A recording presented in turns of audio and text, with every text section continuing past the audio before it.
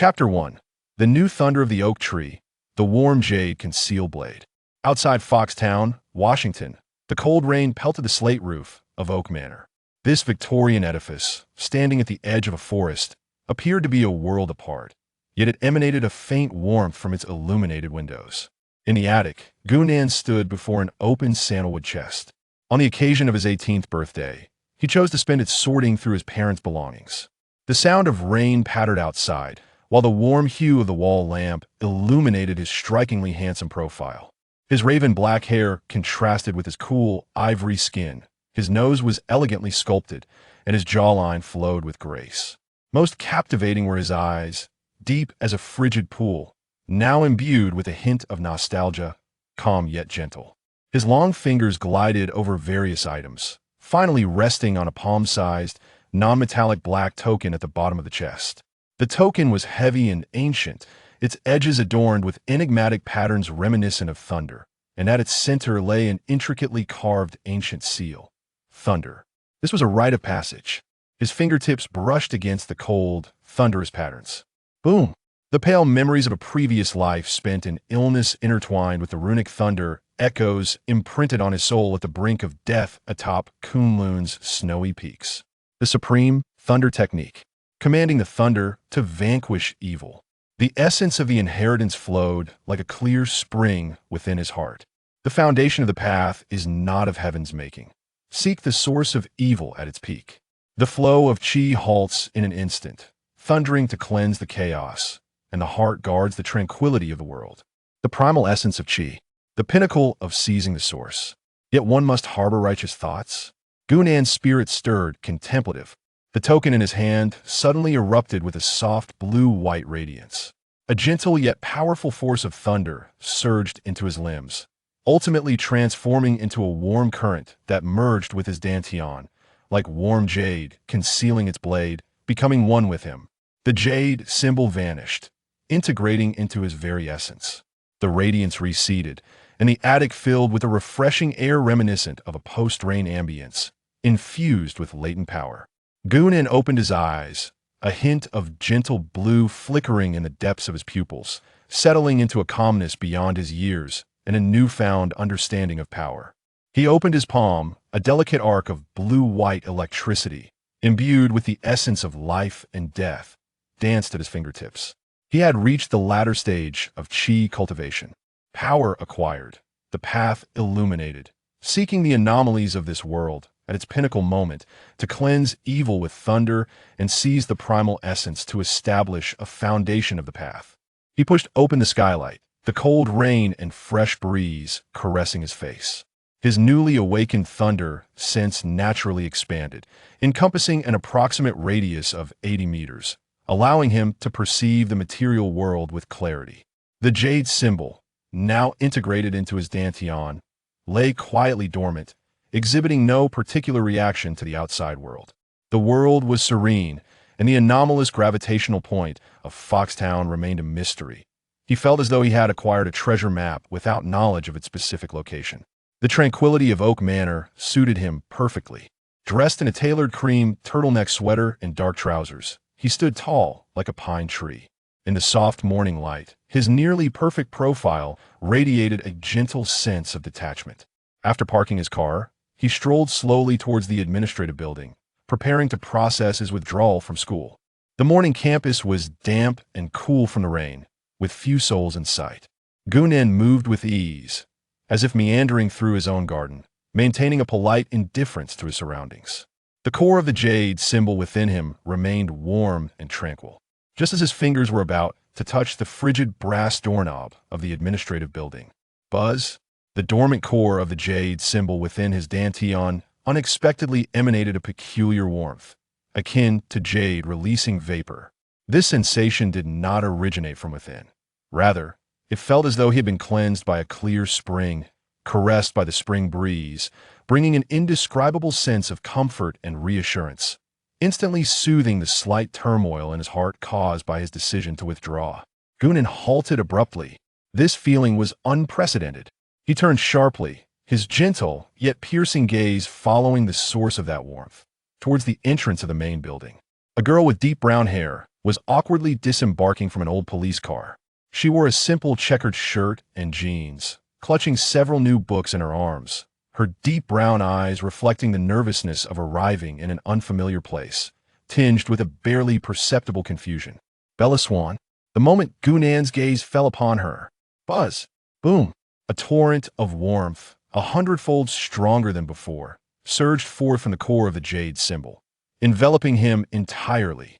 It was as though a parched traveler had quenched his thirst with sweet spring water, filling him with a profound sense of ease. Yet at the same moment, a chilling, viscous force imbued with a strong intent of mental intrusion suddenly struck from behind a window on the second floor of the main building, targeting the bewildered girl. Edward Cullen's mind-reading ability. Clang!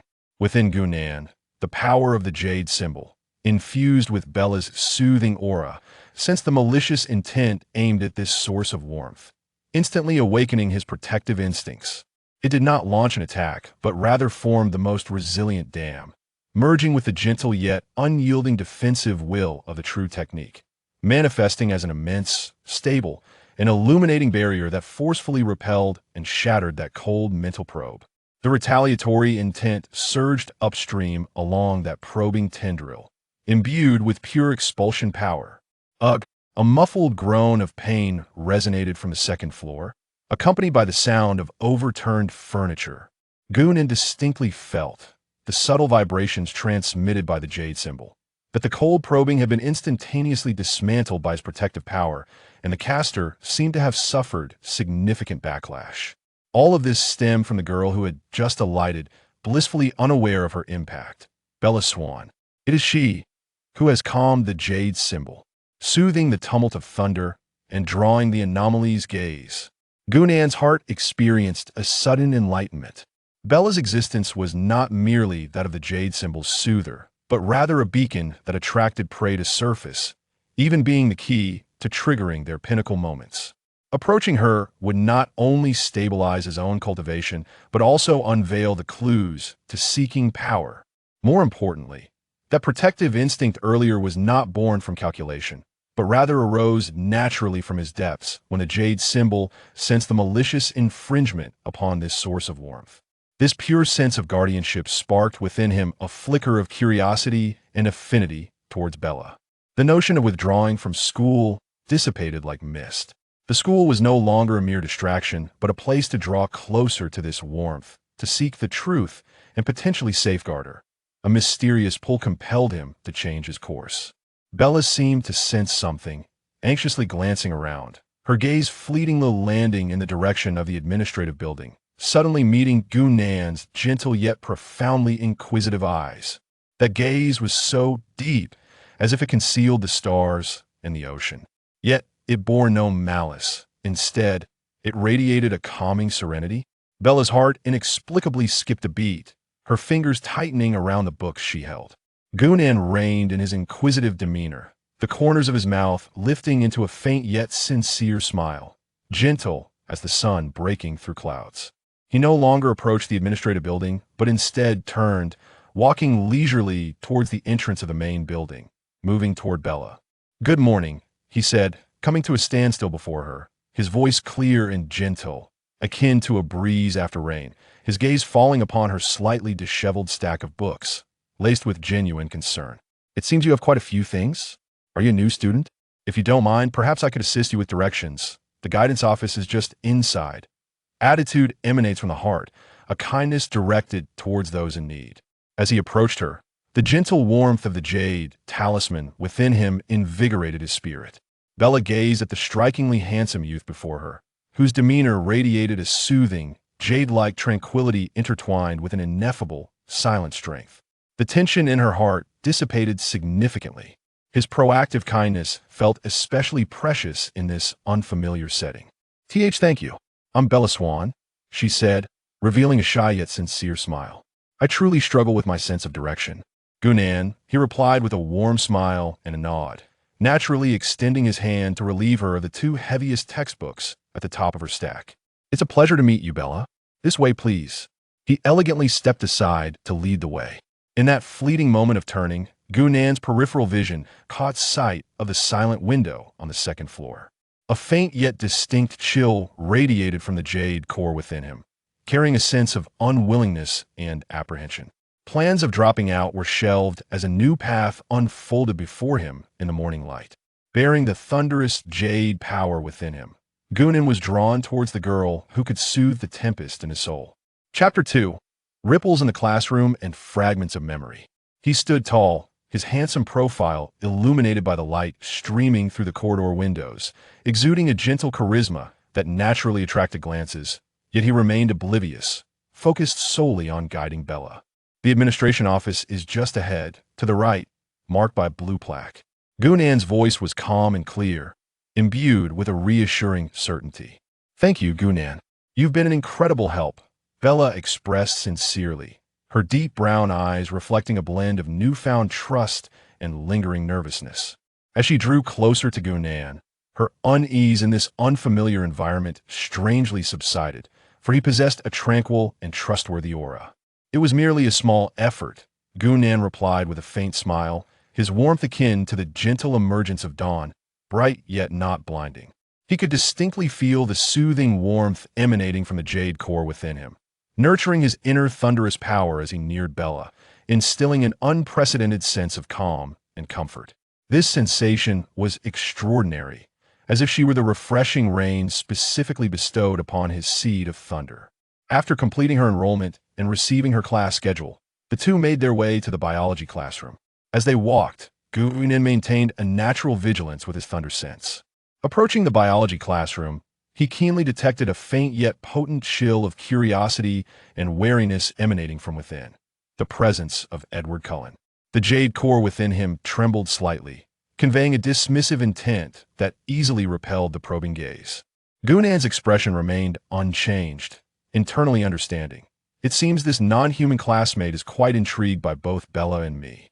Upon entering the classroom, Mr. Banner enthusiastically arranged their seating, placing Gunan and Bella as desk partners. As they settled down, Gunan's gaze inadvertently fell upon Bella's profile once more. The morning light traced her soft contours, with strands of deep brown hair cascading down her neck. Observing her slightly awkward, yet undeniably genuine countenance, a vague yet intense thought abruptly surged in Gunan's mind. Bella Swan, that name, that face. On his previous life's sickbed, the cinematic scenes once dismissed as mere fanciful tales suddenly surged into clarity. Scene 2. The girl's blood unexpectedly spilled in the laboratory, causing the blonde boy to lose control, his eyes turning bloodthirsty and dangerous. The blood temptation incident. Scene 3. A runaway truck roared towards the girl, and a figure as swift as lightning pushed her aside, shielding her from the fatal impact. The chase incident. Scene 4. A twisted, cruel-eyed, brown-haired vampire relentlessly pursued the girl like a relentless parasite. James's pursuit. Scene 5. The girl and the blonde vampire shared a passionate gaze, kissing in the morning light of the forest. The iconic scene of Edward and Bella. Twilight. Bella Swan. Edward Cullen. Vampires, werewolves. Gunan's heart raced. The once entertaining cinematic narratives now melded seamlessly with reality. In an instant, he understood. Bella Swan was the ordinary girl ensnared in the tumultuous world of vampires and werewolves depicted in the film. Edward Cullen was the vampire endowed with the ability to read minds. The earlier probing and backlash were manifestations of his powers. Forks, the town, was the very epicenter of the film's plot. Those perilous scenarios, blood temptation, the chase, and James's pursuit, were destined to unfold in reality. And he, Gunan, wielding the power of thunder, was acutely aware of the plot's trajectory, standing at the very heart of this maelstrom. "Ah, I see." Gunan felt a sudden clarity, the previous uncertainties unraveling instantly. The gentle, stabilizing presence emanating from Bella was capable of calming the thunder, because she herself was the nexus and anchor point of the extraordinary rules within this world, vampires and werewolves. She attracted the extraordinary while also miraculously balancing certain conflicting rules. Being near her not only stabilized his own cultivation, but also granted him direct access to those formidable extraordinary beings, vampires, werewolves, providing an opportunity to witness and perhaps even guide their pinnacle moments, thus acquiring invaluable primordial energy. More importantly, gazing at this authentic, slightly awkward yet clear-eyed Bella, reminiscent of a naive college student, deep in Gunan's innate protective instinct born from the Jade Talisman. The myriad dangers and struggles Bella encountered in the film were no longer mere fanciful tales, but imminent realities poised to besiege this vibrant girl. I cannot allow her to endure those, a thought crystallized sharply within him. Not merely for the sake of primordial energy, but because Bella's current display of authenticity and vulnerability stirred a gentle guardianship instinct deep within him. The helplessness he felt on his previous life's sickbed instilled within him a profound appreciation for life. Having regained strength, he was even less willing to witness an innocent girl replay the tragedies depicted in the film. As the teacher commenced the lesson, Gunan appeared attentive, yet his mind was immersed in the comparison of the plot and reality, keeping a watchful eye on Edward, Bella's fated counterpart in the film.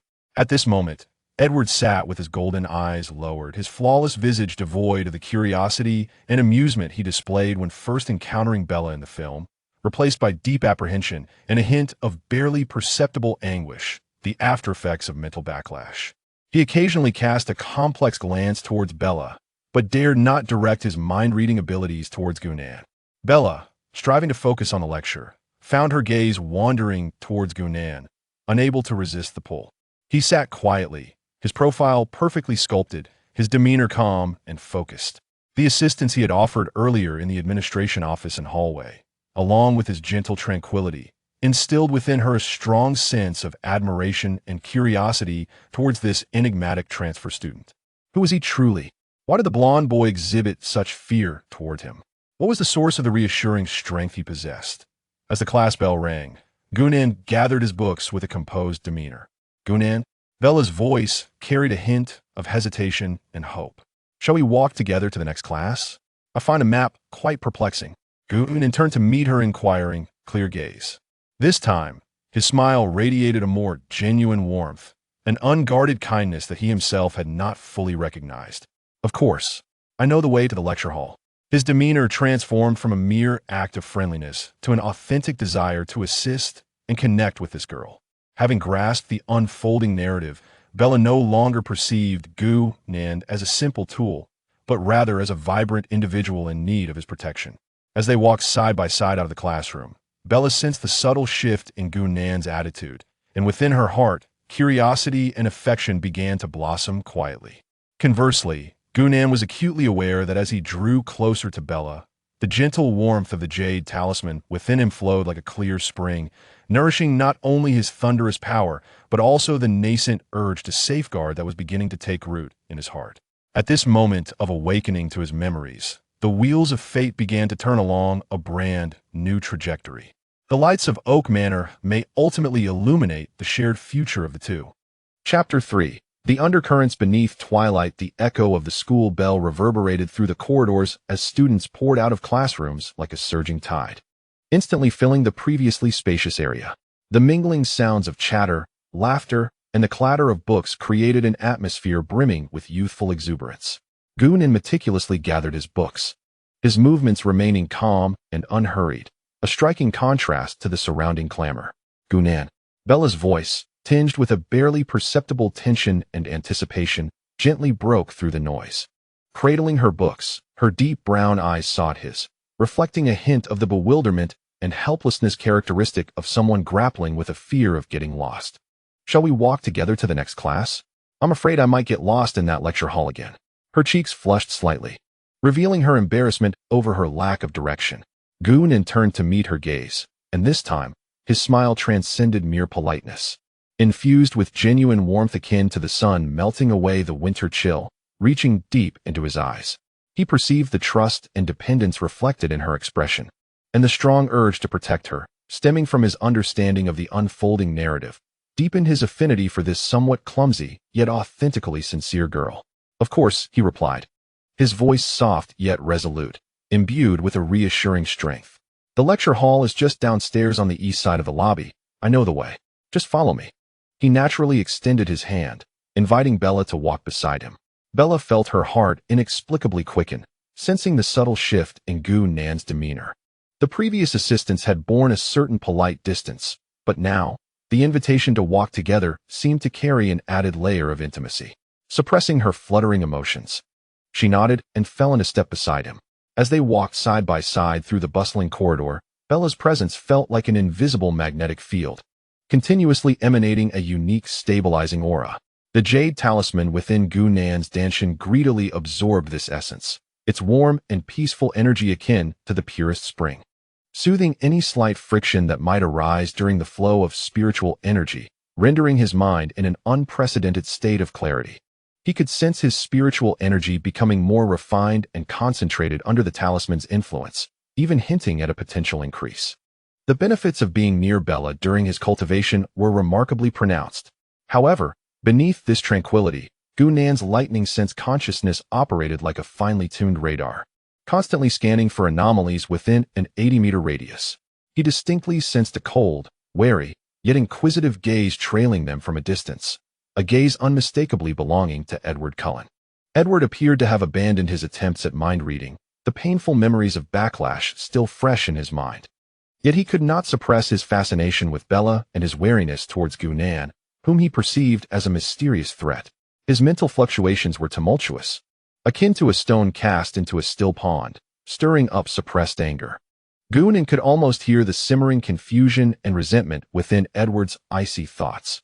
Who exactly is this Eastern boy? How could he inflict harm? Why does the very presence of Bella seem to neutralize the longing and fear that accompanies their proximity?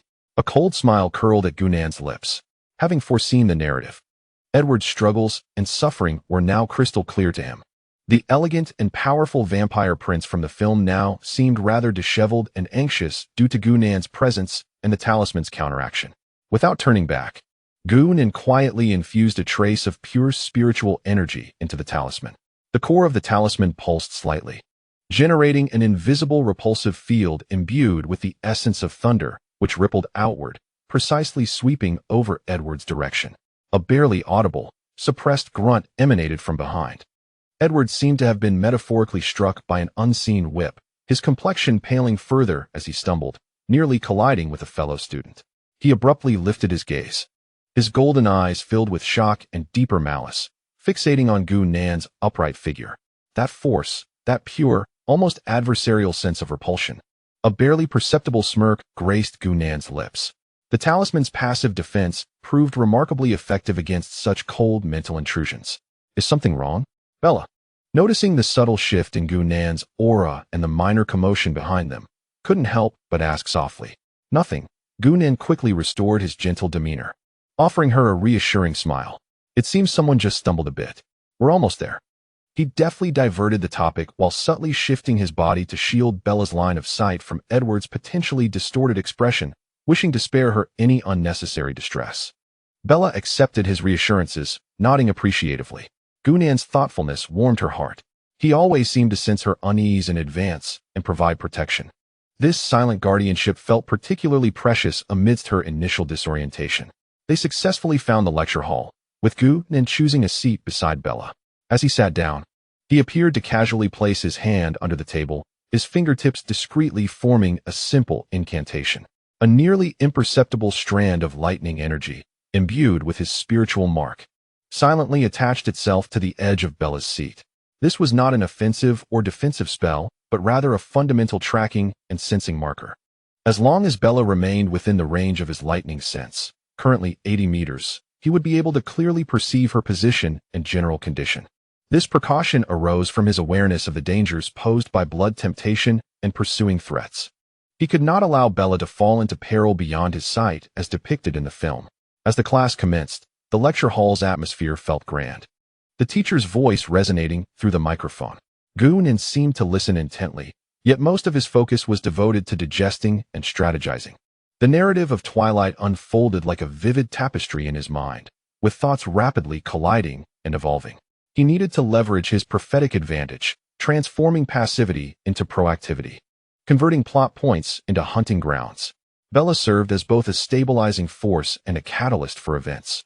He must position her at the eye of the storm, where she could trigger events to attract prey while ensuring his safety through her stabilizing energy. His gaze fell again upon Bella. She was diligently transcribing notes from the blackboard. Her delicate brows slightly furrowed, her expression focused. A strand of deep brown hair slipped down her cheek, and she instinctively raised her hand to tuck it behind her ear, exposing her fair neck. This subtle gesture caused Gunan's talisman core to leap with unexpected resonance. Not as a warning, but as a curious echo. Gunan's heart raced. He suddenly grasped a deeper understanding. The fatal allure of Bella's blood to vampires may not be merely about its taste, but rather a unique life energy, containing an extraordinarily pure essence that exerts a profound attraction and stimulation on malevolent energy beings, vampires. This energy, during the blood temptation event, would reach a critical release state when Bella was injured and bleeding, resulting in a peak of intense energy fluctuations, potentially a moment of unparalleled allure specifically targeting entities like vampires. Moreover, the resonance of the talisman seemed to respond to this energy, suggesting a possible shared origin with the fundamental essence required by the talisman. This explained why being close to Bella so effectively stabilized and nourished his thunderous power. Her very existence, her life energy, inherently embodied a core principle of this extraordinary world. Gunan's eyes deepened with newfound understanding. Bella's value was far greater than he had previously envisioned. Protecting her was not merely an act of emotion or morality. She was an indispensable key and treasure on his path of cultivation. The class bell rang once more, interrupting Gunan's thoughts and breaking Bella's note-taking. She exhaled, rubbing her slightly sore wrist. "Shall we go?" Gunan stood, naturally retrieving a book Bella had placed at the corner of the table, the other one she was holding, with a gentle tone. "Lunchtime is upon us. I hope the cafeteria isn't too hard to find." He made a light-hearted joke to ease her possible tension in the unfamiliar environment. Bella chuckled, her anxiety dissipating significantly. "With you around, I shouldn't get lost in the woods." She rose to follow Gunan's lead. Together, they flowed with the crowd toward the cafeteria. As they reached the glass corridor connecting the main building and the dining hall, Gunan's steps faltered ever so slightly. His lightning sense clearly detected several powerful, cold, and distinctive presences gathering near the entrance of the cafeteria, akin to blocks of ice radiating chill in the night. One aura was elegant, ancient, and imbued with a melodic rhythm, Carlyle. A presence, nimble, leaping, and brimming with curiosity and exploration, Alice. A presence, imposing and steady, akin to a mountain, Emmett. A presence, ethereal and beautiful, imbued with the purity of ice and snow, Rosalie. And yet another, cold, pained, filled with dread and repressed fury, Edward. The Cullen family had gathered, all eyes intently fixed upon him and Bella. On Alice's petite and exquisite face, her remarkably large eyes were fixed unwaveringly on Gunan, her brow furrowed in concentration. As if striving to discern something, her visage suffused with an unprecedented confusion and uncertainty. Was her foresight faltering in the presence of this Eastern youth? Or was she gazing into a tumultuous mist, rife with destructive thunder? Carlyle Cullen, the doctor whose demeanor exuded the essence of ancient nobility, regarded Gunan and Bella with a gaze rich in depth and wisdom, ultimately resting upon Gunan with a scrutinizing and probing stare, imbued with both gravity and wariness. He sensed the subtle yet discomforting aura emanating from Gunan, a masculine righteousness that evoked a strange reverence, the power of thunder. Emmett unabashedly displayed his curiosity and a hint of combative spirit, his robust form leaning forward like a bear assessing its opponent. Rosalie's stunning countenance was as frigid as ice, her golden eyes brimming with disdain and discontent, evidently hostile to any unforeseen disruption of their tranquil existence. Meanwhile, Edward stood among them, his pallor nearly translucent, his golden gaze fixed unyieldingly on Gunan, a mixture of apprehension, anguish, and an almost tangible rage at the perceived encroachment upon his territory. His fingers curled slightly at his side, seemingly struggling against some internal restraint. The atmosphere at the entrance of the cafeteria felt as though it had solidified. Other students passing by seemed to sense this unusual chill, instinctively veering away from the vicinity, casting curious yet fearful glances. Bella too felt the suffocating scrutiny, her body instantly stiffening. She recognized the impossibly beautiful faces of the Cullen family, who had caused quite a stir at the beginning of the school year. Yet now, their icy glares directed at her, and Gunan sent her plummeting into a freezing abyss, particularly that golden-haired boy, Edward, whose gaze instilled a heart-pounding fear within her. Instinctively, she edged closer to Gunan, nearly pressing against his arm. Gunan acutely sensed Bella's trepidation and proximity. His expression remained unchanged, a faint, nonchalant smile lingering at the corners of his mouth. In the face of the immense pressure from the Cullen family's collective scrutiny, his upright stature showed no sign of wavering. His calm gaze meeting those icy stares, especially Edward's hostile golden eyes. His inner spiritual energy flowed naturally, and the jade talisman emanated a stronger, more comforting aura as Bella drew nearer, dispelling the oppressive chill of their presence, transforming him into a sword unsheathed, though not revealing its sharpness, yet radiating an undeniable righteousness that demanded respect. He spoke not a word, instead expressing his resolve through action. He subtly shifted, positioning Bella more naturally behind him, adopting a protective stance. Simultaneously, he did not falter in his stride, walking steadily with Bella towards the direction of the Cullen family, the entrance of the cafeteria. Avoidance was not an option. He intended to escort Bella through this congregation of non-human entities, boldly entering the cafeteria. He aimed to make it clear who the true guardian of Bella Swan was. He intended to announce that he, Gunan, was officially immersed in this hunting game centered around the vortex. An invisible aura collided in the air. On one side, the ancient vampire family's cold scrutiny and hostility. On the other, the calm yet resolute protection of a cultivator wielding thunder. Bella clutched Gunan's sleeve tightly, her heart racing, yet peculiarly. Being so close to him prevented her from being completely engulfed by fear.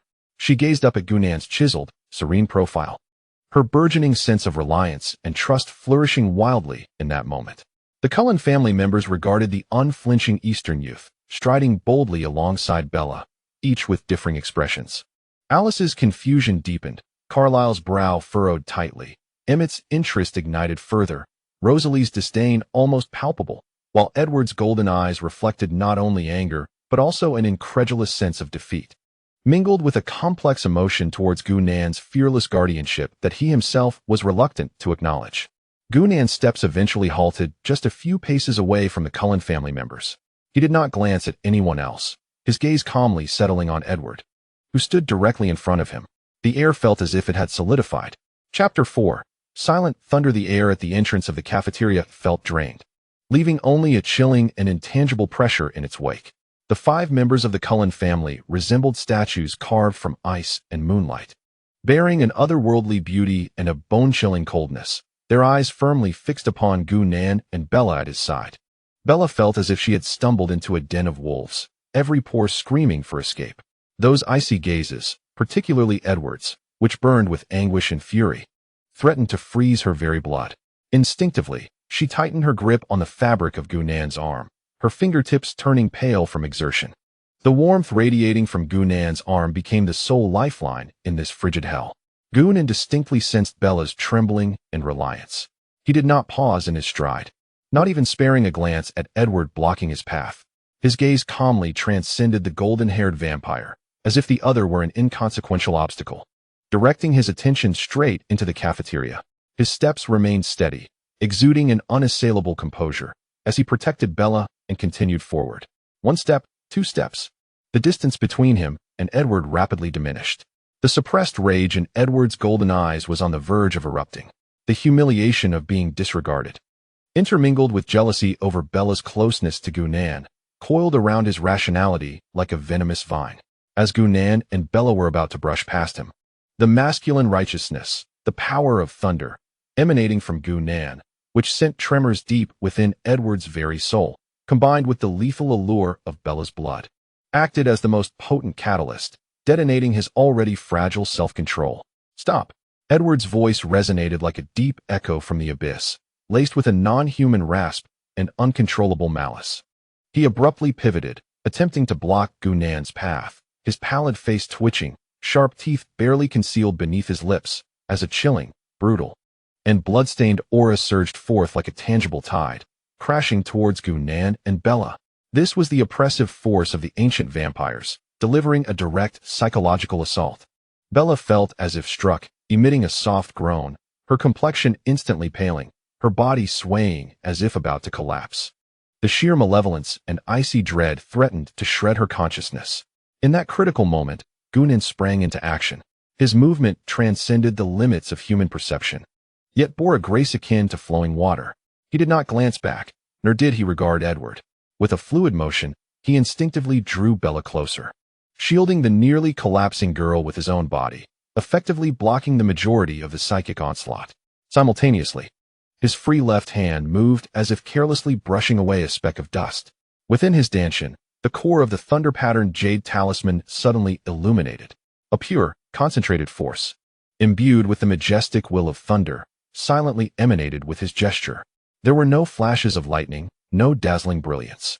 Only an invisible barrier of pure thunderous intent rose like the most robust dam, instantly erecting itself against the onslaught of Edward's dark psychic force.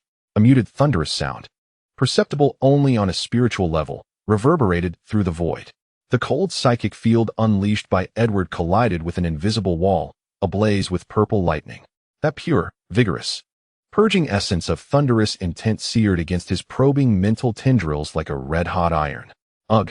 Edward emitted a brief, agonized groan, his body reeling violently. His complexion shifting from pallid to a ghastly gray, his eyes filled with raw terror and pain. He staggered back 2 steps, barely managing to regain his footing, clutching his forehead as if it had been cleaved by an invisible blade.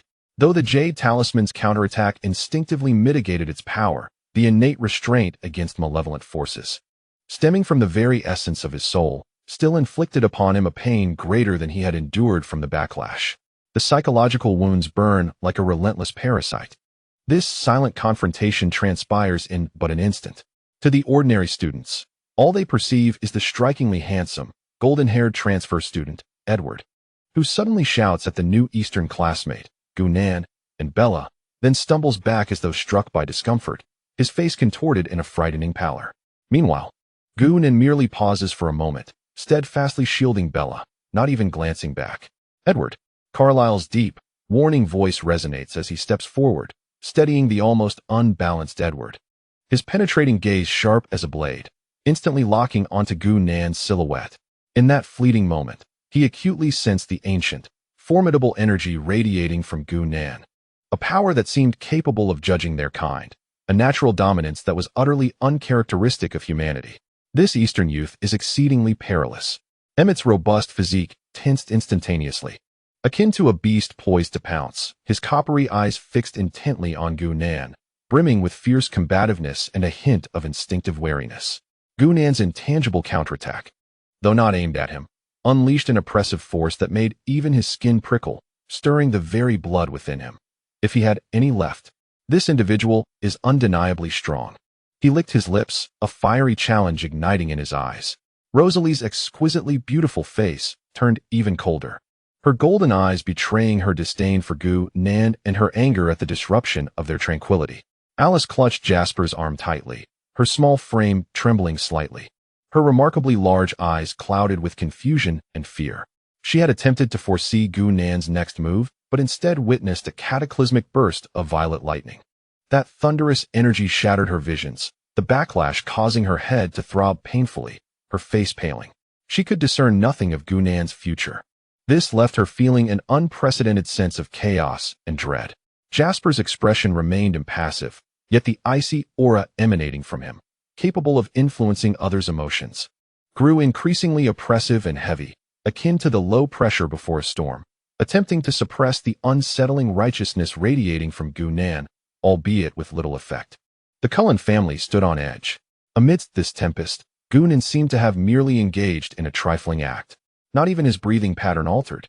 At the moment the thunderous force easily shattered Edward's psychic assault, the jade core within him radiated a gentle warmth, imparting a sense of serene clarity.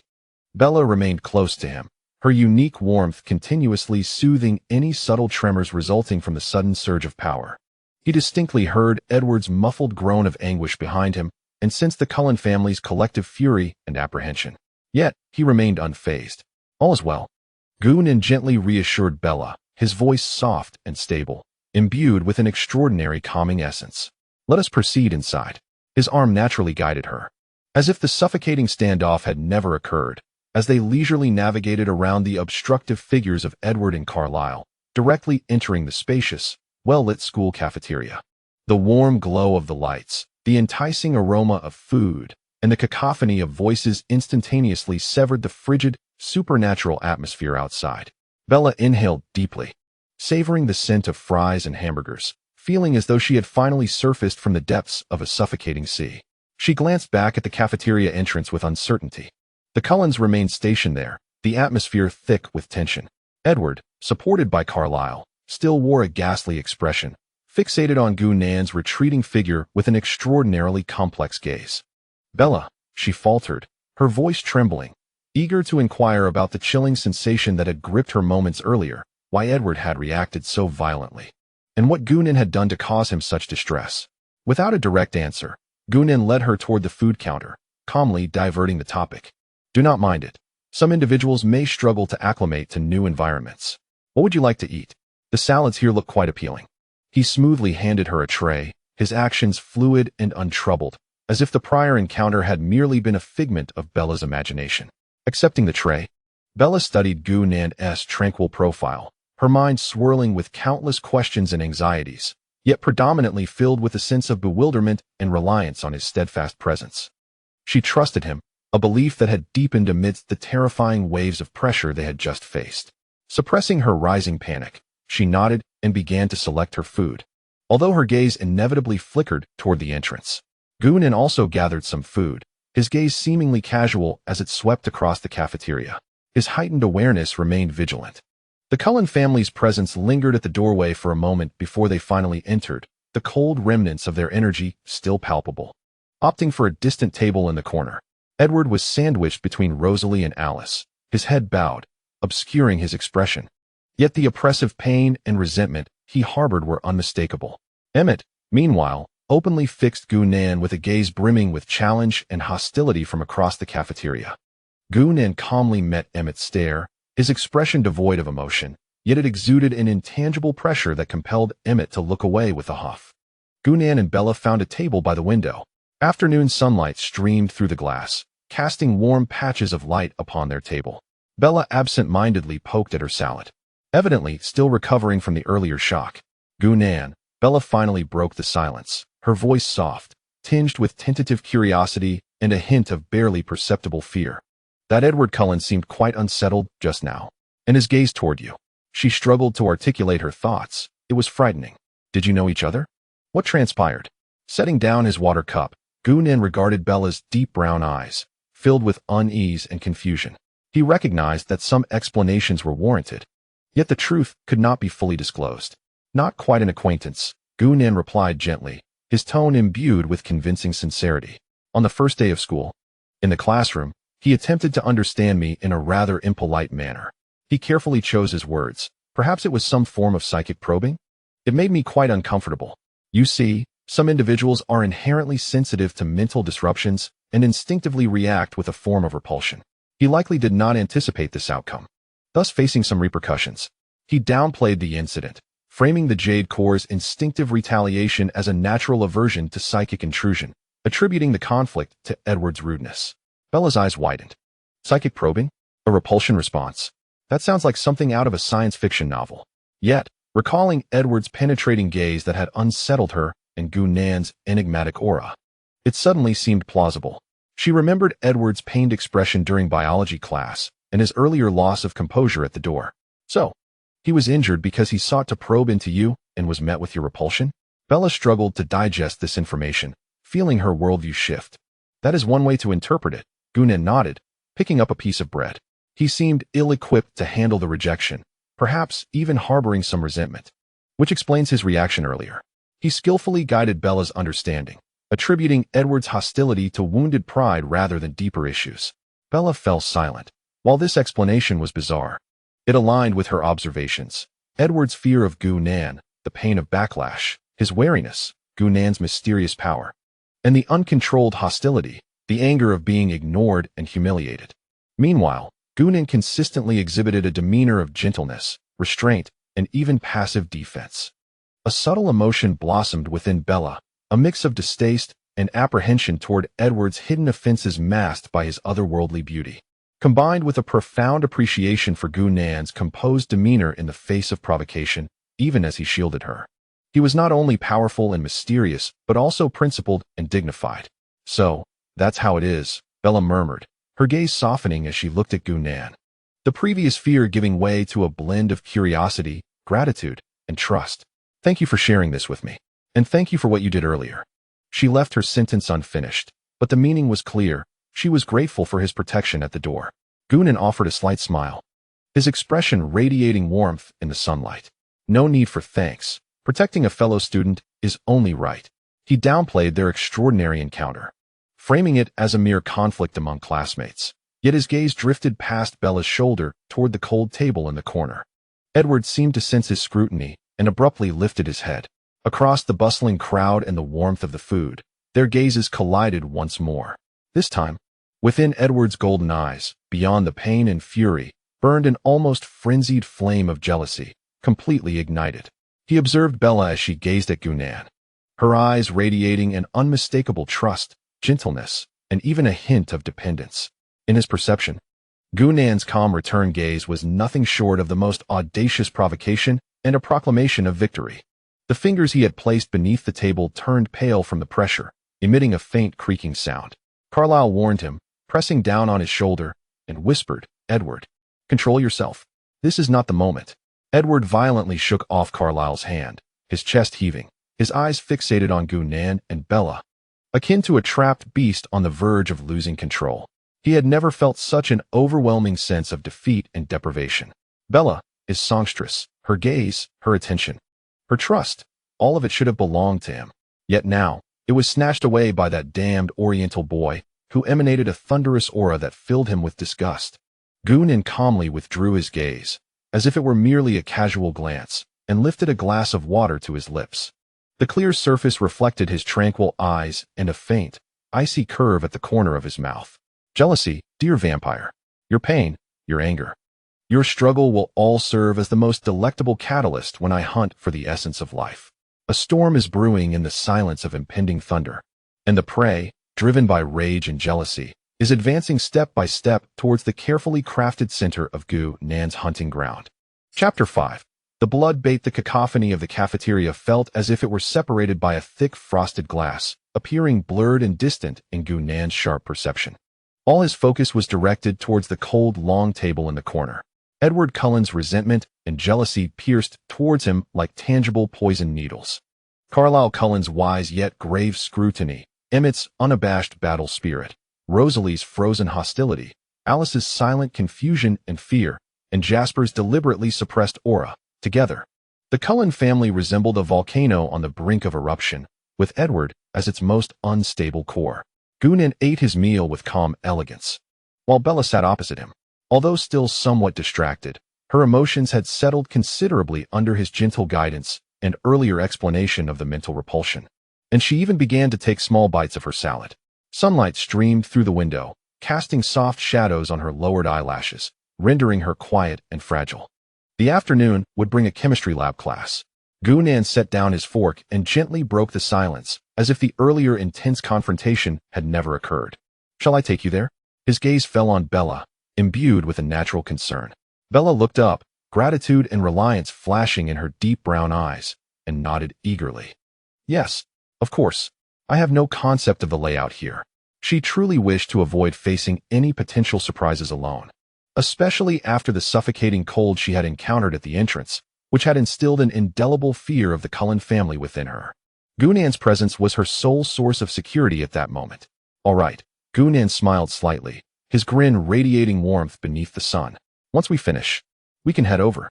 At that moment, the core of the thunderous talisman within Gu-nan's dantian trembled ever so slightly, not with a warning's heat, but with a subtle resonance, akin to the strumming of a violin string. The source of this tremor was precisely where the Cullen family's long table was located. Gu-nan's peripheral vision caught a glimpse of Alice Cullen's remarkably large eyes, intently fixed on Bella, more specifically, on the glass of bright red tomato juice beside Bella's plate, from which she had just taken a small sip. The blood hue, if any remained, drained from Alice's delicate face. She leaned slightly forward, her slender fingers gripping the edge of the table tightly, her knuckles whitening from the pressure.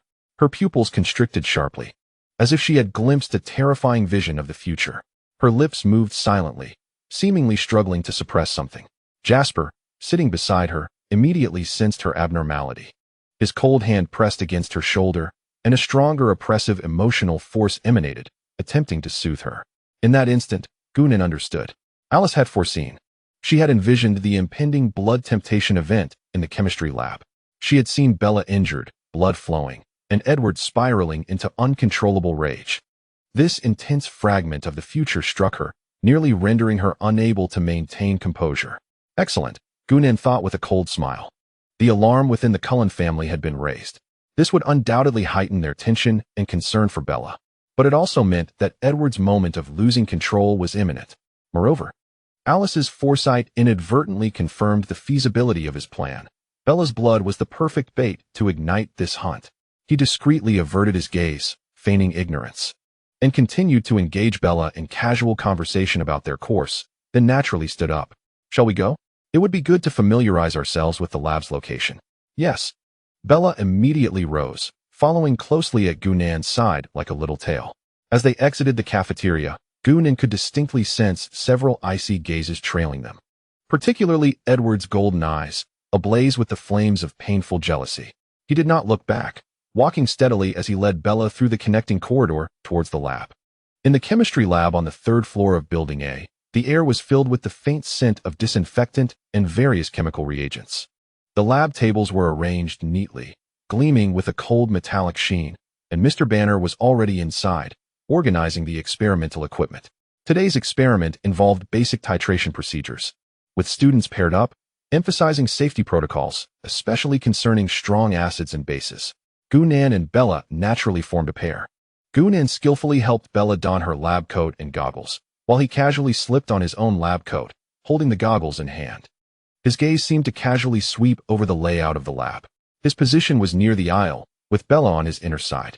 Not far behind them, in a diagonal position, sat Edward Cullen. At that moment, Edward was alone. The other Cullen family members clearly would not be taking such a basic course. His complexion still terrifyingly pale, with his golden eyes cast downward. However, Gunan's thunderous perception clearly captured the tension of his mental energy, akin to a bowstring pulled to its limit, filled with suppressed fury and a morbid longing. His gaze, like that of a venomous serpent, occasionally flicked covertly over Bella's fair neck and wrists. Bella seemed to sense that almost imperceptible cold scrutiny, her body stiffening, her hand trembling slightly as she operated the dropper.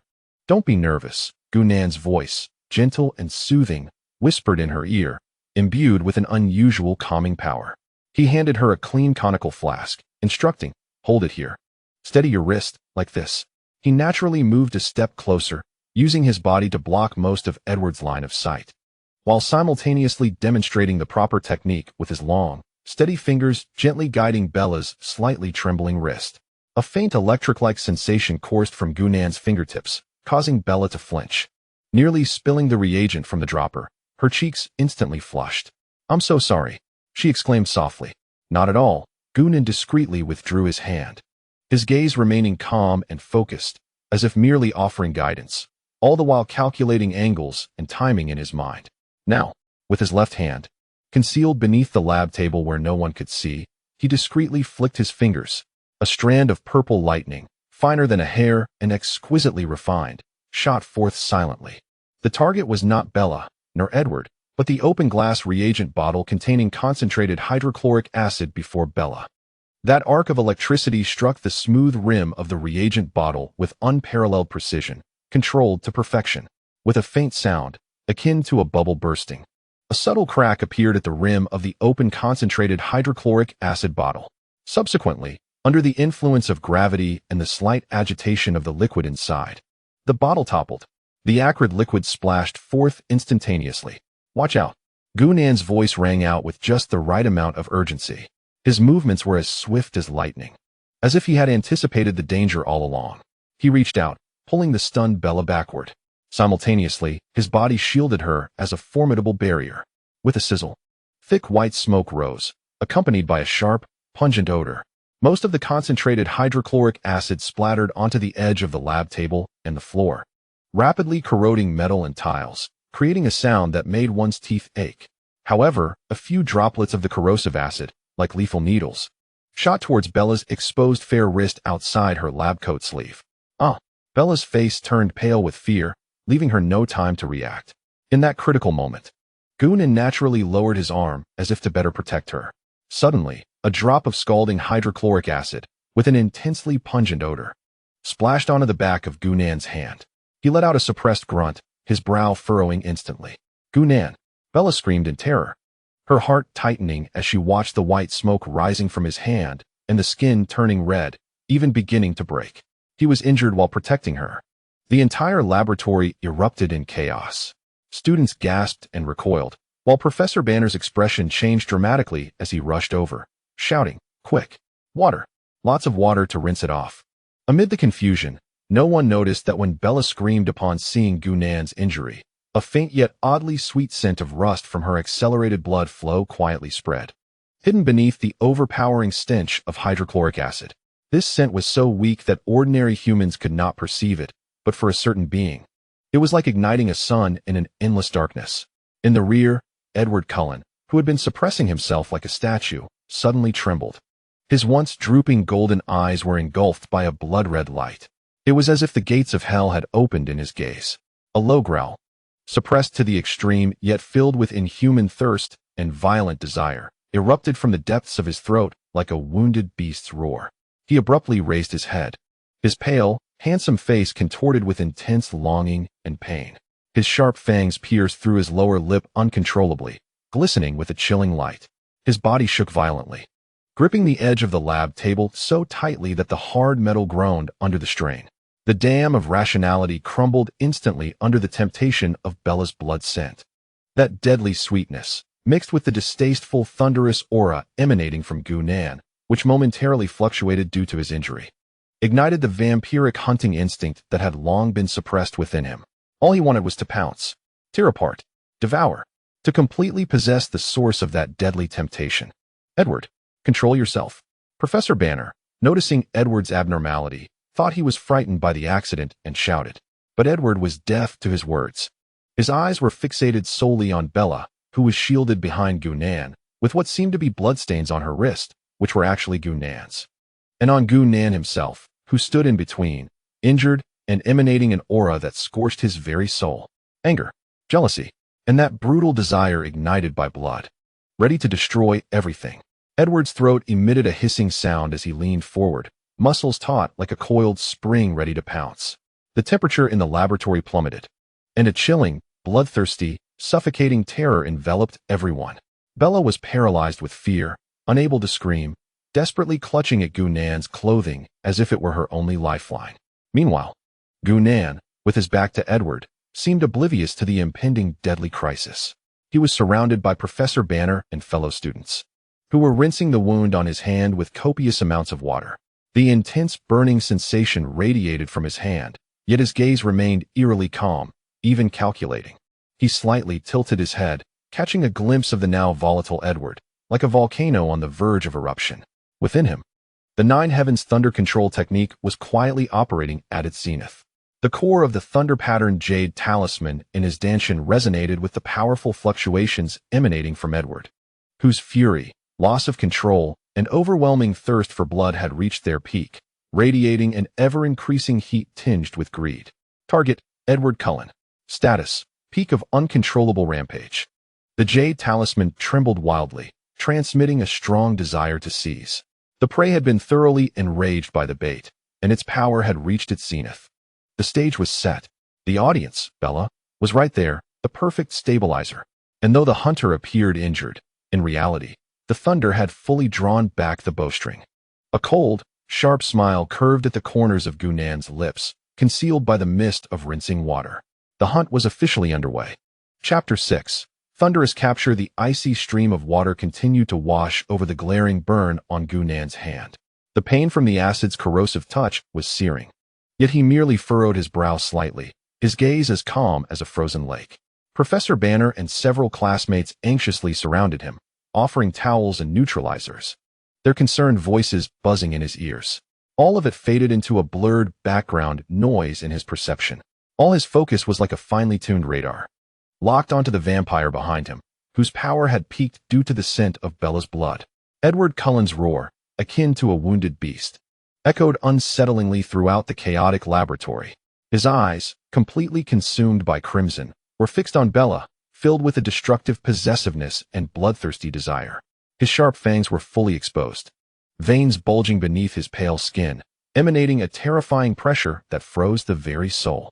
The brutal aura of an ancient vampire crashed against every inch of the laboratory like a tangible tide.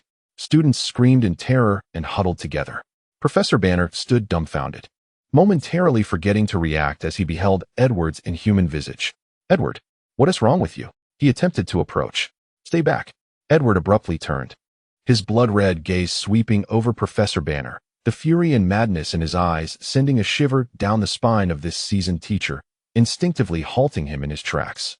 Now, a glimmer of determination ignited in Gunan's eyes. The opportunity was fleeting. The Nine Heavens thunder control technique within him was already operating at its peak. The pure and refined, thunderous spiritual energy roared through his meridians like a surging river.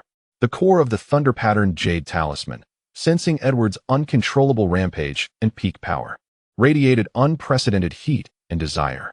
Like a starving beast spotting the most succulent flesh, Gunan suddenly withdrew his hand from the water, droplets splashing behind him. This action, seemingly born of unbearable pain, was actually to free his hands. He naturally shifted his body slightly backward, as if staggering from the pain. This angle perfectly aligned his form, which shielded Bella, with Edward's furious charge, creating a temporary yet flawless channel for power absorption. Bella was pressed closely against him, her unique, stabilizing aura anchoring the potentially volatile energy fluctuations generated by his full-powered technique. Edward's last shred of rationality shattered completely, the deadly allure of Bella's blood scent, the flaw in Gunan's injured aura, and the seething jealousy and rage ignited within him. He let out a deafening roar, his form transforming into a blurred shadow, streaking through the air with a piercing shriek and a chilling aura of death, lunging towards Gunan and Bella. His speed surpassed the limits of human vision. The laboratory erupted in a cacophony of terrified screams. Bella watched in horror as Edward's face, revealing fangs and blood-red eyes like a demonic visage from hell, loomed larger in her sight, her mind blank, consumed by primal fear. Yet, just as Edward's pale, icy hand, brimming with terrifying power, was about to grasp Gunan's collar, Gunan moved. His actions transcended the limits of humanity, veering into the realm of the extraordinary. There was no grandiose display, only an overwhelming, suffocating speed that seemed to freeze time. His fingers formed a sword. The index and middle fingers of his left hand came together, the tips emanating a deep purple lightning that was restrained, yet radiated a destructive pressure. This lightning was not an outward attack, but rather a lure, a greedy vortex. The secret technique of the Nine Heavens thunder control technique, lightning summon. In that fraction of a second, just as Edward lunged, his power reaching its pinnacle, Gunan's finger struck, fast, precise, and fierce.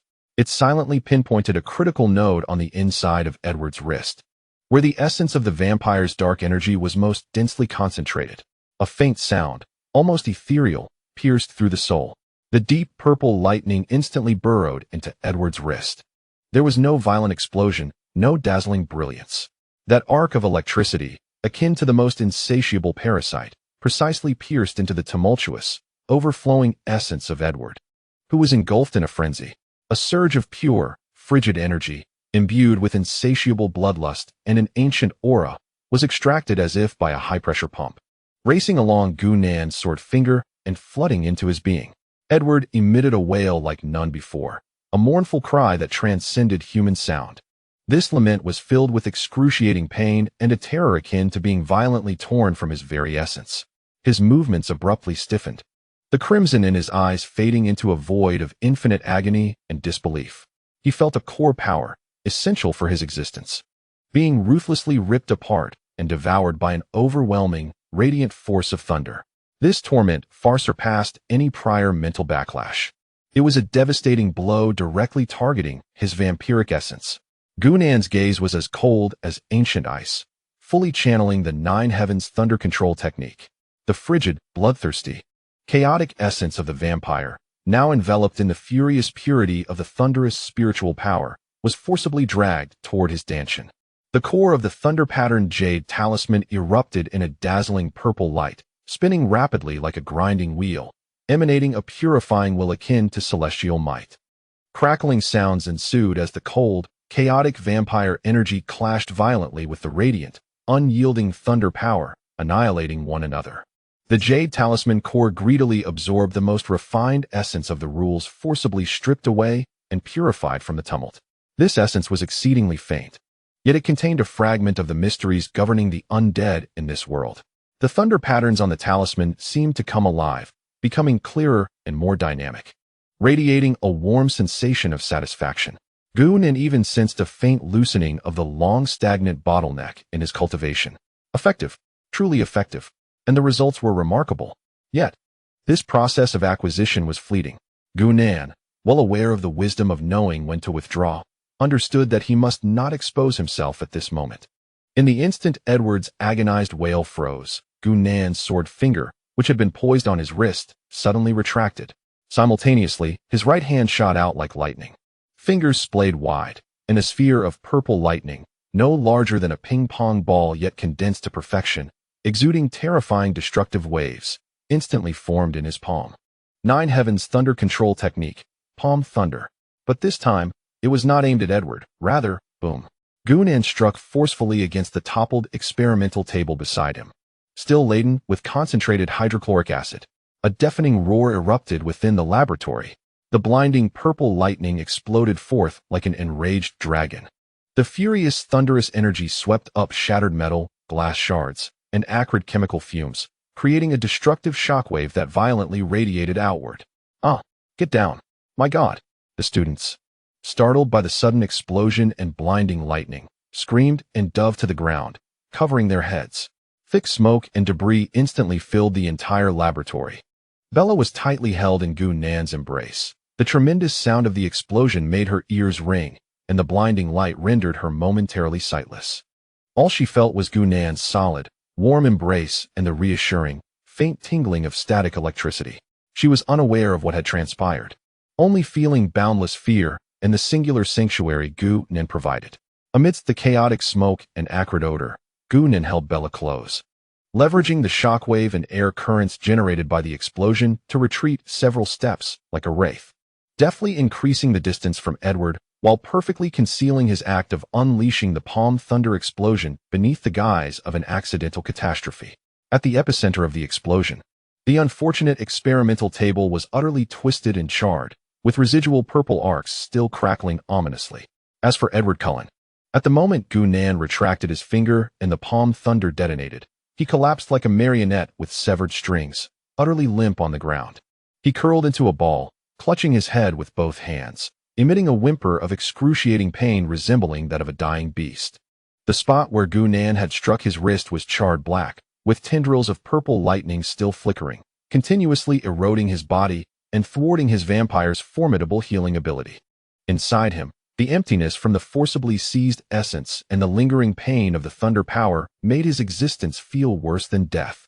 His once crimson eyes dulled, leaving only an abyss of suffering and bewilderment. The sensation of being torn apart and devoured would haunt him as an eternal nightmare. As the thick smoke gradually dissipated, a scene of devastation unfolded before everyone's eyes. Shattered glass, twisted metal, a charred experimental table, acrid odors, and Edward Cullen, writhing on the ground in pain. Oblivious to his surroundings, alongside Gunnan, who tightly protected Bella, his hand back singed, face pale, due to spiritual exhaustion and deliberate disguise, yet his expression remained serene. Edward. Teacher Banner finally reacted, gazing in terror at the fallen Edward. Gunnan. Bella, are you all right? A classmate shouted, still shaken. Gunnan released Bella, glancing at his still aching hand. This time it truly hurt. Then surveying the wreckage and the convulsing, charred Edward on the floor, allowing a hint of fatigue and bewilderment from his narrow escape to surface on his face. We're fine, his voice was somewhat hoarse, as if choked by smoke, laced with an undertone of lingering dread. The reagent bottle was knocked over, and then it seemed to explode. He rationally attributed it all to the incident he had orchestrated, perfectly concealed by the explosion of the palm thunder. Bella clung tightly to Gunnan's arm, her face pale as she looked at the suffering Edward and the chaotic scene. Trembling slightly, the terrifying explosion and blinding lightning, The menacing visage of the vampire and Gunan's solid, warm embrace intertwined in her mind, sending her heart into disarray. She gazed at Gunan, her eyes filled with fear, dependence, and an indescribable trust, almost akin to faith. It was he who had once again shielded her in the face of lethal peril. Gunan, feeling Bella's reliance and trust, also sensed the warm satisfaction emanating from the jade talisman absorbing that strand of purified vampire essence, along with the signs of loosening his bottleneck. The first hunt was a success. Though the essence acquired was minuscule, it validated the method's feasibility, severely injured Edward, deepened his bond with Bella, and perfectly concealed his own power before everyone. A multifaceted triumph. His gaze swept over the now pitiful Edward, lying like a dead dog, his eyes betraying an icy resolve. This was merely the beginning, vampire. Your suffering, your power shall become the stepping stones to my foundation. Amidst the chaos, no one noticed the towering shadows of trees outside the laboratory window, where a pair of wild, astonished, and intensely curious black eyes were fixed on Gunan, who protected Bella. Jacob Black had witnessed that fleeting yet thrilling moment in its entirety. The blood within him stirred restlessly in the wake of the dazzling purple lightning. Chapter 7. Aftermath and Undercurrents. The shrill wail of sirens approached, shattering the tranquility of Forks High School's afternoon. The incident in the laboratory and Edward Cullen's severe injuries quickly escalated into a major event. An ambulance, lights flashing blue, came to a halt at the entrance of the experimental building. Medical personnel swiftly carried the still convulsing Edward, his wrist charred black, on a stretcher. Their movements efficient and professional. Carlisle Cullen had arrived at some point, donned in a white coat, his face a mask of professional gravity and just the right amount of urgency, closely following the stretcher while examining Edward's condition and engaging in rapid, hushed exchanges with the medical staff. Preliminary assessments indicated serious corrosive injuries from strong acid and explosive shock leading to severe unconsciousness and neurological spasms. Vital signs are temporarily stable, but immediate transportation to the hospital for in-depth examination and treatment is imperative. Carlisle's voice was steady and authoritative, swiftly commanding the scene. He cleverly attributed Edward's inhuman reactions and the unusual charring of his wrist to neurological spasms, skillfully concealing much of the truth with his body and movements.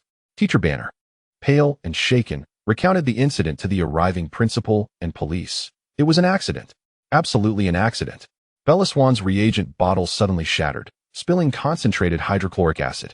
Gunan then, in an effort to protect her, perhaps due to the residual acid and some reagent, triggered a violent reaction that caused the explosion. Yes, an explosion. Edward was closest and unfortunately caught in the fallout.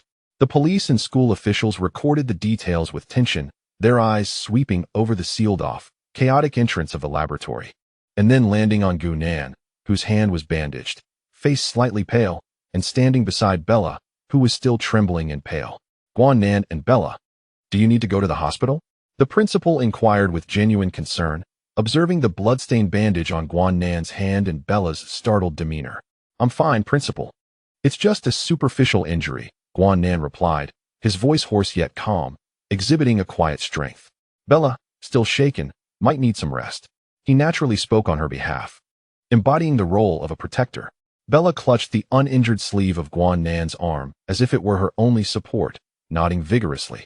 Her voice barely a whisper. I'm fine, no need to go to the hospital. All she wanted was to escape this terrifying place, to distance herself from those cold gazes. After arranging for Edward to be taken away, Carlisle approached swiftly. His deep gaze swept over Guanan's bandaged hand like a surgical knife, then settled on Guanan's tranquil eyes before finally resting on the frightened Bella. Miss Swan, Mr. Guan, Carlisle's voice was gentle and filled with regret, imbued with the doctor's unique soothing power. I am truly sorry for the dreadful incident that occurred today, especially concerning Edward. I hope you were not too frightened. He perfectly embodied the caring physician, his sincerity evident in his eyes. Dr. Cullen, Edward. Bella glanced at the closed doors of the ambulance, a hint of fear and complexity in her eyes. Although Edward had acted like a demon moments ago, he was still a classmate gravely injured and unconscious. He will be fine, trust me, Carlisle assured, then turned his gaze to Guanan, his expression becoming more profound with a subtle hint of inquiry. Mr. Guan, your injury appears quite serious. Do you require my personal attention? I possess some experience in treating chemical burns. He extended his hand, seemingly intending to examine Guan Nan's wound. Guan Nan subtly shifted to the side, evading Carlyle's touch and offering a polite, yet distant smile. Thank you for your concern, Dr. Cullen, but it's just a minor injury. The school nurse has already attended to it. No need for you to bother. His tone was calm, but carried an unmistakable refusal, allowing a vampire to touch his wound. Who knew what they might do? The jade talisman emitted a faint sense of rejection as it neared Carlyle, reminding him of the formidable and sinister power within. Carlyle's hand hesitated momentarily in the air before he naturally withdrew it, his smile unchanged, though the gravity in his eyes deepened. This Eastern youth was inscrutable. His previous attempt to probe was thwarted by the deep-seated masculine aura emanating from Guan Nan, a remnant of thunderous power, creating an invisible barrier that kept him at bay. That is good to hear, Carlyle nodded, his gaze flitting between Guan Nan and Bella, particularly noting Bella's tight grip on Guan Nan's sleeve. The responsibility for today's incident lies with the school. Should you require anything further, please do not hesitate to contact me. Miss Swan, you have been quite startled. Do take care to rest. He exhibited the concern of an elder before swiftly turning to walk towards the ambulance. The ambulance roared away, taking with it the gravely injured Edward and temporarily lifting the suffocating chill in the air. The subsequent documentation and inquiries were relatively straightforward. As victims and witnesses, Guan Nan and Bella's testimonies, guided by Guan Nan, pointed consistently to the chain reaction caused by the accidental shattering of a reagent bottle that led to the chemical explosion. Guan Nan's heroic act of protecting Bella earned him sympathy and admiration from all. No one would suspect an injured individual amid the chaos to be the instigator. As the proceedings concluded, the sunset painted the horizon in hues of orange and red. Guan Nan and Bella walked side by side along the tree-lined path away from the school, the clamor and fear seemingly left behind, replaced only by the rustling leaves and the sound of their footsteps. Bella remained close to Guan Nan, seeking comfort in his presence, her gaze lowered, fixated on the bandaged back of his hand, her eyes slightly reddened. It must hurt quite a bit, she said, her voice laced with guilt and concern. It's all because of me. If it weren't for saving me. It's not your fault. It was an accident, Guan Nan gently interrupted, his tone warm yet firm. Protecting you is my duty. He paused, turning to face Bella, the golden glow of the setting sun outlining his handsome features. Bella, remember, never feel guilty for those who choose to protect you. That is their choice and their responsibility. Responsibility? Bella's heart raced as she lifted her gaze, meeting Guan Nan's deep, tranquil eyes. The warm light of the sunset illuminated his eyes, melting away the usual coldness and revealing a soft seriousness that quickened her heartbeat. Did this mean protecting her was his responsibility? What did that signify? A warm current surged through Bella, mingling with an indescribable flutter, causing her cheeks to flush uncontrollably. She hastily lowered her head, unable to meet Guan Nan's gaze, her fingers nervously twisting the fabric of her shirt as she murmured, Thank you, Guan Nan. Today was really.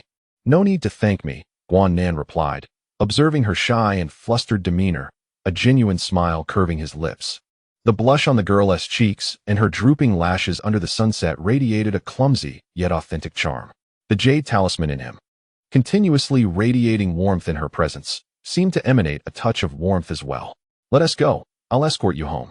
Guan Nan naturally shifted the topic, his voice softer. You need to rest well. All right, Bella softly replied, still keeping her head down, yet her steps unconsciously quickened to match his. The sunset elongated their shadows, intertwining as they walked together. At Oak Tree Manor, Guan Nan stood before the floor-to-ceiling window of the study, gazing out at the encroaching dusk and the sprawling rainforest. He unwrapped the temporary bandage on his hand. The skin scorched by concentrated hydrochloric acid remained red, swollen, and painful, with a few abrasions seeping tissue fluid. This injury was real, a necessary cost, and cover for his plans. With his advanced cultivation and spiritual energy, such superficial injuries would mostly heal overnight.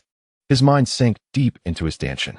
The core of the thunder-patterned jade talisman floated quietly, emanating a gentle purple glow, and its surface revealed an extremely fine, yet clearer and more refined mysterious thunder pattern. The satisfaction and warmth conveyed by the talisman remained vivid.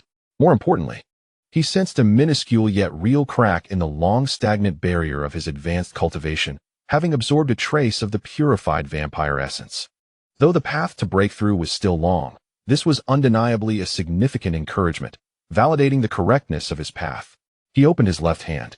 With a slight mental shift, a small arc of electricity, more refined and imbued with a faint purple hue, leaped like a lively fish between his fingers.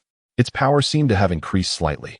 Edward's essence quality is quite good, Guan murmured, a glint of cold light flashing in his eyes. However, it's too little. A successful hunt yielded great rewards, but risks accompanied them.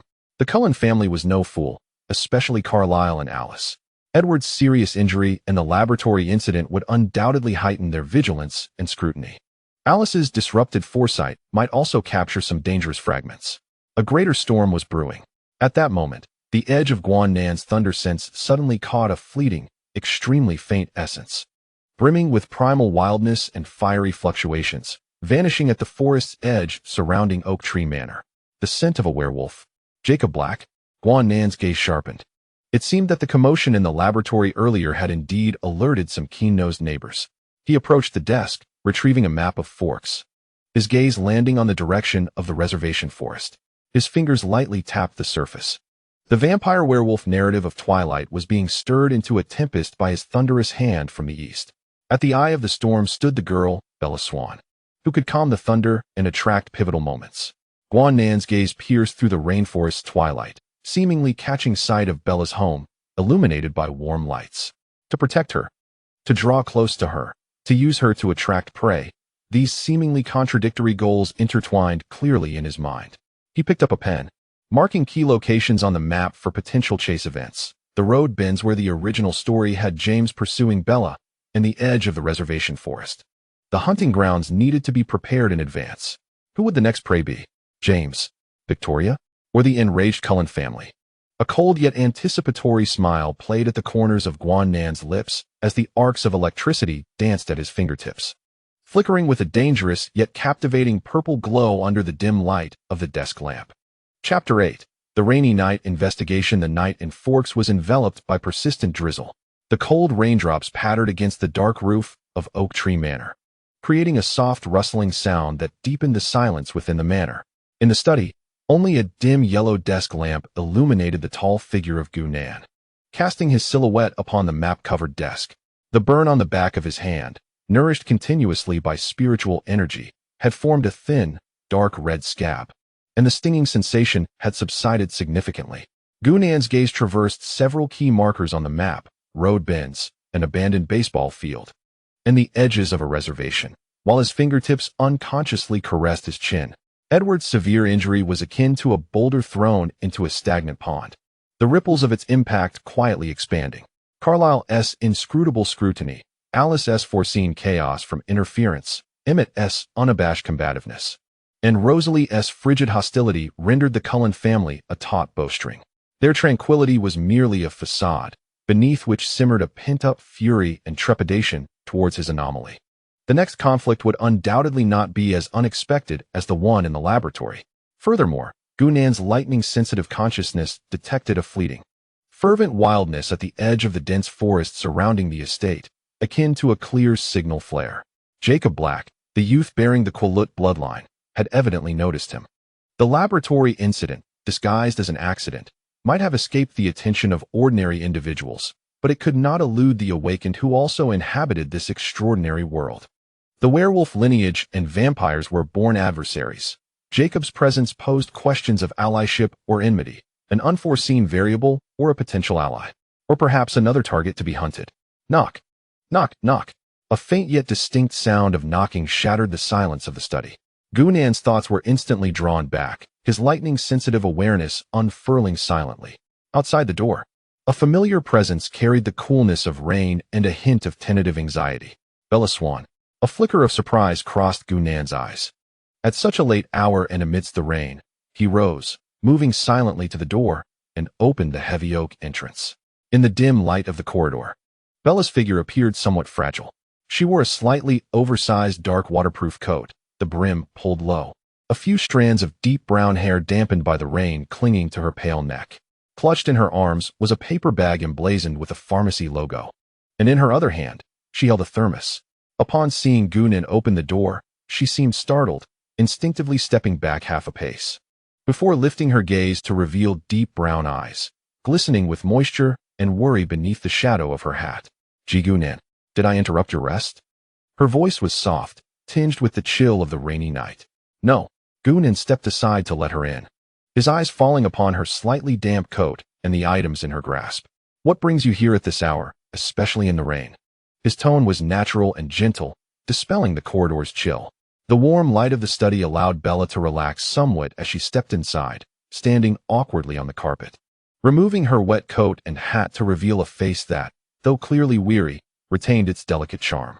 She placed the paper bag and thermos on the small round table beside the desk. I heard Charlie say your hand was severely injured, and the school nurse might not have treated it adequately. Bella's gaze unconsciously drifted to Gunan's bandaged hand at his side, her eyes filled with guilt and concern.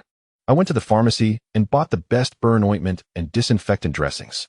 She pointed to the thermos, her voice lowering further. I made some vegetable porridge. I wasn't sure if it would suit your taste, especially since you might not have eaten well tonight. Her voice dwindled, her cheeks flushed a delicate hue under the light, fingers nervously twisting the hem of her clothing. This act seemed overly bold and intimate for her, particularly after the horrors of the day. Yet, her concern for Gunan's injury and deep gratitude ultimately overshadowed her shyness. Gunan's gaze shifted to the pharmacy-branded bag on the table and the thermos exuding the warm aroma of food, and then back to the girl before him. Her cheeks tinged with color and her eyes cast downward. His heart felt as if touched by something soft. In his previous life, he had known solitude on a sickbed. In this life, he was orphaned, and despite the grandeur of Oak Manor, no one had ever braved the rain at night to bring him medicine and porridge. The core of the jade talisman seemed to resonate with his emotional fluctuations, transmitting a warmth more soothing and serene than usual, akin to sunlight warming a stream, flowing gently through his limbs. The unique sense of comfort he felt near Bella seemed to deepen, enriched by her earnest concern. Thank you. Gunan's voice lowered slightly, imbued with a barely discernible warmth. It's quite cold outside.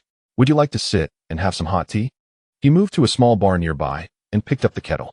No need to trouble yourself. Bella quickly waved her hand. But Gunan had already begun to prepare hot water with deft movements. Under the warm light, his upright figure exuded a reassuring sense of reliability. Bella's gaze drifted to his bandaged hand, recalling the harrowing scene from earlier when he had selflessly shielded her, his hands scorched by acid, emitting wisps of smoke, alongside the terrifying explosion and the menacing faces of vampires. A wave of intense fear and deeper sympathy surged within Bella, compelling her to step forward, her voice trembling slightly. Gunan, does your hand still hurt? Let me help you change the dressing, please. Summoning her courage, she retrieved the disinfectant and fresh dressings from the paper bag, her eyes filled with determination and pleading. She yearned to do something for him, even if it was merely a trivial task of changing his dressings. Gunan paused in his actions, turning around. In the soft glow of the lamp, Bella raised her face, her deep brown eyes clear and brimming with unmasked worry and concern, along with a near-reverent dependency. Her long eyelashes, illuminated by the light, cast faint shadows beneath her eyes, fluttering like the wings of a startled butterfly. That clumsy yet profoundly sincere concern pierced through the invisible barriers he had erected from cultivation and scheming. He did not refuse, merely nodding gently, settling into the adjacent armchair, placing his injured left hand on the armrest. All right, I appreciate it. Bella exhaled in relief, quickly moving a low stool beside the sofa, carefully beginning to unwrap the makeshift bandage on Gunan's hand. Her movements were gentle, imbued with a near-reverent focus, fearful of causing him pain.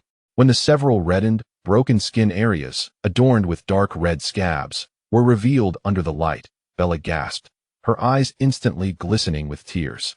It must hurt terribly. Her voice quivered as she dipped a cotton swab into the disinfectant, delicately wiping around the wounds.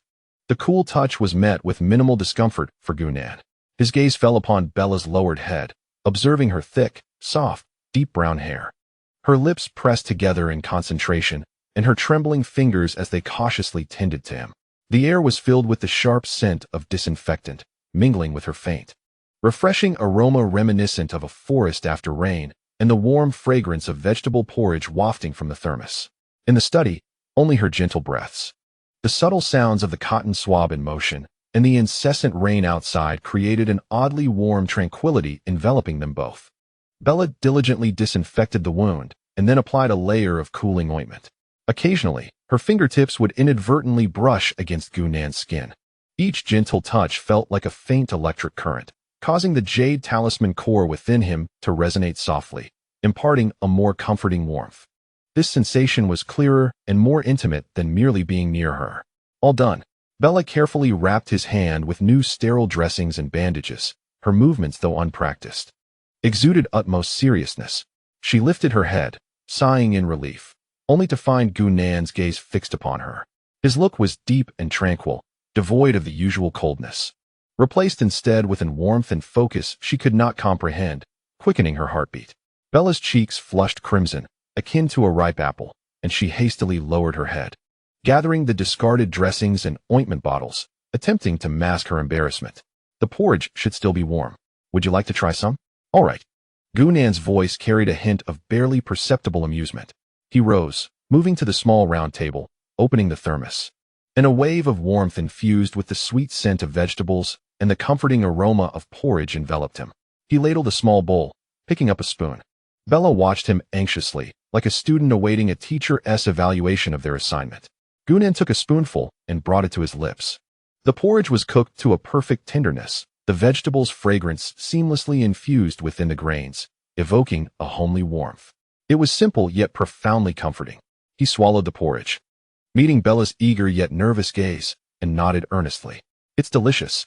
Thank you.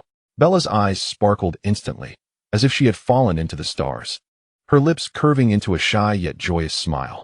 Really? I'm glad you like it. That pure joy illuminated the room like sunlight piercing through the shadows of a rainy night, brightening the entire study.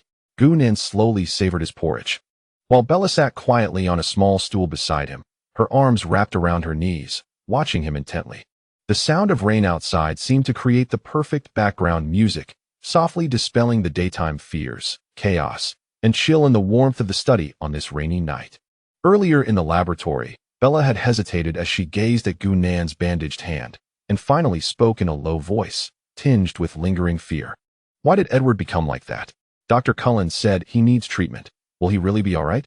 The memory of Edward's scarlet eyes and fangs still haunted her. Gunnan set down his spoon and looked at Bella. He understood that some vague explanations were necessary. He must neither reveal the shocking truth nor fail to prepare her psychologically. Dr. Cullen is the best doctor in Forks. He said it's nothing serious, so it should be all right. Gunnan chose his words carefully, his tone gentle and reassuring. As for Edward, he seemed to have some peculiar hereditary issues. When faced with intense stimuli or extreme discomfort, he might display reactions beyond the ordinary, much like a rare stress disorder. He cleverly disguised the vampire's loss of control as genetic illness and stress response. Bella nodded, somewhat understanding, yet still frowning slightly. A unique hereditary stress disorder, perhaps explaining Edward's inhuman strength and terrifying loss of control. She recalled Gunnan's earlier mention of psychic repulsion and connected it to the Cullen family's otherworldly beauty and frigid demeanor. Could it be that they bore some unknown, heavy secret? This thought infused her fear of the Cullens with an indescribable complexity, slightly softening her hostility toward Edward and replacing it with a touch of sympathy. Don't overthink it, Gunnan said softly, observing her troubled expression. With me here, you won't face such dangers again. His voice, though low, carried an undeniable strength and promise. Bella's heart raced as she looked up at Gunnan. Under the light, his handsome profile was sharply defined, his gaze calm and resolute. His words, with me here, felt like the strongest fortress, instantly dispelling the remnants of her fear and anxiety. A powerful wave of warmth, mixed with trust, gratitude, and an unamiable deeper thrill, surged through her chest. She nodded vigorously, her eyes shimmering with newfound assurance and determination. Yes, I believe you. In that moment, an invisible, sturdy bond quietly formed between them in the study, enveloped by the warmth of the porridge and their intertwined gazes. Gunnan looked into her eyes, filled with absolute trust and reliance, feeling the unprecedented peace and satisfaction emanating from the core of the jade talisman, as well as the invigorated flow of spiritual energy sparked by this connection. Protecting her and being close to her was no longer merely a matter of strategy and utility. This clumsy porridge, this late-night visit, and this unreserved trust had become an inescapable warmth on his journey through this strange world. The rain continued to fall, and the study in Oak Manor remained warmly lit. Chapter 9. Shadows and Surveillance. Raindrops meandered down the massive floor-to-ceiling windows of Oak Manor, blurring the night outside into a haze of light and shadow. After seeing Bella off, who insisted on braving the rain alone despite Gunan's offer to drive her, she had refused, citing Charlie's potential worry. The lingering aroma of vegetable porridge mixed with the faint freshness of the girl still hung in the air. Gunan stood by the window, watching Bella's old Chevrolet pickup tail lights gradually fade away on the wet tree-lined road until they disappeared into the depths of the rain. A hint of subtle purple lightning crackled at his fingertips, remnants of the thunder element mark that had silently clung to the edge of Bella's seat. At this moment, the faint surge of thunder energy steadily pointed in the direction Bella had departed, conveying a reassuring wave. She had arrived home safely. He withdrew his gaze, his expression becoming calm, yet sharp again. The burn on the back of his hand, treated by Bella with care and nourished by his own spiritual energy, now felt bearable. He approached the desk, his eyes once more resting on the marked map of Forks. The silence surrounding the Cullen family was merely temporary. Edward's severe injury was akin to a fierce beast that had been struck hard. It would undoubtedly retaliate with even greater ferocity after licking its wounds. Alice's disturbed foresight would not simply relinquish its hold. They needed a breakthrough, and Bella, the singer who had captured all of Edward's interest, was undoubtedly the most vulnerable and enticing target. Waiting passively was not an option. Gunan's fingers tapped on the map where Bella's home was marked, his gaze icy.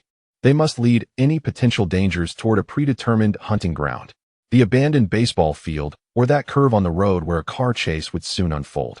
He needed to create an opportunity, a scenario in which Bella could reasonably appear at the designated location while ensuring her safety to the greatest extent possible. And a car chase was undoubtedly an excellent entry point. In the original story, Tyler Crowley's out-of-control truck nearly cost Bella her life, and it was Edward who saved her with inhuman speed. This time, the role of the rescuer needed to change. Gunan circled the position of the hazardous road bend with his fingertip, rapidly devising a plan in his mind. 1. Information acquisition. It was essential to ascertain Tyler Crowley's specific itinerary and vehicle condition on the day of the incident. For Gunan, endowed with thunder-sensing awareness, this was not a difficult task. 2. Environmental modification. At the critical point of the bend, he would discreetly set up minor obstacles to subtly guide the vehicle into slight chaos, perhaps briefly altering the friction distribution of the road surface using spiritual energy or invoking a faint disturbance in the Earth's veins with the Jade Talisman, ensuring that Tyler's truck would lose control at the right moment without causing a fatal disaster. 3. Self-positioning. He needed to be present at the scene with a plausible reason, perhaps returning home from school with Bella. 4. Rescue. In the instant the truck veered toward Bella, he would save her at a speed that surpassed the ordinary, yet was not so extraordinary as to attract undue attention, for instance, showcasing the limits of human potential. This would not only deepen Bella's bond with him, but also create his own moment of heroic rescue worthy of public admiration. At that moment, he would channel the Nine Heavens thunder control technique to seize the vital energy, and with Bella as a stabilizing presence, the likelihood of success and safety would be greatly enhanced. Moreover, would the target be the chaos and fear energy peak triggered by the incident, Tyler's life force at the brink of death, or the heightened state of some hidden existence enraged by the heroic act, perhaps James? The possibilities were tantalizing. 5. Framing and misdirection.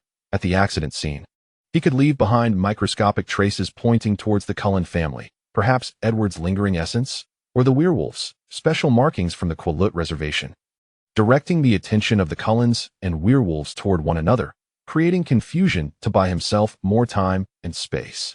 As the plan gradually crystallized in his mind, Gunan's gaze sharpened like that of a hawk. This was a meticulously crafted chess game. He needed to use Bella as bait while ensuring she remained at the center of the safest storm. Tick-tock. A drop of water fell from the eaves, striking the stone sill with a sound that resonated sharply in the quiet study. Just then, the core of the thunder element Jade Talisman within Gunan's dantian vibrated violently, without warning. This was not the warm resonance felt near Bella, but a sharp, cold warning, imbued with a strong scent of blood and decay, akin to a searing iron pressed deep into his soul. The energy sensing, a powerful, anomalous presence had entered within an 80-meter radius and was at the peak of its strength. The target was filled with malice, Gunnan's pupils contracted to the size of pinpricks. Every muscle in his body tensed instantly, and the Nine Heavens thunder control technique activated at high speed. His spiritual energy igniting like explosive dynamite, surging through his meridians. A faint swirl of concentrated purple lightning danced at his fingertips. Who was it? The Cullen family? Impossible. Their aura was cold yet orderly. Nothing like this raw, murderous desire filled with decay and bloodlust. Was it the werewolf Jacob? His aura was hot and wild. But he had yet to awaken to his peak, and the earlier mark indicated he was still near the reservation. This presence was cold, decayed, greedy, and cruel, exuding the chaotic and ravenous essence characteristic of a rogue. A rogue vampire. Moreover, one that was extraordinarily powerful and at the peak of its hunting prowess. Gunnan's thunder-sensing awareness surged to its maximum, like an invisible radar wave penetrating the rain and the manor's thick walls. Frantically scanning toward the direction indicated by the Jade Talisman warning, the eastern side of the manor, the densest and darkest area near the primordial rainforest. There, a figure, swift as a specter, was silently weaving between the towering firs and the wet ferns. Its movements resembled the most elite predator, light, swift, and filled with an acute sense of its prey's precise location. Raindrops fell upon it, seemingly separated by an invisible cold force field, evaporating into a faint white mist. Gunnan's consciousness discerned a face devoid of color, pale and chilling, with deeply etched features that emanated a bone-deep cruelty. Brown hair clung wetly to his forehead, and eyes glimmered in the darkness with a predatory, insatiable gleam akin to a beast's. James, the merciless vagrant vampire leader, akin to a relentless parasite in the original tale, who ruthlessly pursued Bella. How could he have appeared ahead of schedule? And his target seemed to be Oak Tree Manor. It was Gunnan himself. Why? In the original narrative, James was drawn to Bella's blood, only noticing her after the blood temptation incident. Has his intervention altered the course of events through the butterfly effect? Gunnan's heart sank. James was unlike Edward. He was a true psychopath, delighting in the hunt. His power was at its peak, brimming with pure malice. The scorching sensation of the Jade Talisman intensified, warning of the formidable threat that loomed. James seemed to sense Gunnan's probing consciousness. He abruptly halted atop a massive fir branch, his frigid gaze piercing through the layers of rain and darkness, locking onto Gunnan's silhouette at the study window of the manor. Across nearly 100 meters of rain-soaked night and dense foliage, their gazes collided fiercely in the void. A cruel, intrigued smirk curled at the corner of James's mouth as he silently mouthed, like a venomous serpent, "Found you." In the next moment, he vanished, merging into the shadows of the night, moving with a speed surpassing Edward's, a chilling intent of murder propelling him towards the main building of Oak Tree Manor, leaving a blurred afterimage in the rain. Danger. An unprecedented sense of lethal crisis seized Gunnan in an instant.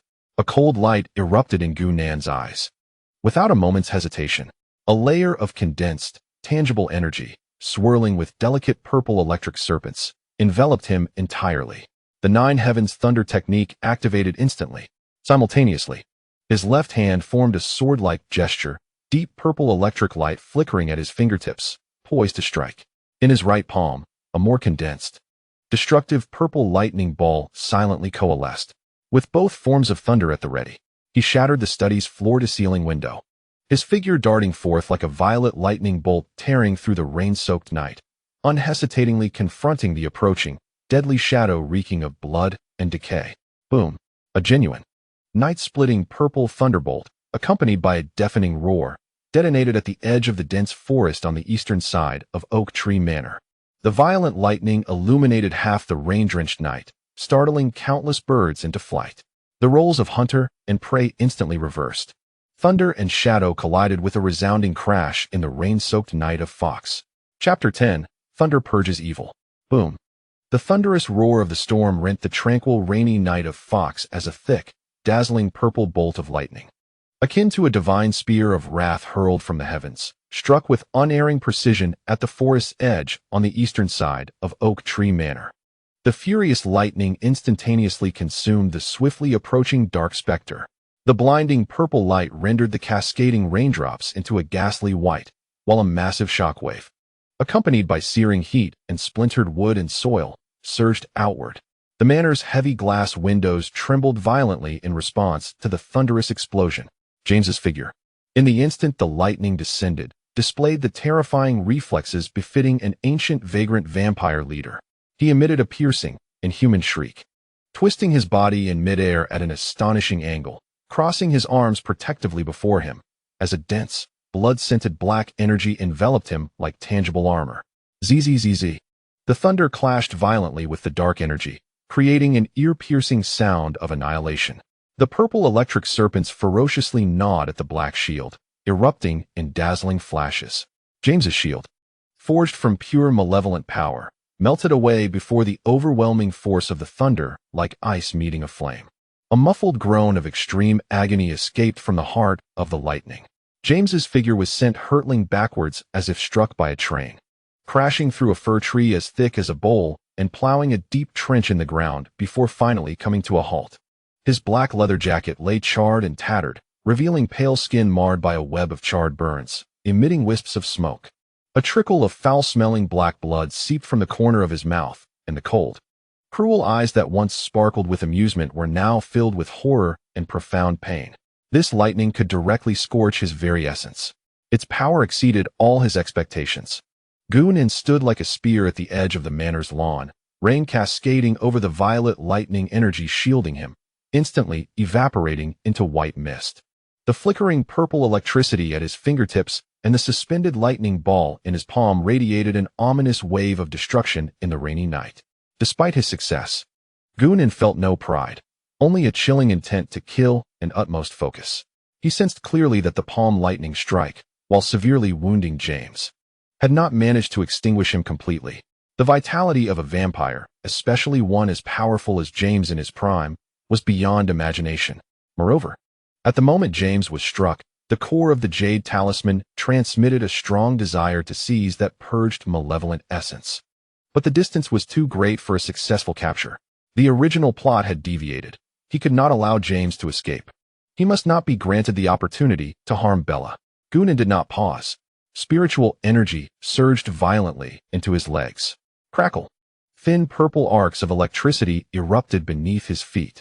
In an instant, his figure vanished from sight, leaving only a faint purple afterimage in the rain. His speed rivaled that of a vampire in peak condition.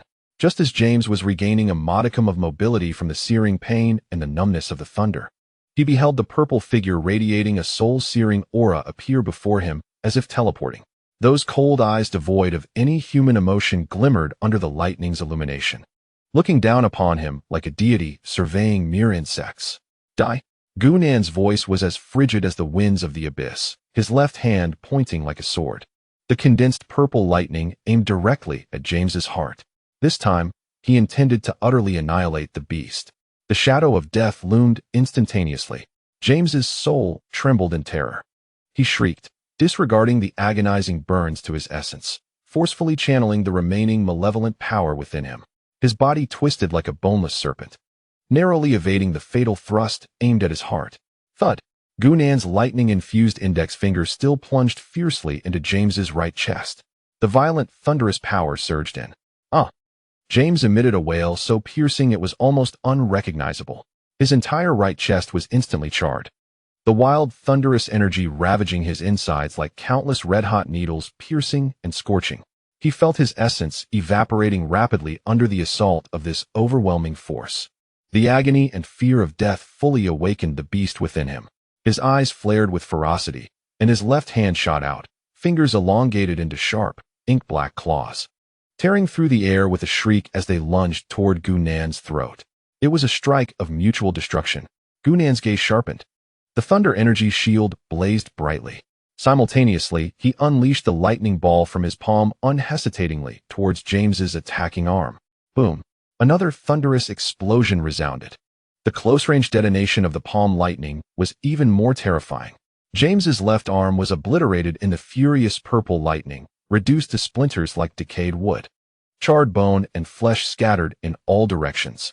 The violent shockwave hurled both combatants apart. Thud.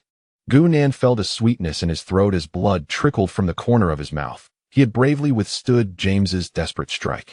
Even with the thunder energy shield absorbing much of the force, The horrific impact still injured his internal organs.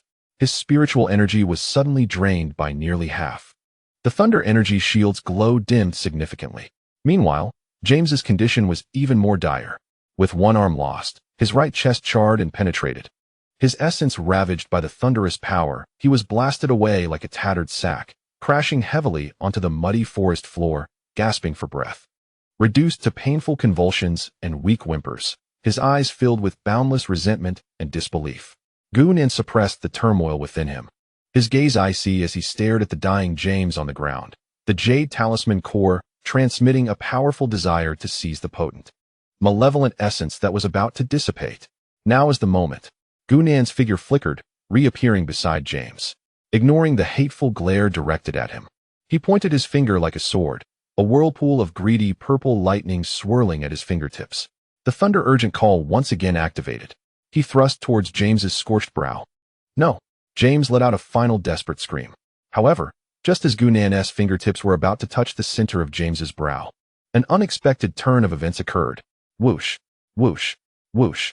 3 shadows, swift as lightning and emanating a chilling sound, surged forward like venomous snakes emerging from their lairs, silently aiming at Gu-Nan's back, throat, and temple from 3 different, cunning angles. The timing was impeccably precise.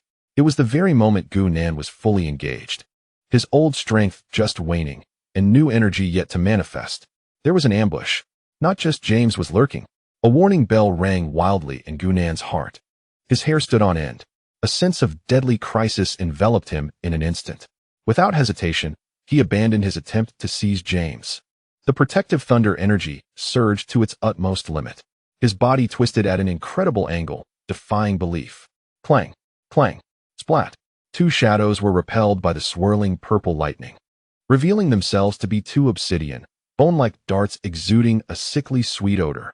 Yet the 3rd shadow, akin to a parasite, penetrated the weak point of his protective barrier and drove viciously into Gu-Nan's left shoulder blade.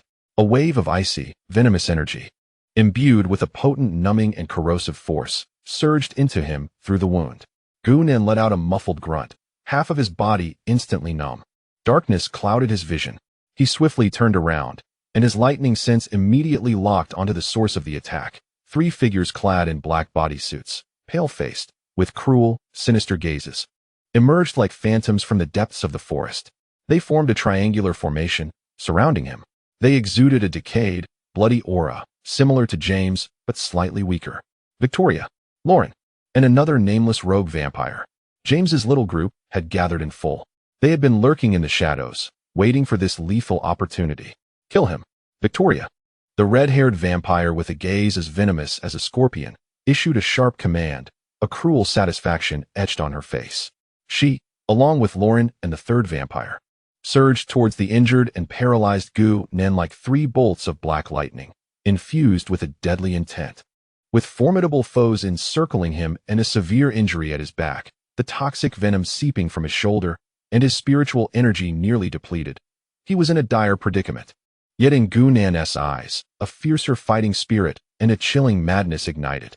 He bit his tongue sharply, forcing a surge of pain to dispel a fraction of the numbness. The 9 Heavens thunder control technique within him operated with unprecedented speed, extracting every ounce of potential. The core of the thunder-patterned jade talisman in his dantian trembled violently, radiating a fierce purple light due to the intense crisis and the unsettling absence of Bella. You wish to kill me? Gu-Nan's voice resonated like the coldest ice from the abyss, accompanied by the roar of thunder. Then come and try. He held nothing back. His hands clasped together at his chest. Boom. A tempestuous, even more destructive thunderous energy erupted from within him, akin to the awakening of an ancient thunder beast.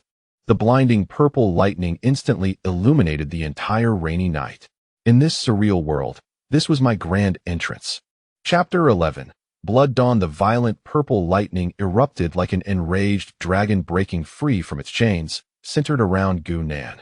It instantaneously consumed everything within a 10-meter radius. The blinding purple radiance shattered the continuous rain curtain, and the scorching airwave, accompanied by a devastating shockwave, collided fiercely with Victoria, Lauren, and the other rogue vampire rushing in from 3 directions. What? The cruel satisfaction on Victoria's face transformed into sheer horror within an instant. She felt an annihilating aura that made her very soul tremble, rushing toward her. There was no time for any response. No. Lauren let out a desperate scream, attempting to retreat, but it was already too late. The first to bear the brunt was the unknown rogue vampire, who charged in the fastest and was closest to Gunan. The raging thunder, like the most gluttonous beast, instantly engulfed him. He didn't even have time to scream. His entire body was vaporized in the blinding purple light, like a wax figure thrown into a steel furnace, leaving not even a trace of ash. Next was Lauren. He was a fraction slower, half of his body caught by the purple lightning. That vampire physique, capable of tearing through steel, crumbled like paper before the supreme, unyielding thunder. His left arm, left shoulder, and a portion of his chest were obliterated, reduced to charred remains and ashes. The residual thunder energy, like a parasitic worm, frantically eroded his remaining body. He howled in agony as he was hurled backward, crashing violently against a fir tree trunk, the scorched wound sizzling. His breath waning to the brink of death. Victoria reacted the fastest and was the most cunning. At the moment Gunan unleashed his power, she forcibly twisted her body, channeling all her strength into defense and retreat. Yet even so, the destructive thunder shockwave slammed brutally against her crossed arms. Crack! The sickening sound of bones fracturing echoed. Victoria's arms twisted grotesquely. The furious thunder surged into her body through her arms, piercing her like countless searing steel needles. She let out a piercing scream of agony, her body flying backward like a broken kite, crashing through several thick branches, rolling into the muddy forest floor, her red hair disheveled, looking utterly disheveled. Black blood oozing from her mouth and nose, her eyes filled with endless fear and regret. Just a hair's breadth, and she would have met the same fate as those two fools. Meanwhile, Gunan, the catalyst of this cataclysmic event, swayed violently after unleashing this earth-shattering blow. Extracting potential and detonating most of his spiritual energy brought a backlash that crashed upon him like a tidal wave. The residual venomous energy from the bone dart embedded in his shoulder was frantically eroding his meridians and internal organs. Darkness swirled before his eyes, and the metallic taste in his throat became unbearable. Spurt! A mouthful of scalding blood erupted forth, splattering onto the charred earth before him, instantly diluted by the rain. His protective thunder energy flickered like a candle in the wind, wavering until it finally extinguished completely. His internal spiritual energy was nearly depleted, and he felt a tearing pain in his meridians. He knelt on one knee, barely holding himself up with his remaining right hand against the ground, struggling to stay upright. Rain mixed with sweat and blood streamed down his pale cheeks, dripping into the mire. Cough! Cough! The violent cough exacerbated the pain from his left shoulder wound and damaged internal organs, bringing excruciating agony. Gunan lifted his head, the cold rain pelting against his face, barely maintaining a thread of clarity amid the chaos. His lightning sense, drained of energy, shrank dramatically, barely covering a radius of 10 meters. Victoria struggled to rise from the mud, gazing at Gunan, who knelt in the distance, his breath nearly extinguished. She glanced at her instantly slain underlings and the near-death Lauren, her eyes brimming with resentment, fear, and a hint of frenzied greed. Damn it all. She cursed hoarsely, her fractured, twisted arms hanging limply, each breath bringing intense pain. Gunan's terror far exceeded her imagination. Yet at this moment, he was clearly at his last gasp. Kill him, seize his mysterious powers, or turn him into her blood slave. Victoria's eyes glinted with murderous intent as she dragged her broken body forward, like an injured she-wolf, step by step, filled with deep-seated hatred, closing in on Gunan. She didn't know if Gunan possessed any remaining strength to retaliate, but she wagered he was on the brink of exhaustion, betting she could deliver a fatal blow before he could recover. Gunan watched as Victoria approached, her serpentine eyes revealing unabashed malice and greed. He attempted to muster what little spiritual energy remained within him, only to be met with searing pain in his meridians and an even more intense cough. The toxin in his left shoulder was spreading rapidly, and the numbness in half his body grew stronger. A dead end. A true dead end. Was he to perish here? To die at the hands of this filthy vampire? No, absolutely not. A frenzied flame ignited in Gunan's eyes. He still had one last trump card. Within his dantian, that thunder-patterned jade talisman core. It had absorbed a portion of James's essence and undergone the energy shock from the recent battle, now radiating an extraordinary, scorching, and violent wave, like a furnace of energy compressed to its limits. Detonate it, using the talisman's essence as a catalyst. Even at the cost of his own foundation and life, he would drag this venomous woman down with him. Just as a flicker of madness crossed Gunan's eyes, preparing to ignite the talisman core, roar. A thunderous roar, filled with primal ferocity and violent power, reverberated through the forest, like a clap of thunder erupting from the nearby depths of the woods. This roar was unlike the coldness of vampires. It carried a scorching wave and the wildness of boiling blood. A colossal, unimaginable dark red figure, akin to a beast from ancient times, charged through, shattering several thick trees with its ferocious momentum, landing between Gunan and Victoria. It was a giant wolf. Its massive body, as large as a calf, was covered in dark red fur, blazing like flames. Muscles, robust beneath the fur, bulged with explosive power. Sharp claws glinted with a cold light, and the massive wolf's maw opened wide to reveal its bone-white fangs, emitting a threatening, low growl from its throat. A pair of enormous eyes, ablaze with fiery rage, locked onto Victoria with unabashed hostility and a ferocious intent to kill. Jacob Black, the Quillut werewolf, and in its awakened, complete form, Victoria's forward momentum abruptly halted. She gazed at the colossal beast before her, radiating an intensity that scorched her very soul, feeling the pure, primal heat emanating from it like a natural enemy. Her eyes betraying a genuine fear for the first time.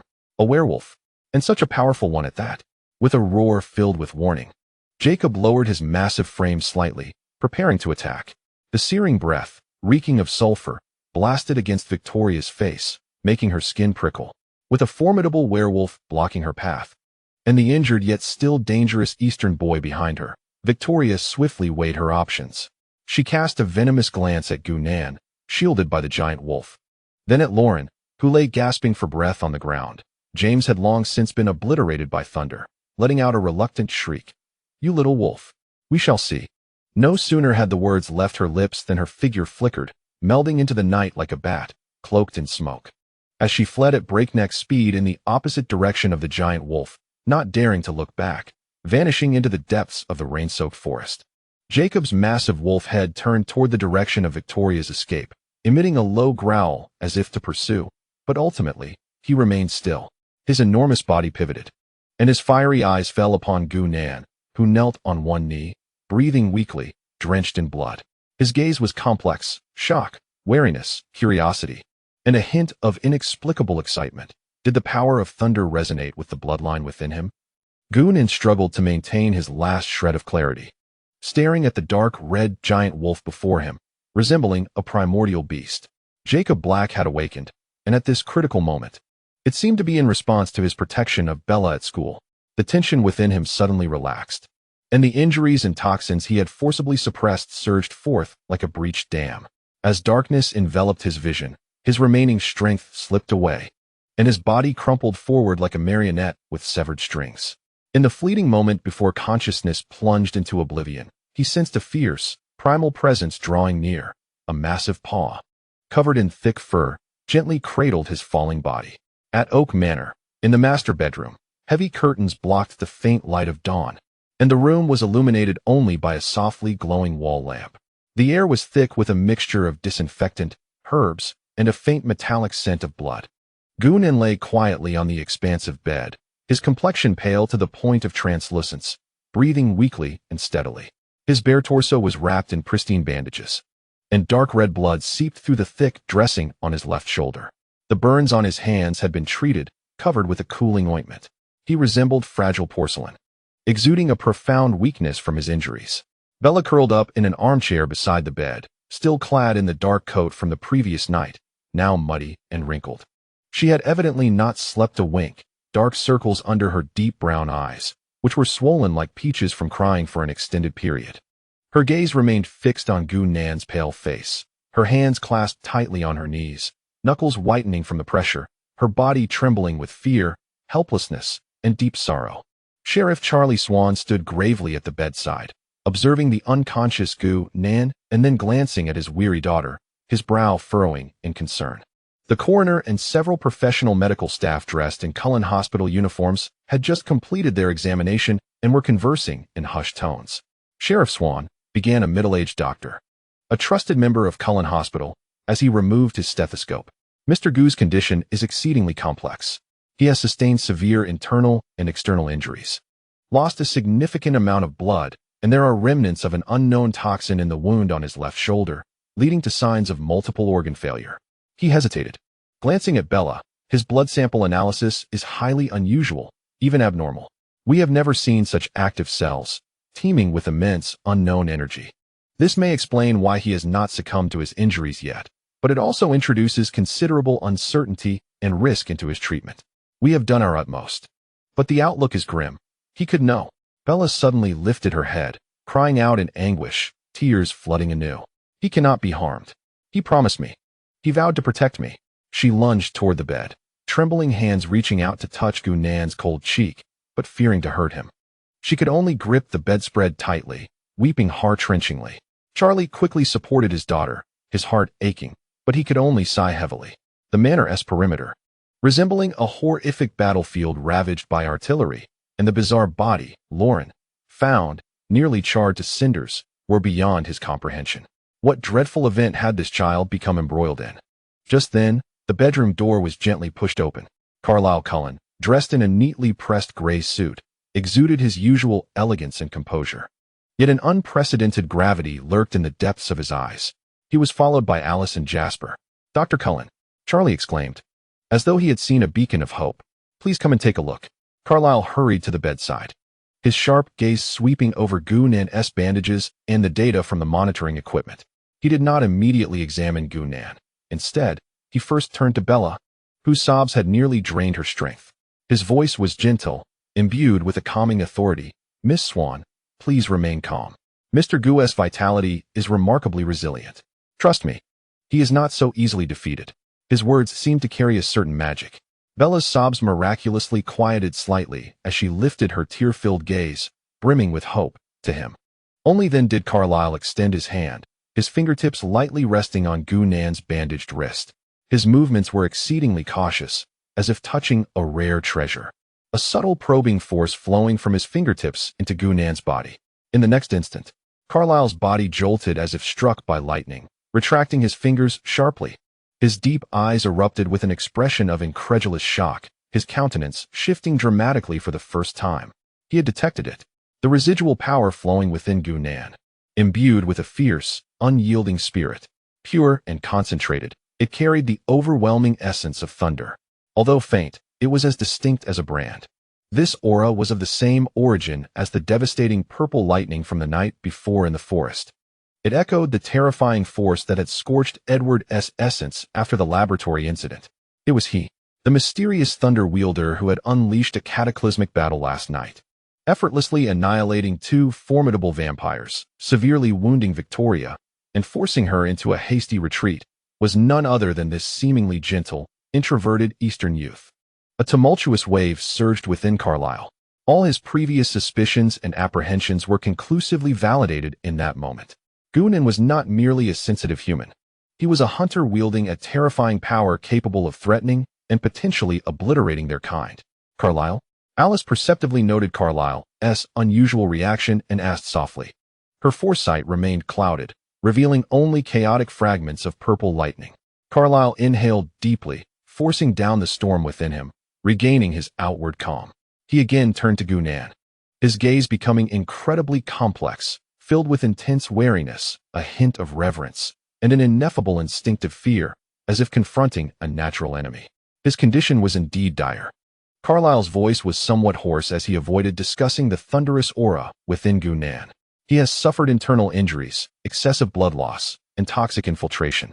But his eyes rested upon Gunan's pallid face, and then swept over Bella's hands gripping the bedspread.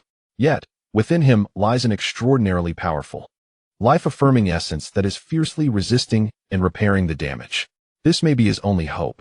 He referred to the core of the Jade Talisman, which, after absorbing part of James's essence, was spontaneously operating and slowly nurturing and repairing Gunan's body. Although Carlisle could not wholly comprehend what it was, He could sense the enduring vitality within. "So when will he awaken?" Bella asked urgently, her voice hoarse. "That is uncertain." Carlyle shook his head, his gaze profound. "It may be soon, or it may take a long time. It depends on his willpower and the recovery speed of that essence." He paused, glancing at Charlie. "Sheriff Swan, leave this to our professional medical team. Mr. Gu requires the most precise monitoring and specialized medical support. Please trust in the capabilities of Cullen Hospital." Charlie gazed into Carlyle's composed eyes, then glanced at the unconscious Gu Nan and his weary daughter, ultimately nodding solemnly. "Please, Dr. Cullen." Carlyle signaled the medical staff to commence more specialized monitoring procedures. He stepped back, his gaze returning to Gu Nan, particularly fixated on the well-bandaged wound on his left shoulder and the small vial of serum extracted from Gu Nan's blood sample, faintly shimmering with a delicate golden-purple hue under special instrumentation. Gu Nan's blood harbored the power of thunder. This revelation stirred a tempest of emotions within Carlyle's heart. Was this blood a lethal poison for vampires, or did it conceal some unimaginable secret? His eyes deepened with intensity. The rain outside had ceased unbeknownst to him. A faint ray of morning light struggled to pierce through the thick clouds, attempting to illuminate this scarred land. Inside the master bedroom of Oak Tree Manor, the atmosphere was heavy. Bella stubbornly remained by the bedside, clutching Gu Nan's cold hand, tears silently streaming down her face. Carlyle stood in the shadows, resembling a statue, his gaze oscillating between Gu Nan and the vial of special blood. Alice leaned against Jasper, her pale face etched with worry, the foreseen shards of purple thunderstorm unsettling her mind. Meanwhile, deep within the dense forest surrounding the manor, a massive dark red figure lay in silent vigilance like a loyal guardian, its fiery, beastly eyes scanning the surroundings with alertness. Jacob's enormous wolf jaws parted slightly, as if silently proclaiming, "Dare to touch him? You must first pass me." The crimson dawn did not signal the end of the crisis. Rather, with Gu Nan's severe injuries and unconsciousness, it grew even more tumultuous. All forces were quietly observing this manor, guarded by thunder from the shadows. Chapter 12. The first light of dawn in the master bedroom of Oak Tree Manor. A faint, cool gray-white morning light finally seeped through the heavy curtains. The long and oppressive rainy night had passed, but the air remained thick with the mingled scents of disinfectant, herbs, and blood, lingering ominously. Bella curled up in a large armchair, resembling an abandoned cub. Her dark brown hair hung messily against her damp forehead, her eyes swollen nearly shut. Bloodshot orbs stubbornly fixated on the unconscious form on the bed. Charlie had urged her several times to rest, only to be met with her silent yet resolute refusals. She held Gu Nan's cold hand as if it were the sole tether connecting two worlds. Should she let go, he would plunge into an unfathomable abyss. Carlyle Cullen stood a short distance away in the shadows, like a silent guardian statue. His penetrating gaze traversed between Gu Nan's pale face, the faint flickering lights of the bedside monitor, and the vial of blood shimmering with a golden-purple hue on the bedside table. That vial of blood resembled a Pandora's box, exuding an unknown force that sent tremors of fear and excitement deep into his soul, intertwining destructive, thunderous energy with an ineffable vitality. His mind raced through various possibilities, each pointing towards a disruptive crisis. Alice leaned against the wall behind him, her complexion pale, brows knitted tightly, her foresight completely blocked by the chaotic shards of purple thunderstorm, filling her with unprecedented anxiety. Time slipped away in the suffocating silence. Outside, in the shadows of the dense forest surrounding the manor, the immense dark red figure remained as steadfast as a rock, its fiery, beastly eyes vigilantly scanning every inch of suspicious darkness. Jacob's massive wolf jaws parted slightly, releasing a plume of sulphurous mist. He was waiting and guarding. The earth-shattering purple thunder and Gu Nan's final explosive eruption had etched an indelible mark of shock in his heart. Was this Eastern youth an enemy or a friend? How would the elders of Quillut perceive him? The bloodline within him stirred, a strange resonance compelling him to stay. In the midst of this frozen silence, Gu Nan's fingers, wrapped in thick bandages, trembled slightly. The motion was as subtle as a butterfly's wing beat, yet it shattered the heavy stillness in the room like a silent thunderclap. Bella's red, swollen eyes widened in disbelief, all weariness and despair retreating like a receding tide, leaving only overwhelming joy. She stared intently at Gu Nan's hand, holding her breath. terrified it might be but a figment of her imagination. Gunan. Her voice was dry and hoarse, tinged with a tentative, tearful whisper. As if responding to her call, Gunan's long, butterfly-like lashes fluttered slowly. Then, his pallid lips, devoid of color, parted with immense difficulty, issuing a nearly inaudible groan. Ugh! That faint sound, to Bella, was akin to a heavenly chorus. She could no longer contain herself, leaping to the bedside, gripping Gunan's uninjured right hand tightly. Tears cascading like a torrential flood, burning hot against his cold skin. Gunan, you're awake. You're awake, aren't you? Look at me. I'm Bella, she cried. Her voice choked with joy and endless grievance. You scared me. Do you know you scared me so much? Carlyle's figure appeared at the bedside in an instant. His movements swift as if he had teleported. His gaze was sharp as an eagle, meticulously capturing every subtle fluctuation in Gunan's vital signs. Alice leaned in nervously, gripping Jasper's arm tightly. Gunan's consciousness seemed to be laboriously rising from the depths of an abyss. Endless darkness and cold enveloped him. A searing pain coursing through his left shoulder as if bitten by a venomous snake, his insides twisted and pierced by countless needles, each feeble breath bringing excruciating torment. His spiritual energy was nearly depleted, his meridians empty, akin to a parched, cracked riverbed. Yet, amidst this painful wasteland, a warm and resilient power flowed like a gentle stream in the darkness. This power emanated from the core of the thunder-patterned jade talisman deep within his dantian. It radiated a faint yet steady purple-golden glow, reminiscent of a tenaciously beating heart, slowly absorbing the thin spiritual energy of heaven and earth, transforming it into pure life energy to nourish his nearly collapsing body, simultaneously eroding the lingering toxic coldness from his shoulder wound. Was it the jade talisman or Bella's essence? Gunan's muddled thoughts grasped that familiar, gentle scent reminiscent of a post-rain forest. It was close, distinctly present. Also, the sensation of her warm tears falling onto his hand, along with her anxious, tearful calls. Bella. This name was like a stone cast into still waters, creating ripples in his dormant heart. Recalling the promise to protect her, the lights of Oak Tree Manor, and that bowl of vegetable porridge from the night, he could not falter. The will to survive ignited like a spark, fiercely burning under the nourishment of that gentle essence. He summoned every ounce of strength to combat the oppressive darkness and bone-deep agony, striving to open his heavy eyelids. 1, 2, finally. A faint beam of light pierced through the darkness. In his blurred vision, the first thing he saw was a pair of swollen eyes brimming with worry, fear, and an overwhelming joy that was on the verge of overflowing. Bella Swan. Her face was so close, tears still cascading down, dripping onto his hand with a searing warmth. She appeared disheveled, pale, and worn, yet the brilliance in her eyes outshone the morning light outside, piercing him with warmth. Bella. Gunan's lips moved laboriously, emitting two raspy sounds akin to sandpaper rubbing together. I am. Gunan. I am. Upon hearing her name, Bella burst into even more tears, gripping his hand tightly, as if to transfer her life force to him. How do you feel? Does it hurt? Dr. Cullen. He is awake. He really is awake. Carlyle immediately approached, his movements professional yet gentle as he checked Gunan's pupil response, pulse, and breathing. Mr. Gu, can you hear me? Don't strain yourself. Try to relax.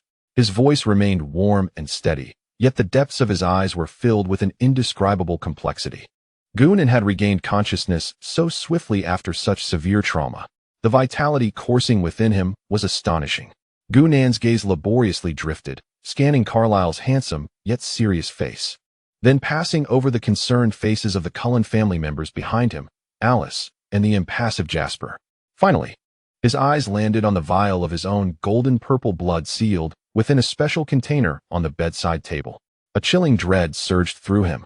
It was more intense than the poison in his left shoulder. His blood had been collected. It had fallen into the hands of the Cullen family.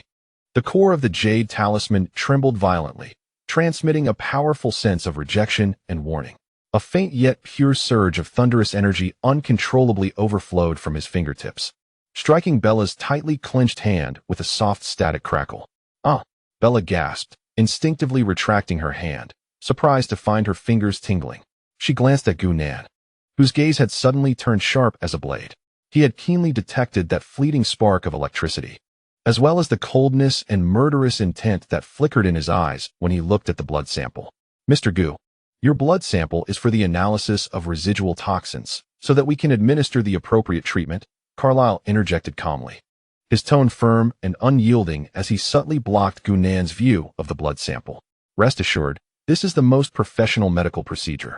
As he spoke, he discreetly signaled Alice, who immediately stepped forward to carefully place the blood sample into a temperature-controlled portable cooler, securing it. Yes, Gunan, this is crucial. We need to take it back to the hospital for a more in-depth analysis to find a way to eliminate the toxins in your body, she added, her voice clear and soothing, attempting to divert Gunan's attention, though the chill in Gunan's eyes remained. The intense weakness and pain rendered him incapable of any effective action. He could only fixate on the cooler in Alice's grasp, a suppressed, beast-like rasp escaping his throat as the jade talisman throbbed within him, conveying anger and warning. The blood sample must not be taken back for further research. If the secrets of the thunderous essence within were deciphered by the vampires, the consequences would be dire.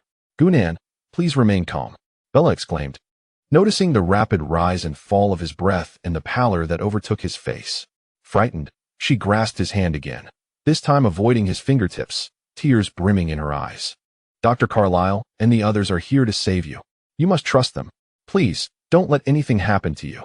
Her pleading voice pierced through the tension like ice water dousing a searing iron. Gunan's boiling rage and the agitation of the talisman collided with her unreserved concern and reliance, as if they had struck the softest barrier and were instantly subdued. He struggled to turn his gaze to Bella's tear-streaked face, which was etched with fear and supplication. In her deep brown eyes, he saw only himself. He could not lose control in her presence. The outcome would be unpredictable. With great difficulty, Gunan slowly closed his eyes, forcibly suppressing the tumultuous tide of fury and resentment within. When he reopened them, only exhaustion and weakness remained. He gently shook his head at Bella, signaling that he was fine. I'm okay, he whispered, the words barely audible. Bella bit her lip, tears rolling silently down her cheeks as she nodded vigorously. Good, that's good. Just rest and don't think about anything else. Carlyle observed Gunan's restrained emotions and Bella's unwavering trust, feeling the tension within him tighten further. He decisively initiated a mental communication. Alice, Jasper, immediately return the samples to the hospital lab and activate the highest level analysis procedure. I need results as quickly as possible. He had to uncover the secrets of that blood. Understood. Without hesitation, Alice and Jasper turned to leave, Alice instinctively tightening her grip on the cooler. Carlyle then turned his attention back to Gunan, his tone shifting back to that of a professional and gentle doctor. Mr. Gu, you require absolute rest. I will leave the most competent medical team here. Miss Bella, please take care of yourself, as excessive fatigue will not benefit either you or Mr. Gu. This was a subtle request for Bella to leave, allowing him to conduct a more thorough investigation and monitoring. Bella opened her mouth, glancing at Gunan's frail form and then at Carlyle's unwavering gaze. Ultimately, she could only tearfully release Gunan's hand, reluctantly following Charlie as he half-supported. Half encouraged her out of the bedroom. The door closed softly behind them. In the master bedroom, only Gunan, Carlyle, and two silent medical personnel remained. The morning light outside seemed to brighten, piercing through the thin clouds and casting mottled shadows on Gunan's pale features.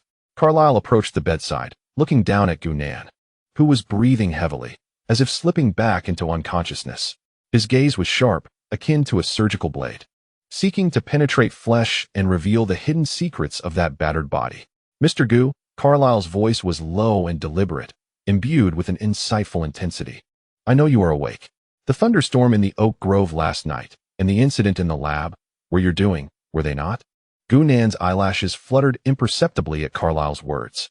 The sharpness of Carlyle's gaze caught this minuscule crack in Gunan's facade. His suspicions were nearly confirmed. This seemingly gentle and harmless Eastern youth harbored a power capable of upending their world.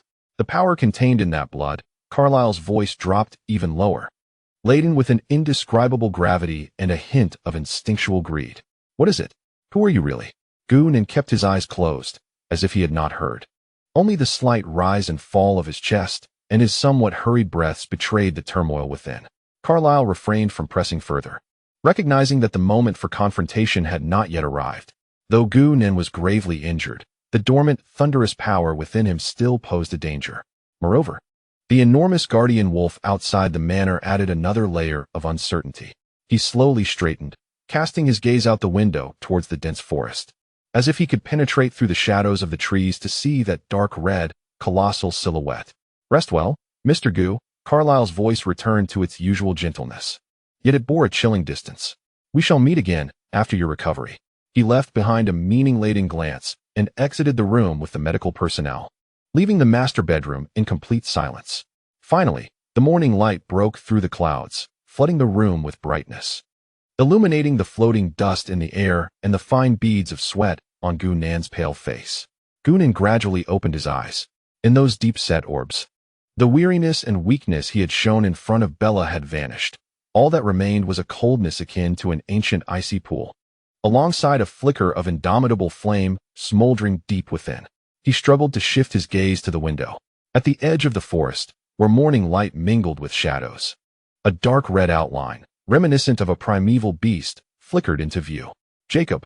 Gu Nan's gaze returned to the closed door, as if he could visualize Carlyle's departing figure and the dangerous blood sample in his hand. He attempted to summon a thread of will and delve into his core. The Jade Talisman, having absorbed a fragment of James's essence and undergone the trials of life and death, now radiated an unprecedented, more refined and profound golden purple glow. The intricate patterns on the talisman had become even more complex and arcane, flowing as if alive. Though his spiritual energy remained depleted, the talisman itself seemed to have undergone subtle changes, nurturing a more powerful and profound aura. Danger loomed, and the path ahead remained uncertain. Yet, the seed of thunder had begun to quietly transform in the crucible of blood and fire. With great difficulty, Gu Nan clenched his uninjured fist.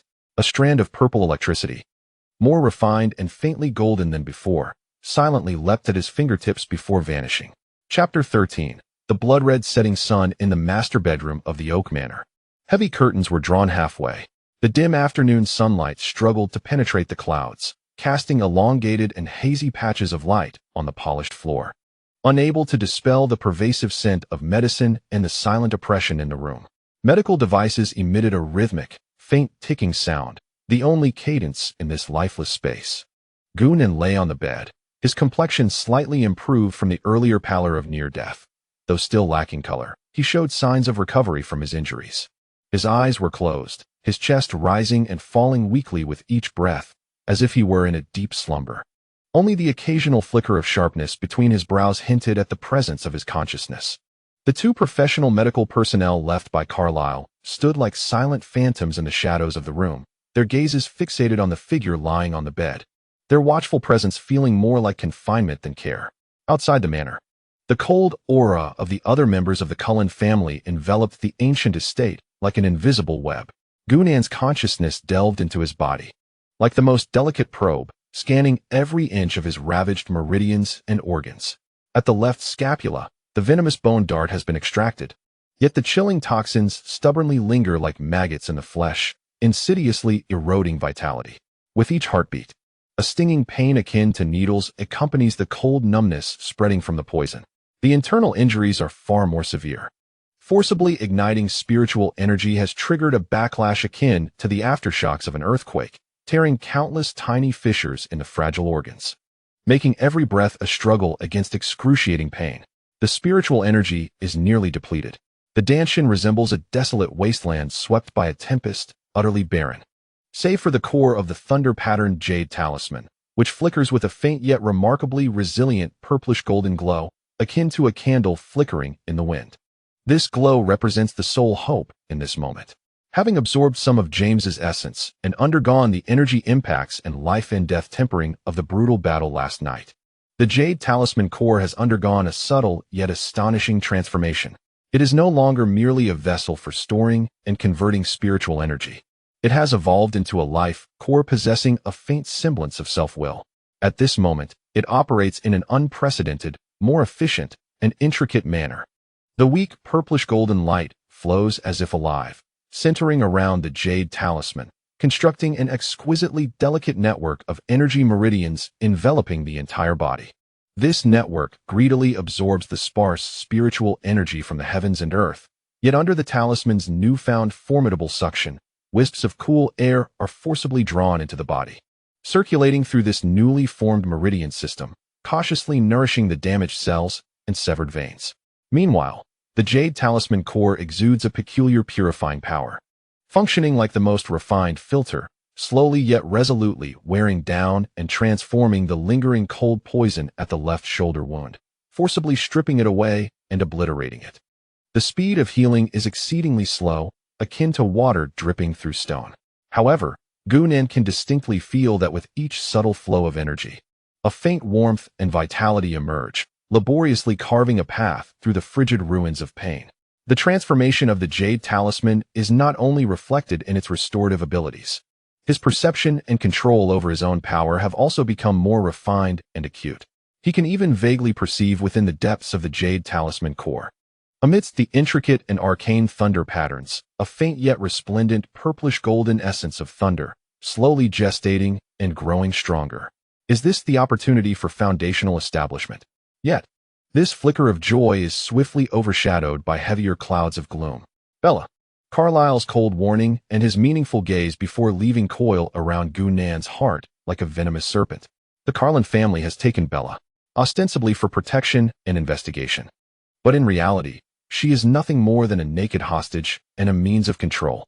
They intend to use Bella to restrain him, test him, and even force him to divulge the secrets of his thunderous power.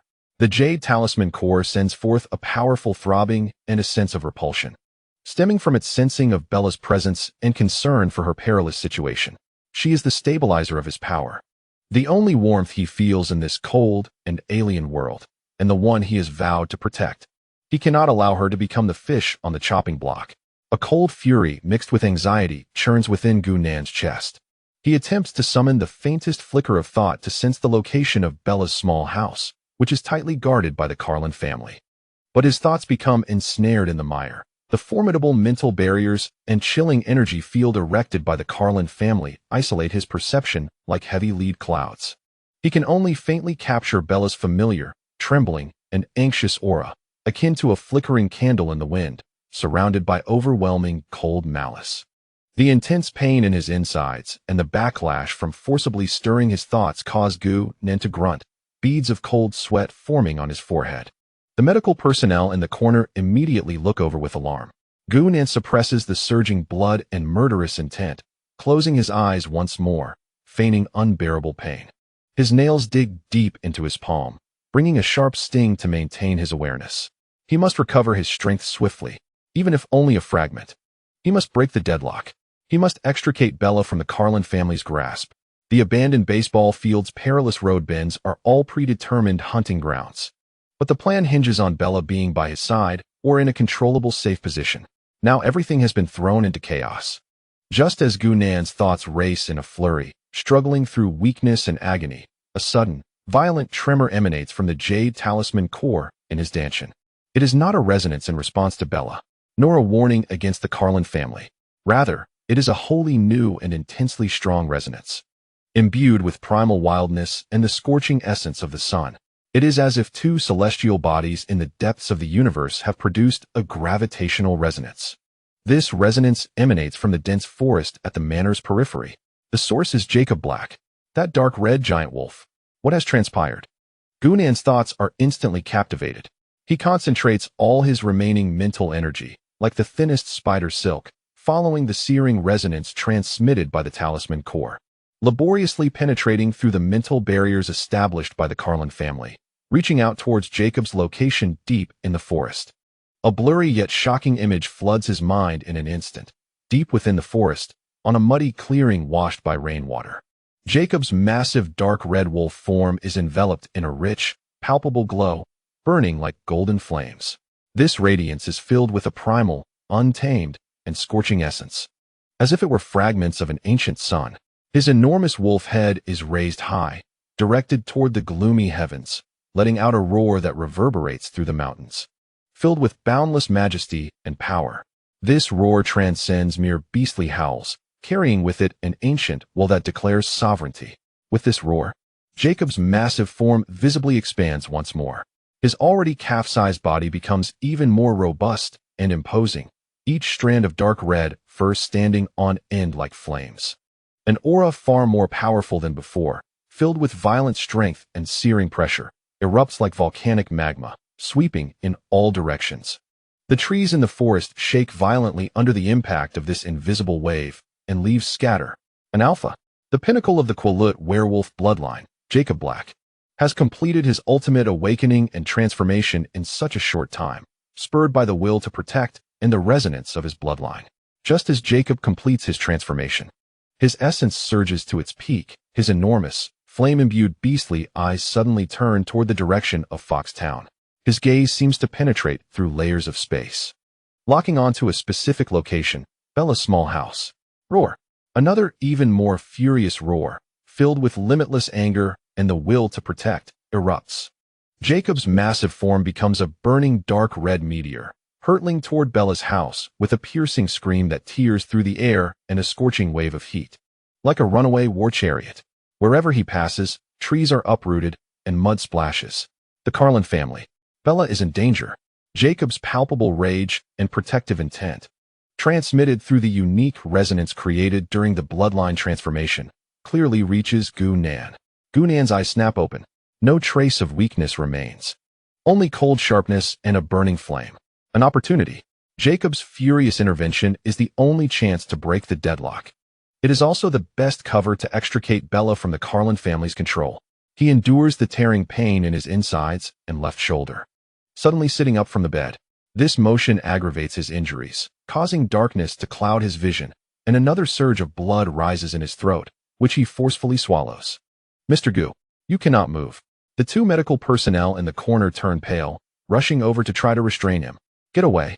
Gu-Nan's voice is hoarse and cold, like the chilling winds of the underworld. He does not even glance at the approaching duo. His right hand forms a sword-like gesture, and a thread of purplish lightning bursts forth from his fingertips. Zzz. Zzz. Two delicate yet incredibly precise arcs of purple electricity shoot forth like spirit serpents, instantly striking at specific acupoints on the necks of the two medical staff.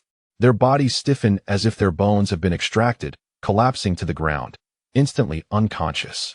Gu-Nan gasps heavily, veins bulging on his forehead, cold sweat soaking through the bandages. This simplest of attacks nearly depletes the scant spiritual energy he has just managed to gather. He struggles to rise from the bed, his steps unsteady and faltering, each movement akin to treading on a knife's edge. Yet the flame in his eyes burns ever brighter. He stumbles to the window and forcefully flings it open. Outside, the setting sun bleeds crimson, dyeing the western sky in a haunting red, while the cold wind carries the rainforest's moisture, tooling his damp black hair. Gu-Nan's gaze is firmly locked onto the direction of Bella's small house. The essence of thunder sensation, due to the metamorphosis of the jade talisman and the intense resonance of Jacob's alpha aura, managed to penetrate a fraction of the mental barriers erected by the Cullen family, capturing the chaos erupting beyond. Cold, tumultuous, and searing, several formidable and aberrant forces clashed violently. The aura of the Cullen family, Jacob's alpha pressure akin to the blazing sun, and Bella's trembling, helpless, emotional fluctuations. Gu-Nan whispered Bella's name, his voice imbued with a chilling intensity. He took a deep breath, forcibly suppressing the surging blood and excruciating pain. With great difficulty, he raised his hands, forming an exceedingly intricate and esoteric seal, imbued with the ancient resonance of thunder. The remnants of the Nine Heavens thunder control technique utilized the residual essence of thunder as a catalyst, igniting his life to hasten his speed. With my frail body, I summon the shadows of the Nine Heavens thunder. Gu-Nan uttered archaic syllables, each word resonating with the weight of 1,000 pounds, accompanied by blood. As the seal was completed, the core of the thunder-patterned jade talisman within his dantian erupted with an unprecedented brilliance of purple-gold light. Deep within the core, a faint thread of purple-gold thunder essence, still in gestation, was forcibly extracted. With a cough, Gu-Nan spat out another mouthful of blood, his complexion instantly paling. The forced extraction of the essence felt akin to having one's heart and bones torn asunder. Yet, the flames burning in his eyes grew ever more fervent.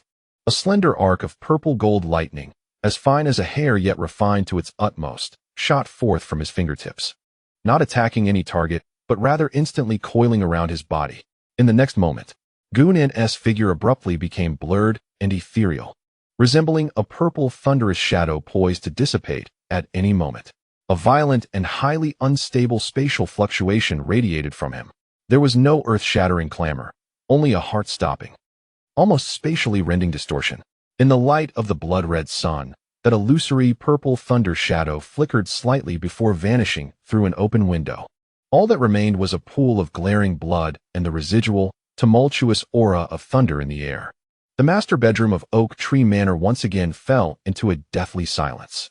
Only the two unconscious medical personnel on the floor and the blood-red sun outside bore witness to the events that had just transpired. Meanwhile, at the edge of Foxtown, a storm had already descended upon the clearing in front of Bella's cottage. Jacob, transformed into a colossal dark red alpha wolf, akin to a burning meteor, crashed through the first hastily erected mental barrier of the Cullens family. Emmett's imposing figure roared in defiance, engaging in combat with the gigantic wolf, each collision resonating with a thunderous boom. Rosalie and Jasper shielded the pale-faced Bella, bracing against the scorching shockwaves unleashed by Jacob's ferocious might. Carlyle stood at a distance, his expression grave as he observed the spiraling chaos, while Alice clutched his arm tightly, her small face filled with fragmented visions of turmoil. At the peak of this chaos, an ethereal purple figure, emanating a tempestuous aura of thunder, appeared silently at the edge of the battlefield, cloaked in the shadows of an abandoned barn. Gunnen leaned against the cold wall, gasping for breath, each inhalation tainted with a heavy scent of blood, his vision blurring. The cost of forcibly employing the escape technique was immense, nearly pushing him to the brink of exhaustion. Yet, he lifted his gaze, his cold, flame-imbued eyes piercing through the tumultuous battlefield, precisely locking onto Bella Swan, who was trembling in fear, sheltered behind Rosalie, her deep brown eyes brimming with helpless tears. He had come. With a frail body, he ignited the thunder. Even if he turned to ash, he would rescue her from this blood-soaked vortex. Chapter 14. The Wrath of Thunder and the Crimson Guardian in the clearing before Bella's cottage. Chaotic energy swirled like boiling lava. The dark red alpha wolf, Jacob, had expanded to nearly the size of a small car, its body engulfed in tangible golden flames, the searing heat distorting the air with each swipe of its claws, emitting shrill cries that seemed to rend space. Emmett's robust frame collided head-on with the enraged beast, his once proud strength now faltering against the terrifying brute force of the alpha wolf, each clash resonating like a colossal drum, the ground beneath them cracking with every impact. Rosalie and Jasper darted around the battlefield like two silver streaks, desperately searching for a flaw in the giant wolf's defenses while shielding the trembling Bella from the indiscriminate waves of scorching energy. Bella's complexion was as pale as paper, her deep brown eyes filled with tears of terror, her body trembling uncontrollably. The unimaginable creature before her fought with a chilling intent, the air thick with murderous coldness and scorching ferocity, utterly shattering her fragile perception of this world. All she could see was a mass of burning flames and several indistinct silver shadows colliding in a frenzy, each strike nearly causing her heart to cease. Instinctively, she clung tightly to Rosalie's cold arm, akin to a drowning person grasping at their last piece of driftwood. Yet Rosalie's inhuman strength and icy demeanor only deepened her sense of helplessness. "Jacob," she whispered despairingly, unable to comprehend how the sunny, cheerful boy she once knew could transform into such a terrifying monster, nor could she fathom his motives for launching such a reckless attack on the Cullens family. Carlyle stood at a distance, his golden eyes reflecting unprecedented gravity. Alice clutched his arm tightly, her petite frame trembling slightly, her mind flashing with countless fragmented images: the burning wolf, splattered blood, exploding thunder, and an indistinct yet destructive purple figure. The chaotic visions sent waves of pain through her head. "It's too chaotic. I can't see clearly, but danger is approaching. It's thunder. Destructive thunder." Alice's voice trembled with panic. Just as Carlyle attempted to reassure her and assess the situation, ROR, Jacob let out a deafening roar, brimming with boundless fury and a desperate urge to protect Bella. He bore the brunt of a heavy punch from Emmett, sparks igniting against his dark red fur. And with a powerful twist of his massive frame, his flaming tail, ablaze with golden flames, swept fiercely towards Rosalie and Jasper, who were guarding Bella. This strike, imbued with the newly awakened alpha power, reached its pinnacle in strength and speed. Rosalie's expression changed dramatically. She had no time to fully evade. So she forcefully pushed Bella towards Jasper, while she herself crossed her arms to block the earth-shattering blow. Boom. Crack. The sound of shattering bones echoed clearly. Rosalie was violently flung away like a kite with its string cut, crashing through a pine tree as thick as a bowl before landing on the ground. Her arms twisted unnaturally, her diamond-like skin marred with web-like cracks. Rosalie. Emmett's eyes widened in rage, but in that moment of distraction, Jacob struck him with a paw to the chest, sending him flying, crashing through the corner of the cottage.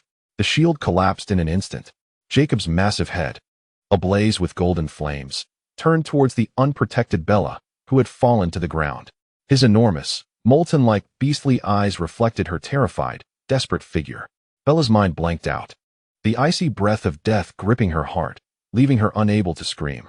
She could only watch helplessly as the gaping maw, lined with sharp teeth and dripping saliva, bore down upon her, accompanied by a fierce gust of wind. In a critical moment, a phantom purple figure, appearing as though it could tear through space itself, suddenly materialized between Bella and the giant wolf. It was Gunan. He had just emerged from the extreme limits of the escape technique, his physical state utterly deplorable. His wounds, already grievously torn, burst anew under the forced activation of the secret technique, blood instantly staining the bandages.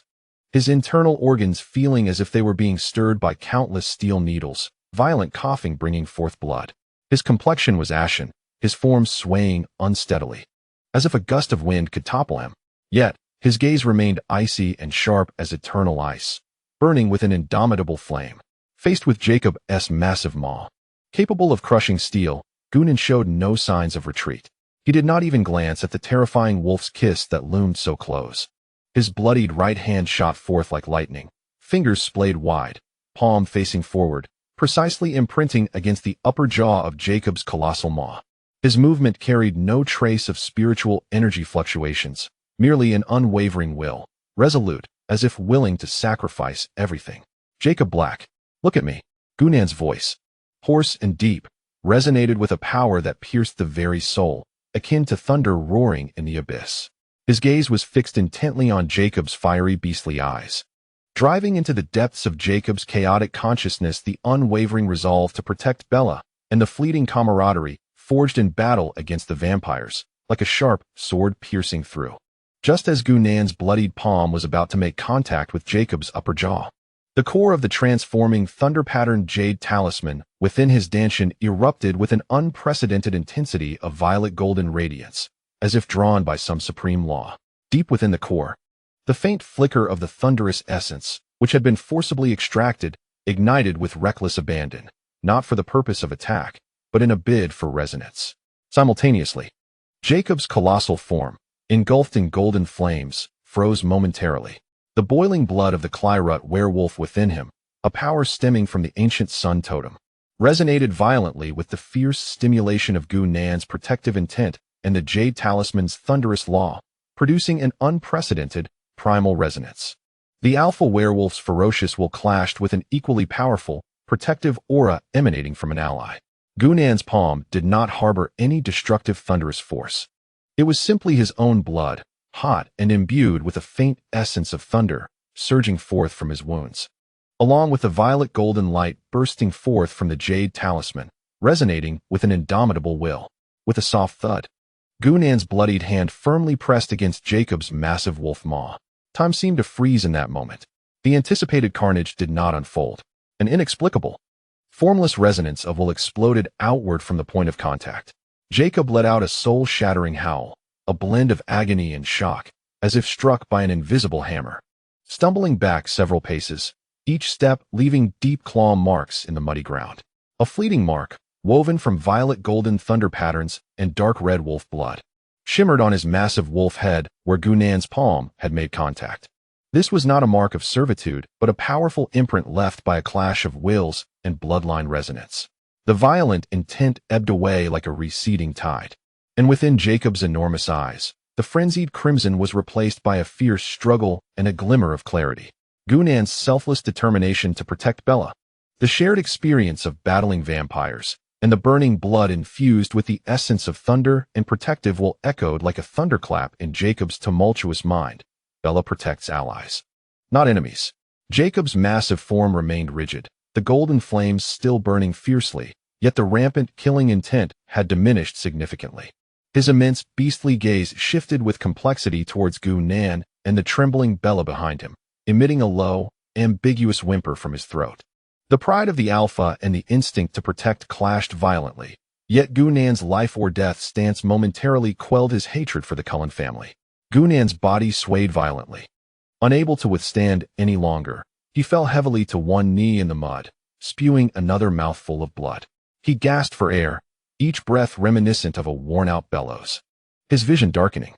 Yet, he stubbornly raised his head, his icy gaze piercing past the temporarily subdued Jacob, locking onto Carlyle.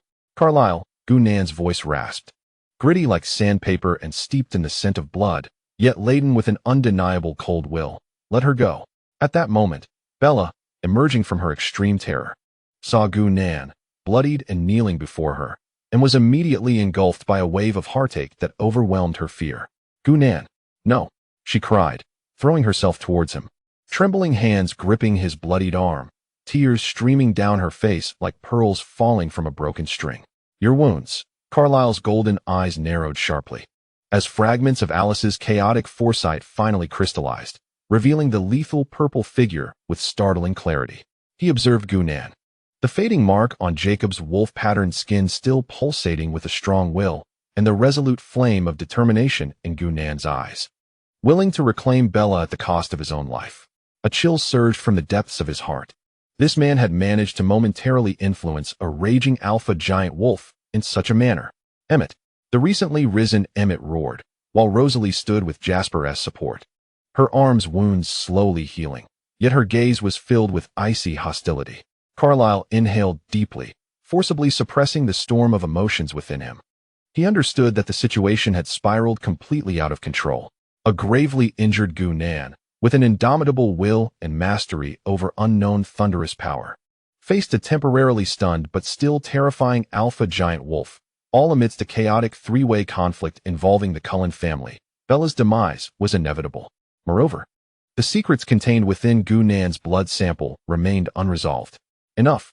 Carlyle's voice resonated with an undeniable authority as he raised his hand to halt the restless Emmett and others. His gaze swept over Gu-Nan and Bella, finally resting on Gu-Nan's face. Mr. Gu-Nan, your will is impressive. Take her away. He deliberately avoided the word when. Yet his intention to release was unmistakable. With a wave of his hand, the chilling mental barrier surrounding Bella's cottage receded like a tide. Gu-Nan's taut heartstrings relaxed slightly, though his vigilance remained undiminished. Leaning on Bella for support, he struggled to rise, but the agony and dizziness threatened to topple him once more. Jacob emitted a low whimper, his massive head bowing slightly as his burning beastly eyes regarded Gu-Nan and Bella with complexity. The pride of the Alpha prevented him from fully conceding. Yet Gu-Nan's actions and Bella's tears compelled his protective will to override his hatred for the Cullens. His colossal form shifted slightly, creating a path for Gu-Nan and Bella, still wary but no longer poised for attack. Just as Gu-Nan was about to straighten his body, a barely perceptible sound of air being sliced through emerged, carrying a chilling malice from the shadows of dense underbrush at the battlefield's edge. Victoria. Like the most cunning of serpents, she had lain in wait, finally seizing the moment when everyone's attention was diverted, striking at Gu-Nan's weakest point. Though her arm injuries had yet to heal, this long-planned ambush coalesced all her resentment and primal power. The poison bone dart, smaller and more sinister than the one that struck Gu-Nan's left shoulder, flew with breathtaking speed. Watch out. Alice's desperate warning sliced through the air. But it came too late. Gu-Nan's awareness was dulled by his injuries, and he only sensed the chilling intent as it nearly grazed his skin. He attempted to evade, but his battered body could hardly react in time. Gu-Nan. Bella's scream tore through the air. In that instant, as the bone dart flew, she unleashed a surge of astonishing strength. Rather than pushing Gu-Nan away, she lunged towards his back, desperate to shield him with her own body. Thud. The sound of the weapon piercing flesh reverberated. Time seemed to freeze once more. Gu-Nan's pupils dilated in shock. The poison bone dart grazed beneath his ribs, drawing forth a stream of blood. Yet its true target, Gunan's vulnerable back was disrupted by Bella's selfless intervention. The bone dart ultimately lodged itself deep into Bella's left arm, a perilously close miss of the artery, but penetrating to the bone. Ah! Bella emitted a short, agonized cry. The tremendous force thrusting her body against Gunan's back. Pain and a numbing cold sensation radiated from her left arm, blood quickly staining her sleeve. Bella! Gunan's heart shattered at the sight. His roar, filled with earth-shattering anguish and rage, echoed like the roar of a wounded ancient beast, ripping through the very air of the battlefield.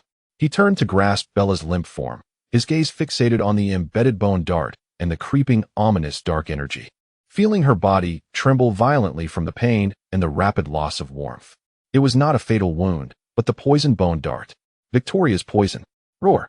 Jacob unleashed a thunderous roar that reverberated through the mountains and forests. The sight of Bella's injury ignited the flames of his protective fury.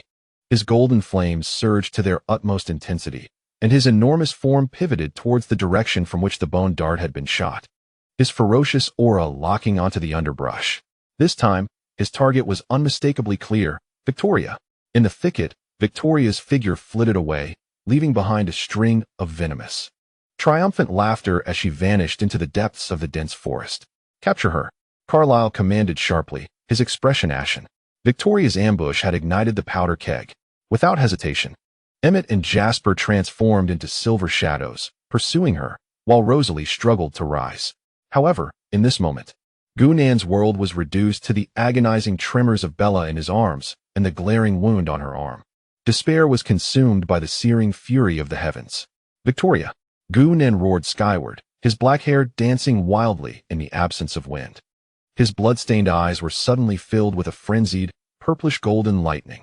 Countless slender arcs of destructive purplish-golden electricity erupted uncontrollably from every wound and pore of his body, resembling a multitude of frenzied lightning serpents. Within his dantian, the core of the lightning-patterned jade talisman, stimulated by Bella's injury and the invasion of toxins, was recklessly siphoning Gunan's last remnants of essence and vitality.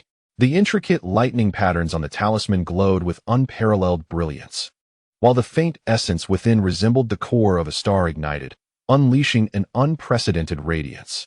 It was not for self-destruction, but for ultimate annihilation. With his battered body as a catalyst, he ignited the essence of the jade talisman. Targeting the enemy's aura, he called upon the heavenly punishment. The sky, draped in ominous clouds, seemed to be torn asunder by an invisible giant hand, and the rumbling thunder echoed like ancient war drums, resounding over Foxtown. A purplish-golden lightning bolt, honed to perfection yet emitting destructive waves, descended like a spear of divine retribution, effortlessly tearing through the clouds and striking with pinpoint accuracy at the depths of the thicket where Victoria had fled. No! A heart-wrenching scream of despair erupted from deep within the thicket belonging to Victoria. Boom! The deafening thunderclap resounded. The ground of Foxtown trembled slightly. In the distance, within the thicket, a blinding purplish-golden lightning surged skyward, instantly engulfing that area. The violent energy of the thunder raged, turning trees to ash amid the lightning. The air was suffused with the essence of destruction. As the lightning dissipated, all that remained was a vast, charred crater, along with the residual essence of the vampires. Completely purified and obliterated from the air, Victoria was annihilated, body and spirit, having unleashed this cataclysmic strike. Gunan felt as though every ounce of strength had been drained from him. Cradling Bella, he began to topple backward. The lightning in his eyes dimmed rapidly. His skin charred and cracked, his life force dwindling to its utmost limit. The light from the jade talisman's core also faded instantaneously, its essence nearly expended, plunging into silence. Gunan! Bella! Jacob let out a frantic roar, his massive form shrinking back into human shape. He rushed to the side of the two, witnessing Gunan on the brink of death and Bella, poisoned, his eyes brimming with fury and anxiety. Carlyle's figure appeared beside them, his golden eyes filled with unprecedented shock and gravity. He gazed at the swiftly dissipating thunderclouds above, then at the enormous charred pit in the distance, and finally, his gaze landed on the ailing Gunan and the moaning Bella. Carlyle, save them! Jacob shouted, his eyes a fiery crimson. The pride of the Qualut werewolf obliterated in the face of his companion's peril. Carlyle inhaled deeply, quickly crouching down. His long, cold fingers immediately touched Bella's poisoned arm, assessing the wound and the spread of the toxin. His gaze swept over Gu-Nan's charred body and faint heartbeat, then glanced at Emmett and the others who had rushed out, ultimately reaching a decision. Take them all back to the hospital. Quickly, Carlisle's voice bore an undeniable command. Bella's poison needed immediate attention. Gu-Nan required urgent medical intervention. He understood that this was not the time for questions. These two, especially Gu-Nan, must not perish here. His blood's secrets and his ability to summon heavenly thunder, everything depended on his survival. Without hesitation, Jacob carefully lifted the unconscious Gu-Nan. Carlisle gently yet swiftly cradled the disoriented Bella, their eyes meeting as the urgency of saving their friends temporarily overshadowed any animosity. The setting sun cast a blood-red hue over the ravaged battlefield. The violent conflict had momentarily subsided, leaving only traces of destruction, wounded warriors, and a future forcibly altered. Now more complex and unpredictable, Cairn Hospital would serve as a temporary haven amidst this crimson storm, the epicenter of a brewing, even greater tempest. Chapter 15. Undercurrents and New Beginnings. Within the secret medical room of Cairn Hospital, the air was as stagnant as lead. The heavy scent of disinfectant could not mask the palpable tension and silent struggle. Gu-Nan lay on a specially designed hospital bed, his body connected to intricate life-monitoring equipment. His condition had deteriorated further since his arrival. The forced exertion of spiritual energy had nearly drained his final ounce of life potential. The core of the Jade Talisman, after its explosion, had plunged into an unprecedented silence, rendering even the faintest trace of purplish-golden essence imperceptible. His skin was extensively charred and cracked, and the internal injuries exacerbated by the forced activation of his essence left his meridians as fragile as charred twigs. His vital signs were alarmingly weak, each heartbeat a monumental struggle. Carlisle personally operated the most advanced equipment, cold liquid rapidly infused into Gu-Nan's veins in an attempt to stabilize his failing physiological functions. Yet, Gu-Nan's body exhibited an exceedingly feeble response to conventional treatments. Beneath his charred skin, a stubborn force seemed to resist external intervention. Bella was situated on an adjacent bed, her left arm's wound having been treated with astonishing speed by Carlisle. The poisoned bone dart had been extracted, and the wound stitched seamlessly. The specialized serum Carlisle had concocted was effectively combating the residual toxicity from Victoria, with significant results, yet Bella remained weak from blood loss and excruciating pain, her complexion as pale as parchment. Nevertheless, her gaze remained fixed on Gu-Nan, her deep brown eyes brimming with fear, sorrow, and helpless tears. As though each labored breath he took tugged at her heartstrings. Jacob, bare-chested and muscular, silently stood in the shadowy corner of the room, like a volcano suppressing molten lava. His bronze skin bore remnants of bruises from battling Emmett and subtle scratches from his werewolf form. He crossed his arms, muscles taut, his golden flame burning eyes, currently a deep, dark brown, but still seething with anger, darting between Carlisle, Bella, and the unconscious Gu-Nan, filled with vigilance and distrust. Carlisle's command to return to the hospital had temporarily suppressed his hostility. Yet the pride of the Alpha and the deeply ingrained wariness towards the Cullen family kept him taut as a bowstring. Is he going to die? Bella's voice trembled with a thick sob as she asked Carlisle, her gaze never leaving Gu-Nan's charred face. Carlisle paused in his operations, his golden eyes reflecting a complex mix of emotions as he looked at Bella, then glanced at the faintly fluctuating lines on the monitoring device. His injuries are quite unique. Bella. His voice was low and steady, imbued with the calmness characteristic of a physician, yet tinged with an unmistakable hint of confusion. Conventional physiological repair methods had minimal effect on him. His body seems to be undergoing a form of self-healing that we cannot comprehend, but the pace is excruciatingly slow, and the cost is immense. His life force is ebbing away in a manner that defies logic. Strangely, Carlisle furrowed his brow. We cannot extract a new blood sample from him. When the needle penetrates his skin, it is instantly repelled by a weak, yet remarkably resilient current, making collection impossible. It is as if his body is sealing itself off. Jacob, upon hearing this, flared his nostrils, letting out an indiscernible snort, his vigilance intensifying. Instinctively, he disliked the Cullens probing into Gu-Nan's condition. What then? Bella's voice rose sharply, tinged with despair. Aren't you the best doctors? Save him, please, Carlisle. Tears streamed down her cheeks like pearls slipping from a broken string. Carlyle remained silent for a moment, a flicker of sharpness flashing within his golden eyes. We are trying. The blood sample we collected previously is crucial for understanding his powers and perhaps finding a way to save him. He emphasized the previous sample, his gaze sweeping over Bella and Jacob, observing their reactions. Bella's expression turned icy with anger. Recalling Gu Nan's extreme vigilance and fury regarding the Cullen family's theft of his blood before he fell unconscious. That was stolen, she hissed through gritted teeth. Jacob stepped forward, his towering figure exuding an invisible pressure, his voice low and dangerous. What do you intend to do with his blood? The Alpha's dominance enveloped the room like a tangible force. Carlyle remained unperturbed, his tone still calm. Analyze, comprehend. Only by understanding the essence of his powers can we hope to find a means to assist him or gauge his potential threat to this world. He did not shy away from the latter half of his statement. Last night's heavenly thunder, Bella, you witnessed it firsthand. That power is capable of obliterating all of Foxtown. Bella trembled as memories of the descending, violet gold thunder that obliterated Victoria surged through her mind. A flicker of fear flashing in her eyes, only to be swiftly replaced by an overwhelming urge to protect. He is not a threat. He is here to safeguard me.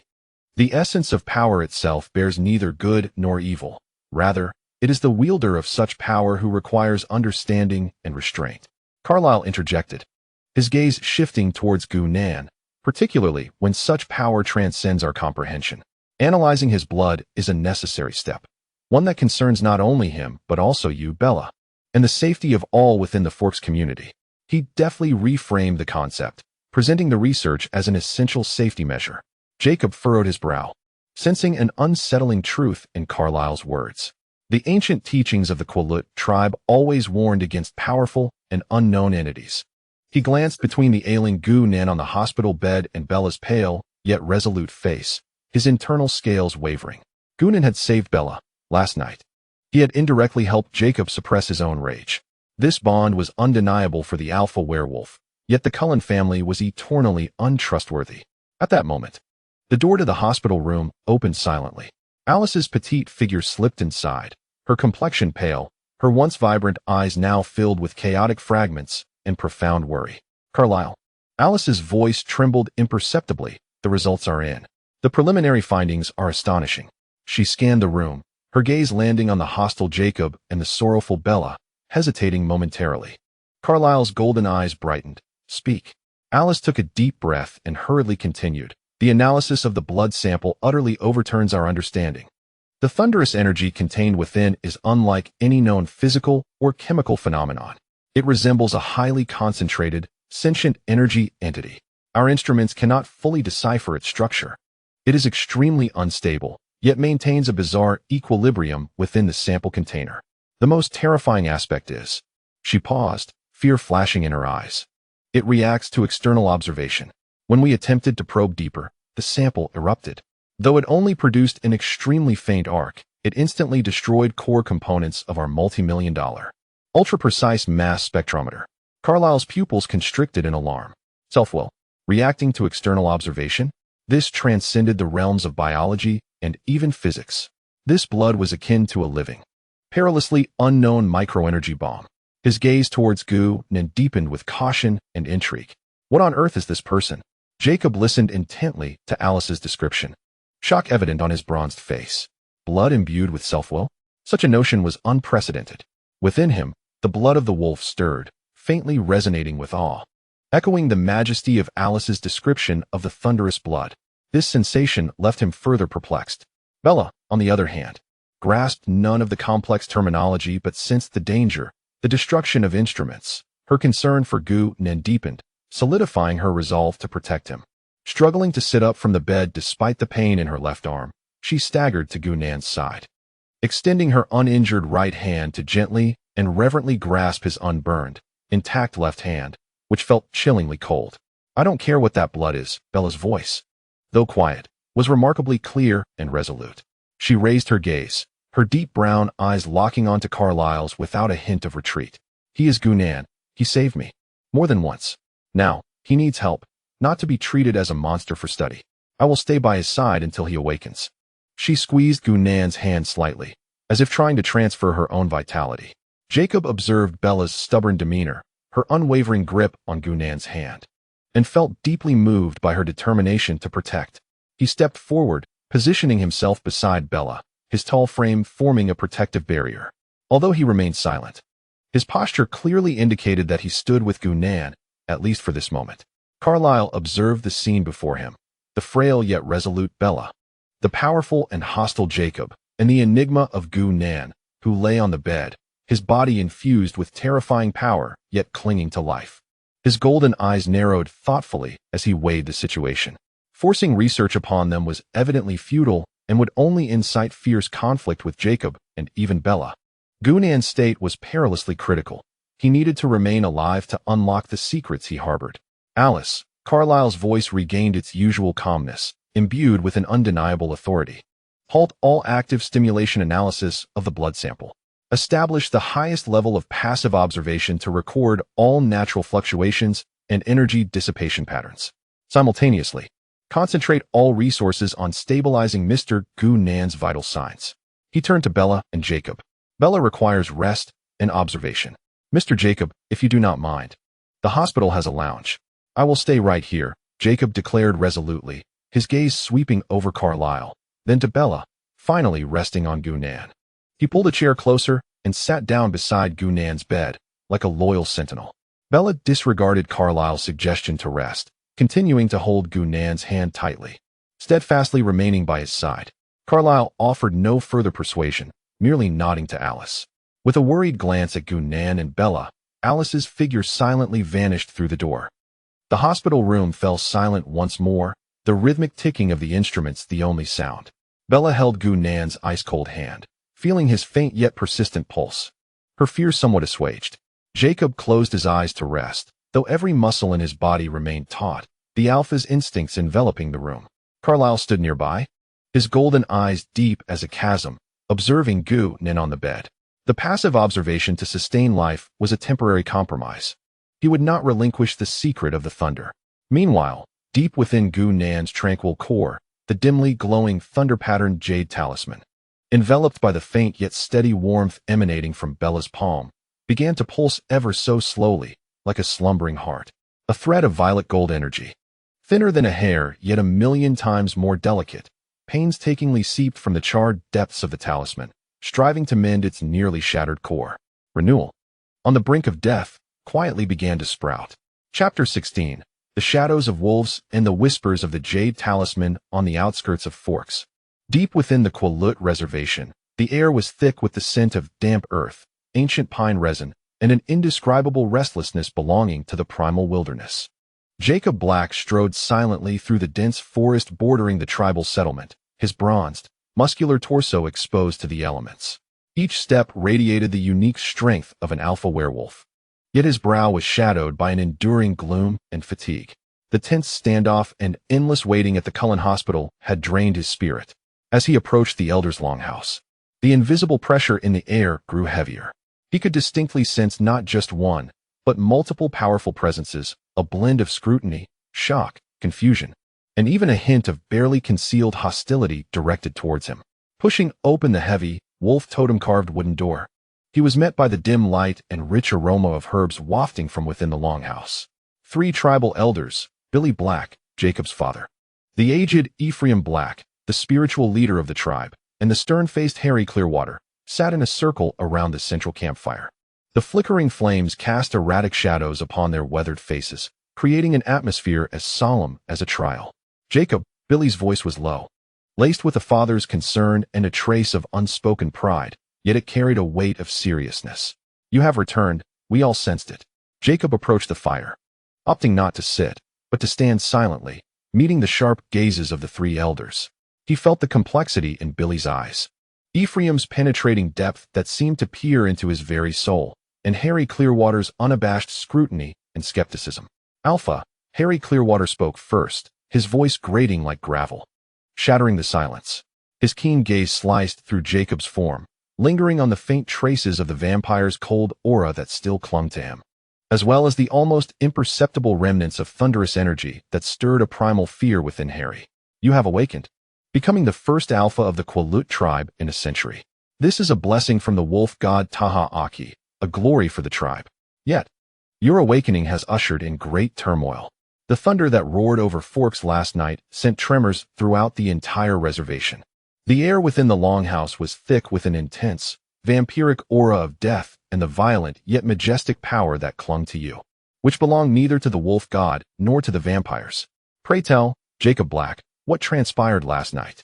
Who was the eastern figure, summoned by thunder, and taken by Carlyle? Why were you standing alongside him? The flames crackled, illuminating Jacob's silent, tense visage. His name is Gu Nan, Jacob finally spoke. His voice low and hoarse, imbued with the weariness of having traversed blood and fire, yet remarkably clear. He was neither vampire nor wizard, but possessed a force akin to thunder. He omitted the details of Carlyle's blood theft, Victoria's ambush, and Gu Nan's summoning of lightning, focusing solely on the essence of the matter. Last night, 3 formidable rogue vampires attacked the Oak Manor, targeting Bella Swan. To protect her, Gu Nan fought fiercely, slaying one and gravely injuring their leader, Victoria. I arrived amidst the chaos of my blood awakening and joined the fray. He deliberately obscured his initial uncontrollable fury, which led to an attack on Carlyle, emphasizing a united front against the vampires. Bella Swan, intoned Elder Ephraim, his voice reminiscent of ancient pines. The girl, ensnared by a cursed aura, was the epicenter of all turmoil. His murky eyes seemed to pierce through time and space. You chose to protect her, awakening as an alpha. This is your destiny, Jacob. But from whence does Gu Nan's thunderous power originate? There is no record of thunder in the wolf god's totem. That force is steeped in destruction and carries an ancient gravitas that does not belong to this land. His withered fingers lightly tapped his knee, evoking the tribe's oldest prophetic fragments concerning the lightning and fire of another realm. Is it a prophecy? Billy and Harry simultaneously turned to Ephraim. Ephraim shook his head slightly. His gaze clouded. It is too vague, merely fragments. Lightning descends, burning shadows, yet it may consume itself. The wolf's shadow lingers. It is both protection and choice. He looked toward Jacob. Jacob, you fought alongside him. Did your blood resonate with his? Jacob paused, recalling the sensation of Gu Nan's thunderous might, the overwhelming pressure of his summoned lightning, and Gu Nan standing before Bella, resolutely defending her against his wolfish kiss. That unwavering will to protect stirred an unusual resonance within his blood. Yes, Jacob replied, his voice steady. I did not conceal my feelings. His power is formidable enough to annihilate all, yet he does not wield it for destruction. At least last night, he fought to protect. In the face of Victoria's deadly ambush, he unleashed his final strength, summoning thunder to obliterate her completely, at the cost of his own near demise. My blood instinctively felt both awe and a hint of resonance in the presence of such pure destructive thunder, especially when he was gravely injured. His blood radiated an ancient and majestic aura, and it seemed to respond, evoking a sense of lowly submission from deep within my lineage. When he uttered that last word, he found it absurd. How could an alpha werewolf submit to another? Yet that sensation was undeniably real. Submit? Harry Clearwater suddenly stood, his voice laced with indignation. Jacob Black, you are an alpha, leader of the Quillut wolves. The proud blood of the sun totem flows within you. How could you feel submission to that ambiguous power? This is an affront to the wolf god. His hostility surged instantly. Billy, too, looked at his son in disbelief. It is not a submission of will, Jacob roared, unleashing the uncontrollable pressure of an alpha, overpowering Harry's demeanor, causing the flames in the longhouse to quiver. His eyes flashed with golden fire, his voice tinged with offended anger. Elder Harry, it is a primal instinct from deep within my blood. Like the forest facing a wildfire, like an ant before a giant. It is not about will. It is about hierarchy. It is an instinctive reaction born from the disparity in the essence of power. He took a deep breath, suppressing the tumult of rage. This feeling confounds and angers me, yet it exists. It is also why I remained in the hospital. I must uncover the truth of what he is. What his power signifies for us, for Bella, for Quillut. Is it a tremendous threat, or? He hesitated, recalling Gu Nan's silhouette as he defended Bella, contemplating whether it was a power to be wielded. The longhouse fell into a profound silence. Jacob's explanation left Harry speechless, though his animosity lingered, and Billy's concern deepened. Elder Ephraim's murky gaze remained fixed on the flickering flames, murmuring the fragmented prophecy. Lightning descends, the wolf's shadow lingers, a choice. The Cullen family, Jacob broke the silence. His tone icy. They have stolen Gunnan's blood samples and are conducting research. They harbor deep trepidation, even fear, of him. Yet simultaneously, they seek to control his secrets. Gunnan is currently in a weakened state, and Bella has also been injured. Remaining at Carlisle's hospital is perilous. He turned to the three elders. I need the tribe's stance. Billy spoke first, his fatherly worry evident. Jacob, your safety is paramount. Gunnan is too dangerous, and the Cullen family is equally perilous. It is wise to steer clear of them. Harry immediately concurred. Indeed. Alpha, your duty is to protect the tribe, not to become entangled in their conflicts. Stay away from that epicenter. Let the Cullens and that eastern man destroy each other. However, Elder Ephraim slowly raised his head, his ancient voice carrying a peculiar resonance. Jacob, my child, the wolf gods will has guided you to become an alpha and to appear on that battlefield last night. Your blood awakened because of that girl, and it stirred due to the thunder from another realm. Avoidance is not the path of an alpha. Protecting the tribe is not about retreating to the reservation. Shadows have already engulfed Forks, and the thunder has arrived. The wolf's shadow lingers, implying observation, proximity, and finding Quilut's path amidst the storm. He gazed deeply at Jacob. Stay there, Jacob. Use your eyes to see, your heart to feel. Understand the essence of that thunder, discern the Cullen's intentions, and protect that girl. She is part of your destiny. Yet remember, you are first and foremost Quilut's alpha. Your roots are here, and your responsibility lies in the future of the tribe. Ephraim, Harry exclaimed, a mix of fury and alarm. Billy hesitated, words caught in his throat. Yet Jacob seemed to awaken, Ephraim's words illuminating the confusion within him. To observe, to draw near, to protect Bella, while also charting the tribe's future. He inhaled deeply, the resolve of an alpha rising within him. I understand, Elder. No longer hesitating. He turned and strode purposefully toward the door. Jacob, Billy called after him, his voice fraught with concern. Jacob paused without turning back, his tone low and resolute. Father, elders, I know what I am doing. I am the alpha. I will protect the tribe, but Bella needs me. Gunnan holds answers we must uncover. With that, he pushed open the heavy wooden door, his form swiftly merging into the dim twilight beyond, heading toward Carlisle's hospital, like a loyal wolf shadow, returning once more. Inside the longhouse, the fire crackled. The three elders remained silent, each lost in their thoughts. The storms I was quietly brewing within the hospital.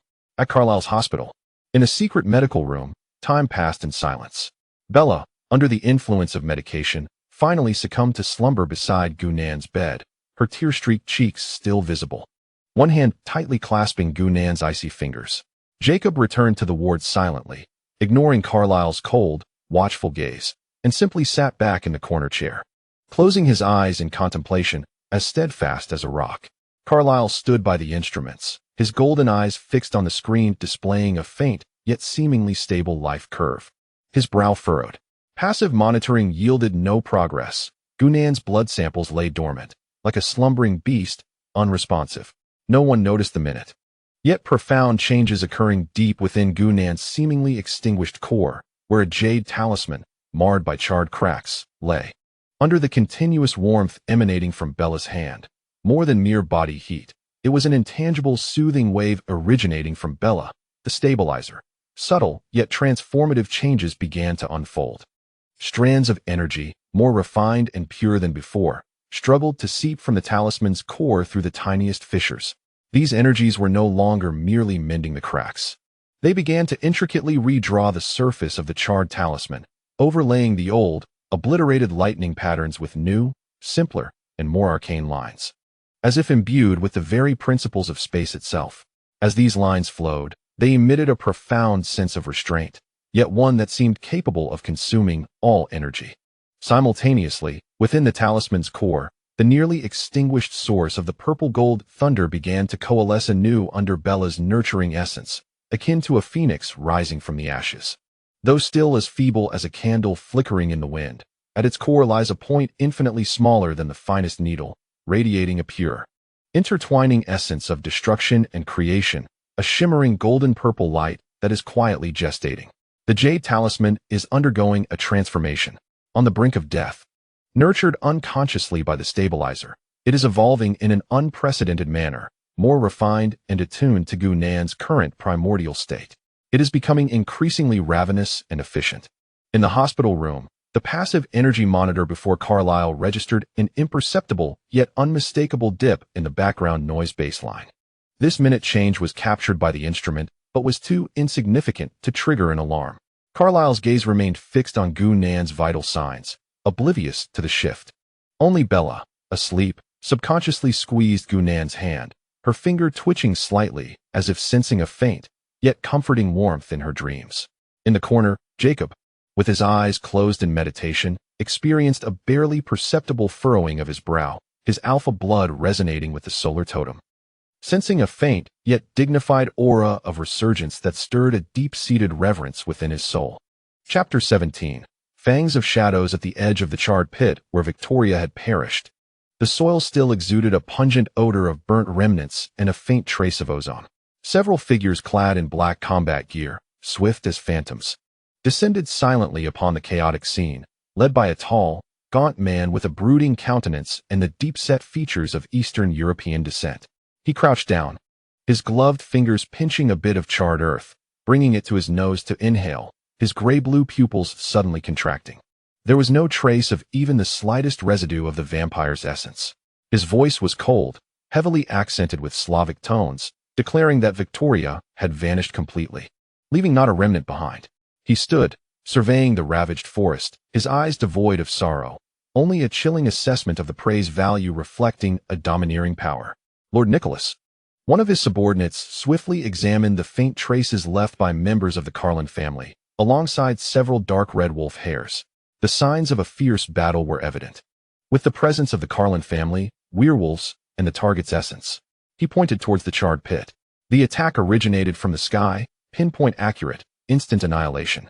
With an energy signature that is extremely violent, marked by a strong imprint of mental will, the residual waves directing towards the Oak Manor. Nicholas Ivanov, once an ally of Victoria, a scavenger and information broker operating in the gray areas, had come swiftly with his elite team after receiving Victoria's final encrypted message, filled with resentment and warnings, only to arrive at a scene of utter destruction. Oak Manor, Gu-Nan. Nicholas savored the name, his gray-blue eyes shimmering with a blend of greed and wariness.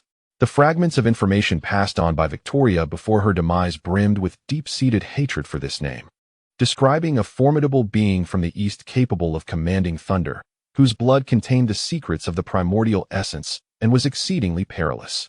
The power to obliterate Victoria in an instant was indeed worthy of caution. A cold smirk tugged at the corners of Nicholas's lips, yet it also rendered the target all the more valuable. The cost of summoning the wrath of the heavens while gravely injured would not be trivial. The Carlin family had him admitted to the hospital?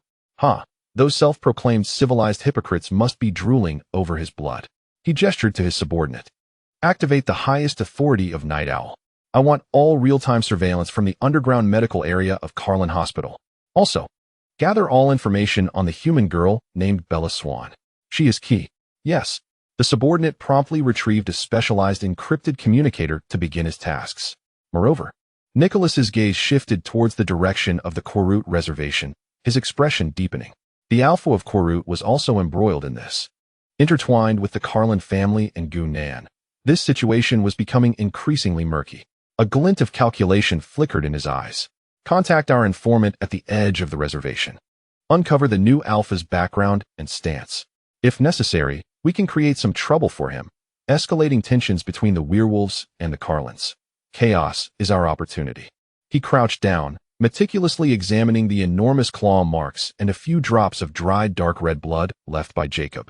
His fingers brushed the edge of the claw print, capturing a faint, scorching essence belonging to the alpha werewolf alongside an almost dissipated trace of Thunder's aura, which he keenly detected. Had the blood of the werewolf come into contact with the blood of Thunder?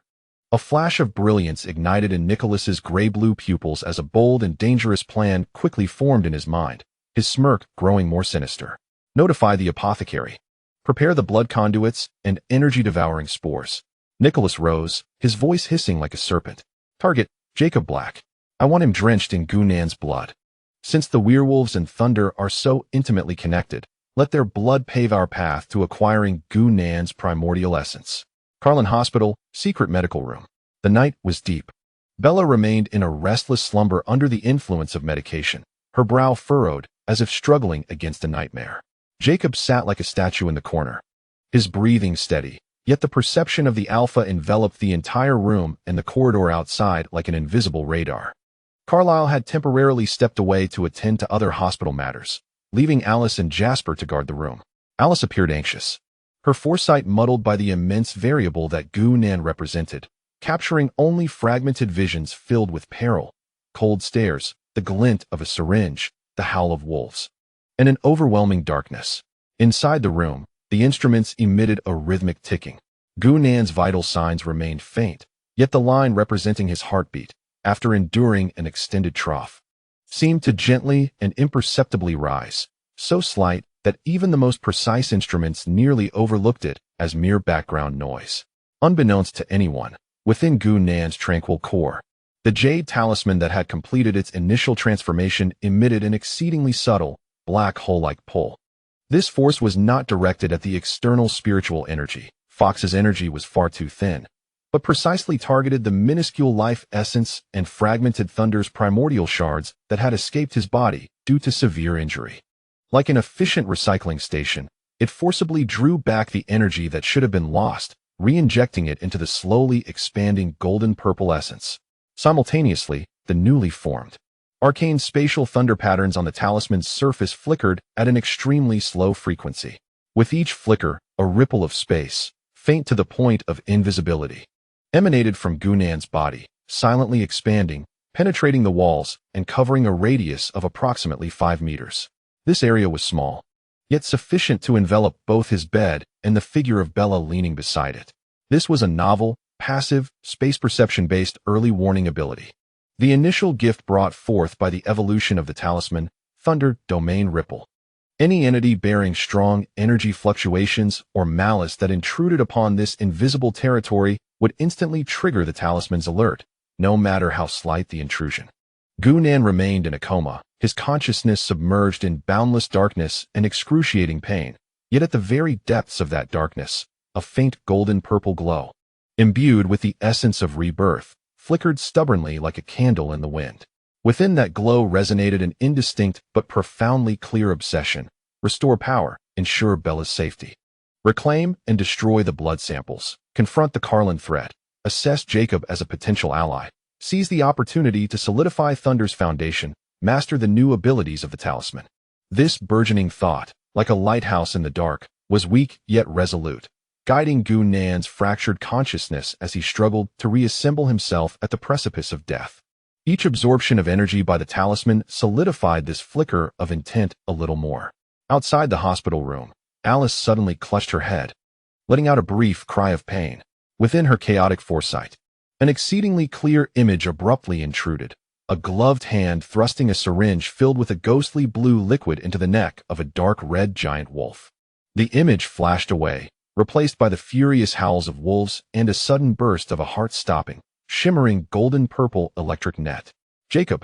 Alice gasped in alarm, her face paling as she glanced towards the shadowy figure in the corner of the room, her eyes filled with terror. Danger! They are coming for you.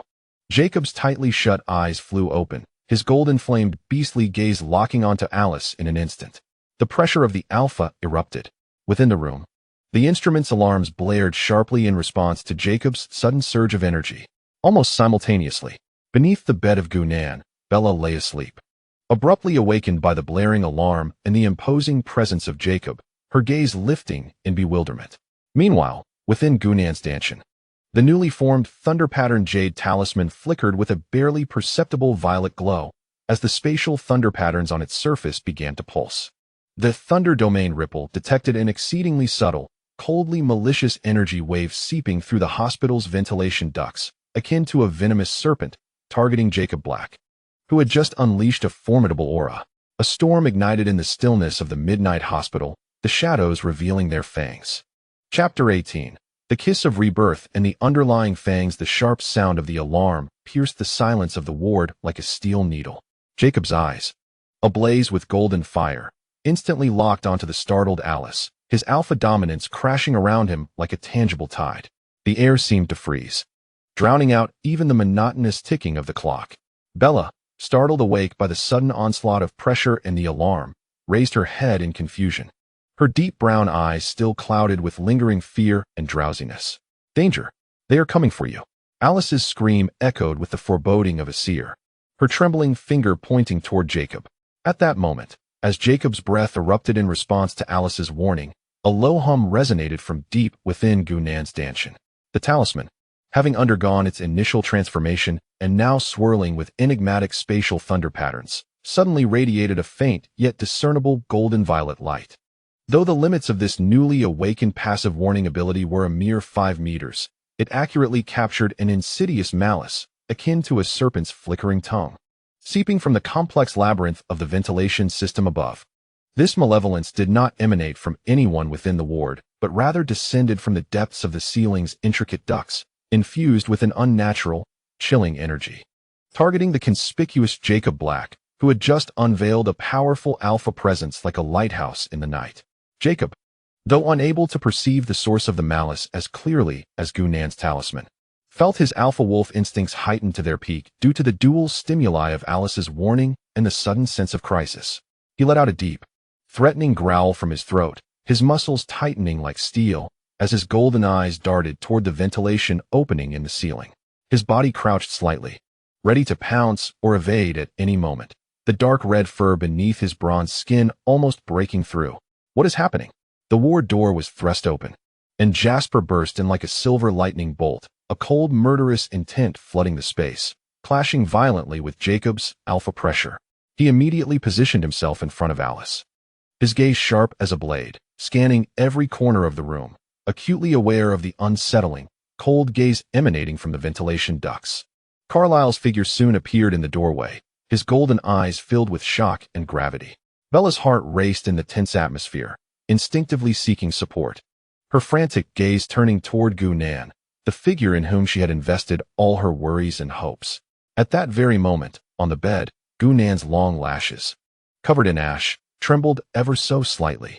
This minuscule movement went nearly unnoticed in the chaotic tension, yet Bella, who held his left hand tightly, distinctly felt the cold fingers wrapped in her palm twitch ever so faintly, yet undeniably.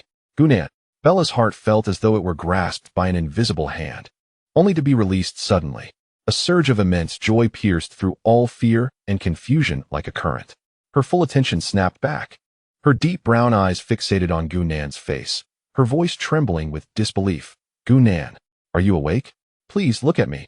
As if hearing Bella's heart-wrenching call. The consciousness submerged in boundless darkness and agonizing depths was abruptly yanked towards the light by a flicker of newly ignited, fiercely burning golden violet intention. Gunnan's eyelids fluttered once more, this time more noticeably, as if battling an overwhelming burden. His ashen lips parted slightly, attempting to form words, but only releasing a faint breath. Gunnan, it's me. Bella, I'm here. Bella could no longer restrain herself, tears pouring forth as she rushed to the bedside, trembling hands cradling Gunnan's cold cheeks, pressing her forehead against his, as if to transfer her life force, her call, all her fears and hopes into him. Wake up. Please wake up.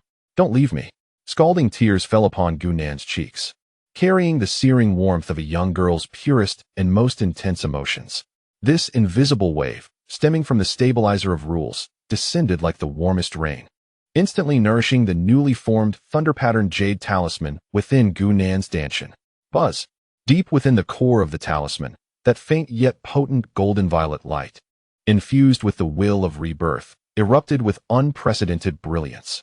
A weak yet supremely pure warmth, imbued with the essence of newborn thunder, surged forth from the talisman's core, breaking through the blockages and scars within his meridians, flooding into Gunnan's parched limbs and bones. A hoarse groan, as if emerging from the depths of his soul, painfully escaped Gunnan's throat. His tightly shut eyelids, moistened by Bella's searing tears and the impact of that newfound warmth, finally began to part, albeit with great difficulty. What a sight it was! His sclera were laced with crimson veins, and in the depths of his pupils lingered the remnants of boundless darkness. Yet at the center of that despair, a faint yet resilient golden violet light flickered, like a star that had traversed countless light years to finally arrive, shining defiantly. His vision was initially blurred and scattered, as though shrouded in heavy frosted glass, flickering shadows and figures danced in his sight. Intense pain and overwhelming weakness threatened to drown him once more, but in the next heartbeat, a face so close, streaked with tears, and filled with both ecstasy and despair, pierced through the chaos like the clearest focus. Bella Swan. In her deep brown eyes, his pale and disheveled reflection was mirrored, overflowing with immense joy at being reunited. Profound heartache, and a pure, searing emotion that felt as if it would scorch his very soul. Time seemed to freeze in that moment. The blaring alarms, Jacob's low growls, Jasper's vigilance, Carlisle's gravity, Alice's panic, all sounds and sights faded into the background. In Gunan's world, only Bella's eyes, brimming with the entire cosmos of stars and tears, remained. No words were needed. The overwhelming emotional tide of survival, the ultimate thrill of protection and reunion, crashed through the dam of reason the moment their gazes met. Bella's hands, cradling Gunan's face, trembled slightly as she gazed into his eyes, now open and reflecting her own image, imbued with the light of rebirth.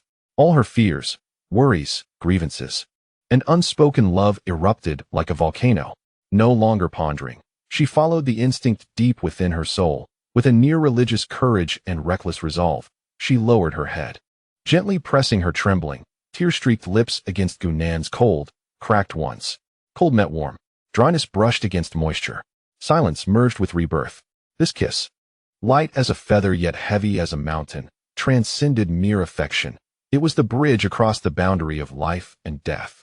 The flower of hope blossoming in the abyss of despair, the ultimate release of all Bella's emotions, and a silent vow. A powerful yet gentle, invisible wave from the core of the stabilizer surged through this soul-bonding contact, flowing effortlessly into Gunan's body. This force was not spiritual energy, yet it was more precious than any ethereal essence. It acted as the warmest forge, instantly mending the rifts left in Gunan's soul from the forceful extraction of his essence, significantly accelerating the talisman's healing flow through his shattered body. That newborn golden violet essence, nourished by this force, began to grow visibly, solidifying like a seedling basking in sunlight and rain. Gunan's pupils dilated suddenly. The soft sensation on his lips and the overwhelming warmth flooding his being sent tremors through his very soul, cleaving through the last remnants of chaos in his consciousness. Bella was kissing him. She was saving him in her own way.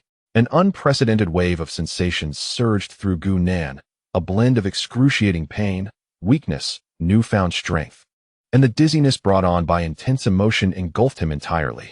His rigid body, ensnared in an overwhelming array of sensations, barely stirred as his palm pressed against Bella's back. A suppressed cough, accompanied by flecks of blood, finally broke free from the obstruction in his throat, its feeble sound reverberating like thunder in the now silent hospital room.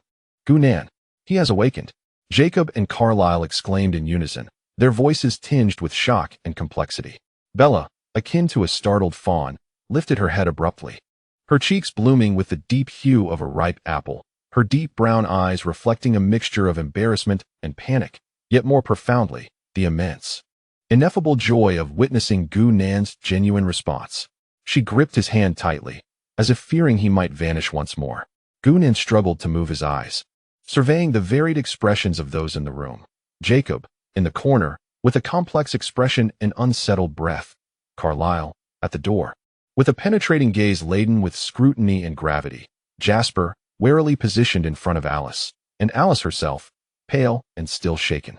Ultimately, his gaze returned to Bella, observing her flushed cheeks and the way she held his hand, feeling the lingering warmth of her touch on his lips, and the surging warmth of new life within him. He attempted to speak, yet his throat felt as if it had been scraped by sandpaper, producing only a raspy whisper. Malice. He exerted every ounce of his strength, laboriously uttering 2 fractured syllables, his bloodied gaze coldly and precisely directed at the vent's entrance above, emanating an icy vibration. Almost simultaneously with Gunan's words, a faint sound, akin to the flutter of an insect's wings, emerged from the vent. Immediately, a slender, nearly transparent, azure line shot forth from the vent's crevice like a serpent's fang, imbued with a chilling aura, aimed directly at Jacob, whose alpha presence had momentarily wavered at Gunan's awakening. This attack was insidious, cunning, and perfectly timed, exploiting the fleeting moment of Jacob's distraction caused by Gunan's revival and Bella's kiss. Jacob, Alice screamed once more. Jacob's reaction was nothing short of swift. The instant Gu-Nan's gaze flickered toward the vent, his primal instincts sounded the alarm. Yet the azure line was too swift, its angle too devious. Jacob's massive form struggled to evade it entirely within the confines of the room. A furious howl erupted as Jacob's upper body was instantly cloaked in dark red fur. Twisting at an incredible angle, the azure line grazed his left shoulder with a faint hiss, leaving a scorched mark that darkened his bronze skin and emitted a foul, decaying scent. Ugh! Jacob stifled a groan, a piercing pain and icy numbness radiating from his injured shoulder, the strange toxin undermining even the werewolf's formidable healing abilities. Seeking death, Jasper's eyes blazed with cold fury. The moment the azure line shot out, he sprang into action. Transforming into a silver blur, he moved with unparalleled speed. His fingers claw-like as they tore through the air, aiming to seize the assailant from the vent. Bam! The sturdy metal vent shattered beneath Jasper's claws, as if it were mere paper. Yet inside, there was nothing but emptiness, only a lingering, icy, unnatural stench dissipating swiftly. The assailant, having missed their strike, retreated into the distance. It was the energy-devouring spores. Carlyle appeared beside Jacob in an instant. His slender fingers swiftly gliding over the darkened wound on Jacob's shoulder, his fingertips staining with remnants of the azure slime, his expression darkening with grave concern. It was a gene toxin specifically targeting the energy core of supernatural beings, capable of slowly eroding energy and hindering healing. From a black market apothecary, the handiwork of Nicholas. Without hesitation, he grabbed a specially formulated serum from the nearby medical cart and injected it near Jacob's wound. Jacob gritted his teeth.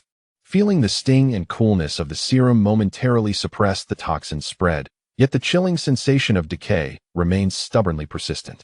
His fiery gaze remained fixed on the shattered vent, then abruptly turned to Gu-Nan, who had just awakened, still pale as parchment. Was that precise warning he had given? Leaning against Bella for support, Gu-Nan labored to breathe, each inhale pulling him through agonizing pain. Yet his newly opened eyes, laced with blood and the glow of rebirth, were now cold and sharp as blades.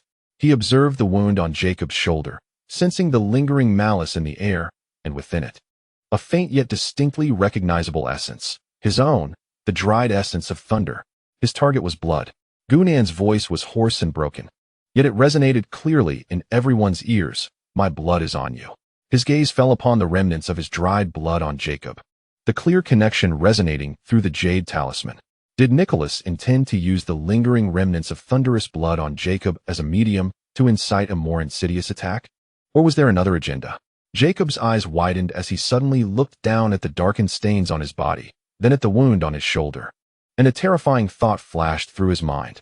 Was Nicholas aiming to create an unknown chain reaction between his blood and Gu-Nan's through the toxin? In the hospital room, the atmosphere plummeted to an icy stillness once more. Gu-Nan's awakening and precise warning had briefly illuminated a glimmer of hope, yet Nicholas's nefarious strike, like an insidious shadow, pulled everyone deeper into peril. Bella clutched Gu-Nan tightly, feeling his trembling, cold form, her fleeting joy overtaken by a wave of profound fear and worry. The storm was far from quelled. The fangs lurking in the shadows had sunk deep. Chapter 19. The Hunger of the Jade Talisman and the Prelude to the Storm. The azure toxin, eroding Jacob's shoulder, writhed as if alive beneath the pressure of the specially formulated serum, exuding a chilling, decaying aura and fiercely resisting the werewolf's formidable healing capabilities. Each subtle pulsation of the toxin tightened the nerves within the hospital room. Carlyle's expression was grave. Within his golden eyes lay suppressed fury and a deep-seated dread of the unknown threat. The serum could only provide temporary relief, not eradicate the toxin. Carlyle's voice was low as he pressed his fingers rapidly at several acupoints around Jacob's wound, attempting to slow the toxin's encroachment on the energy core. The energy-devouring spores were the pinnacle of genetic weaponry from the black market, highly targeted. Nicholas not only sought your life, but also aimed to exploit the remnants of Gu-Nan's blood within you to create an unforeseen chain reaction. His icy gaze swept over the darkened, dried blood on Jacob's bronze skin, then landed on the feeble form of Gu-Nan on the hospital bed.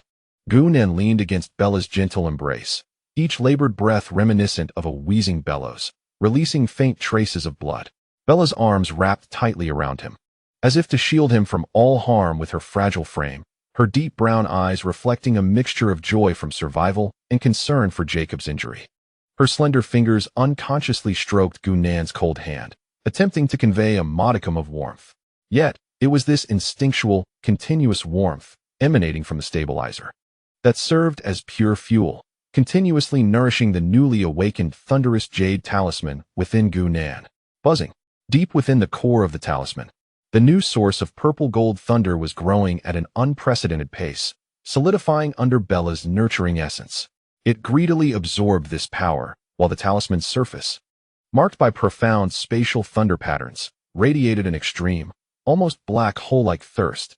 This hunger was not directed at Bella's essence, but precisely locked onto the powerful anomalous energy fluctuations wafting through the air. For instance, the azure energy-devouring spores at Jacob's wound, fiercely resisting and eroding beneath Carlisle's serum. The toxin itself harbored a chilling, corrosive power specifically targeting the energy cores of supernatural beings, and within it, a trace of the weak, thunderous essence from Gunnan's desiccated blood, which in the talisman's perception shimmered like fireflies in the night, exuding a tantalizing wave of sustenance. That was a foreign substance, a toxin, and more importantly, an energy that could be devoured and transformed into nourishment. The surging, cold vitality radiating from Carlisle, Jasper, and Alice, three powerful vampires, was akin to a colossal source of cold energy. As the talisman's insatiable hunger washed over them, it encountered instinctual repulsion and vigilance. Yet deeper still, it stirred a primal, predatory desire to tear through defenses and consume their core essence. This desire was suppressed by the newly awakened, superior will of the Jade Talisman, transforming into a fierce defensive repulsion. Jacob's own alpha werewolf vitality, burning like a furnace and imbued with a primal heat, was similarly sensed by the Jade Talisman. However, unlike the repulsion toward vampires, the fluctuations of Jacob's energy evoked in the Jade Talisman not only a strong, consuming impulse from the energy-draining spores, but also a faint resonance and acknowledgement. It was as if two entirely different systems of power shared an ancient, subtle connection on a higher plane. Gunnan's brow furrowed sharply, releasing a suppressed groan of pain, not from physical injury, but from the sudden intensification of hunger emanating from the Jade Talisman, striking his mind with a jolt. It was akin to a famished beast raging in his thoughts, fixating on the ethereal blue sustenance resting upon Jacob's shoulder.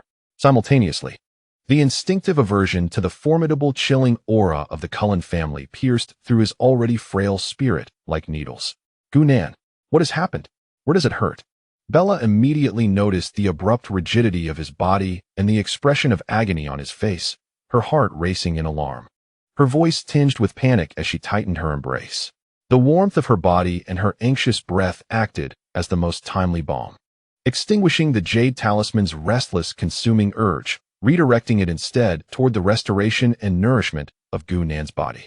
Gunnan gasped urgently, forcibly suppressing the Jade Talisman's unrest and the roars echoing in his mind. Struggling, he lifted his eyelids, his gaze drifting over Bella's worried countenance, icy and laced with a barely perceptible weariness, toward Carlisle. Blood sample. Give it to me, he rasped, his voice grating like sandpaper, each word exhausting tremendous effort. Not a request, but an unequivocal command. The Jade Talisman's repulsion at the thought of its blood sample being controlled by another, coupled with the treacherous tactics of Nicholas using Jacob's residual blood to launch an attack, made him acutely aware that the vial of blood had become a Damocles sword hanging over him. It must be reclaimed or destroyed immediately. Carlisle's golden eyes narrowed slightly, the air in the room plummeting to a freezing point. Jasper's aura became increasingly dangerous, while Alice anxiously gripped Carlisle's arm. Jacob suddenly raised his head, his eyes aflame with rage, scanning between Gunnan and Carlisle. Mr. Gunnan, Carlisle's voice remained steady, though the gentleness of a physician had vanished, replaced by a cold authority inherent to ancient beings. Your blood sample harbors unimaginable secrets and power, the dangers of which, as Alice has just described, you have heard. The consequences of losing control are beyond what the entire Fox family can bear. For the time being, we shall safeguard it and conduct passive observation.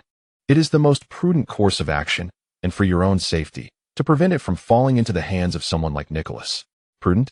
Gunnan's lips curled into a bitter, mocking smile as his blood-stained gaze swept across the writhing azure toxin on Jacob's shoulder, coldly challenging Carlyle. Your so-called prudence has resulted in my injury. Nicholas desires precisely that.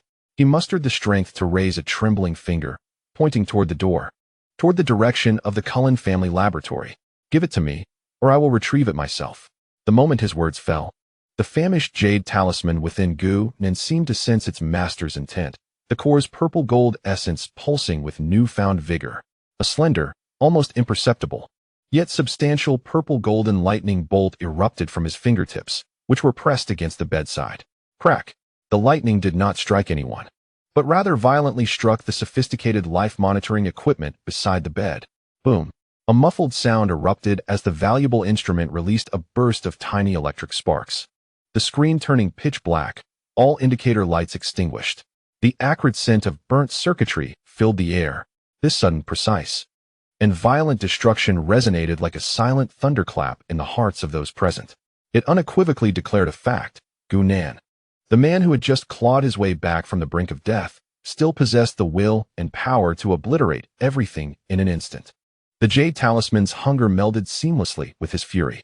Bella gasped in fright, instinctively tightening her grip around Gu Nan. A flicker of shock and seriousness passed through Jacob's eyes. Jasper immediately positioned himself protectively in front of Carlyle, his aura sharp as a blade. Alice's complexion turned pale, foreseeing once more the violent thunder and scenes of destruction within the shards of chaos. Carlyle's expression finally shifted. He gazed at the smoking device, then turned his attention to Gu Nan's eyes, burning with a frigid fire, unwavering. He had no doubt that if they refused, this seemingly frail man before him would not hesitate to unleash his final strength, even if it meant dragging everyone down with him. That resoluteness, akin to mutual destruction, was more formidable than any power. You. Carlyle's voice wavered for the first time, revealing an unnoticeable tremor of apprehension and deliberation. His golden eyes scanned Jacob's wound, the still shaken Bella, and finally, a hint of subtle compromise flickered in his gaze. Now was not the time for a complete rupture. The threat from Nicholas loomed perilously close. Perhaps Gu Nan's blood sample could be returned for now, but monitoring and observation must not cease. Alice, Carlyle's voice regained its calm, laced with an undeniable command. Fetch Mr. Gu Nan's blood sample, intact. Alice, as if granted a reprieve, vanished swiftly through the door. Within the room, only the sound of heavy breathing and the acrid scent of the instrument's remnants lingered. Gu Nan leaned against Bella, eyes closed as he gasped for air, the residual electric arc from his fingertips gradually dissipating. The jade talisman's hunger seemed to have received a momentary release from that outburst. Yet the desire to consume the toxin from Jacob's wound and to reclaim his blood remained silently simmering deep within. The storm had temporarily calmed, but a more significant vortex of conflict was brewing silently. The return of the blood sample was far from the end. Chapter 20. Breaking the cocoon and the howl of wolves. Alice's figure darted like a startled silver butterfly, vanishing through the door to retrieve the blood sample. Akin to Pandora's box, the air felt drained, leaving only the burnt scent of the instrument's wreckage and the suppressed breaths of everyone present. The azure toxin on Jacob's shoulder continued to writhe defiantly under the serum's suppression, each pulse inflicting a piercing chill, igniting the alpha werewolf's pride into a blazing golden fury. Bella clung tightly to Gu Nan, acutely aware of his trembling, icy form and the faint rise and fall of his labored breaths. The momentary flash of electricity from his fingertips and the violent destruction of the instrument had startled her, but deeper still was an indescribable ache within her heart. She lowered her head, gently pressing her cheek against Gu Nan's cold, sweaty forehead, her warm breath brushing against his pallid skin, silently conveying her presence and protection. I am here, do not fear, she murmured, as if in a dream, again and again. This gentle, almost incantatory whisper, combined with the warmth of her cheek, mingled with her unwavering stabilizing aura, flowing like the purest warmth directly into the jade talisman nestled within Gu Nan's core. Boom! Deep within the talisman's core, the purple gold lightning essence, bolstered nearly twofold by this unprecedented nourishment, filled with pure protective intent, erupted in a dazzling display. It was as if a star's core had been ignited. A torrent of power, far more formidable and pure, imbued with the essence of newly born thunder and vitality. surged forth like a torrent breaking free from its dam, instantly obliterating the last stubborn blockages and scars within his meridians. Gunnan's body arched violently, akin to a fish out of water. The intense pain, coupled with the new power tearing through his old wounds, swept over him like a tide. His tightly shut eyes flew open, the purple-golden glow in his pupils swelling, nearly breaking free from his form. Beneath the charred cracks on his skin, a pulsing purple-golden halo emerged, a faint yet exceptionally concentrated aura, interwoven with destruction and rebirth, uncontrollably permeated from his broken body. Gunnan. Bella's face paled at his sudden, violent reaction, yet she clung to him tighter, unwilling to let go. Jacob, Carlyle, and Jasper all simultaneously changed expressions. Jacob felt the surge of awe emanating from that overwhelming aura, instinctively tensing his muscles. Carlyle's golden eyes brimmed with shock and disbelief at the rapid recovery speed. The essence of this power completely defied logic. Jasper's killing intent peaked, the instinct of a vampire making him acutely uneasy in the face of this threatening force. Just then, the door to the hospital room swung open once more. Alice's silhouette emerged, her complexion more pallid than when she departed, carefully cradling a metallic sealed box adorned with intricate patterns, glimmering with a cold silver light. The surface of the box crackled with faint blue arcs, resembling serpents meandering unpredictably, emitting a sizzling sound, indicating that the contents within were exceedingly unstable. The sample is here. Alice's voice trembled as she placed the sealed box on a metal cart, a distance away from Gunnan's sickbed, as if it were a dreadful bomb. Almost the instant the box was set down, a deep hum resonated. Within Gunnan's stanchion, the jade talisman of lightning patterns erupted with an unprecedented, nearly frenzied hunger, akin to a shark sensing blood. It was a primal call and yearning for the lost fragments of life itself. The core of the jade talisman radiated an intense purple-gold brilliance, while the surface's spatial lightning patterns flickered wildly. A powerful force disregarded the physical barriers of the sealed box and the energy lockdown imposed by the Karen family, akin to invisible tendrils fiercely reaching for the thunderous blood that belonged to Gunnan. The blue arcs dancing on the box's surface became violently agitated. Crack! A sharp explosion sounded as a thick arc struck the metal cart, leaving a charred mark. The entire box trembled violently, as if something within was thrashing about, desperate to break free. "Suppress it," Carlyle shouted, his figure appearing beside the sealed box in an instant, hands shimmering with a cold white light, pressing firmly against the box. Jasper and Alice also sprang into action, their combined powerful vampire fields weaving a net to forcibly suppress the raging thunderous blood within the box. However, the talisman's call resonated with the blood inside, forming a peculiar resonance. Gunnan's body trembled violently in Bella's embrace, the purple-gold light in his eyes flickering unpredictably, emitting a low, beast-like growl from his throat. The newborn energy surged within him, intertwining with the talisman's thirst and his body's excruciating pain, pushing him toward the brink of losing control. His bloodied fingers instinctively clawed at the sheets beneath him, leaving scorched marks. "Gunnan, look at me, look at me," Bella cried out in terror, cradling Gunnan's pained, contorted face, forcing him to meet her gaze. Her deep brown eyes brimmed with tears yet sparkled with an unprecedented resolve. "Don't let it control you. You are Gunnan. You promised to protect me. You said so. Please, wake up. Control it." Bella's pleading voice, filled with unwavering trust and reliance, pierced through the depths of Gunnan's consciousness, clouded by pain and power. The core of the talisman, fueled by Gunnan's most profound obsession to protect Bella, became an anchor, swiftly overpowering the instinctual hunger for consumption. The torrent of newborn power seemed to find an outlet and guiding direction, no longer crashing violently but rather, with great difficulty yet unwavering determination, began to forcefully impact the final critical nodes obstructing the circulation of spiritual energy within Gunnan's body. With a sudden gasp, Gunnan expelled a mouthful of viscous, dark blood. As he did so, his body trembled violently, only to come to an abrupt halt. The purple-gold aura flowing beneath his skin swiftly receded, the chaotic light in his eyes gradually calming, replaced with a profound clarity tinged with the echoes of thunder. He had succeeded, responding to Bella's desperate call. He had forcibly suppressed the talisman's primal hunger, guiding the newfound power to clear some of the blocked meridian nodes. Though he was far from regaining his full strength, He had pulled himself back from the precipice of danger. In the barren desert of exhausted spiritual energy, a faint yet genuine stream finally began to flow. Panting heavily, Gu-Nan leaned against Bella, gasping for breath, sweat cascading like a stream from his forehead, soaking through the bandages. Yet, the look he cast upon Bella was filled with the fatigue of survival and an indescribable, profound emotion. He laboriously raised his still trembling hand, gently wiping the tears from Bella's face with his fingertip, his movements clumsy yet imbued with unprecedented tenderness.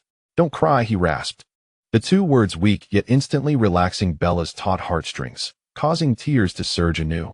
But this time, they were tears of overwhelming joy. Carlyle, Jasper, and Alice also breathed a sigh of relief as the energy suppressing the sealed box gradually receded, the arcs on the box's surface calming. Yet the restless pulse of the blood within persisted. Just then, Jacob, who had been enduring the toxin's onslaught, suddenly emitted a deep, agonized roar. He dropped to one knee, clutching his right shoulder with his left hand. The originally limited, serum-suppressed wound began to spread with black, decaying lines as if alive. An overwhelming sense of cold numbness, far more intense than before, swept through his body, even beginning to frantically erode the blazing alpha energy core within him. Beneath his skin, dark red fur uncontrollably surged, instantly tainted with a strange, ashen hue by the toxin. The alpha's aura fluctuated violently, filled with pain and fury. "Jacob," Bella exclaimed in horror. "The toxin has erupted. The serum has failed. Nicholas must have tampered with it." Carlyle's complexion changed drastically as he rushed to check, but the chaotic energy within Jacob, mixed with the corrosive toxin, formed an extremely dangerous state. Even he found it challenging to manage. Kneeling on the ground, Jacob trembled violently from the excruciating pain, a beast-like suppressed growl emanating from his throat. His golden-flamed beastly eyes fixed intently on his rapidly deteriorating wound, then suddenly lifted, glaring past Carlyle. As if a cornered beast on the brink of death, locking onto Gu-Nan on the sickbed, in his gaze, there was no plea for help. Only a wild and furious anger and unwillingness stemming from the depths of his bloodline, a defiance against despair. The alpha werewolf would never bow to pain, nor would it beg for mercy from its enemies. A deafening howl, filled with boundless pain and indomitable will, erupted from Jacob's throat. This roar transcended mere beastly cries. It was the alpha werewolf's primal call and resistance to the source of its bloodline, directed toward the wolf god Taheki.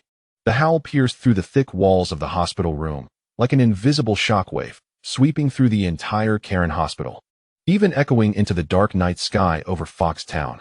Almost simultaneously, deep within the Karen hospital's underground, in the shadow of a dusty, abandoned ventilation duct, a figure clad in a black tactical suit, clinging to the top of the duct like a gecko, listened intently as Jacob's anguished and defiant howl resonated through the tiny receiver in his ear. Nicholas Ivanov's gray-blue eyes flickered with a cruel and triumphant glint. The prey was ensnared. The alpha's lament was the finest signal. He spoke into the miniature microphone, his voice cold as a serpent. "The blood resonance has been triggered. The wolf pack, it is your time to emerge. Target the third underground level of the hospital, create chaos, and tear open a breach. Apothecary, prepare to receive the perfect reactive agents of Thunderblood and Alpha Core." He licked his lips, his gaze seemingly penetrating through layers of obstruction, locking onto the direction of the secret medical room. The storm was only just beginning. Chapter 21. Devour and Blood Oath. Jacob's howl, imbued with pain and defiance, crashed like a boulder into the depths of Karen Hospital, stirring a tempest. "Howl! A whoa!" In response, an even more frenzied and savage howl erupted from deeper within the hospital's outer corridors and ventilation ducts. That sound brimmed with primal bloodlust, far from the Korut werewolves. Following that, dull thuds, the jarring screech of twisted metal, and the terrified screams and gunfire of human guards erupted from all directions, shaking the entire hospital violently. Enemy attack. Jasper's eyes glinted crimson as his figure transformed into a silver flash, darting out of the sick room. Alice followed closely behind, her petite silhouette vanishing at the doorway amidst chaotic visions. Carlyle's face turned ashen as he glanced at Jacob, who knelt in agony, struggling with increasingly chaotic breaths. Then at Gu-Nan, who had just stabilized yet now bore a cold, sharp gaze, and at Bella, who clung tightly to Gu-Nan, her face drained of color. A moment of excruciating decision flickered in his golden eyes. Should he protect the hospital, suppress the invading wolf pack, or remain here? Facing an alpha giant wolf on the brink of total loss of control and a thunderous master just clawing back from the edge of death. With restless power still surging within, Carlyle, go. Gunnan's hoarse voice rang out with an undeniable resolve, his bloodied gaze locked onto Jacob's rapidly deteriorating shoulder. Where the black-gray, decaying lines spread. The outside is up to you. He is my responsibility. Carlyle's pupils suddenly constricted. He gazed deeply into Gunnan's eyes, which burned with a chilling flame, then glanced at Jacob, whose aura grew increasingly perilous, with hair sprouting wildly beneath his skin and a beastly growl emanating from his throat. There was no time for hesitation. The howls of wolves outside grew ever closer, mingled with the sounds of vampires moving at high speed and the cacophony of violent collisions. Bella, step back, Carlyle commanded in a low voice, his figure instantly transforming into a blur of golden light as he dashed out of the hospital room. He chose to trust Gunnan's promise, at least for this moment. The hospital could not fall. Inside the room, only Gunnan, Bella, and the nearly uncontrollable Jacob remained. Gunnan, Jacob. Bella watched in terror as Jacob writhed in pain, his body beginning to swell unnaturally, trembling with fear, yet clinging tightly to Gunnan. Do not fear, trust me. Gunnan's voice remained hoarse, yet it bore a strange, reassuring steadiness. He forced his battered body to rise, breaking free from Bella's embrace. Staggering to his feet, each step sent a searing pain throughout his form, yet he stood tall. Deep within him, the jade talisman, recently quenched of its hunger, throbbed violently once more under the influence of Jacob's uncontrollable, agonized alpha energy. But this time, it was no longer the primal craving for consumption, but a cold, calculated focus with an odd thrill. Within the core of the talisman, the potent purple-gold essence of thunder, akin to the sharpest of scalpels, instantly dissected the essence of the frenzied azure toxin ravaging Jacob's wound. Energy-consuming spores? Genetic toxins? Chilling corrosion? No. To the talisman's perception, it was a malicious high-energy conglomerate forcibly intermingled with Gunnan's own thunder essence, a substance that could be forcibly stripped away, consumed, and transformed into pure nourishment. Jacob let out a beastly howl once more. His right shoulder suddenly bulged, the skin tearing as dark red wolf fur pierced through like steel needles. His entire right arm began to swell and twist unnaturally. A pallid, decayed hue spread across his body like a plague. The agony of his alpha core being ravaged left his remaining sanity flickering like a candle in the wind. His enormous, chaotic, golden-eyed gaze locked fiercely onto the staggering Gunnan. In that look, only the pure ferocity of a beast driven by pain and toxin remained. Jacob, no. Bella cried out in despair. Just as Jacob was about to fully beast out and lunge at Gunnan, Gunnan moved. His bloodied right hand shot out like lightning. Fingers splayed, the palm not gathering thunder but rather curving inward to form a strange vortex, as if it could devour light itself. Within him, the talisman's core shone brightly, its intricate spatial thunder patterns flashing at an unprecedented frequency. Come out, Gunnan bellowed, his voice imbued with thunderous will. His hand, forming the vortex, pierced through the chaotic energy currents and burgeoning wolf fur on Jacob's surface, precisely pressing down on the frantic, pulsating black core exuding a chilling, decayed aura at Jacob's shoulder. Zzz. No earth-shattering explosion erupted, only a sound that sent chills down one's spine, akin to countless steel needles being forcibly extracted from flesh. Jacob's body stiffened suddenly, emitting a more mournful wail, as though his very soul were being torn apart. The gray, decaying veins that had spread from his shoulder wound abruptly ceased their advance, where Gunnan's palm made contact with Jacob's wound. A miniature vortex composed of countless intricate purple-gold spatial thunder patterns spun furiously. A tremendous, unparalleled suction force erupted. The azure energy-consuming spore conglomerate, entrenched deep within the wound and ravenously corroding Jacob's alpha core, felt as though it were caught in an invisible grip, emitting a silent wail as it was forcibly peeled away, strand by strand, from Jacob's flesh and energy core. The viscous azure toxin mingled with threads of tainted dark red wolf essence, as well as the remnant of Gunnan's desiccated thunder essence, forcibly drawn into the vortex within Gunnan's palm like a snake being pulled from its burrow. Gunnan's body jolted violently. To consume and refine such a ferocious and malicious foreign energy was a tremendous burden, even with the spatial laws of the talisman filtering it. On his battered body and fragile soul, his complexion turned even paler, a trickle of blood escaping his lips, his body swaying perilously. Gunan. Bella's heart leapt to her throat. She rushed forward, desperate to support him. Stay back. Gunan rasped, his voice carrying an undeniable command. Gritting his teeth, his eyes flashing with purple-gold light, he exerted all his strength to channel the chaotic energy flood being forcibly stripped away into the newly forming abyss-like refining space within the talisman. The talisman's core erupted in brilliant light. The internal purple-gold thunder essence spun like a grinding wheel at high speed. The malicious azure toxin and the tainted wolf essence, under the overwhelming might of the thunder laws, rapidly refined and purified as if melting snow. The impurities were obliterated instantly by the violent thunder. Pure life energy and a faint yet pure solar totem energy, derived from Jacob's alpha essence, were forcibly extracted. Most exhilarating for the talisman's core was the strand of Gunan's own thunder essence that had been reclaimed. It merged into the depths of the talisman like a lost child returning home, causing that strand of purple-gold essence to swell significantly. Huff! Jacob crumpled to the ground, gasping for breath. The horrifying black decayed veins on his shoulder receded like a tide, leaving behind a gaping wound to the bone, but the chilling, corrosive numbness and threat to his energy core had vanished. The chaotic alpha energy calmed like retreating waves, and the golden flames in his eyes regained clarity. Though still bearing the pain of survival and extreme weakness, Jacob Black's will had reasserted its dominance. He raised his head, incredulous as he beheld Gunan's hand pressed against his shoulder, exuding a terrifying suction force. Feeling the pain of the toxin being forcibly stripped away and the ensuing sense of relief, Gunan saved him. In such a bizarre manner? Uffed.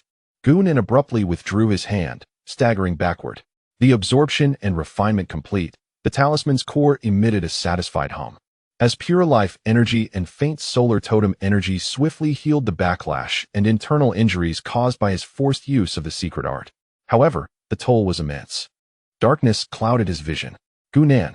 Bella finally rushed to him, using all her strength to support his faltering body, allowing him to lean against her.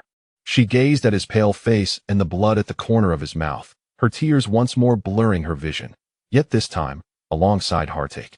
There was an unutterable pride and astonishment. He truly accomplished it. Jacob struggled to rise, clutching his still painful, but now toxin-free wound, his complex gaze landing on Gunan. Then glancing at Bella, who was tightly embracing Gunan. The pride of the alpha werewolf made it difficult for him to utter words of thanks.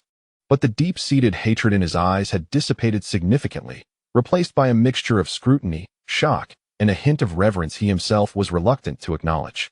At that moment, the door to the hospital room was flung open. Jasper, drenched in blood and exuding a fierce aura, burst in. His silver suit stained with dark red wolf blood and dust, clearly having endured a fierce battle. The invaders have been temporarily repelled. A few irrational hybrid werewolves, catalyzed by drugs, followers of Nicholas, he quickly stated, his gaze sweeping over the weakened Jacob and the leaning Gunan, a flicker of astonishment crossing his eyes. Jacob's toxin had been eliminated? Carlyle's figure also appeared in the doorway, his golden gaze scanning the situation within the room, instantly grasping much of what had transpired. The complexity deepened in his eyes as he looked at Gunan. This young Eastern man's peculiar methods and astonishing recovery abilities far exceeded his expectations. Carlyle. An angry and urgent voice echoed from the corridor. Billy Black was seen being hurriedly pushed by several strong youths from the Qualut tribe in a wheelchair. Elders Ephraim and Harry followed closely behind. Evidently, Jacob's agonized howl as an alpha and the ensuing battle in the hospital had alerted the entire reserve. Billy immediately spotted the horrific wound on his son's shoulder and his weakened state, his old face turning pale. Jacob, my child. He propelled his wheelchair to Jacob's side. Father, I am fine. Jacob's voice was hoarse but firm. He glanced at Gunan. It was Gunan who cleared the poison from me. Billy, Ephraim, and Harry. The three elders instantly focused their astonished gazes upon Gunan, filled with disbelief and profound scrutiny. Particularly notable was Harry Clearwater, whose hostile gaze toward Gunan was replaced with overwhelming confusion as he glanced between Gunan and Jacob. Elder Ephraim's murky eyes scrutinized Gu Nan deeply, murmuring the ancient prophecy. When thunderfire descends, shadows and wolves linger, choices must be made. His gaze fell upon Gu Nan's hand, which had just performed the devouring secret technique and was now tightly grasped by Bella. Carlyle took a deep breath, shattering the silence. He approached the silver-sealed box, which lay on the cart, its surface crackling with erratic arcs of electricity. With his long fingers, he deftly manipulated the complex combination lock. With a few soft clicks, the box opened. Inside, a specially crafted quartz test tube glimmered with a chilling blue light, quietly suspended in a magnetic field. Within the tube, a mass of blood pulsated like liquid purple gold, emanating an unsettling wave of energy. Mr. Gu Nan. Carlyle's voice bore an unprecedented solemnity as he gently lifted the test tube containing the blood of thunder and slowly approached Gu Nan. Your blood sample. The original item is returned. His gaze swept across all present. The members of the Cullen family, the elders of the Quillut tribe, Bella, and Jacob, whom he had just rescued. Everything that had transpired from last night until now had exceeded any party's expectations and control. The shadow of Nicholas loomed over Forks. His ambitions were evidently directed not only at you, Mr. Gu Nan, but also at your power and all those ensnared in this vortex. Carlyle extended the test tube toward Gu Nan, his golden eyes locking onto Gu Nan's cold, profound gaze. For Bella's safety and the tranquility of Forks, perhaps we should set aside our prejudices. The Cullen family needs the strength of the Quillut tribe. His final glance fell upon Elder Ephraim and Jacob. The room was enveloped in a profound silence. All eyes were fixated on the small test tube and Carlyle. Bella anxiously clung to Gu Nan. Jacob pressed his hand against his wound in silence. While Billy and Harry exchanged glances, their expressions shifting, and Elder Ephraim gazed at the pulsating blood of thunder, his eyes deep as ancient wells. The storm had temporarily abated, yet the clouds had not dispersed. Carlyle's proposal, much like a boulder cast into tranquil waters, would irrevocably alter the landscape of Fork's supernatural realm. Meanwhile, Gu Nan, holding Bella's hand, felt the yearning pulse of the jade talisman within him, awakened by the blood's return. Casting a cold glance over everyone, was this a fleeting peace, or merely the prelude to a greater storm? Chapter 22. Blood Oath and the Emergence of Thunder Domain. Carlyle's voice echoed in the stillness of the hospital room, akin to a stone cast into a deep pool, stirring silent, yet tumultuous waves. He cradled the azure quartz tube, the sealed purple gold blood within pulsating, as if alive. Each beat sending tremors through the nerves of all present. For Bella's safety and the tranquility of Forks, perhaps we should set aside our prejudices. The Cullen family needs the strength of the Quillut tribe. Carlyle's gaze, heavy with intent, traversed the weathered face of Elder Ephraim, the taut visage of Jacob, strained by weakness and complex emotions, and finally rested upon Gu Nan, closely supported by Bella. In the room, a pin drop could be heard. The acrid scent of burnt machinery mingled with antiseptic and the faint metallic tang of Jacob's wound, creating a bizarre yet oppressive backdrop. In the depths of Elder Ephraim's murky eyes, ancient wisdom seemed to flow. He remained silent, his age-spotted fingers unconsciously fiddling with a wolf totem pendant hanging around his neck. The mournful howl of the Alpha from last night, the thunder's destruction and rebirth this morning, and the prophecy of the wandering wolf shadows clashed within him. Ultimately, his lips, resembling dry bark, slowly parted, his voice carrying the weight of history. Descendants of Taha Aki, never fear battle. The shadows have arrived, the thunder descends. Now is the time for the wolf shadows to defend our home. Though he did not explicitly agree to an alliance, these words clearly represented the stance of the spiritual leader of the Quillut tribe. He turned to Jacob. Alpha, your will guides the tribe's direction. The pressure instantly shifted to Jacob. He pressed against his still painful shoulder, which was now free of toxins. The bronze of his skin bore the pallor of fading gray. The pride of the alpha wolf instinctively repelled him from associating with vampires, and the Cullen family was a direct target of the enmity rooted deep within his bloodline. Yet, the resolute figure of Gu Nan standing protectively before Bella last night, the forceful hand that had just pulled him back from the abyss, and the profound worry reflected in his father Billy's eyes weighed heavily upon his heart. His golden, ember-like gaze crossed over Carlyle and directly met Gu Nan's. Gu Nan leaned against Bella, his complexion still as pale as paper, breath faint, yet within his newly opened, Abyssal eyes burned a cold while that stirred Jacob's very soul and hinted at a subtle fatigue. He had saved Bella, not just once. He had just saved himself as well.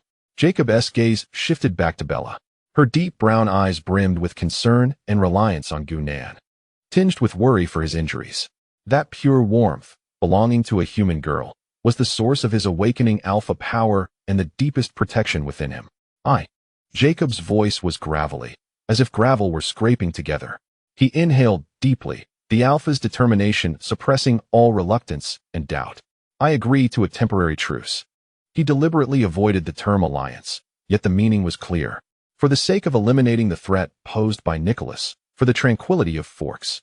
His final gaze bore a warning, piercing deeply into Carlyle, but it did not indicate trust. Cullen, any threat to Bella, to Gunan, or to the tribe, I shall shred with my claws.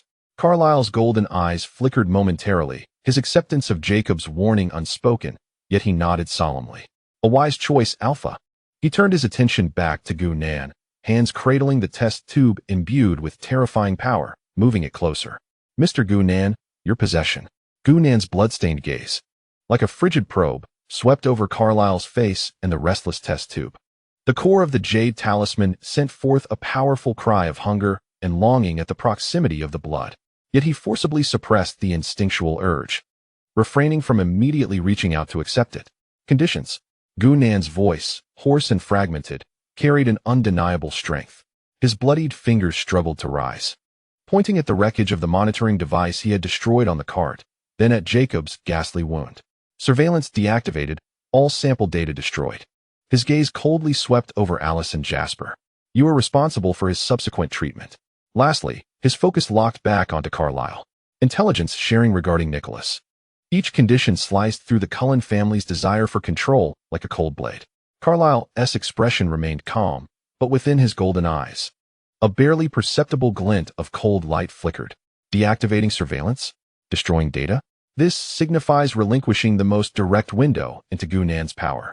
Yet Jacob's injury, the subsequent treatment, was already their fault. Nicholas exploited the hospital environment. Intelligence sharing would also bind the Cullen family to confront Nicholas. A brief silence ensued, outside the room. The remnants of battle still echoed with chaos and the shouts of guards. Time was of the essence. Very well. Carlyle's voice held no hint of hesitation. He understood that compromise at this moment was a necessary cost. He lightly touched a concealed rune on the test tube, causing the turbulent pulsation of the purple-gold blood to momentarily halt, and the minute arcs of electricity dancing across the tube's surface vanished, as if completely sealed. The Night Owl monitoring privileges have been permanently revoked. All passive monitoring data shall be destroyed forthwith. The Cullen Hospital will provide the highest level of support for Mr. Jacob's subsequent treatment. Regarding Nicholas Ivanov and any potential connections behind him, Carlyle paused, his voice lowered with gravity. The intelligence we possess suggests that he has some informal business dealings with the Volturi family in Italy. The Volturi? Elder Ephraim's aged voice quivered with unmistakable shock, a flicker of deep apprehension flashing in his murky gaze. Elder Harry and Billy Black's expressions also shifted instantly. Clearly, this name signified absolute dominion and terror within the supernatural realm. Gunan's pupils imperceptibly contracted. The core of the jade talisman transmitted a chilling warning. The Volturi, the vampire royalty of the Twilight world, an existence of final boss caliber.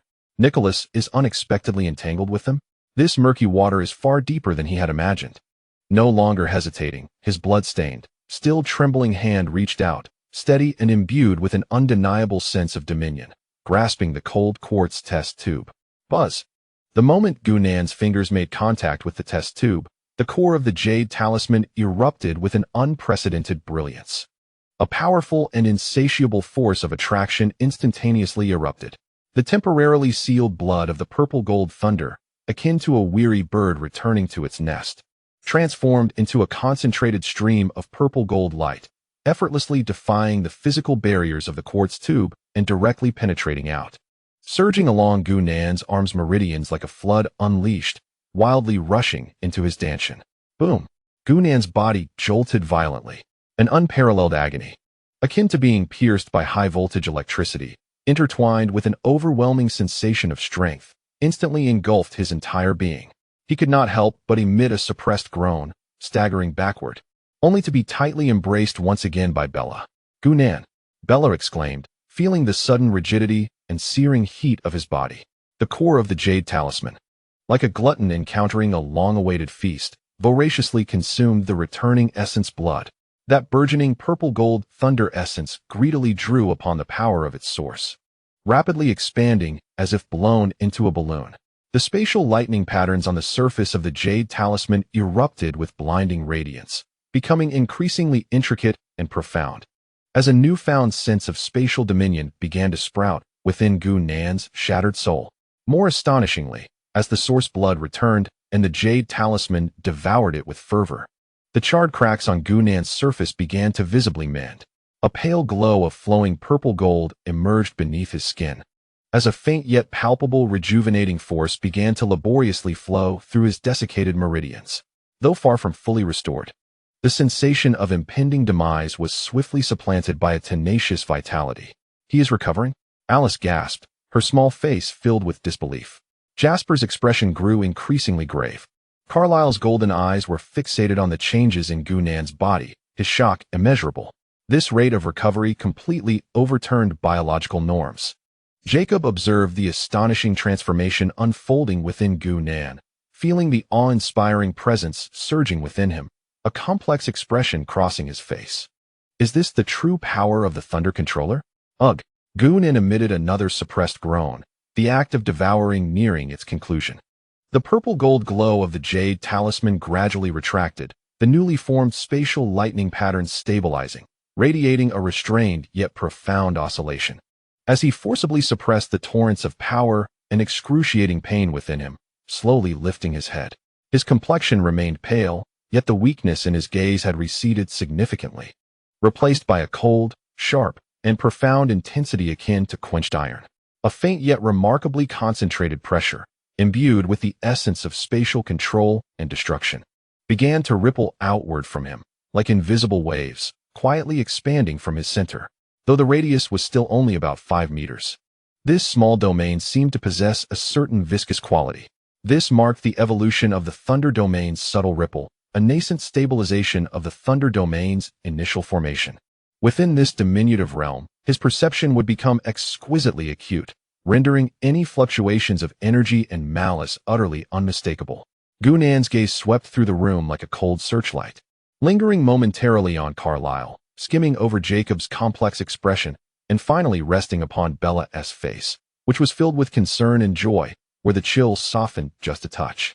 He inhaled deeply, forcing himself to stand upright, still requiring Bella's support, yet the aura of a controller had undeniably returned. "Nicholas Volturi." Gunan's voice remained hoarse, yet carried a chilling sense of rhythm. The storm was far from over. He tightened his grip on Bella's hand, feeling the warmth and stability emanating from her palm, as the jade talisman emitted a steady hum. "My injuries require time. Bella cannot leave my side." His final glance, imbued with unwavering resolve, fell upon Carlyle and Jacob. A temporary ceasefire had been reached, yet the true trial was only just beginning. Nicholas's fangs lurked in the shadows. The specter of Volturi loomed in the distance, and he, Gunan, would carve a path to survival for Bella amidst this crimson vortex with his battered body and the rebirth of thunder. The initial formation of the Thunder Domain had begun, fangs lurking, and the final storm was hastily converging. Chapter 23. The dawn at Oak Tree Manor. The incessant rain of foxes finally ceased. As the morning sun struggled to pierce through the thick clouds, casting a thin veil of golden light upon the ancient stone walls and damp lawns of Oak Tree Manor, the air was imbued with the fresh scent of the rainforest and the earthy aroma of soil, as if the blood-red storm that had swept through the town the previous night had never occurred. Only the charred and ravaged land at the edge of the dense forest on the manor's eastern side, resembling a site ravaged by a colossal beast, along with the faint, lingering scent of mingled thunder and blood in the air, silently recounted all that had transpired. Within the master bedroom of Oak Tree Manor, heavy curtains had been drawn halfway open. The sunlight streamed in at an angle, casting warm patches of light on the polished dark floor, dispelling the lingering scent of medicine and oppression that had hung in the air for days. The room was impeccably tidy, with broken windows replaced, and the faint scent of lemon cleaner and fresh herbs wafted through the air. Gu-nan reclined against the plush headboard of the large, soft bed, supported by several fluffy pillows. He still wore a loose hospital gown, his complexion pale from a recent illness. Yet the weakness and confusion in his deep-set eyes had utterly vanished, replaced by a contained, sharp calmness akin to a deep-sea abyss. His breathing was steady and elongated. With each inhalation, it seemed as if he were greedily drawing in the rich and pure spiritual energy of Oak Tree Manor that far exceeded that of the outside world. After several days of nearly luxurious convalescence, under Bella's meticulous care and the nurturing essence of the manor, his shattered body was akin to a long dry riverbed finally receiving much-needed rain, recovering at a rate that far surpassed Carlyle's expectations. Bella entered, carefully carrying an exquisite white porcelain bowl, and sat at the edge of the bed. The bowl contained herbal soup meticulously prepared by Carlyle, which she had carefully simmered. The dark green liquid exuded a bitter yet refreshing aroma. She scooped a spoonful, blowing gently to ensure it was at a suitable temperature, before offering it to Gu-nan's lips. "It's a bit hot." Her voice was as soft as a feather, her deep brown eyes focused on Gu-nan, filled with concern and a hint of unnoticeable tension. Having survived the trials of life and death, she had shed some of her youthful naivete, her brow now bearing a touch of resilience and tranquility. Yet the gaze she directed at Gu-nan was imbued with an even stronger, pure, and fervent emotion. Gu-nan slightly lowered his head, quietly drinking the herbal concoction from Bella's hand. The bitter taste spread across his tongue, but a gentle medicinal force soon unfurled, nourishing the subtle fissures within his innards. His gaze fell upon Bella's lips, which were pursed slightly in concentration, then drifted to the scar from the bone dart on her delicate wrist, which had scabbed over yet remained fierce. A warm current, mingled with pain, gratitude, and profound feelings, silently coursed through his heart. "Does the wound still hurt?" Gu-nan's voice was deep and hoarse from his recent illness, yet far more robust than before. He extended his hand, gently brushing the edge of Bella's wrist scar with his fingertip. Bella's body trembled imperceptibly, a faint blush creeping onto her cheeks. Yet she bravely did not flinch. "It doesn't hurt anymore," she replied, shaking her head, her tone lightening. Carlyle's serum was very effective. The toxins were cleared out completely.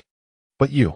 She set down the bowl, picked up a warm, damp towel, and naturally began to wipe the remnants of the medicine from the corner of Gu-nan's mouth, her eyes reflecting a hint of fear. "You scared me so much back then." Gu-nan did not stop her, allowing the warmth of her touch and the faint, fresh scent reminiscent of sun-dried grass to envelop him. This sensation of being cherished and protected felt both foreign and precious to him. The core of the jade talisman, wrapped in Bella's breath, emitted a steady and peaceful hum, accelerating the absorption of spiritual energy and the final restoration of his body. "It's all over now." Gu-nan's voice carried a reassuring steadiness. He grasped Bella's hand that was wiping his mouth, feeling the coolness of her fingertips and the vitality pulsating beneath her skin. His fingers were long and powerful. Though still somewhat pale, the essence of thunderous power had once again begun to reside within him. "As long as you are here, nothing will be amiss." This statement flowed from him as naturally as if it were a fundamental truth. Bella's heart skipped a beat, and the blush on her cheeks deepened. She lowered her eyelids, her long lashes fluttering like butterfly wings, yet her hand clasped within Gu-nan's showed no intention of breaking free, instead gently reciprocating his grip. A silent, sweet, and stabilizing affection flowed quietly between them, akin to the sunlight seeping in from outside. Ahem. A deliberately suppressed cough shattered the tranquility of the room. Jacob's tall figure leaned against the open doorframe of the master bedroom, his bronzed face appearing somewhat somber in the morning light. His muscular torso was bare. Thick bandages wrapped around his shoulder, with faint traces of medicinal stains seeping through. The alpha werewolf's remarkable regenerative abilities were evident. Yet the deep wounds inflicted by Victoria's poison bone darts and the energy-draining spores still required time to heal. His gaze swept over the clasped hands of the two individuals, a flicker of complex emotions crossing his eyes: relief, acceptance, and an ineffable sense of melancholy. "It seems you're recovering well." Jacob's voice was low and husky from his injuries as he stepped into the room, his eyes landing on Gu-nan. "How do you feel?" "Not dead." Gu-nan's response remained terse and cold, though the detachment and scrutiny in his eyes had softened, replaced by a calmness akin to that of a troublesome yet redeemable ally. He released Bella's hand, signaling her to continue administering the medicine. Bella promptly picked up the medicine bowl, concealing the flush on her cheeks, and carefully fed Gu-nan. Jacob moved to the window, gazing out at the Oak Manor bathed in morning light and the lush rainforest in the distance, falling into a moment of silence. The tribe has been temporarily pacified, he began, his voice tinged with fatigue. Elder Phelan has quelled the doubts from Harry and some of the other elders. He turned to face Gu-nan, his beastly golden eyes burning with intensity. There's news from the Cullens side. Gu-nan's actions faltered slightly as his gaze sharpened like a blade. Nicholas? Indeed. Jacob nodded, mentioning that Carlyle had utilized many connections. Nicholas Ivanov, ostensibly an international antiquities dealer and security consultant, operated in the shadows as a scavenger and information broker among the ancient vampire clans, particularly adept at handling unsavory affairs. He indeed had ties to the Volturi family, though not directly. Rather, he acted like an occasionally hired contractor. Jacob's voice dripped with sarcasm. Carlyle believes Nicholas's recent actions against you may not stem directly from the Volturi's orders, but rather from his own recognition of the immense value of the Thunder Source. Intending to claim it for himself as leverage against the Volturi, he likened him to a greedy hyena drawn by the scent of blood. Hyenas have fangs too. Gu-nan's voice was icy. He had first-hand experience with Nicholas's underhanded methods, insidious, ruthless, and unpredictable. He glanced at the bandages on Jacob's shoulder. Your injury? Minor inconvenience. Jacob feigned nonchalance, shrugging slightly, which elicited a barely perceptible grimace of pain. Carlyle's medicine works well enough. I'm not dying, but these bandages are an absolute nuisance. He tugged at the edge of the bandage irritably. Bella looked at him with concern. Jacob, you need to rest properly. Don't push yourself. Jacob met Bella's worried gaze, his expression softening momentarily before returning to his usual defiant demeanor. I know, Mother Hen, he muttered. His attention shifted back to Gu-nan.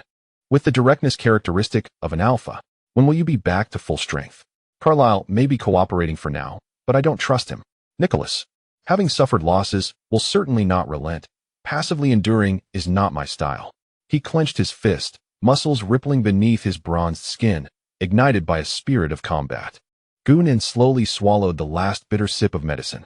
Within him, the core of the jade talisman pulsed steadily and powerfully. The nascent purple-gold thunder source flowing like a stream through the majority of his repaired meridians, nourishing every inch of his wounded flesh. The return of the source's blood, coupled with the rich spiritual energy of Oak Manor, had accelerated his recovery to astonishing levels. Although he was far from peak condition, with his spiritual energy barely restored to 30%, the sensation of wielding power had undeniably returned. He lifted his gaze, peering through the window towards the distant Fox town. His eyes deep and penetrating, as if capable of piercing through the barriers of space to glimpse the venomous serpents lurking in the shadows. Soon, Gu-nan's voice was low and tranquil, yet imbued with an undeniable strength, akin to the thunder that gathers before a storm, its fangs bared, ready to sever the root of the issue. It is time to settle the score. He raised his hand slightly, a slender, finely honed arc of purple-gold lightning flickering at his fingertips, only to vanish into nothingness. The newfound power bestowed by the evolution of the Jade Talisman had begun to brew a subtle manipulation and perception of spatial energy. Morning light flooded Oak Manor, the brief tranquility akin to precious glass. Yet the icy flames dancing in Gu-nan's eyes and the fleeting lightning at his fingertips foretold that the sanguine storm sweeping through Fox was far from quelled. The call for reckoning had silently sounded. Chapter 24, Subtle Ripples in the Manor and the Dark Currents of the Pack in the Study of Oak Manor. The heavy oak desk gleamed warmly under the slanted afternoon sun. The air was imbued with the faint dust of old book pages, mingled with a barely perceptible scent of Gu-nan's crisp herbal essence and the residual echoes of thunder. Bella curled up on the wide leather sofa, her deep brown hair cascading casually over her shoulders. A hefty volume of the Fox Local Chronicles spread open on her lap, yet her gaze wandered aimlessly, fingers unconsciously tracing the rough edges of the pages. Her thoughts were evidently elsewhere, drifting occasionally towards Gu-nan seated at the desk. Gu-nan sat upright in a grand high-backed chair, his posture as straight as a pine. He had changed out of his hospital gown, now clad in a soft, dark gray cashmere sweater that lent a serene air to his pallid complexion. Before him lay several analysis reports sent by Carlyle, detailing Nicholas's movements, marked with suspicious locations and vague timelines. His long fingers moved steadily and fluidly with a pen across the blank pages of a notebook, inscribing powerful, rhythmic characters in block style. Bella could not comprehend the Chinese characters, but she felt the focus and strength emanating from the tip of the pen. Gunan's profile, sharply defined by the sunlight, showcased a straight nose and a hard jawline, while his thin lips, pressed in concentration, conveyed an air of aloofness. However, whenever he paused to rest the pen, his gaze would lift, piercing through the study's window towards the verdant rainforest outside, where the sunlight rendered the foliage exceptionally deep. Bella would often catch a glimpse of an elusive sharpness in his eyes, akin to currents stirring beneath an icy surface. He was healing, recovering in a manner that was both visible and imbued with an almost inhuman speed. The special medication left by Carlyle, combined with his own bitter herbal concoctions, was taking effect, but Bella sensed that the manner itself played an even more crucial role. With each breath and every seemingly casual stroll Gu-nen took in the courtyard, the sense of frailty that enveloped him felt as though it was being siphoned away by an unseen force, replaced by an increasingly profound and subdued aura. Bella even sensed the air growing fresher, imbued with an energy that inexplicably soothed her spirit. At that moment, Gunan's pen paused briefly. He did not lift his gaze nor direct it towards Bella. Instead, he naturally extended his left hand, deftly grasping the warm bone china tea cup on the nearby coffee table. The cup was delicately smooth, filled with the perfectly brewed tea Bella had just prepared. Bella's heart skipped a beat. She was certain she had made no sound when placing the cup down. How did he know? His extraordinary perceptiveness, akin to sensing Jacob's presence concealed in the depths of the surrounding forest, filled her with an unsettling blend of mystery and excitement. Gunan raised the cup to his lips, taking a gentle sip. The warmth of the tea slid down his throat, leaving a refreshing aftertaste. His gaze remained fixed outside, yet the fingers holding the cup brushed lightly against its smooth surface. This subtle motion instantly reminded Bella of the previous night on the terrace when his fingertips had caressed the edge of her wrist scar with the same tenderness and reverence. A delicate shiver raced down her spine, warming her cheeks. She hastily lowered her head, feigning concentration on the local chronicles in her lap. Yet her fingers nervously clenched the pages. Since that thrilling kiss in the hospital, an invisible yet resilient membrane seemed to have formed between them. Care remained meticulous and reliance unyielding. Yet the fervent emotions born of life and death had become somewhat cautious in the tranquil life of the manor, akin to the subtle currents swirling beneath the surface of a lake in early spring, each testing the waters, waiting for the right moment. In the study, only the sound of the pen gliding over paper and Bella's slightly hurried heartbeat broke the silence. Sunlight streamed through the tall French windows, casting long shadows of the two figures quietly nestled together on the dark wooden floor. Meanwhile, at the outskirts of Oak Manor, deep within the ancient rainforest, dense enough to nearly obscure the sunlight, towering firs and cedars stood like silent giants, their thick canopies interwoven into a deep green dome. The air was thick with the damp scent of decaying organic matter, the crisp aroma of pine resin, and an indescribable restlessness, reminiscent of a wild beast's den. Jacob Black leaned against the massive trunk of a towering fir, wide enough to require several people to encircle it. His sun-kissed torso was bare, and the thick bandages on his shoulder had been removed, revealing a deep crimson, muscular scar, the edges still tender with new flesh. The alpha werewolf's formidable healing ability was rapidly mending the wounds inflicted by Victoria, yet the searing pain and the shadow of toxin corroding his core lingered, ever a reminder of that perilous night. He lowered his head slightly, his golden eyes, like burning embers, concealed beneath the heavy shadows of his thick lashes, scanning the surroundings with a cold gaze. Before him stood the core members of the Qualut wolf pack, led by Sam Yulee, resembling silent statues amidst the forest shadows. Paul's burly form was taut, his expression brimming with defiance and unmasked hostility. Embry wore a frown, steeped in doubt, while Jared appeared somewhat restless. The atmosphere was stifling, akin to the eerie silence preceding a storm, broken only by the occasional chirp of birds and the distant murmur of a stream. "Jacob, we need an explanation." Sam's voice shattered the silence, deep and commanding, imbued with the authority of a pack leader and tinged with suppressed fury. His bronze face, chiseled like stone, bore a piercing gaze, fixated on Jacob's grotesque scar. The Alpha's wail resounded through the reserve. The battle that erupted at Cairn Hospital, And those scars on you, reeking of vampire foulness. He stepped forward, an invisible pressure emanating from him. Why were you there? Why are you still entangled with Karen and that dangerous Easter man?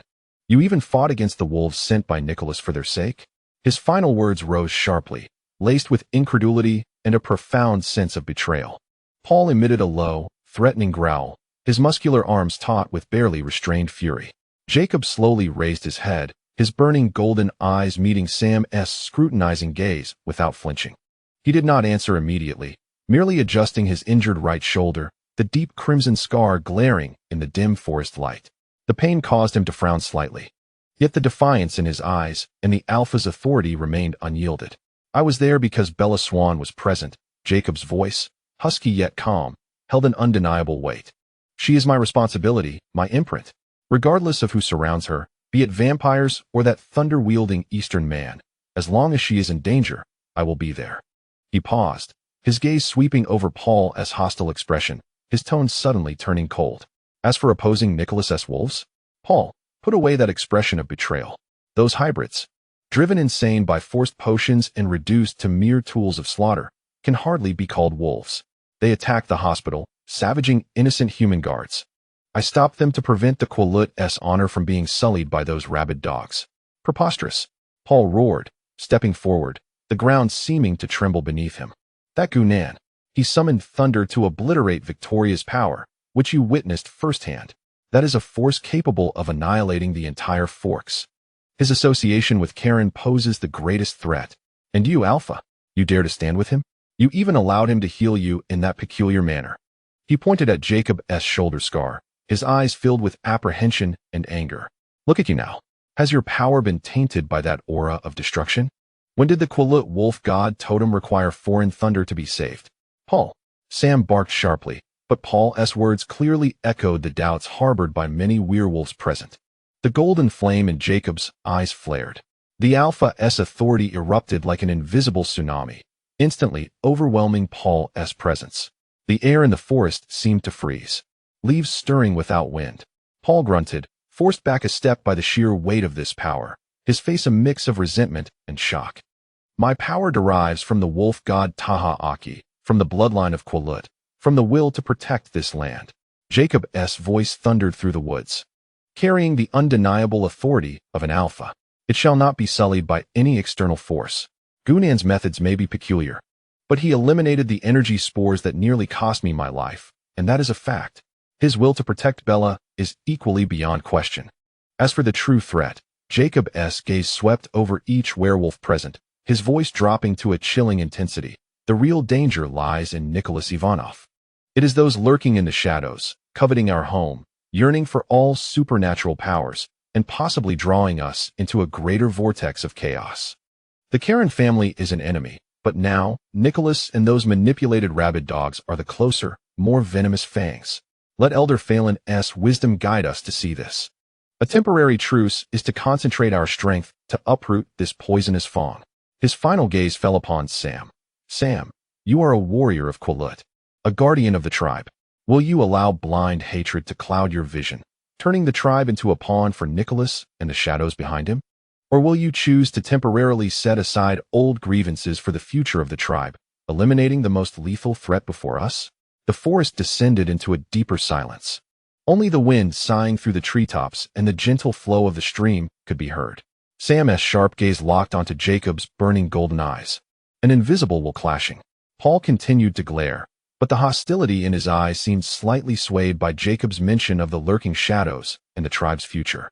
Embry and Jared exchanged glances, seemingly contemplating. Jacob ceased speaking, silently enduring the scrutiny of the gathering, the scar on his shoulder throbbing subtly in the shadows.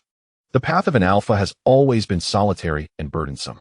Inside the study of Oak Manor, Gunan set down his pen and closed the notebook.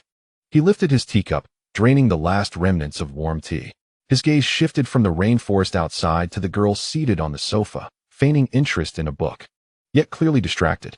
Bella seemed to sense his scrutiny, raising her head in slight alarm, only to meet Gunan's deep, abyss-like eyes. Sunlight danced within his gaze. Beneath the cold sharpness lay a hint of elusive softness. What is it? Bella instinctively inquired, her voice tinged with an unrecognized tension. Goonan did not respond immediately. He stood and approached the expansive floor-to-ceiling window. Outside, the golden light of the setting sun gradually faded, the manor's silhouette blurring into the twilight. While the distant rainforest loomed like a slumbering beast, harboring unknown dangers. He raised his hand, his fingertips not charged with electric energy, merely lightly tapping the air before him. A faint hum echoed, a barely perceptible ripple in space, like a stone cast into still water, quietly expanding from his fingertip, enveloping the entire study and even faintly penetrating the walls to reach the distant courtyard. The evolution of the Jade Talisman, the return to its source. The initial formation of the Thunder Domain had silently expanded, with a radius of 15 meters. Within this minuscule realm, the texture of space became more distinct. The flow of energy, the pulse of life, and the malicious intent all observable, as if cupped in one's palm. At the edge of the Thunder Domain's perception, he distinctly sensed the formidable, primal energy of several Qualut werewolves deep within the rainforest.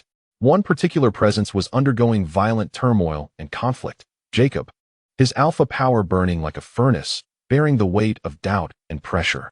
A cold glimmer briefly flickered in Gu-Nan's profound eyes.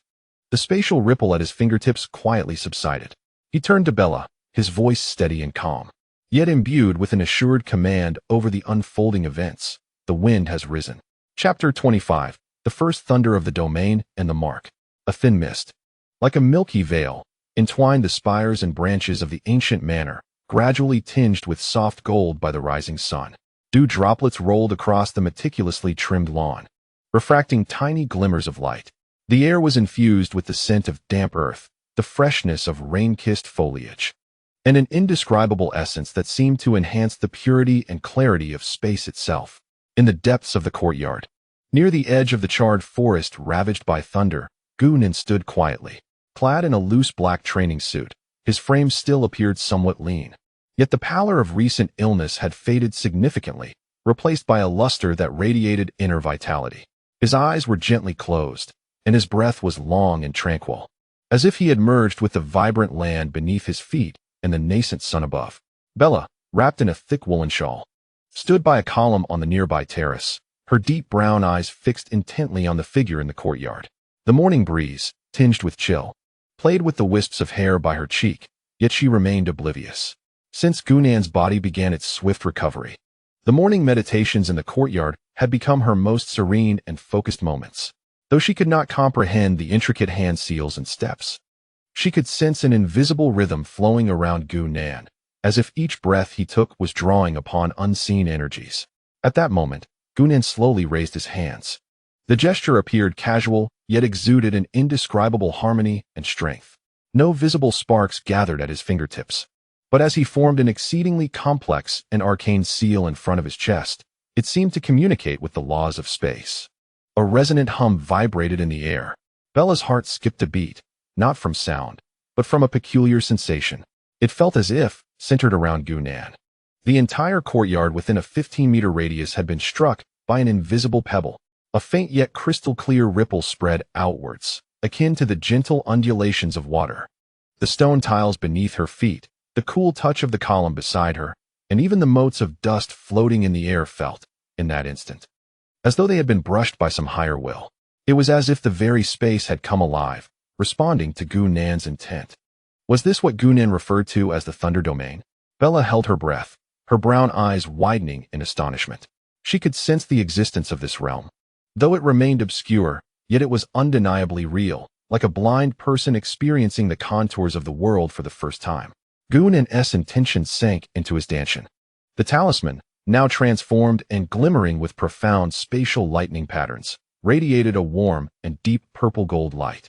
At the core of the talisman, the essence of thunder, now magnified several times and condensed like liquid purple gold, stirred awake like a slumbering dragon, responding to his will. The power coursed through the majority of his repaired meridians, although it amounted to only about 60% of his peak strength. The sense of control and the initial fusion with the laws of space surpassed anything he had experienced before. Maintaining the seal, his intention became the most delicate probe. Merging into the 15-meter thunder domain he had begun to master, everything within this domain became vividly apparent. The dew trails rolling on the grass blades, The wriggling of earthworms deep in the soil, the rhythm of every particle of dust in the air, and even the slight acceleration of Bella's heartbeat and the warmth of her life force, all distinctly mirrored in his perception. Further away, at the edge of the estate's dense forest, several powerful life forces belonging to the Quillut were marked like blazing torches, clearly delineated on the edge of his perception of the Thunder domain. Among them, the strongest one, radiating a familiar scarred aura, was rapidly approaching the estate. Jacob was here. Goonan did not linger on the werewolf aura for long. He slowly withdrew his hands, and the strange spatial ripples enveloping the courtyard dissipated. He opened his eyes, the purple-gold light in his deep gaze flickering and vanishing as he calmly directed his attention to the terrace. Bella met his gaze. Akin to a child caught in a mischief, her cheeks slightly flushed, but she soon broke into a bright smile, skipping down the terrace steps to his side. Was that your new ability? Bella's voice brimmed with curiosity and excitement as she carefully touched Gunnan's arm, as if to affirm his existence. It feels so magical, as if the whole courtyard has come alive in response to you. The Thunder domain has just begun to take shape, Gunnan replied, his voice low and clear, naturally taking Bella's hand. Her fingertips were cool, and the jagged scar on her wrist had shed its scab, leaving a faint pink mark resembling twisted vines. Gunnan gently brushed over the scar with his fingertip, a fleeting hint of tenderness flickering in his gaze. It is merely a preliminary grasp of spatial perception and defensive warnings. The true power. He paused, feeling the thunderous essence within him and the deeper arcane patterns of the talisman still in silence. He lifted his other hand, fingers splayed, palm facing a low holly shrub a few meters away. There was no lightning, no thunder, only a focused intention and a faint tremor from the talisman's core. A hum resonated. The space surrounding the holly shrub momentarily warped, nearly imperceptibly to the naked eye, as if light had been subtly bent by an unseen force. Then, several leaves of the shrub, as if sliced by an invisible blade, broke cleanly and fell, edges smooth as a mirror. Bella gasped in astonishment. There were no sounds, no visual effects, only the sudden distortion of space and the ensuing destruction. This form of attack was far more enigmatic and unpredictable than violent thunder, nearly impossible to defend against. The Thunder domain has just begun to take shape. Gunnan retracted his hand, his voice tinged with a slight breathlessness from the exertion. Yet his gaze remained sharp. The initial form of spatial cutting, its distance, power, and control were still weak. He turned to Bella, noticing that her eyes held no fear, only pure astonishment and concern for him, warming his heart. I need more strength. Bella gripped his hand tightly, as if to transfer her own strength to him. You will recover. You definitely will. Her voice was filled with unreserved trust. After a moment's hesitation, her other hand gently pressed against her chest, where the imprint of the previous night's passionate kiss lingered. I can feel it, Gunnan. Every time you use your power, it warms here, as if something is responding to you. Her words came out in a rush, her cheeks flushed, yet her gaze remained exceptionally earnest. It was her first attempt to articulate the invisible resonance stemming from the core of the stabilizer. Gunnan's pupils subtly narrowed. Bella's sensation perfectly aligned with his experience of the talisman's core accelerating under her breath. This resonance was deeper than he had anticipated. She was not merely a stabilizer. She resembled an anchor point for his power's revival and mastery. Just then, a low, penetrating wolf howl erupted from outside the estate gate, shattering the morning tranquility. The sound bore the authority unique to an alpha, mingled with a decisive urgency. Jacob had arrived, and he was not alone. Gunnan's Thunder domain clearly sensed that behind Jacob's powerful heat signature, several equally strong life forces, imbued with primal wildness, were closely trailing him, the core members of the Quillut pack. Gunnan and Bella exchanged a glance. The brief tranquility had come to an end. The moment of reckoning was drawing nigh, advancing with the footsteps of the wolf pack. The heavy oak door of Oak Tree Manor slowly creaked open. Jacob Black's tall silhouette stepped in first, clad in a simple black tank top, his bronzed muscular arms exposed. The deep red scar on his shoulder resembling an ancient totem, strikingly prominent in the morning light. The alpha's presence burned like an invisible flame around him. His gaze sharp as an eagle's, sweeping over the courtyard, ultimately resting on Gunnan and Bella standing side by side. Behind him followed Samueli, Paul Embry, and Jared, the four mightiest warriors of the Quillut, silent as mountains. Sam's countenance remained as hard as iron, his gaze calm, yet scrutinizing. Paul's hostility had not entirely dissipated, replaced by a deeper gravity. Embry and Jared exhibited clear curiosity, tinged with subtle tension. The distinct scent of the wolf pack, mingled with sweat and primal wildness, instantly pervaded the crisp air of the estate. Jacob's gaze lingered on Bella's face for a moment, noting her improved condition. His worry somewhat alleviated. Then, his golden ember-like eyes locked onto Gu-nan. He could clearly sense that the lingering weakness in this eastern youth had nearly vanished, replaced by a more reserved and profound presence, like a turbulent current beneath a calm sea. Especially those deep-set eyes, when they looked at him, seemed to pierce through all facades, sending a peculiar tingling sensation through the scar on Jacob's shoulder, as if brushed by the power of space. "It seems you have recovered well." Jacob's voice was low and hoarse, carrying the roughness of a recently healed wound, breaking the silence. He took a few steps forward, stopping a few meters away from Gu-nan and Bella, his posture radiating the directness and subtle wariness characteristic of an alpha. "You received the intel from Karen, did you not?" Gu-nan nodded slightly, his gaze calmly sweeping over the various expressions of the pack members behind Jacob. Nicholas Volturi's hyenas, his voice, devoid of any inflection, seemed to chill the air surrounding him. "Humph." Paul emitted a discontented grunt, crossing his arms defiantly as he glared at Gu-nan. Intelligence? How much credence could one place in the words of that band of bats from Karen? Who could ascertain whether they had colluded with Volturi to set a trap? "Paul." Sam interjected sharply, his piercing gaze halting his companion's impulsiveness. Stepping forward to stand beside Jacob, he exuded a steadiness akin to a rock, locking eyes with Gu-nan. His voice carried the distinct frankness and weight of a Kurut warrior. "Mr. Gu-nan, Jacob has conveyed your stance and fragments of last night's truth.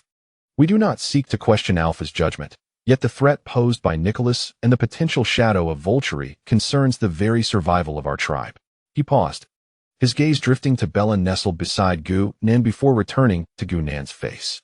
"The Kurut wolf pack can momentarily set aside our old grievances with Karen. Our objectives align in eradicating Nicholas, this malignant tumor. However, we must ascertain whether your strength can serve as the blade to excise this tumor, rather than ignite a destructive blaze." Sam's words struck at the heart of the matter. The wolf pack needed to witness Gu-nan's worth, to assess the sharpness and controllability of his thunderous blade, before daring to wager the fate of the entire tribe on this perilous gamble. Silence enveloped the courtyard. Even the morning breeze seemed to stagnate. Bella tightened her grip on Gu-nan's hand, acutely aware of the palpable scrutiny emanating from the wolf pack. Jacob remained silent, merely observing Gu-nan. The scar on his shoulder throbbed faintly, a remnant of Gu-nan's formidable power and a testament to their battle against shadows the previous night. He believed in Gu-nan's strength, yet, as alpha, he required Gu-nan to prove himself to the entire wolf pack. Slowly, Gu-nan released Bella's hand. He stepped forward into the center of the courtyard, becoming the focal point of the wolf's scrutiny. No words, no boastfulness. He gradually raised his right hand, fingers splayed, palm upward, directed at the dew-laden grass of the courtyard. Buzz, an intense and clear ripple of energy surged forth from Gu-nan, far more potent than during the morning's meditation, expanding explosively around him. The thunder domain unfolded with a radius of 15 meters in an instant. This time, not only Bella felt the abnormality of the space, but even Sam, Paul, and the other werewolves tensed up, their muscles coiling like springs. Their primal instincts screamed warnings. They seemed to perceive an invisible, viscous domain enveloping the space around Gu-nan. The falling leaves, dewdrops on the blades of grass, even the light itself slowed and became sluggish. A terrifying sense of imminent peril, as if ensnared by countless cold eyes, gripped their hearts. Next, with a sudden inward clench of his fingers, Gu-nan's palm faced the air above the lawn. Zap! There was no thunderous roar, only a hair-raising sound as if space itself was being forcibly torn apart, producing a high-pitched, sharp noise. Under the astonished gazes of Sam and the others, the seemingly empty air before Gu-nan's palm collapsed inward, distorting into a space vortex the size of a fist, its edges shimmering with unstable purple-golden lightning patterns, akin to a miniature black hole. A suffocatingly powerful suction erupted. Whoosh! The space above the lawn appeared to be instantaneously vacuumed. Leaves, fine dust, and dewdrops on the grass, All materials within the vortex's gravitational reach were torn apart, elongated, transformed into countless minute streams of light, devoured by that terrifying miniature black hole. Even the light there warped and vanished. That area, in the eyes of the onlookers, became hazy and dim, as if a chunk of reality had been forcibly excavated. This bizarre and terrifying scene lasted less than a second. Puff! Like the sound of a bubble bursting. The all-consuming vortex vanished without a trace. The distorted light returned to normal. The air above the lawn settled, as if nothing had transpired. However, on the patch of grass once enveloped by the thunder domain, there now lay a perfect circular pit, approximately half a meter in diameter. Its edges smooth as a mirror and half a foot deep. The earth walls exhibited a glassy texture, as if melted by instantaneous high temperatures and then solidified. The pit's bottom was pristine, devoid of even a speck of grass or dust. Silence. An absolute silence. Every member of the wolf pack, including Alpha Jacob, stood petrified in place. The arrogance and hostility on Paul's face froze, replaced by a profound sense of shock and disbelief. Sam's usually impassive countenance displayed its first signs of agitation, his sharp eyes fixated on the smooth pit, as if witnessing an incomprehensible existence.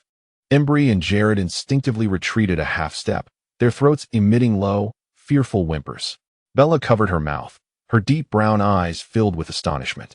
Although she believed in Gunan, witnessing the terrifying power that could annihilate matter in silence sent shivers through her soul. Gunan slowly lowered his hand, his complexion slightly pale, beads of sweat forming on his forehead. Forcing the manifestation of the thunder domain had drained him significantly, yet he stood tall, his deep-set eyes surveying each astonished face of the wolf pack with calmness. This was a blade. Gunan's voice, though not loud, rang out like the clash of cold metal, clear and resonant in the silent courtyard, directed at his adversaries. It is still fire. His icy gaze finally settled on Paul. It depends on your choice. Power needed no words. The silent annihilation of space was a testament and a deterrent more potent than any declaration. The wolf pack's scrutiny, in the face of absolute power, was reduced to a stunned silence. Jacob regarded the smooth pit, then looked at Gunan's pale face and his still tranquil gaze.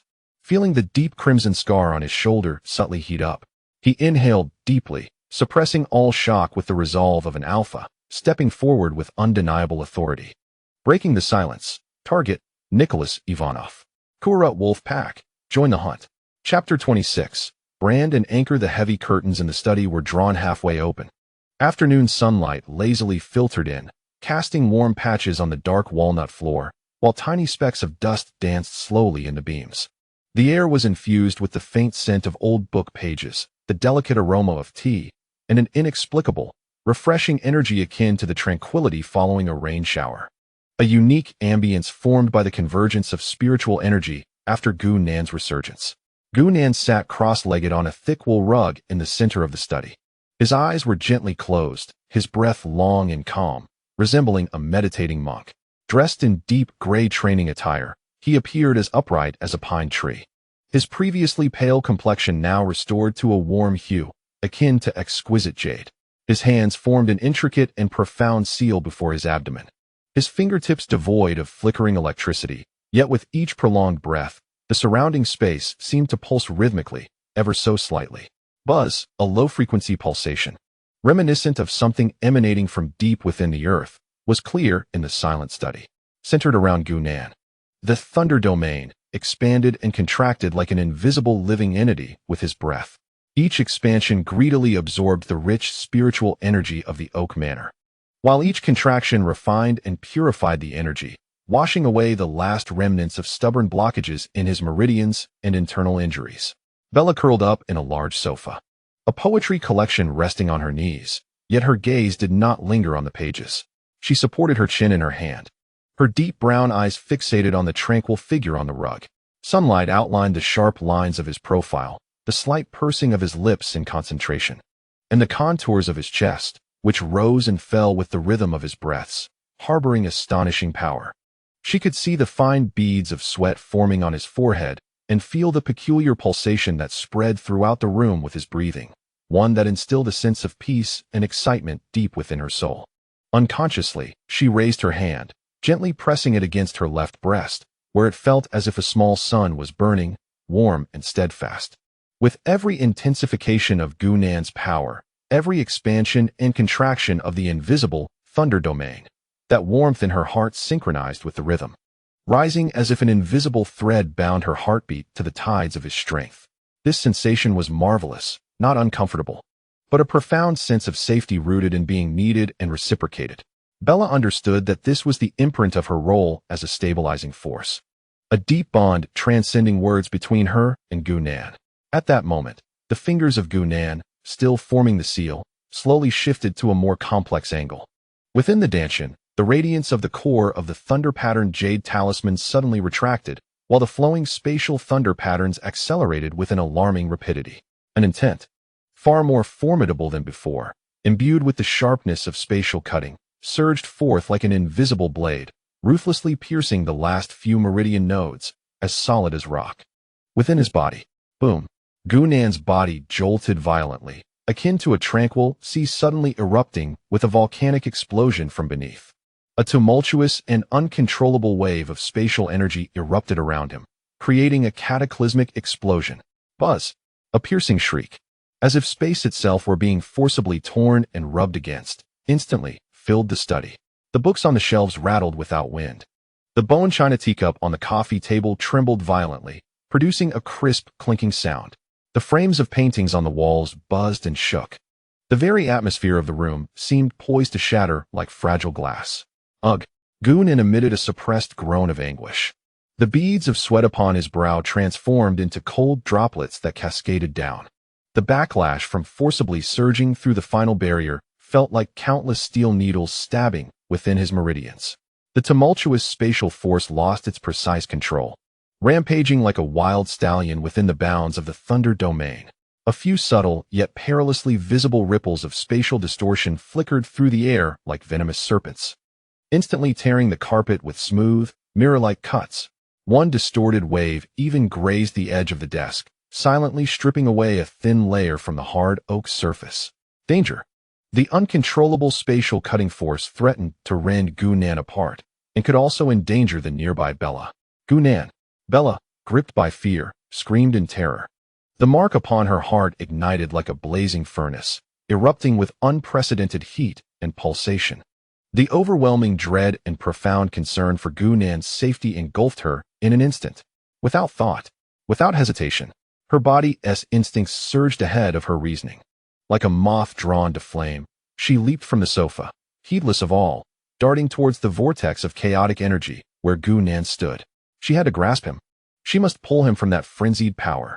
At the very moment Bella entered the thunder domain, Buzz, the blazing mark, originating from the core of the rule stabilizer within her, resonated with an unprecedented intensity with the thunder-patterned jade talisman core in Gunnan's Danshan, which was violently trembling and on the verge of losing control. A powerful, gentle, yet absolutely orderly warmth surged forth, akin to the purest of dews, rushing into Gunnan's being along the invisible thread of their shared imprint. This force was not spiritual energy, yet it was more fundamental than any other power. It instantaneously quelled the tumultuous oscillation of the jade talisman core, forcibly smoothing out the rampant spatial ripples, akin to the most skilled of tamers bringing a runaway stallion back under control. The chaotic and uncontrollable spatial energy within Gunnan seemed to have been pressed on pause, freezing in an instant. Subsequently, guided by that gentle yet potent force of order, it flowed back like rivers returning to the sea, obediently retreating to the depths of the jade talisman core. The last few obstinate meridian nodes, under the impact of this combined internal and external force, were shattered like decayed wood. Gunnan violently expelled a mouthful of thick, dark blood, reeking of iron. As this blood was expelled, the overwhelming agony that had ravaged his body vanished in an instant. A sensation of unprecedented clarity and unimpeded ease flowed through him like a clear spring. The jade talisman core erupted with a brilliance never before seen, the surface spatial thunder patterns swirling harmoniously, as a pure and vast source of thunder surged like a raging river through the newly restored meridians. The total amount of spiritual energy instantly surpassed 70%, nearing 80%. His control over the thunder domain experienced a qualitative leap. However, Gunnan had no time to indulge in the joy of this breakthrough. for Bella's body had heavily collided into his embrace. Instinctively, Gunan opened his arms, tightly enveloping her quivering form, imbued with fragrance and warmth, trembling slightly from fear. The immense force of impact caused him to lean backward, and they both tumbled onto the carpet. Within the study, the uncontrollable spatial fluctuations had completely subsided. The scars left upon the carpet bore silent witness to the earlier peril. Yet now, amidst the embrace of two tightly entwined figures, only their hurried breaths intermingled in the air. Bella lay against Gunan's chest, her heart racing like a drum, her cheek pressed against his warm neck. Feeling his equally intense heartbeat and the breath of someone who had narrowly escaped disaster. The terror from that fleeting moment had yet to dissipate, and tears streamed uncontrollably, soaking Gunan's clothing. Gunan, she choked out, her voice laced with sobs and fear. Her arms wrapped tightly around his waist, as if to meld him into her very being. You frighten me. Are you all right? Are you hurt anywhere? Gunan felt the tremors of her soft body and the warmth of her tears, perceiving the warmth and stability emanating from the mark upon her heart, akin to sunlight. This force not only saved him, but also acted as the most resilient anchor, instantly steering his tumultuous power back onto its rightful course. He lowered his head, resting his chin upon her soft hair, tightening his embrace, pulling her deeper into his arms. An unprecedented wave of emotions surged within him, an amalgamation of profound relief, deep-seated pain, and indescribable tenderness, enveloping his chest like a warm current. It's all right, he murmured, his voice low and hoarse yet imbued with an unparalleled softness and calm. He gently patted Bella's back, like soothing a frightened creature. I'm here. It's all right. He slightly tilted his head, his warm lips naturally pressing against her smooth forehead, imbued with a desire and reassurance that seemed to spring from the depths of his soul. This kiss was unlike the reckless life-and-death kiss they had shared in the hospital, nor did it resemble the previous fleeting touches. It was gentle and cherished, resonating with the exhaustion and relief following the storm, filled with boundless affection and gratitude for the one in his arms, and carrying an unspoken promise and profound attachment. Bella's body stiffened for an instant, then she melted into his embrace as if all strength had been drained from her. The warmth of his touch on her forehead surged through her like electricity, dissolving all fear, worry, and dread, replaced by an overwhelming sense of safety and sweetness. She let out a soft sob, burying her face deeper into Gunan's neck, tears streaming even more fiercely, yet this time, they were tears of joy. Gunan did not stop. His kiss traveled from her smooth forehead, gently gliding over her tear-stained eyelids, kissing away the salty tears with boundless tenderness. Finally, his lips lingered on her slightly trembling eyelids, feeling her long lashes brush against his lips like delicate butterfly wings. Time seemed to freeze in that moment. Within the study, the sunlight remained warm, and dust danced in the rays. The traces of destruction left by the uncontrollable spatial force silently narrated the earlier dangers. Yet at this moment, between the two embraced figures, there existed only the rhythm of their heartbeats, their warm breaths, and the profound and resilient emotions forged in the vortex of life and power. Bella was his anchor of strength, his harbor amidst the tumultuous waves. And he, too, was her only reliance and light in this cold, foreign world. Their imprints intertwined, their hearts deeply anchored. Outside the oak manor, deep within the forest, Jacob's towering figure stood like the most vigilant sentinel, leaning against a massive fir tree. His bronze torso was bare, and the deep crimson scar on his shoulder resembled a mysterious totem in the dappled light of the trees. The Alpha's perception enveloped the entire perimeter of the manor like an invisible radar, alert to any whisper of movement. Not far behind him, Sam, Paul, and others stood guard, silent as a pack of wolves, following the shocking scene in the courtyard. The gazes of the wolf pack members towards the manor had shifted from hostility to a deep-seated wariness and a subtle respect. The display of power was always the most direct language.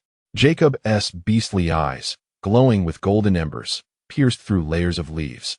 As if he could see the unspoken warmth flowing within the manor's study, he distinctly sensed the sudden eruption of spatial instability that had just manifested and quickly subsided, and captured the vibrant surge of Bella's life force, now filled with immense joy and relief.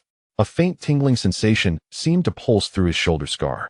It was the residual power of Gunan, a mark of their solidarity from the night before.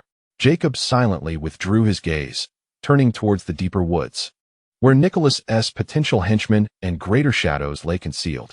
The pride of an alpha stirred within him, mingled with an indescribable complexity, but more so, a resolute determination to protect. Bella had found her anchor, and he, Jacob Black, alpha of the Quillut tribe, too had roots and glory that he needed to safeguard. The hunting horn was about to sound. Chapter 27, The Dark Hand Emblem. Within the Oak Manor, time seemed both elongated and compressed, the warm breath intertwined. The tremor of survival and the sweetness of budding emotions silently flowed between the two in an embrace.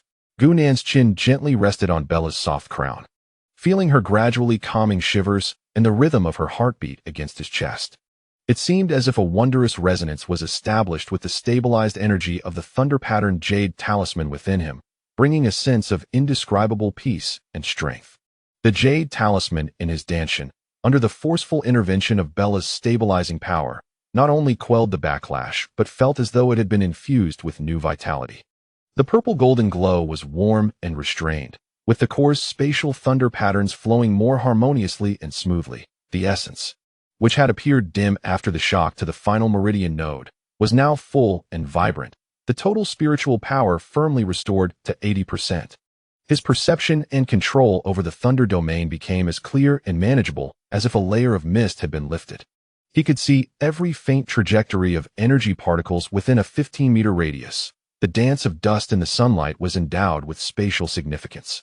The spatial rifts that had torn the carpet and cut through the table now seemed to be gently smoothed by an invisible hand at the slightest movement of his mind. The spatial structure quietly mending, leaving only the physical damage as testimony.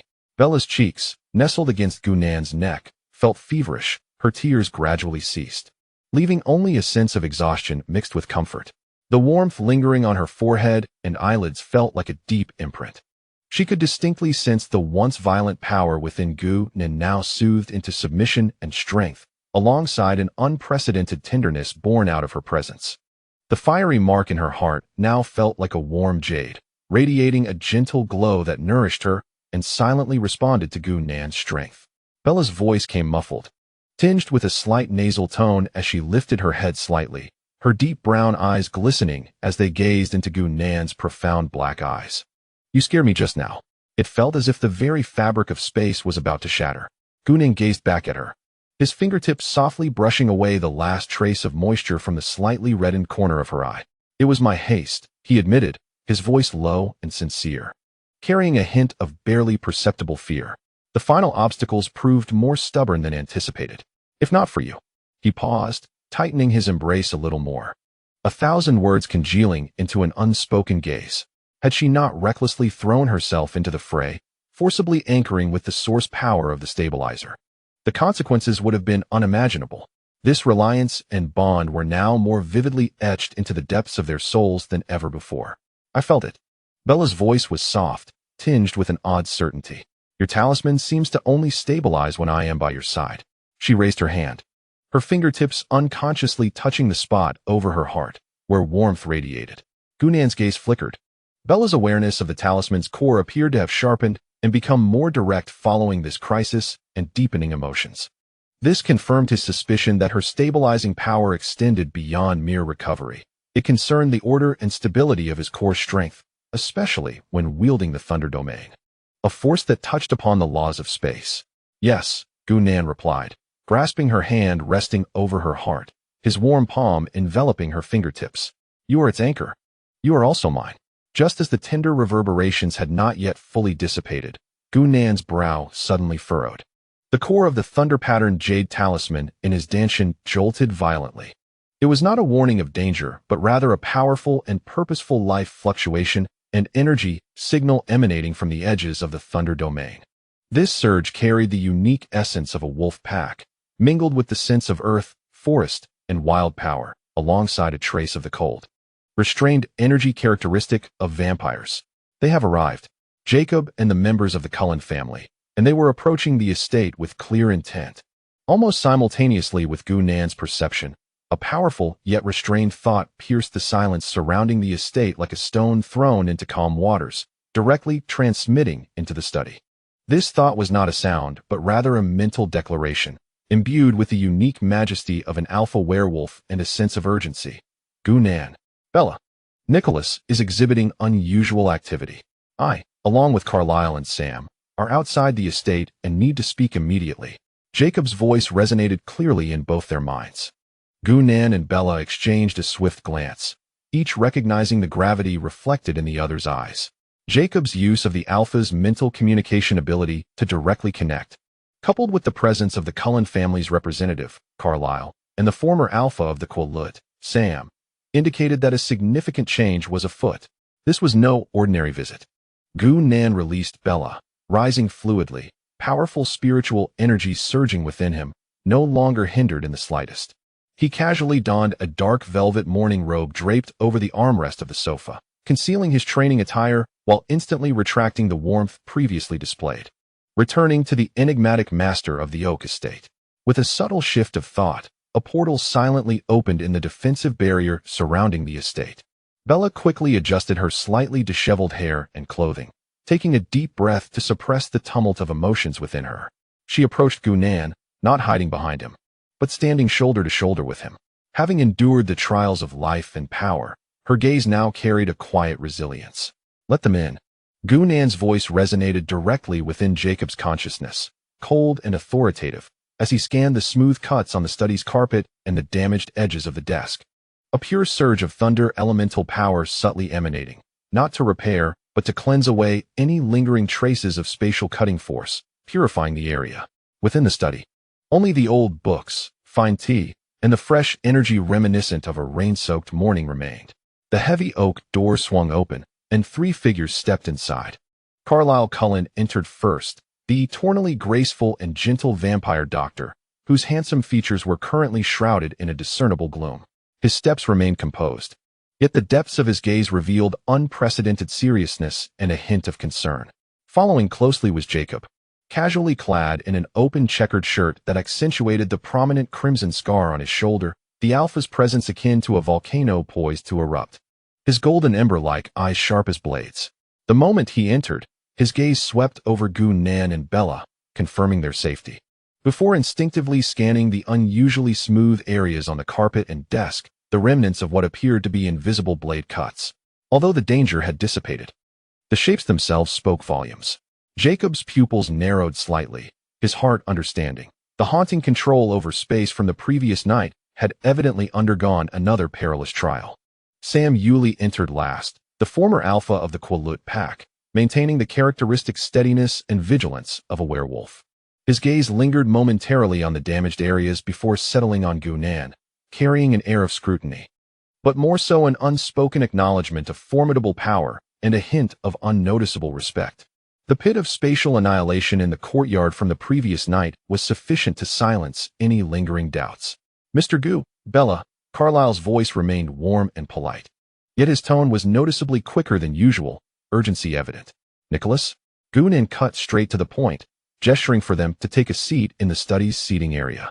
Bella quietly settled beside Gunan, her very presence imparting a peculiar sense of stability to the study filled with diverse energies. Not just a physical action. Jacob's voice was deep, laced with a wolf's growl, as he turned to Gunan, his gaze piercing. Paul has been missing for over half a day. We found him near the western edge of the reserve, close to Blackstone Canyon. Paul. Bella's heart sank, an ominous premonition weighing heavily upon her.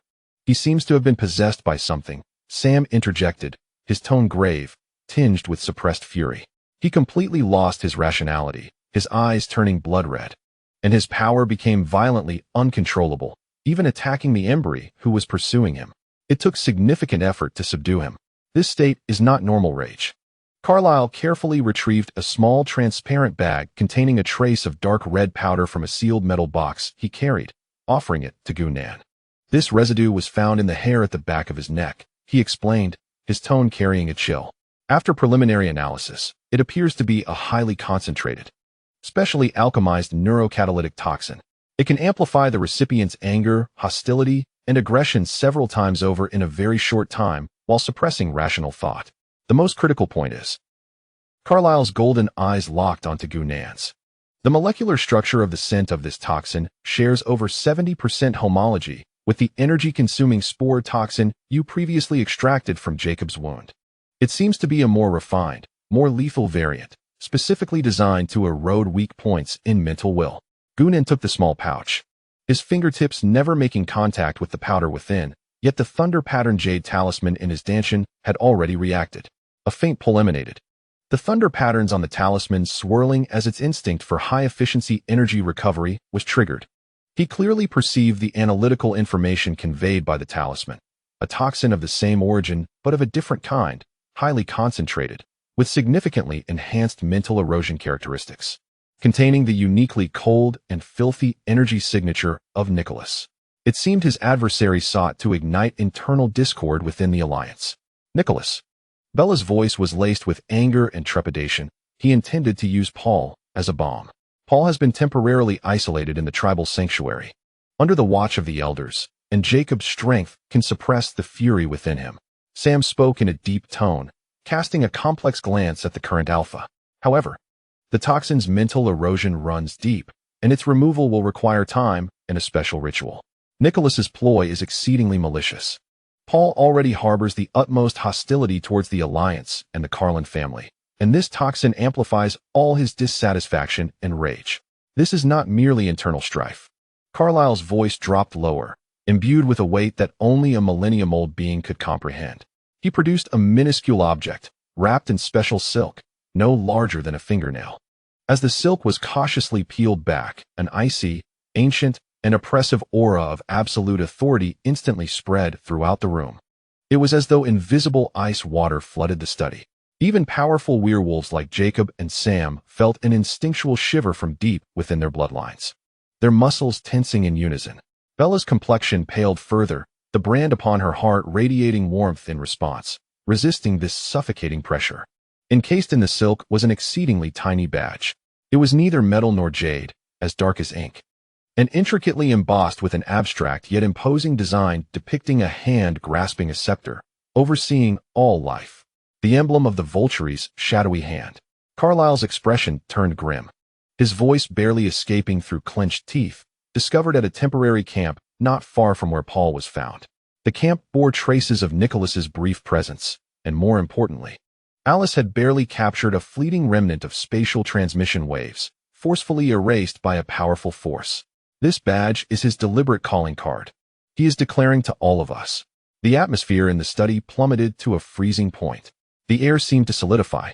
Nicholas has not only struck again, but his target is the most vulnerable within the Alliance, the weakest-willed Paul among the wolves.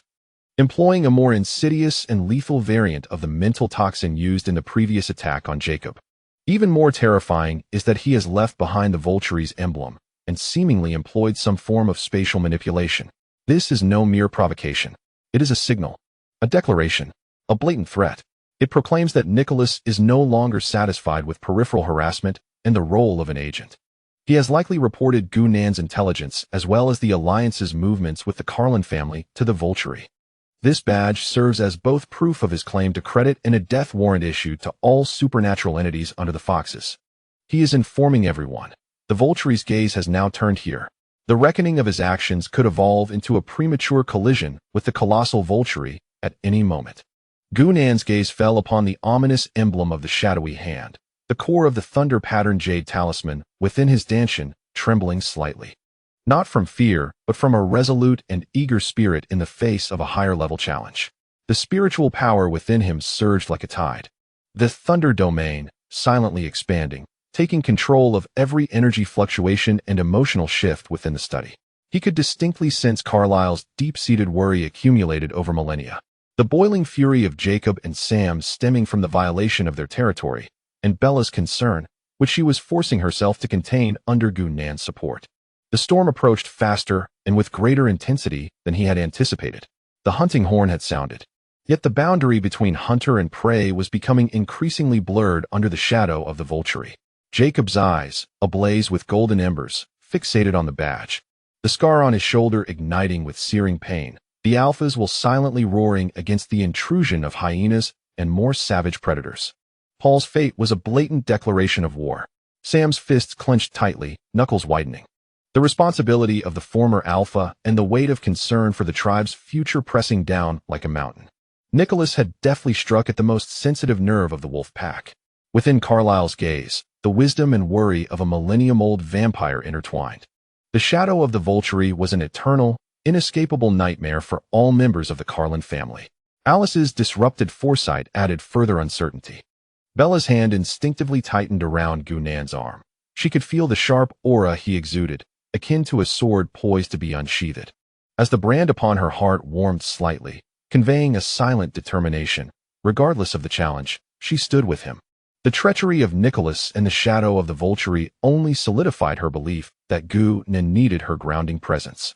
Gunan slowly raised his gaze, the depths of his dark eyes flashing with violet gold thunder patterns, cold and piercing, akin to thunder cleaving the night sky.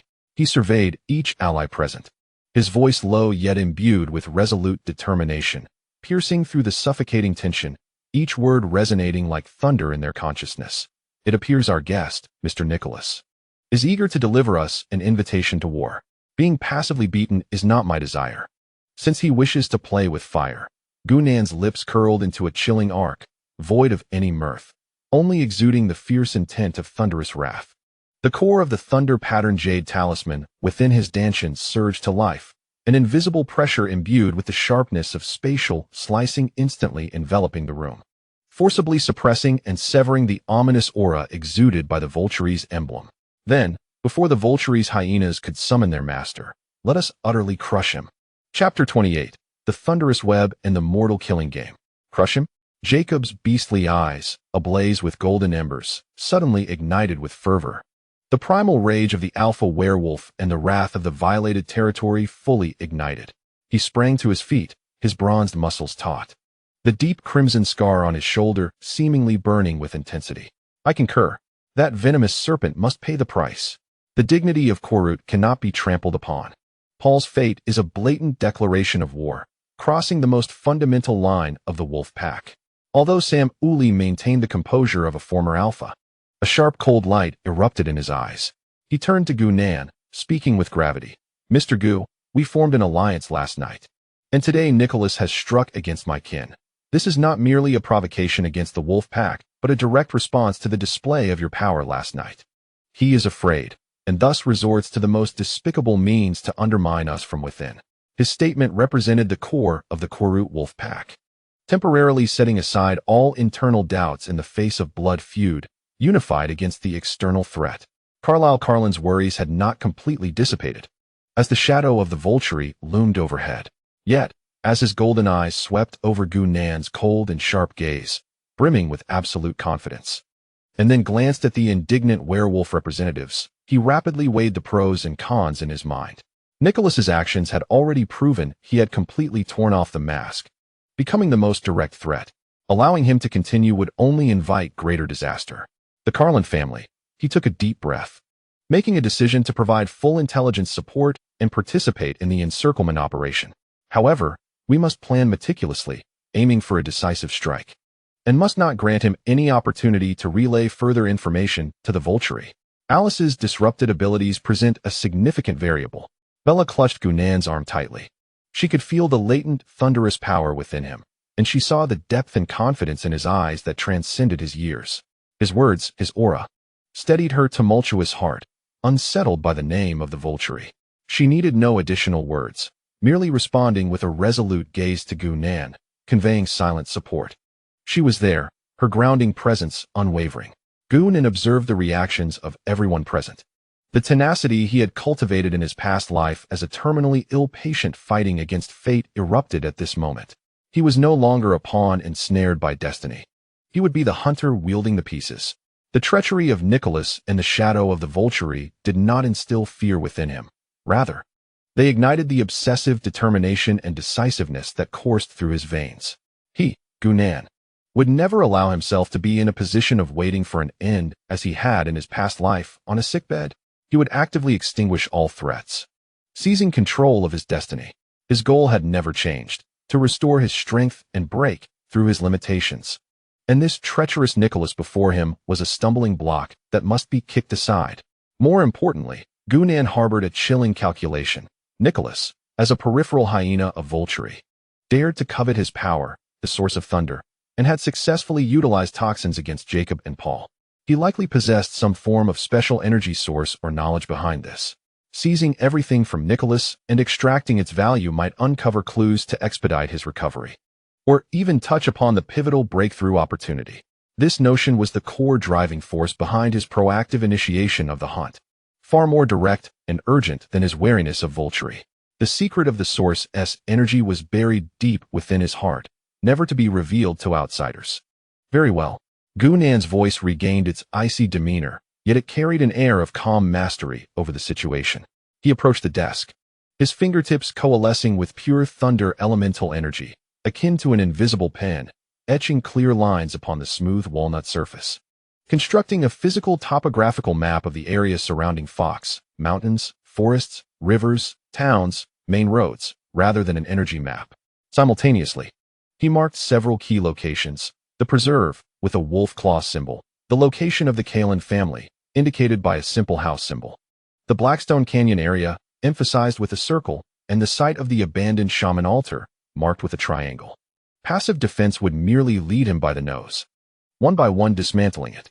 Gunnan's finger pointed at the Blackstone Canyon area. Nicholas chose this location to strike at Paul, which was no coincidence. It was remote, with a complex terrain, canyons, caves, dense forests, conducive for hiding and setting traps. It also allowed him to glance at Carlisle for certain covert operations, such as receiving or sending information. The spatial wave residue mentioned by Dr. Carlisle could potentially be a short-range, directional spatial communication device, akin to magical scrolls or alchemical items, rather than true spatial teleportation. Volturi would not easily entrust long-distance teleportation technology to peripheral hyenas. This conjecture aligned more closely with Nicholas's identity and Volturi's consistent cautious demeanor. He left behind the Volturi emblem, and Gunnan continued his analysis, lightly tapping on that circle, both as a show of intimidation and possibly as a mental marker or positioning beacon, facilitating his reception of subsequent commands or self-location. He anticipated that we would be intimidated, hesitant, or even internally divided due to this emblem. A cold smirk curled at Gunnan's lips, reminiscent of a hunter who saw through the psyche of its prey. Unfortunately, he miscalculated one point.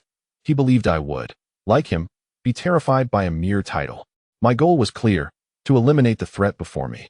He deliberately emphasized the reasonable and overt goal of eliminating the threat, concealing a deeper intent. So what is your plan? Jacob inquired impatiently, his alpha's battle spirit thoroughly ignited. The opponent had already provided an answer. Gunnan's finger abruptly struck the triangle marking within the Blackstone Canyon area, the abandoned altar. Nicholas, believing himself invulnerable by leaving the emblem, must now be emboldened, possibly even observing our reactions nearby, eager to witness the chaos. A cold glint flickered in Gunnan's eyes. His greatest error was assuming we would be intimidated by Volturi's name and hesitate to act against him immediately. This was our opportunity to strike with thunder at his most relaxed and self-satisfied moment, leaving him no chance to send out a final message. How exactly do we proceed? Sam asked solemnly, the experience of the former alpha making him acutely aware of the perilous and audacious nature of Gunnan's plan. The first step is to feign weakness and create a semblance of chaos. Gunnan turned to Jacob, saying, Jacob, you must return to the preserve immediately. Publicly declare that Paul is deeply poisoned and uncontrollably violent, even injuring the kin that care for him. For example, Ember has worsened injuries, leading to fierce disputes within the wolf pack, thereby severely challenging your authority as alpha and plunging the tribe into a crisis of division. The greater the commotion, the better. To let Nicholas lurking nearby see. If necessary, allow Paul to howl and struggle uncontrollably in a specific direction outside the sacred site, putting on a grand performance. But ensure Paul's safety. The toxins within him require time to clear, and he is also a crucial bait and evidence. A glimmer of cunning sparked in Jacob's eyes. The wolfish shrewdness awakened. You want him to believe his toxic scheme has succeeded? To let his guard down? Precisely. Gunnan nodded. The second step involves using a sacrificial bait to draw the serpent from its hole. Dr. Carlisle, I require Miss Alice's assistance. Not to foresee the future, but to leverage Nicholas's understanding of Alice's abilities. Create a false impression of information leakage. allowing Alice to inadvertently leave strong mental fragments or emotional fluctuations at an energy node that Nicholas might be monitoring. The key information contained therein is that due to internal strife, the wolf pack will secretly transfer the uncontrolled and highly researchable Paul to the depths of the Blackstone Canyon at midnight tonight to conduct a high-risk purification ritual in an attempt to strip the toxins from his body and identify their source. Since Nicholas can interfere with Alice, he must have a method to perceive or capture these leaked fragments of information. The 2 points of purification ritual and identifying the source would most effectively stimulate his desire for control and sense of crisis. This plan utilized Nicholas's understanding of Alice's abilities and his overconfidence, making it more rational and discreet than forcing Alice to foresee. A hint of admiration flickered in Carlyle's eyes. Brilliant. By exploiting his reliance on known sources of information to create a simulation of foresight through mental fragments. It is far more feasible and trustworthy than forced foresight. We will manage this information leak effectively. The third step. Gunnan's gaze turned as cold as polar ice, his fingertip resting on the triangle marking of the abandoned altar encirclement. Once news of the chaos within the wolf pack spreads, if Nicholas captures this leaked information, he will very likely personally head to the abandoned altar to investigate, even attempting to take advantage of the situation or sabotage the ritual. There he shall meet his demise. Gunnan's finger pressed firmly upon that triangle marking. The wolf pack will be responsible for sealing the perimeter. With your speed and sense of smell, form the first impenetrable encirclement, cutting off all possible escape routes and eyes. Sam, you are experienced and familiar with the terrain. Oversee the perimeter lockdown and early warning, ensuring that no one can enter or exit the encirclement. The Cullen family. Gunnan turned to Carlyle. Edward will be the spearhead, the fastest. Emmett, strength. And Jasper, emotional manipulation, will coordinate. You will be responsible for executing high-speed raids and distractions in the area surrounding the altar. Your agility and undead bodies are most suitable for close combat, with the goal of cornering Nicholas into the pre-designated area at the altar's core. Rosalie and Esme will protect Bella and the human settlement, preventing him from panicking and creating chaos. And Gunnan's voice was like tempered cold iron. The core of the thunder pattern amulet within him humming softly, the perception of thunder domain silently expanding. He turned to Bella, his gaze imbued with undeniable protection and a hint of entrustment. We will take Bella and hide several hours in advance in a pre-verified safe and reinforced ancient cellar below the altar's core setting. The altar itself has an underground structure. Bella's stabilizing role can maximize the stability and explosive power of my thunder domain. The moment Nicholas steps into the pre-designated area of the altar's core, I will completely seal off that space with thunder domain, cutting off his escape, extinguishing any possibility of survival. Jacob, you, as Alpha, will provide mobile support, with a focus on protecting the entrance to the cellar where Bella is located. Bella's heart raced, not from fear, but from a strong sense of responsibility, feeling needed and entrusted. Though she was merely an ordinary person, she knew she was the most critical anchor in Gunnan's thunderous net. She nodded vigorously, her gaze resolute and fearless. I will be by your side. I will stay calm. Jacob instinctively frowned upon hearing Bella would also delve into the core. The Alpha's protective instincts stirred his unease. However, Gunnan's plan clearly delineated the hiding location, the safe cellar, and their respective duties, protecting the entrance. And Bella's role was paramount. Ultimately, he merely nodded heavily. I will guard the cellar entrance. Bella's safety is my responsibility. Lastly, Gunnan's gaze swept over everyone, imbued with an almost cold resolve. The objective of this battle was clear. Nicholas must die. Leave no survivors.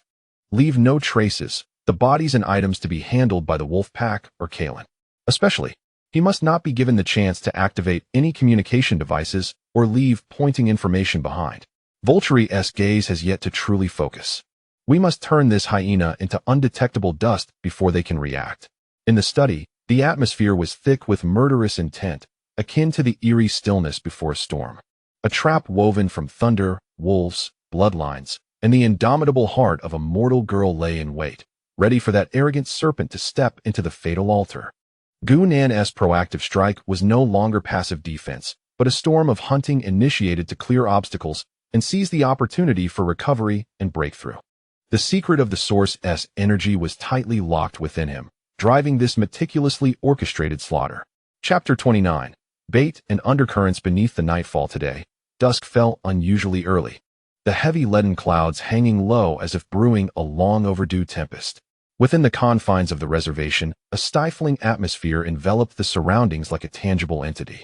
A piercing howl, steeped in anguish and fury, shattered the evening's tranquility, swiftly followed by a cacophony of angry, restless growls and fierce altercations.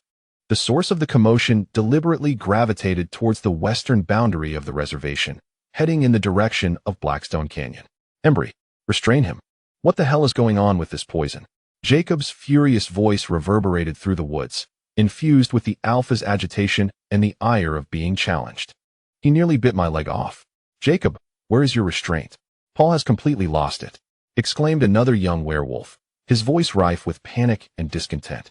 Be quiet. I'm devising a plan. Sam, you and your team need to secure this area. Do not let him escape and harm anyone. Jacob's voice was laced with a forced suppression of rage and a hint of helplessness. The tribe has never been in such disarray. Jacob, you must regain control. Sam's voice was heavy and stern, yet if one listened closely, there was an undercurrent of urgency. The discord of bickering, wolf howls, and the sound of trees being broken played out chaotically at the edge of the reservation, purposefully amplifying the cacophony and energy fluctuations towards Blackstone Canyon. Amidst the throng of wolves, Jacob's towering figure moved with purpose, the scar on his shoulder appearing particularly grotesque under the dim light. Yet, within the depths of his burning beastly eyes, there lay a cold and focused glimmer of predatory intent. He was performing, acting for eyes that may lurk in the shadows. Paul was tightly secured deep within the sanctum, under the watchful eyes of Billy and the elders. The real turmoil resided only at the fringes. Meanwhile, on the eastern edge of the reservation, beneath an ancient hemlock tree, weathered and with a feeble energy node, Alice Cullens' slender form materialized like a shadow. With her eyes firmly shut, her pale fingers gently pressed against the rough bark. She was not foreseeing the future. Rather, she was simulating.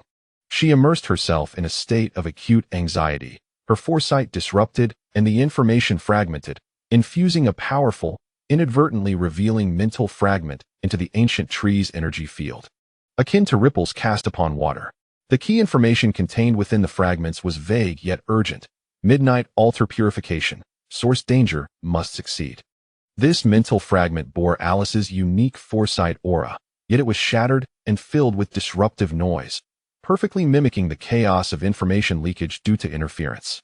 Having completed this, Alice's form vanished instantaneously, leaving no trace. The choice of this information drop point had been meticulously considered by Carlyle and Gunan. It was neither too close nor too far from Blackstone Canyon, the weak energy node difficult to trace back, yet within the surveillance range of Nicholas.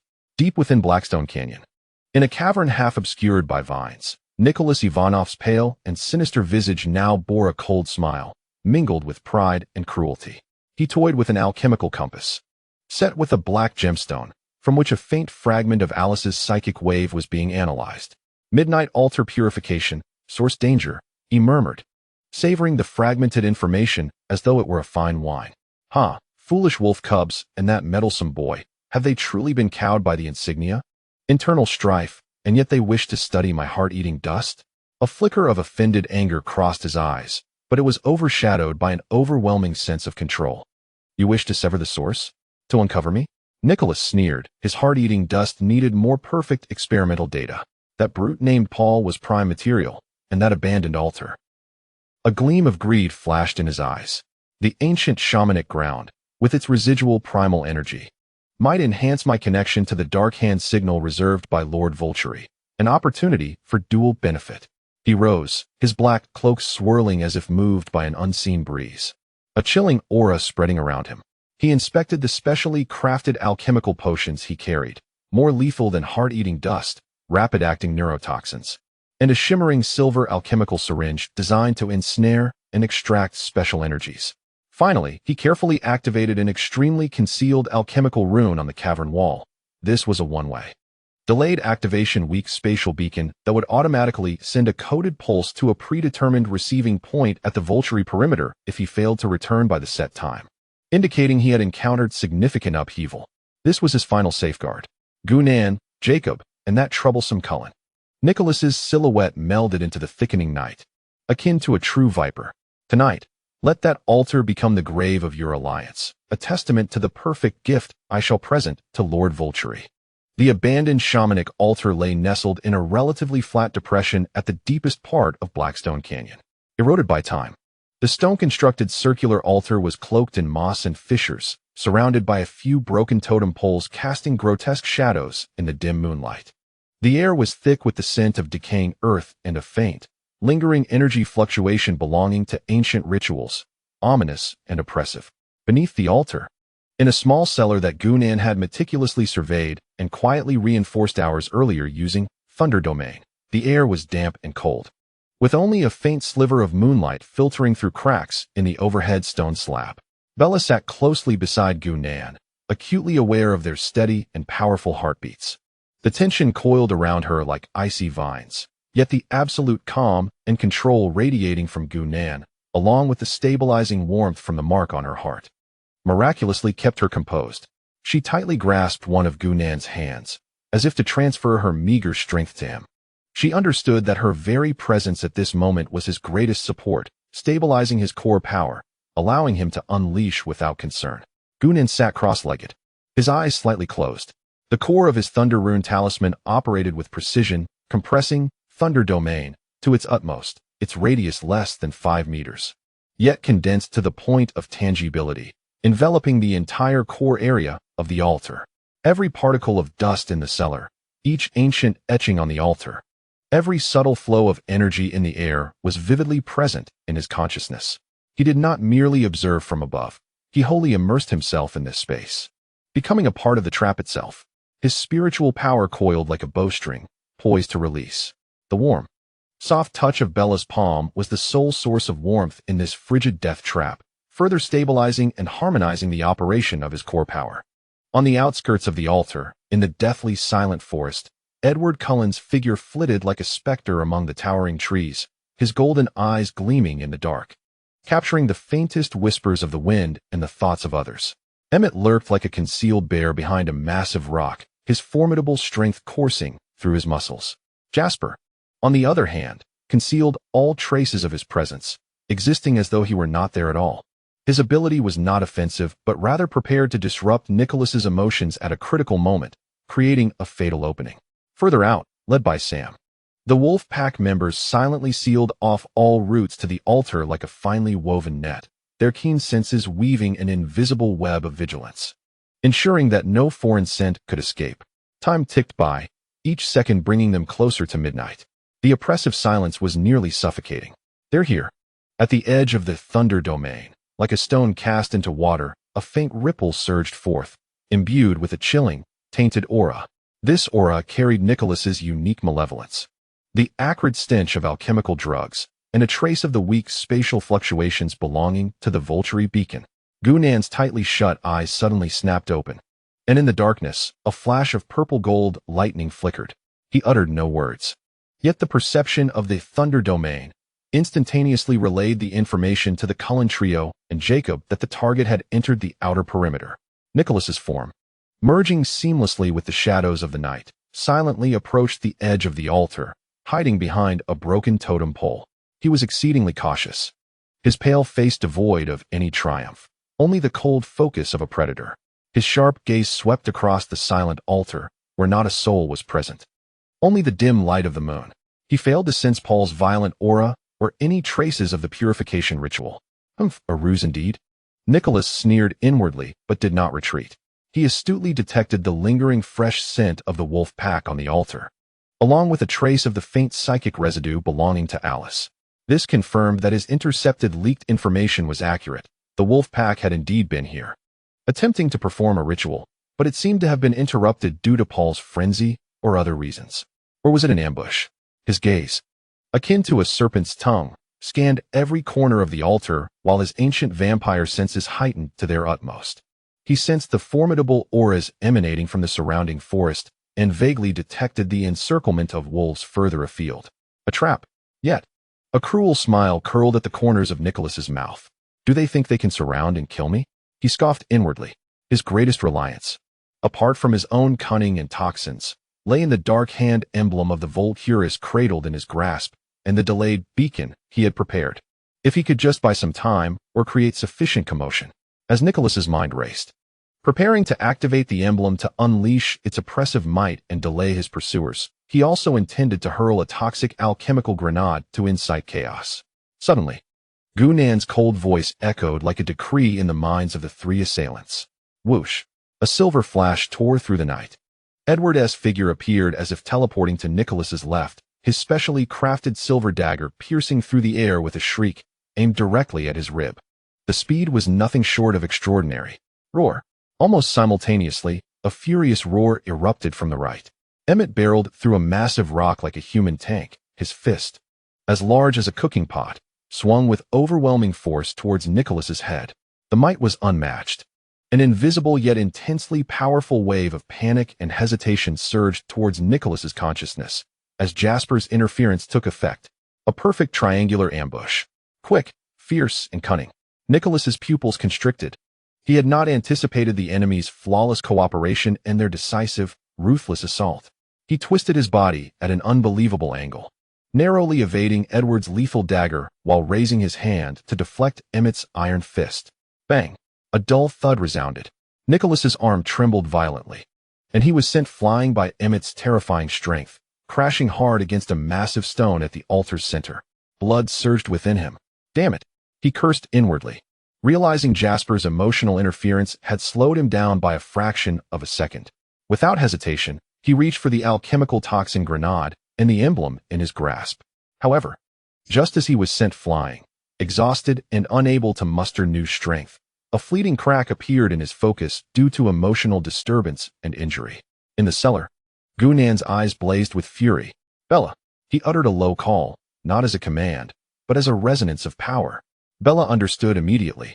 The brand on her heart erupted with an unprecedented warmth, anchoring firmly to the core of the impending explosion of Gunan's power. Thunder Domain. Buzz. There was no earth-shattering roar, only a terrifying hum as if the very fabric of space was being forcibly stripped away and annihilated. Within a 10-meter radius of Nicholas, the space instantaneously transformed into an absolute silence, a spherical prison where light warped. The altar's stone slabs, the scattered debris, even the air itself were smoothly severed at the edges of this sphere. The internal spatial structure was violently disturbed by the raging power of thunder, solidifying. Nicholas's motions to retrieve the emblem and toxin grenade froze instantly. He felt as though he were sinking into the stickiest amber, every movement becoming excruciatingly heavy, as if space itself was repelling and compressing him. All connections to the outside world, sight, hearing, smell, even the faint mental link to the delayed beacon, were utterly severed. More terrifyingly, he felt his blood and energy stagnating and becoming chaotic beneath this spatial confinement. No. For the first time, Nicholas let out a terrified shriek. He frantically urged his power, attempting to break free from this invisible cage. But the spatial cutting force of the Thunder Domain was like countless invisible blades, shredding his released energy into oblivion. The toxins and alchemical items he prided himself on became mere scrap metal within this dominion of absolute control. In the cellar, Gunan's complexion turned pale, veins popping at his temples. The energy expenditure required to maintain the Thunder Domain surpassed all expectations, as if he were dragging an immense weight. Yet his gaze remained sharp as an eagle, fixated on the struggling prey within the prison. Bella held tightly to his hand, her face equally pale, the brand's light consistently pouring forth, alleviating his exhaustion. Her expression was resolute, as if silently urging, "Hold on, Jacob." Gunan's voice transmitted with a taut urgency through the Thunder Domain. Received. Jacob, already poised at the altar's edge, surged into the boundary of the Thunder Domain like a streak of golden lightning. He did not enter the interior but remained at the edge, his beastly eyes aglow with golden embers, locking onto Nicholas, whose movements were distorted and energy disrupted by the spatial confinement. Roar! The Alpha's howl carried a soul-rending pressure. A wave of concentrated golden energy surged forth, not as a physical attack, but directly impacting the mental brand of the Alpha command binding.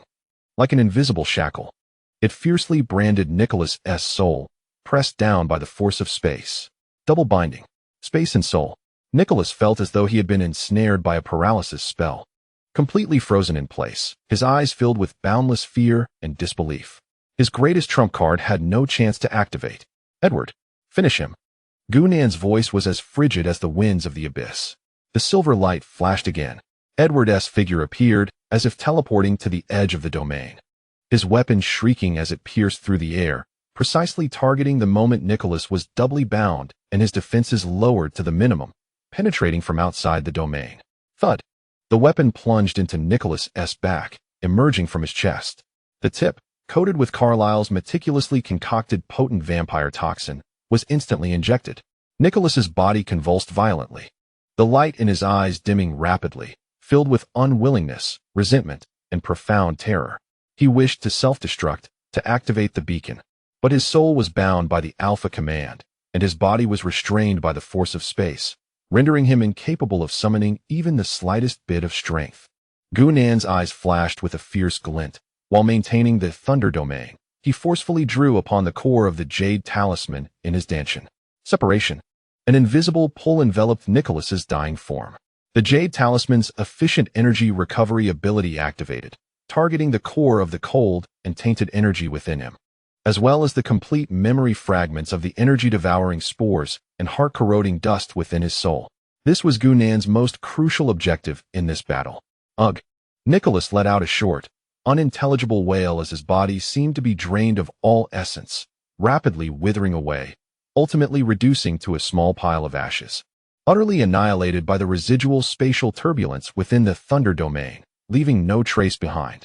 The Dark Hand emblem and the delayed beacon vanished along with his obliteration. The Thunder domain was instantly lifted.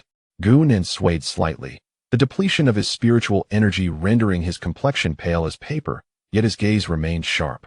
Bella hurriedly supported him, the warm currents of the brand continuously flowing into him, alleviating his feeling of collapse. The altar lay in complete silence. The moonlight remained dim, as if the previous flash of lightning and the seamless execution of the kill had merely been a dream. Only the faint ripples in the air, not yet fully settled, silently recounted the peril and lethality of what had just transpired. Jacob resumed his human form, gazing at the pile of completely vanished ashes. As the scar on his shoulder seemed to ease a little, Edward's figure emerged under the moonlight, his spear dripping with blood yet untouched. Sam appeared alongside the wolf pack from the periphery, his eyes filled with shock and a deeper reverence for Gunnan's power. We succeeded. Nicholas Ivanov, the Volturi's hyena, was utterly crushed to dust, without even a signal for help being emitted. However, Gunnan's gaze shifted towards the distant eastern horizon. Within his dantian, the thunder-patterned Jade Talisman core greedily refined the recently separated essence of energy and memory fragments. The harvest was substantial, yet the shadow of the Volturis had not dissipated with the loss of a single hyena. Rather, it was likely to cast an even deeper gaze upon this area due to the severed connection. The storm had merely quieted for the moment. Chapter 30. Embers and the thunder of germination in the study. The fragrance of tea wafted gently, dispelling some weariness. Gunnan reclined on the sofa, his complexion still pale from the exhaustion of spiritual energy, yet his eyes shone with an unusual brightness and depth. Bella curled beside him, equally fatigued. Yet her spirit remained high. The warmth of the brand on her heart nourished them both. Jacob, Sam, and Carlyle gathered once more. The atmosphere considerably lighter than before last night's action, yet still tinged with gravity. The thunderous execution at the altar last night had been clean and decisive, leaving no trace behind, a flawless operation. The threat posed by Nicholas had been completely eradicated, and the toxins within Paul were gradually being cleansed under the Elder's rituals and Jacob's alpha suppression, temporarily alleviating the internal dangers within the wolf pack. All of Nicholas's belongings, including the alchemical devices within that cave, had been thoroughly dealt with by us, ensuring no traceable information remained. Carlyle spoke first, his tone laced with a hint of relief. Yet the worry in the depths of his golden eyes had not faded. Without Nicholas as their outer agent, the Volturis would undoubtedly be aware. They may not be able to pinpoint our exact location for now, but their gaze would surely turn toward this region. We must remain vigilant. Jacob nodded, his bronze visage reflecting a calmness born from battle. Korut would bolster the vigilance surrounding the reservation, though the serpent Nicholas had been vanquished. Other pests he left behind might still lurk in the forest, and we would conduct a thorough sweep. He cast a glance at Gu-nan, his expression complex. Last night, Gu-nan's absolute mastery over space and the silent, eerie method by which he stripped Nicholas of his essence had once again reshaped Jacob's understanding. Alongside awe, it also provoked deeper contemplation about the very nature of power. When Paul regained consciousness, he was visibly despondent. Sam added, his voice somber, that this poisoning had struck him deeply. He had come to recognize his impulsiveness and the vulnerability of being exploited. The tribe required time to process this incident. The seeds of internal discord, manipulated by Nicholas, had nearly brought calamity, ringing alarm bells for the young pack. Gu-nan listened quietly, his fingers unconsciously tapping lightly on the armrest of the sofa. The core of his thunder-patterned jade talisman was slowly rotating, refining the spoils he had extracted from Nicholas the previous night. That strand of primordial energy was cold and tainted. Imbued with the decay of vampires and the distortions of alchemy, its quality far inferior to his thunderous essence. Yet, the talisman's formidable refining ability was meticulously stripping, decomposing, and purifying it, ultimately transforming it into pure spiritual power, replenishing nearly half of his expended energy. His spiritual energy was steadily recovering, nearing 90%. More significantly, he had gained fragments of memories regarding toxins, the complete formula for energy-devouring spores and heart-corroding dust, methods of concoction, mechanisms of action, and even some of Nicholas's experimental insights flowed into Gu-nan's mind like a torrent. While this knowledge held little intrinsic value for him, the strategies contained within on how to specifically erode and amplify particular energy or emotional weaknesses provided Gu-nan with profound inspiration. Thus, the essence of energy-corroding toxins was revealed as a twisted application of energy rules. Gu-nan felt a sudden clarity, as if a new door had swung open before him. His previous cultivation of the Nine Heavens thunder control had largely focused on wielding thunder's might and destruction directly, whereas Nicholas's toxic path, though insidious and base, offered an alternative perspective on dismantling rules from the microscopic level. Could I perhaps turn this approach on its head? A bold thought sprouted within Gu-nan, to integrate this corrosive, distorting concept into my thunder domain. Not by creating toxins, but by simulating energy erosion within the environment, interfering with or even stripping opponents of their control over their own power. Or, more radically, within the thunder domain, directly simulating the energy-devouring traits with thunderous force, forcibly stripping opponents of their energy to replenish my own. This notion quickened Gu-nan's heartbeat. If realized, the thunder domain would transcend mere perception and slicing, evolving into a formidable realm capable of both offense and defense, even devouring adversarial power. Of course, this was merely a preliminary idea, requiring extensive deduction and experimentation. Yet the expansion of thought itself constituted a tremendous wealth.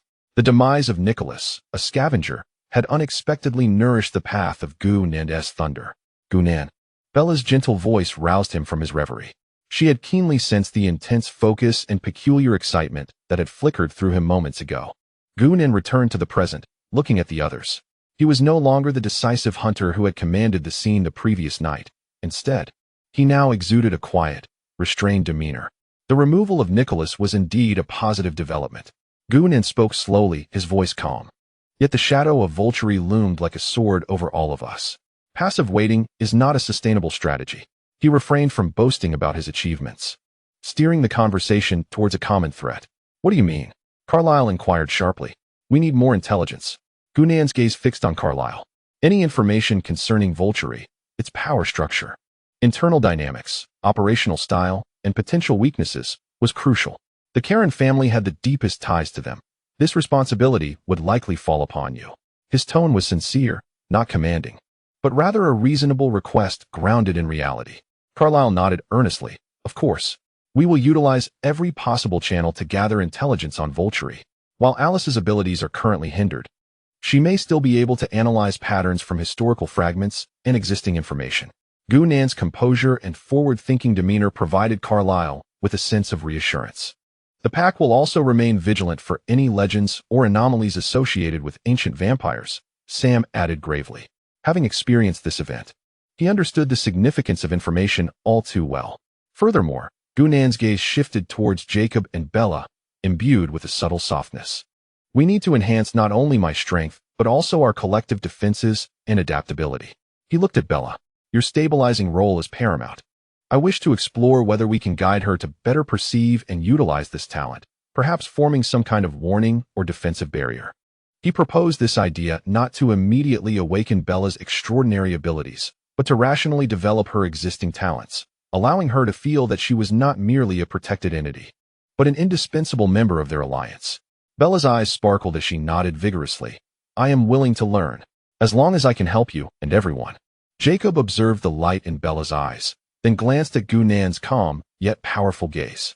The Alpha's protective resolve seemed to find a broader fulcrum. He spoke in a deep voice. Our tribe's shamanic heritage contains ancient knowledge regarding spiritual perception and protective rituals, which may serve as a reference for Bella.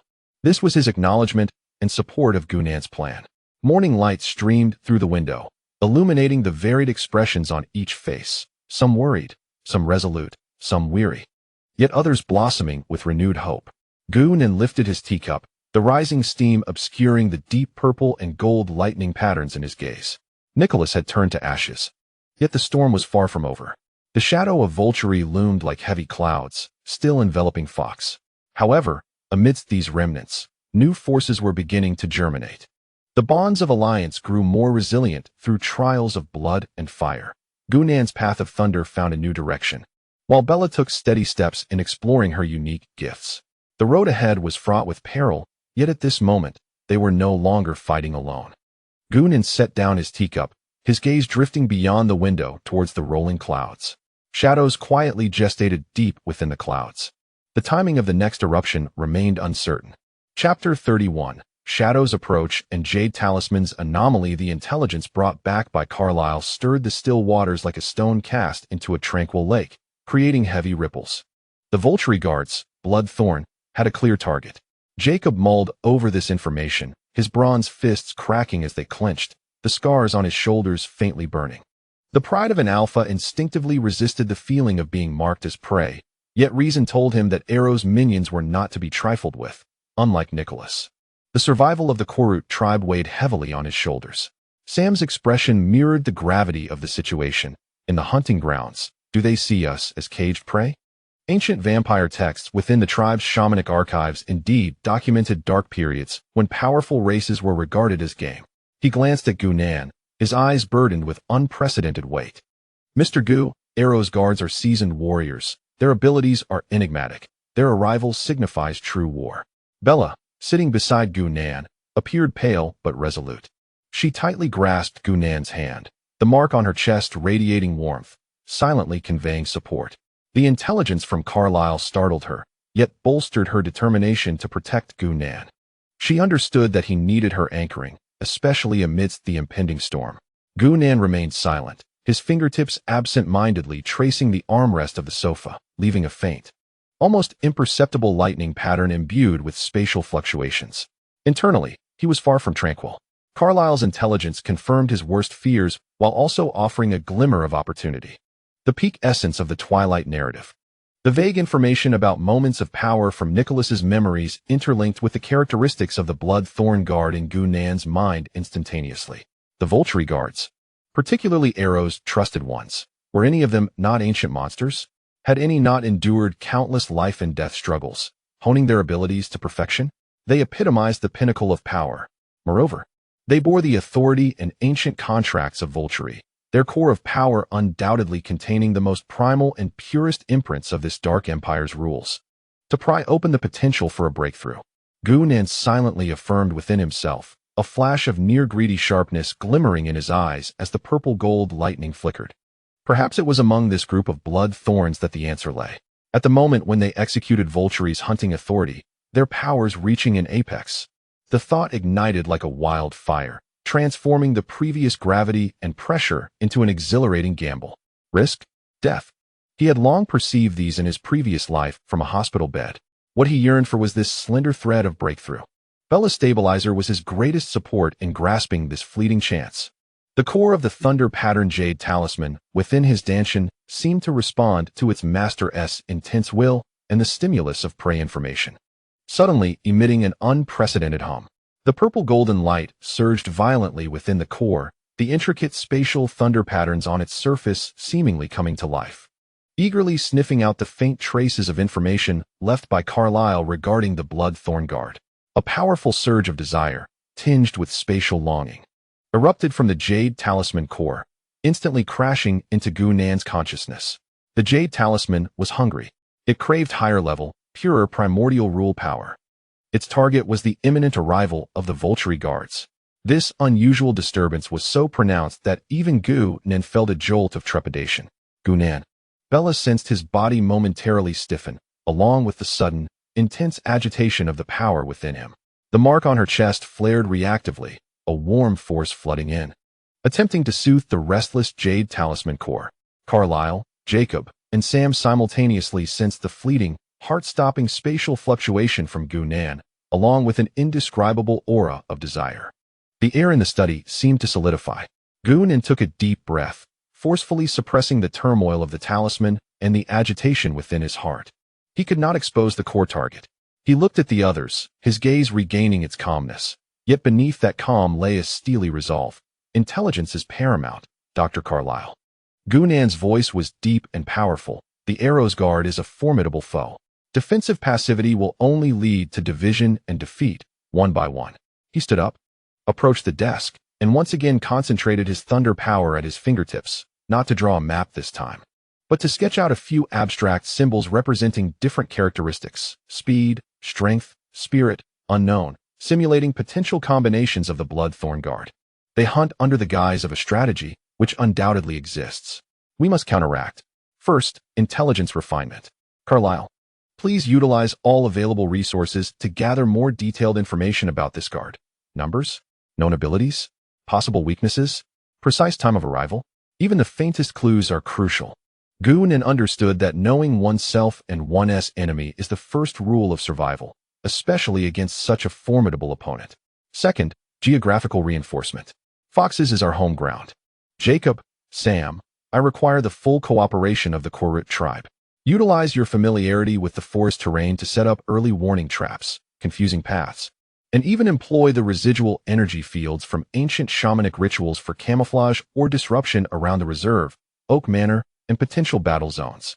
We seek not to kill but to delay, to disrupt their perceptions and rhythm of action. Third, power integration.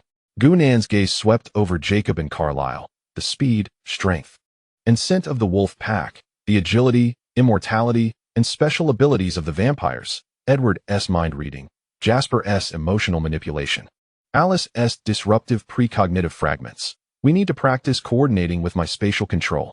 Before the bloodthorn arrives, we must conduct at least one targeted simulation. The goal is to familiarize ourselves with each other's combat styles, find optimal points of synergy, and avoid hindering one another in the actual battle. Jacob slammed his hand on the armrest. No problem. The tribe's hunting grounds shall not be desecrated by outsiders. Leave the traps and terrain to us. Sam nodded as well, his eyes glinting with the cunning of a wolf and the determination to protect their home. Carlyle nodded seriously. We will fully collect intelligence and participate in the drills. Alice will attempt to simulate the potential action patterns of the blood thorn within the scope of her abilities. He glanced at Gu-Nan and added, Mr. Gu, your spatial ability is central.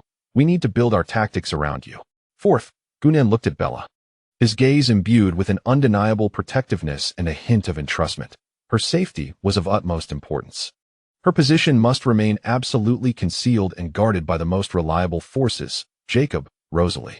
He then turned to Bella, his tone gentle yet resolute. Bella, I need you to attempt a deeper perception of your stabilizer talent. Try not only to soothe me, but also to project that ordered power outward, forming a faint, stable field that envelopes yourself and your nearest guardians. This may, at a critical moment, disrupt their mental locking or energy erosion. This is not about awakening the extraordinary, but is a deep exploration and application of your existing talent, a defense in which Bella, as a mortal, can also partake. Bella felt Gu-Nan's trust and entrustment, her anxiety replaced by a sense of responsibility. She nodded vigorously, her eyes bright. I will strive to accomplish this. Finally, Gu-Nan surveyed the group, his voice tempered like forged cold iron, striking at each heart. Everyone, this is not about defeating the Volturi. That is an unattainable goal. This is about survival, about carving out a path in the hunt of the blood thorn. Arrow sees us as prey, but Gunnan's lips curled into a cold arc.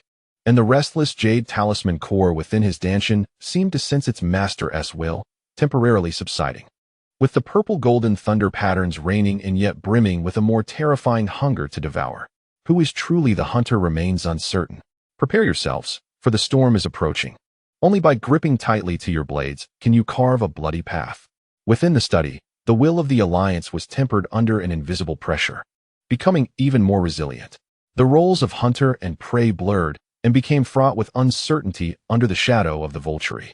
Gunnan's core objective leveraged the peak power of the blood thorn to pry open the foundational energy mechanism like a dark current, surging under a meticulous plan. Chapter 32. The Shadow of Thorns and the Mark of Guardianship. In the days that followed, Foxes was enveloped in a tense atmosphere, as if a mountain storm were imminent. Ordinary people continued to live their tranquil lives. Yet in the dark side of the supernatural world, the Alliance functioned like a war machine, racing against time. Deep within Oak Manor, in a meditation chamber, Gunnan sat cross-legged, surrounded by swirling thunder light, not in a violent manner, but presenting an unusual viscosity and sense of erosion. Before him floated a small mass of energy, simulated from pure thunder power, continuously twisting and transforming. This was the embryonic form of his attempt to integrate the corrosive thoughts from Nicholas's toxin into the thunder domain, dubbed Thunder Devour. Energy is not static. Rules can be temporarily distorted. Gunnan concentrated fully, his fingertips flashing with thunder patterns, carefully manipulating the mass of thunder light, simulating the microscopic process of energy erosion as it devoured Jacob's energy. Each attempt was accompanied by tremendous mental exhaustion and fluctuations in spiritual power. Failure was the norm. The simulated energy mass often instantaneously collapsed or exploded, leaving charred marks on the solid walls of the meditation chamber. Another failure, the energy mass detonated. And Gunnan let out a suppressed groan, his complexion paling. The core of the jade talisman within his dantian emitted a weary hum. Yet Gunnan's gaze remained sharp. He swiftly absorbed the lessons of failure. Simply simulating erosion was insufficient. It needed to incorporate the spatial characteristics of the thunder domain. A spark of inspiration ignited in his mind. Could the corrosive force be transformed into a sticky and peeling spatial layer? Could he create miniature spatial vortices within the domain to forcibly absorb and deconstruct the energy that the opponent spills, even disrupting their energy's stable nodes? His thoughts began to crystallize. He concentrated his spirit once more. This time, the perception domain of Thunder Domain quietly expanded, its radius compressed to 5 meters. Within this microdomain, he no longer attempted to simulate the toxin as a whole, but instead, with exquisite control, created countless extremely fine, perpetually emerging and vanishing thunder vortices at the nodes of the domain's space. These vortices carried a faint pull and spatial distortion, akin to invisible miniature black holes. Buzz. The air in the meditation chamber seemed to thicken, and the wandering energy particles were drawn, torn, deconstructed, and transformed into strands of pure thunder power, feeding back into Gunnan's body. Although the efficiency was exceedingly low, with consumption far exceeding the gains, he had taken the first step. The embryonic form of Thunder Devour began to take shape. Yet it was not enough. The range, efficiency, and control all required qualitative enhancement. Moreover, forcibly stripping energy from opponents of equal caliber would inevitably encounter fierce resistance. Excitement and gravity flickered in Gunnan's eyes. He knew that for this technique to be effective against the Bloodthorn, it required more frenzied honing and practical testing. At the Korut Reserve, on the edge of the sanctuary, Jacob sat bare-chested, his bronze skin shimmering with the sheen of power under the sunlight. He closed his eyes, focusing his mind. As the will of the Alpha radiated like invisible ripples, before him, Sam, Paul, Embry, Jalid, and other core members of the wolf pack formed a circle. The ancient shamanic chants resonated low and desolate, filling the air with the sense of earth, herbs, and primal power. They were not setting physical traps, but rather weaving a labyrinth of spirit and energy. Utilizing the ancient totemic remnants within the reservation, the peculiar terrain, and the alpha dominion instilled by the wolf pack members. A web of perceptual chaos is intricately woven to envelop a specific area. Upon the intrusion of a formidable external spirit or energy, this net shall automatically activate. distorting its perceptual direction and amplifying its inner negative emotions, such as restlessness and doubt, akin to being ensnared in an invisible thicket of thorns. Focus. Infuse the will to protect the tribe within. Jacob roars, his scarred shoulders seemingly connected to the earth, emanating a faint golden aura. Paul grits his teeth, transforming past humiliation into a powerful guardian force, exerting his full strength. Sam guides the ancient ritual, linking everyone's power with the ley lines. This is the manifestation of the Korut wolf pack's resolve to safeguard their homeland. At the Karen residence, in the underground intelligence room, Alice's delicate fingers flit rapidly between the ancient parchment scrolls, modern encrypted computer screens, and a scattered array of photographs. Her brow furrows, as her foresight is shrouded in a fog of interference, rendering her as if groping in the dark. Carlyle, Edward, and Jasper encircle her. Arrow, Bloodthorn. Alice murmurs, her golden eyes shimmering with data-like light, fragments of history swirling. 15th century Eastern European castles, a hunting expedition aimed at the Moon Wolf tribe, the blurred codename, Thorn. Abilities of speed and toxic spiritual piercing.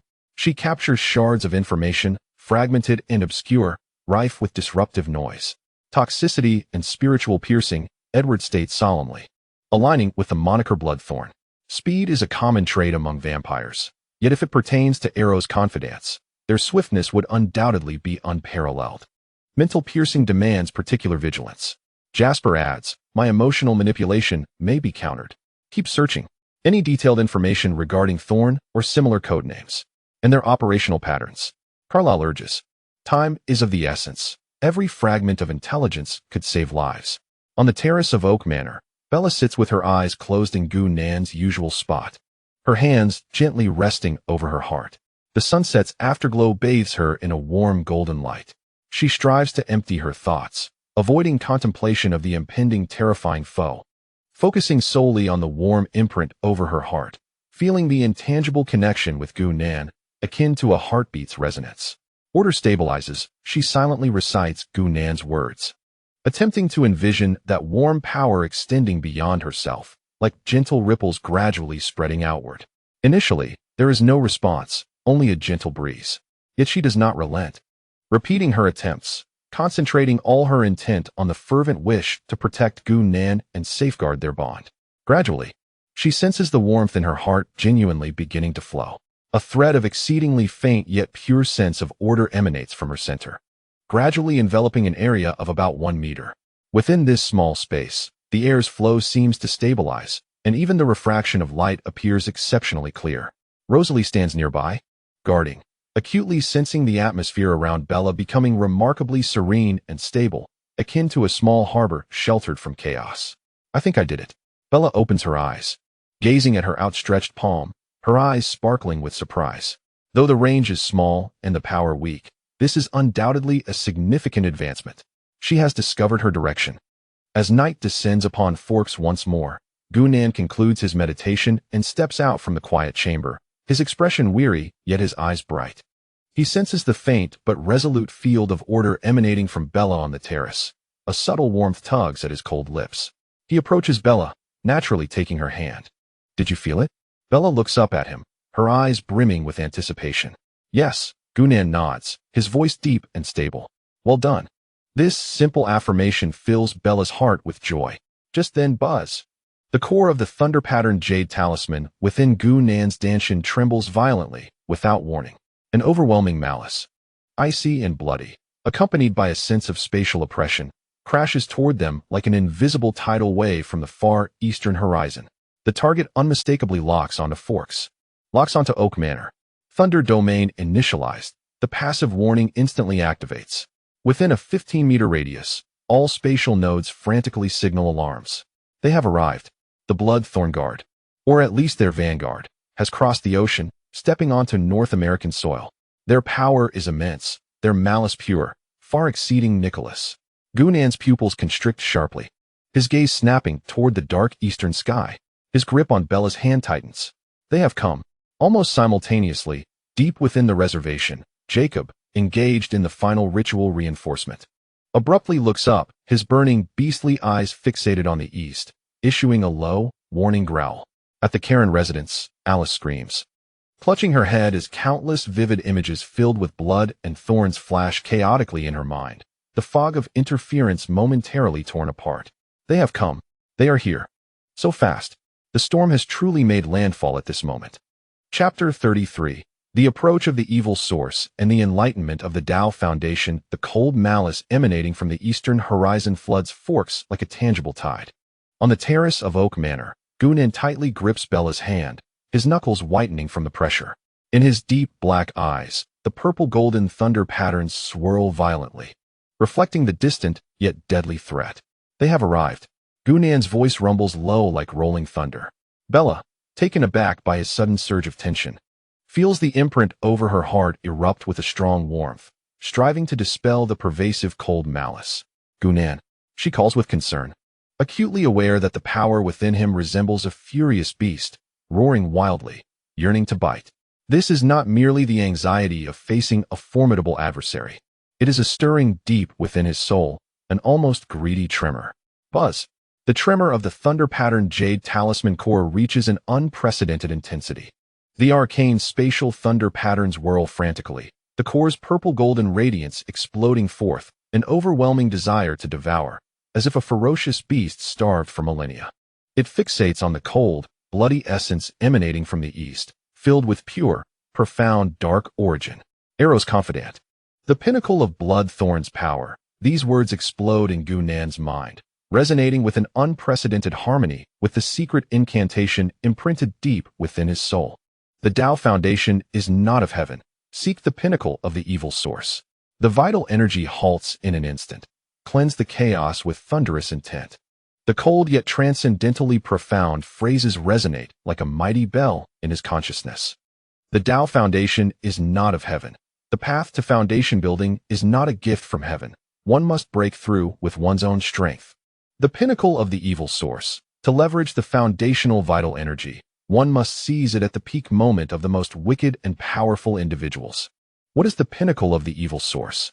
Is it not right before us?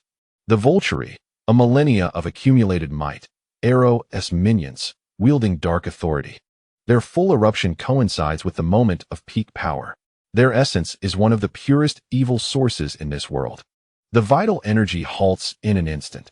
That foundational essence exists at the pinnacle of the target's power eruption, the most pure yet unstable moment, poised to transition from abundance to decline. The fleeting opportunity must be precisely captured. Cleanse the chaos with thunderous intent, using one's own utmost rigidity and yang.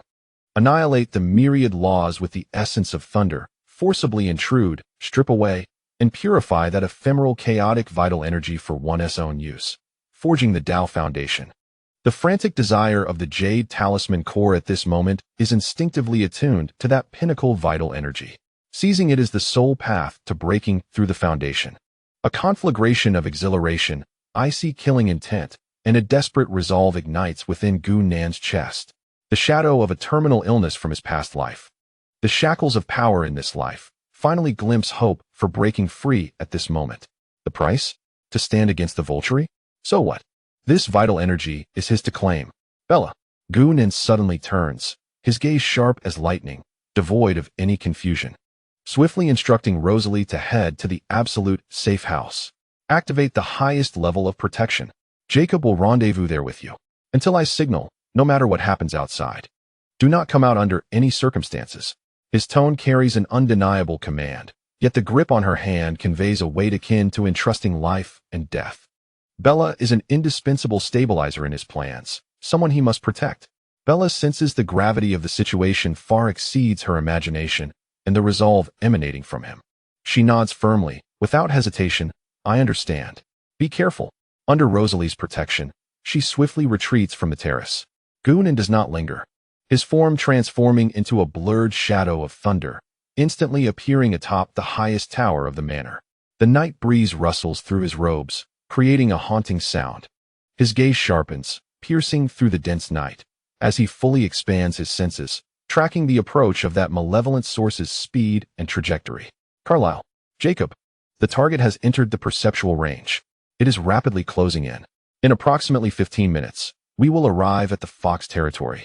Gunan's frigid voice echoed through the telepathic connection of the Thunder domain, instantly reaching the consciousness of the core members of the Karen family and the reserve.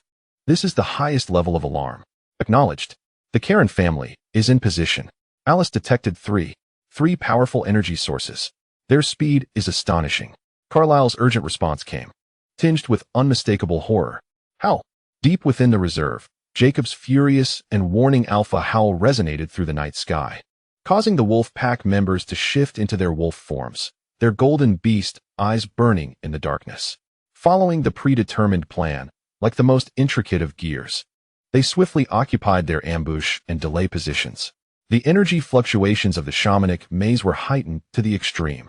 The residents of Foxtown remained oblivious to the impending danger, still immersed in the tranquil nocturnal ambience. Yet, in the supernatural shadows, the deadly strings were taut to their limits. In Gunnan's solitary tower, the yearning for the jade talisman in his dantian threatened to unravel his sanity. He forcefully suppressed it, his hands slowly forming seals before his chest, not to attack, but to weave an exceedingly delicate web of spatial perception threads at the core of the Thunder domain. His singular goal was to lock onto the most potent and formidable of the three targets. At the fleeting moment of their power reaching its zenith, the ominous source's energy momentarily paused. Gunnan silently recited the secret incantation, his gaze cold and focused, akin to the most patient of hunters, waiting for his prey to reveal its sharpest fangs. The purple-gold lightning patterns of the jade talisman core emanated an ultimate calmness, greedily savoring the increasingly closer delicacy approaching from the distance. The shadow of thorns tore through the night, heralding an imminent arrival. The deadly dance of hunting at its pinnacle was about to unveil a bloody prologue.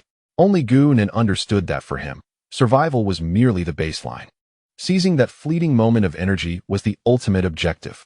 Chapter 34. The pinnacle hunt, and the fleeting moment 15 minutes felt as brief as a fleeting glimpse. On the eastern horizon of Fox, three dark red streaks of light, tearing through the night sky, descended with suffocating pressure and a rich scent of blood. Like falling celestial calamities, there were no trials, no proclamations. The foremost dark red streak, exuding a chilling, sharp, and piercing malevolence, was the most terrifying, precisely the core target. Thorn, that Alice had detected. Upon landing, the chosen location being an abandoned lumberyard on the outskirts of Fox, open and far from the populace. An invisible mental pressure swept outward like a tangible spear, instantly engulfing the surroundings. Find them. A cold, emotionless voice resonated within the consciousness of all beings within a several-kilometer radius. Mental control. Ugh. Further away, a few werewolves on perimeter alert suddenly felt as if their heads were being pierced by steel needles, their movements stalling as they emitted muted groans of pain. The energy of the shamanic maze, arranged by Sam, fluctuated violently, attempting to distort this mental scan, yet with limited effect, akin to mist trying to impede a sharp sword. Locate a few pesky insects and the nauseating presence of livestock, the Karens. The voice of Thorn carried a hint of cruel delight. Almost at the moment, he initiated the wide area scan. Attack. According to plan. Gunnan's icy voice reverberated in the minds of the allied core members. Howl. A thunderous wolf howl erupted from three different directions. Jacob, Sam, and Paul transformed into three massive golden lightning bolts, not directly lunging at Thorn, but forming a triangular formation. With ferocious alpha pressure and earth-shattering power, they crashed into the two slower-to-land members of the Blood Thorn Guard, codenamed Shadow Fong and Bonebreaker, on either side of Thorn. This was not just a diversion, but a battlefield division. Seeking death, Shadow Fong emitted a hoarse roar, his form blurring into a viscous shadow, attempting to engulf the rushing Jacob. Bonebreaker, grinning cruelly, unleashed a resounding crack from his arms, expanding into a grotesque bone mace, charging towards Sam and Paul.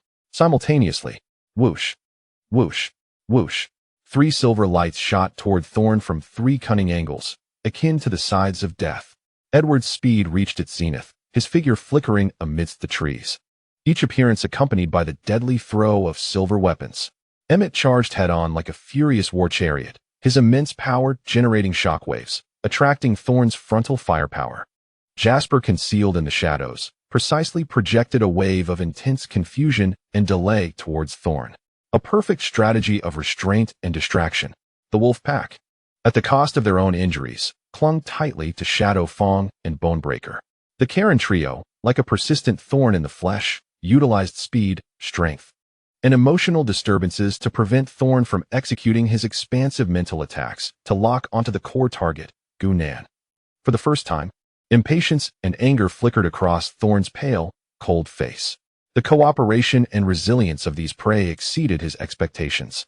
Especially that annoying emotional disturbance and the elusive speed attacks made it impossible for him to concentrate for a more precise lock-on. Ants. Annoying. Thorn's eyes glinted with cold light.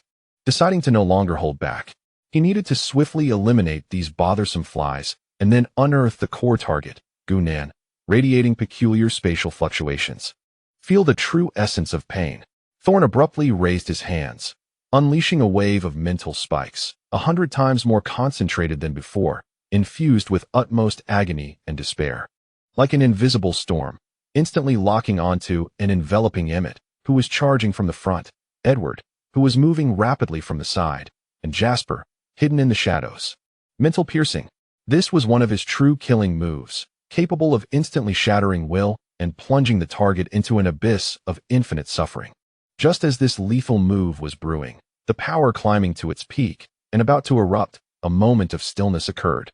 Atop the tower, Gu Nan's eyes erupted with purple-gold lightning.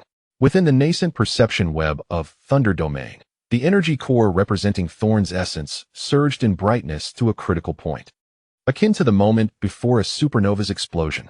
Now is the time, Gu Nan roared inwardly. The secret incantation resonated like an imprint on his soul's command. His hand seals transformed in an instant to their utmost perfection. The core of the jade talisman in his danshan radiated a gluttonous light of all-consuming desire. Thunder Domain devours the void activated. Yet the target was not to ensnare the enemy, but to execute a precise incision. Buzz, a blade of spatial cutting. Visible only to Gu Nan, honed to perfection, disregarded physical distance, tracing the most core and unstable node of the pinnacle energy within the Thunder Domain. At the fleeting moment before Thorn's power transitioned from surging to waning, within the billionth of a second of stillness, it struck fiercely. There was no earth-shattering explosion. Thorn's imminent outburst of spiritual power abruptly halted. For the first time, astonishment, bewilderment, and a hint of incredulity flashed across his cold, unyielding face. It was as if something critically important had been forcibly stripped away from the core of his power. Thorn emitted an unintelligible grunt. The concentrated spiritual energy collapsing like a punctured balloon, instantly dissipating and rebounding. His body trembled violently. His complexion paled in an instant. His eyes filled with confusion and a faint sense of weakness from the force being forcibly extracted. It worked. Gu Nan's heart raced. The core of the jade talisman conveyed an indescribable essence, pure yet imbued with chaotic, dark origins. This was precisely the chaos essence indicated by the secret incantation. The acquisition was successful. However, the cost was immense. Gu Nan coughed up a mouthful of blood, his face turning ashen like parchment. Forcing a precise cut to seize the essence at the fleeting moment of such a powerful being's peak power placed an unimaginable burden on his spiritual energy. And Jade Talisman, the nascent form of the Thunder Domain, nearly collapsed, his spiritual energy plummeting to the brink. The radiance of the Jade Talisman core dimmed, fervently refining that hard-won chaotic essence. Gu Nan, far away in the safe house, Bella felt a tearing pain from the mark on her chest, screaming in agony. Desperately trying to rush outside, only to be firmly restrained by Rosalie and Jacob. The battlefield shifted in an instant. Thorn's injuries and the bizarre dissipation of his power left Shadow Fong and Bonebreaker in shock. Master Thorn, Edward, Emmett, and Jasper felt a sudden decrease in pressure. Though they had also been affected by the previous terrifying mental force, they had not sustained fatal injuries. They seized this once-in-a-lifetime opportunity. Kill. Edward's silver light flashed again, aiming for the throat of the stunned Thorn, who had been caught in the backlash. Emmett's iron fist, imbued with tremendous force, struck towards his head. Jasper unleashed all his emotions of fear and despair, flooding Thorn's chaotic consciousness like a tsunami. Jacob, Sam, and Paul unleashed all their strength, clinging tightly to the retreating Shadow Fong and Bonebreaker. No! Thorn let out a reluctant roar, laced with pain and fury. Barely raising his arm to block Edward's dagger, only to be brutally struck in the chest by Emmett's iron fist. The sound of shattering bones was unmistakable. Jasper's emotional assault was the final blow. Atop the tower, Gunan struggled to maintain his precarious balance, gazing down at Thorn, who was trapped in dire straits. Blood trickling from the corner of his mouth, yet a cold and relieved smile graced his lips. The essence was in his grasp. The next step was to cleanse the chaotic intent. The acquisition was successful, but the refining and breakthrough had only just begun. The once formidable Bloodthorn, having lost its greatest combat strength, now faces the daunting question of whether it can escape unscathed from the wrathful retaliation of its allies. The eye of the storm has momentarily shifted, yet a more profound crisis has quietly taken root following Gunan's acquisition of a fragment of primordial energy. Arrow will not let this transgression go unpunished. Chapter 35. The Ember of True Thunder. The battle at the abandoned lumberyard swiftly reversed following the peculiar and severe blow suffered by Bloodthorn. Deprived of its most potent mind-piercer and relentlessly besieged by Edward, Emmett, and Jasper, Bloodthorn, despite its millennium of combat experience and formidable physique, found itself in an utterly passive position. The concavity in its chest, the backlash against its psyche, and the chaos in its consciousness rendered its movements sluggish. Its strength significantly diminished. "Protect the master," Shadow Fong shrieked, striving to break free from the entanglements of Jacob and Paul, transforming into a distorted shadow as it lunged toward the central battlefield, only to be fiercely intercepted by Sam and Embry. Bone Crusher roared repeatedly, its bone hammer whirling to push back Jalad, yet it could not breach the blockade enforced by the wolf pack.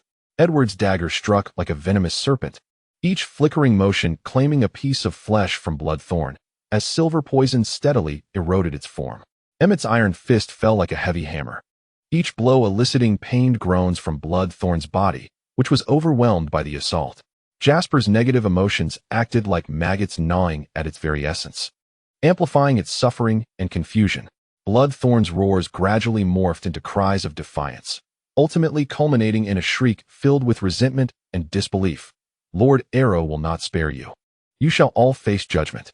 Before the last words escaped, Edward's silver short sword pierced through its heart with deadly precision, followed closely by Emmett's iron fist, which shattered its skull. The captain of the formidable Volturi guard, Bloodthorn, thus fell. Its body swiftly turned to ashes beneath the silver poison and the claws of the werewolves. The loss of their captain dealt a devastating blow to Shadow Fong and Bone Crusher, already engulfed in the frenzied assault of the wolves. They now found their spirits severely shaken. Retreat. Shadow Fong decisively transformed into a faster shadow, enduring Jacob's claw to tear open a gap and flee toward the eastern coastline.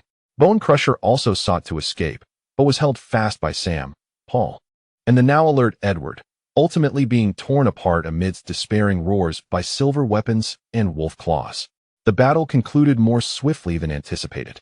The wolf pack and members of the Karen family sustained numerous injuries. Jacob's shoulder scar reopened and bled anew. Sam bore deep claw marks down to the bone. Edward's arm was corroded by shadows. Emmett's chest was concaved, and Jasper appeared pallid, drained of mental energy. Yet, miraculously, no lives were lost. However, the joy of victory was swiftly eclipsed by overwhelming dread. Bloodthorn's dying roar echoed in their ears. Arrow would not forgive them. The murder of a Volturi guard, particularly one of Arrow's confidants, was tantamount to declaring war upon the entire Volturi. Kyle rapidly directed the cleanup of the battlefield, ensuring no trace remained. While anxiously glancing toward Oak Manor, he sensed the last burst of energy from Gunan, which had suddenly weakened. Jacob reverted to human form, disregarding his injuries, and dashed toward the manor, exclaiming, "Bella, Gunan!" At Oak Manor, a veritable fortress of safety, the heavy alloy doors swung open, and Jacob, alongside Rosalie, emerged to guard the pale Bella. The mark upon Bella's chest pulsed with a faint yet persistent pain, igniting her urgency. "Gunan." Bella's gaze fell upon Gunan, who lay at the base of the tower staircase. His face was as white as parchment, blood staining the corner of his mouth, his eyes shut tight, his breath faint, akin to a flickering candle in the wind. "What has happened to him?" Jacob rushed forward, sensing the weak, yet violently chaotic energy surging within Gunan. His heart sinking. Overexerted, Gunan managed to open his eyes with great difficulty, his voice barely audible, yet within his gaze flickered a peculiar light, reminiscent of a survivor emerging from the brink of catastrophe. Unbeknownst to anyone, the dim core of the thunder-patterned jade talisman within him operated like the most intricate of furnaces, feverishly refining and purifying the forcibly seized chaotic energy, which harbored immense darkness and the rules of suffering. Thunder cleansing chaos intent. Gu-Nen silently recited the final incantation of the secret method. Although the purple-gold light of the talisman core was faint, it radiated a pure essence that tore apart the chaotic dark energy, dissecting and obliterating it. The dark essence and rules of suffering belonging to the Volturi Guard were forcibly dismantled and annihilated, leaving behind the most refined and primal essence capable of manipulating the laws of the world. This arduous process unfolded painfully and slowly, akin to a miniature nuclear fusion occurring within his body. Yet Gu-Nen felt the long stagnant foundation of his cultivation, as unyielding as rock, finally begin to loosen. Quick! Take him to the quiet room. Kyle arrived, promptly assessing Gu-Nan's condition, his brow furrowed in concern. He was drained of spiritual energy, mentally traumatized, and a violent foreign energy clashed within him, necessitating immediate stabilization. Frantically, they transported Gu-Nan to the quiet room. Bella, disregarding their attempts to restrain her, insisted on remaining outside the door. The mark upon her chest surged with warmth and peaceful order, penetrating through the door of the quiet room and continuously flowing toward Gu-Nan's direction. She was unaware of what Gu-Nan had done, but she knew he needed her stabilizing presence. Inside the quiet room, Gu-Nan sat cross-legged, forcibly consolidating the last vestige of his consciousness to guide the talisman in refining the energy that had been cleansed by the thunder. Each refinement felt like tearing through his meridians, yet with every rupture, nourished by Bella's ordered power, new and more resilient pathways began to form. The total amount of spiritual energy fluctuated between a drastic decline, overexertion, and a slow resurgence, yet the quality of the spiritual energy underwent subtle yet profound changes. Imbued with an aura capable of manipulating the laws, time passed anxiously. The perimeter of the manor heightened its vigilance, as Kyle and Jacob tended to the wounded while anxiously awaiting developments. They only knew that Gu-Nen had unleashed a powerful spatial ability at a critical moment, severely injuring Bloodthorn, yet at a tremendous cost. None were aware of what he had truly seized. 3 days later, the door to the quiet room slowly creaked open, revealing Gu-Nen at the threshold. His pallor still bore the marks of a recent illness. His form appeared even more emaciated than before. Yet his deep-set eyes gleamed as if forged anew by lightning, clear, sharp, and unfathomable. An aura of extreme restraint emanated from him, yet it also hinted at the potential for destruction and rebirth. Gu-Nan. Bella was the first to rush forward, grasping his hand tightly, feeling the weak yet remarkably stable. Even deeper, energy fluctuations within him. Her anxious heart finally settled, and tears surged forth. Jacob, Kyle, and the others also gathered around, their expressions a complex tapestry of concern, confusion, and awe. I am fine. Gu-Nan's voice remained somewhat hoarse, yet it resonated with steadiness and strength. He gently patted Bella's hand, his gaze sweeping across the group before finally settling toward the east, as if penetrating through space to behold the colossal entity known as Volturi. Bloodthorn was dead, and the other two were either fallen or fled. Volturi's retaliation would undoubtedly be more frenzied. Kyle spoke gravely. We shall meet force with force. Jacob's voice echoed with determination, as the scar on his shoulder seemed to burn with renewed fervor. Gu-Nen nodded, his gaze calm and unwavering. Only he understood that during the 3 days in the quiet room, he had traversed the precipice of life and death and undergone a crucial metamorphosis amidst the embers. The fragment of primordial energy, refined by thunder, had been initially assimilated by the talisman. It served as a key. While it was not yet sufficient to fully unlock the door to foundational cultivation, it had already shaken the impenetrable barrier. The quality of his spiritual energy had elevated, deepening his comprehension of the primordial essence of thunder and spatial rules, while the embryonic form of the thunder domain was forcibly solidified during this tumultuous refinement. More importantly, he had validated the essence of the secret method. The path is clear. Though fraught with peril, teetering on the brink of death, hope lies just ahead. Remain vigilant. Gu-Nen succinctly declared. The next wave of Volturi's assault would not be long in coming. Next time. He paused, his eyes flashing with purple-gold lightning. With a cold anticipation, We shall require greater strength and more precise timing. Within the embers, true thunder has already been nurtured. The key to unlocking the foundational essence rests within our grasp, awaiting the next arrival at the pinnacle of dark origins. To complete the ultimate thunder-cleansing chaos intent and forge an unparalleled foundation. The storm had not yet subsided, but had instead entered a new chapter fraught with danger and uncertainty. Gunnan's ambitions had remained unwavering, now more distinctly focused on seizing the ultimate energy for breakthrough amid the relentless pursuit of Volturi. Chapter 36. Nurturing thunder in the abyss and the tide of dark currents. Gunnan stood at the threshold of the quiet room. His figure slender, and his complexion still pale from recent illness. Yet, his deep-set eyes sparkled with the clarity of obsidian, serene and restrained, yet imbued with an indescribable penetrating force. The overwhelming sensation of chaotic power has dissipated, replaced by a profound stability akin to the depths of the sea after a tempest, where the surface appears serene, while deeper currents conceal far greater forces. Gunnan. Bella was the first to rush forward, grasping his hand tightly. The tremors she felt were no longer weak or frenzied, but rather a steady pulse as solid as a rock, infused with a familiar essence that bore the refreshing quality reminiscent of a clear day following rain. Yet now it was deeper and purer than ever before. The warmth and steady resonance from the mark on her heart allowed her anxious spirit to finally find its footing, and silent tears fell. Jacob, Carlyle, Sam, and others quickly followed, encircling them. Their gazes roamed over Gunnan, filled with concern, scrutiny, and a deeper sense of reverence.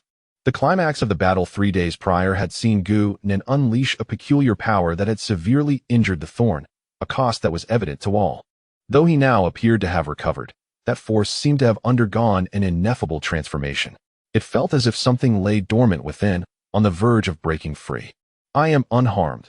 Gunnan's voice, though slightly hoarse, resonated with steadiness and strength, clearly reaching each ear. He gently returned Bella's grip, conveying reassurance, his gaze sweeping over the others before finally resting on the somber sky outside, as if wishing to pierce through the clouds to behold the distant and ancient Volturi castle. The thorn had fallen, the shadow fong had fled, and the bone breaker had been vanquished. The results exceeded expectations, yet Carlyle's voice was grave, steeped in millennia of wisdom that prevented him from feeling at ease.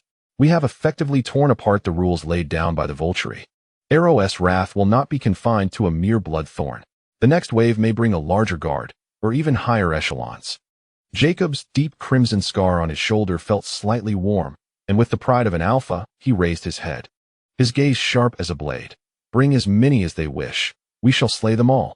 The territory of the Quillut cannot be trampled."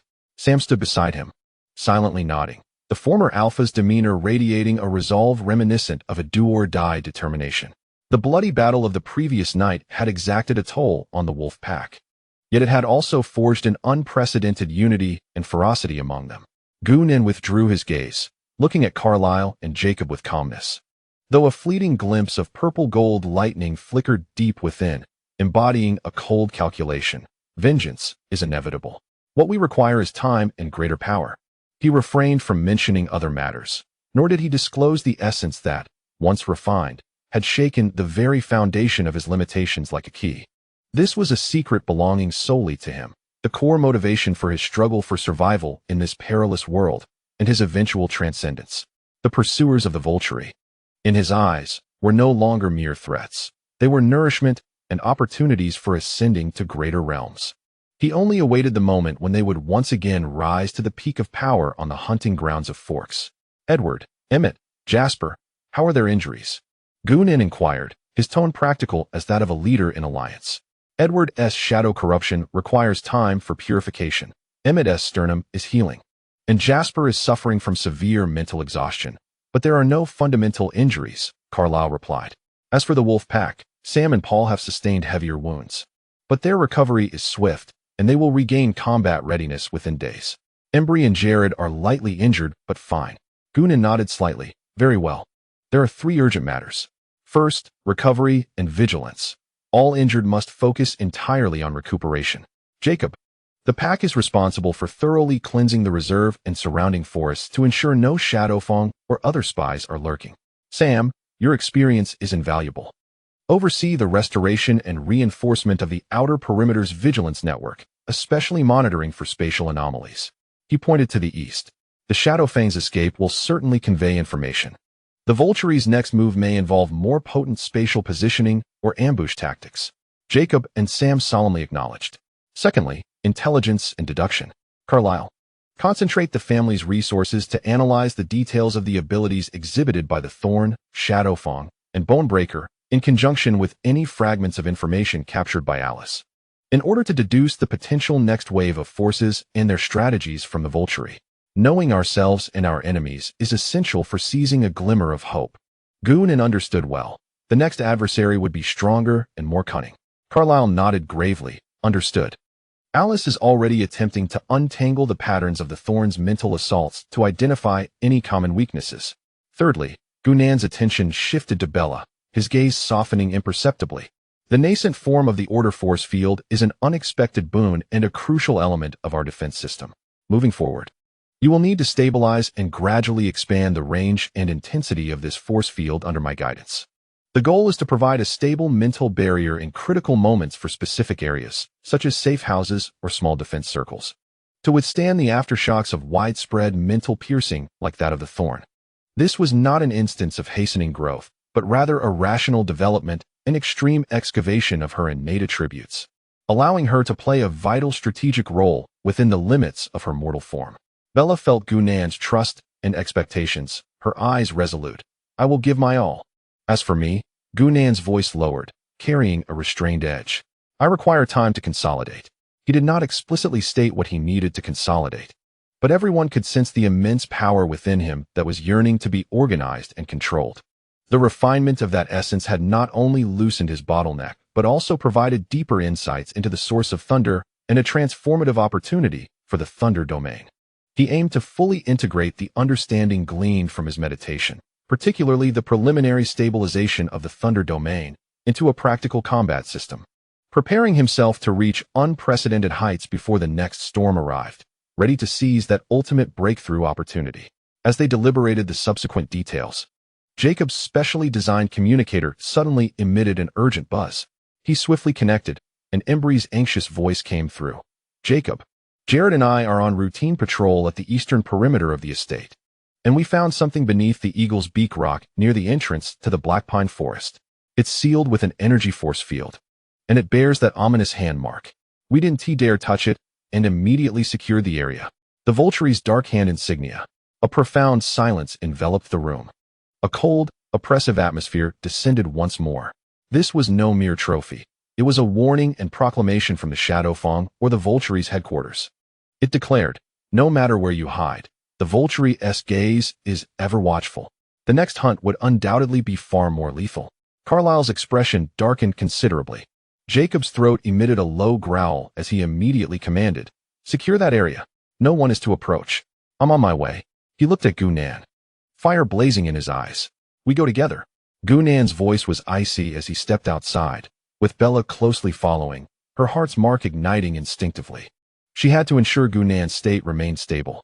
Carlyle and Sam quickly joined them. Soon, they arrived at the Eagle's Beak rock. Embry and Jared maintained their wolf forms, vigilantly securing the surroundings. At the base of the massive rock crevice lay a palm-sized metallic box, flickering with a faint dark red glow, its surface imprinted with the chilling dark hand insignia. A layer of twisted energy surrounded the box, emanating a foul and marked essence. Is it a trap? Or a transmission? Sam spoke gravely, his wolf instincts sensing a potent threat. It resembles more of a locator mark and a source of mental pollution. Carlyle's golden eyes were filled with gravity. Any contact or attempted removal could trigger a counterattack or send more precise coordinates back to the source.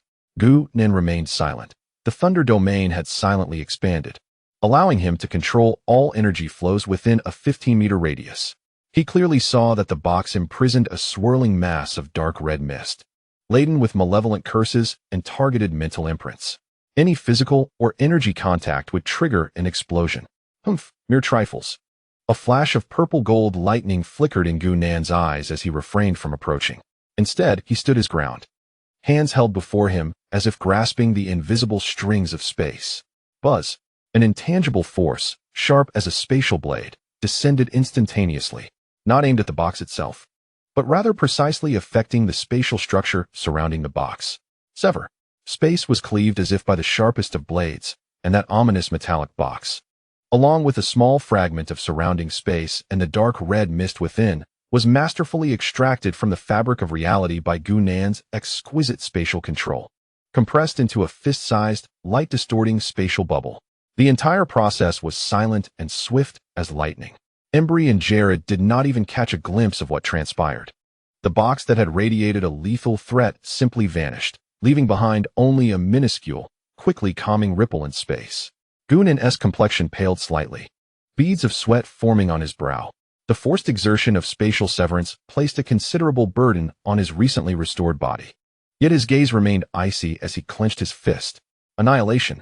A barely perceptible whisper echoed, as the isolated spatial bubble, along with its tainted markers, was utterly obliterated into nothingness, leaving not even a speck of dust behind, clean, decisive, and devoid of future troubles.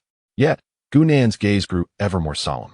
He lifted his eyes towards the deeper eastern sky, at the edge of the thunder domain, as if he could sense a distant, colossal, and frigid will slowly coalescing. While erasing this marker was straightforward, the shadow of Volturi, like a relentless parasite, had deeply imprinted itself upon this land. The will of Alro resembled an invisible giant net, gradually tightening its grip. It seemed that the time left to us was even shorter than anticipated. Gunan's voice shattered the silence. Imbued with a heavy gravity akin to the foreboding of an impending storm, execute the plan, prepare with all our might. The interlude before the tempest was indeed the moment when thunder was gathering in the abyss. He left his sentence unfinished, yet everyone understood. The next time that Volturis's minions descended, when their power reached its zenith upon the hunting grounds of Fox, that fleeting pinnacle would determine the fate of all, and whether Gunan could seize that singular thread of hope to achieve his ultimate transformation. Thunder was brewing in the abyss, silently awaiting the moment of awakening. The surging tides of dark currents had already converged into a towering wave in the distance.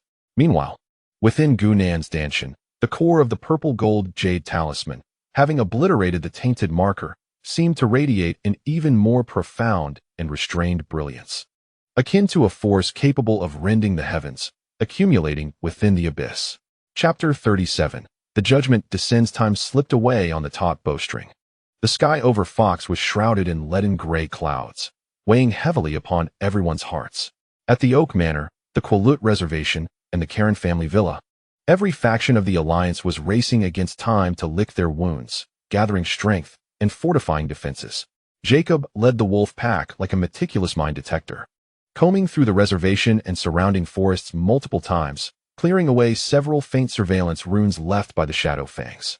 Under Sam's command, the vigilance net covered key areas like spider silk, with monitoring instruments, provided by Karen, operating around the clock. In the underground intelligence chamber of the Karen family, the atmosphere was so tense it felt as though it could drip with moisture. Alice's pale fingers moved between towering ancient tomes and screens flashing with complex data streams. Her golden eyes bloodshot, as the mists of her foresight were forcefully torn apart. Fragments of information pointed towards the highest directive judgment in Volterra, Italy. She murmured brokenly, "It's not the guard, it's Lord Cullens." This name struck like an ice bomb, instantly freezing the air within the chamber. Cullens, one of the three titans of Volturi, the ancient entity presiding over law and punishment. His coldness, power, and obsessive guardianship of the rules, the laws of Volturi, had long since become legend. His personal arrival signified that Alro's wrath had escalated to the highest level of judgment. This was no longer a hunt, but a catastrophic eradication. Carlyle's complexion drained of all color, the centuries of composure cracking. Edward's mind-reading ability captured the tangible will of destruction embedded in Alice's words, causing him to instinctively take a step back. Emmett clenched his fists, his knuckles whitening. Jasper's emotional manipulation felt trivial in the face of such overwhelming pressure. Cullens, along with his entire silent scythe guard, Alice's voice trembled with despair. The oppressive force exceeds that of the blood thorn. The time is tonight. The night of Blackstone Canyon lay eerily silent, like a tomb. The abandoned altar cast twisted shadows under the starlight. The heavy breaths of the wolf pack and the Karen family's restrained presence were the only sounds affirming life. The air thickened, heavy enough to crush bones. Gunin concealed himself in the shadow of the altar, Thunder Domain, taking shape as an invisible web enveloped the area. He closed his eyes, his inner spiritual energy as calm as a still pond, with no surface ripples, yet beneath surged molten lava. Within his dantian, the purple-gold jade talisman core slowly rotated, its brilliance contained like a cosmic singularity, with a barely detectable thirst extending along the threads of Thunder Domain. Pointing towards the eastern void, it awaited. At the altar's center, Bella pressed her hands tightly against her heart, her fingertips turning pale from the pressure. With her eyes closed, beads of sweat formed on her forehead. A layer of extremely thin, nearly transparent aura of order struggled to envelop a 2-meter radius around her. Flickering like a candle flame in a tempest, swaying yet stubbornly burning. Jacob and Rosalie stood on either side, their muscles tensed like steel, their beastly eyes and the vampire's golden gaze burning brightly in the darkness, locking onto the canyon's entrance. Suddenly, the edge of the Thunder Domain felt as if it had been violently struck by a towering iceberg. A chilling, deathly silence, imbued with the absolute authority of law, froze the space. The glow of the shamanic maze extinguished with a puff, like a candle snuffed out. They have arrived.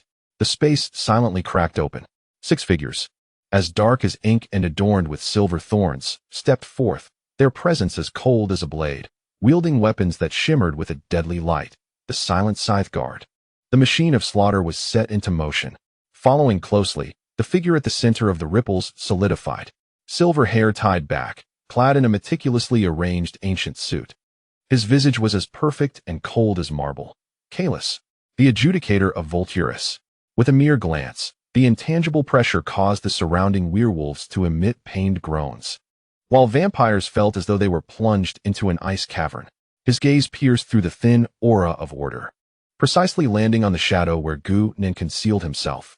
Desecrator of the law, protector of heretics, Cullens's voice, though not loud, rang like a death knell deep within the soul, pronouncing obliteration.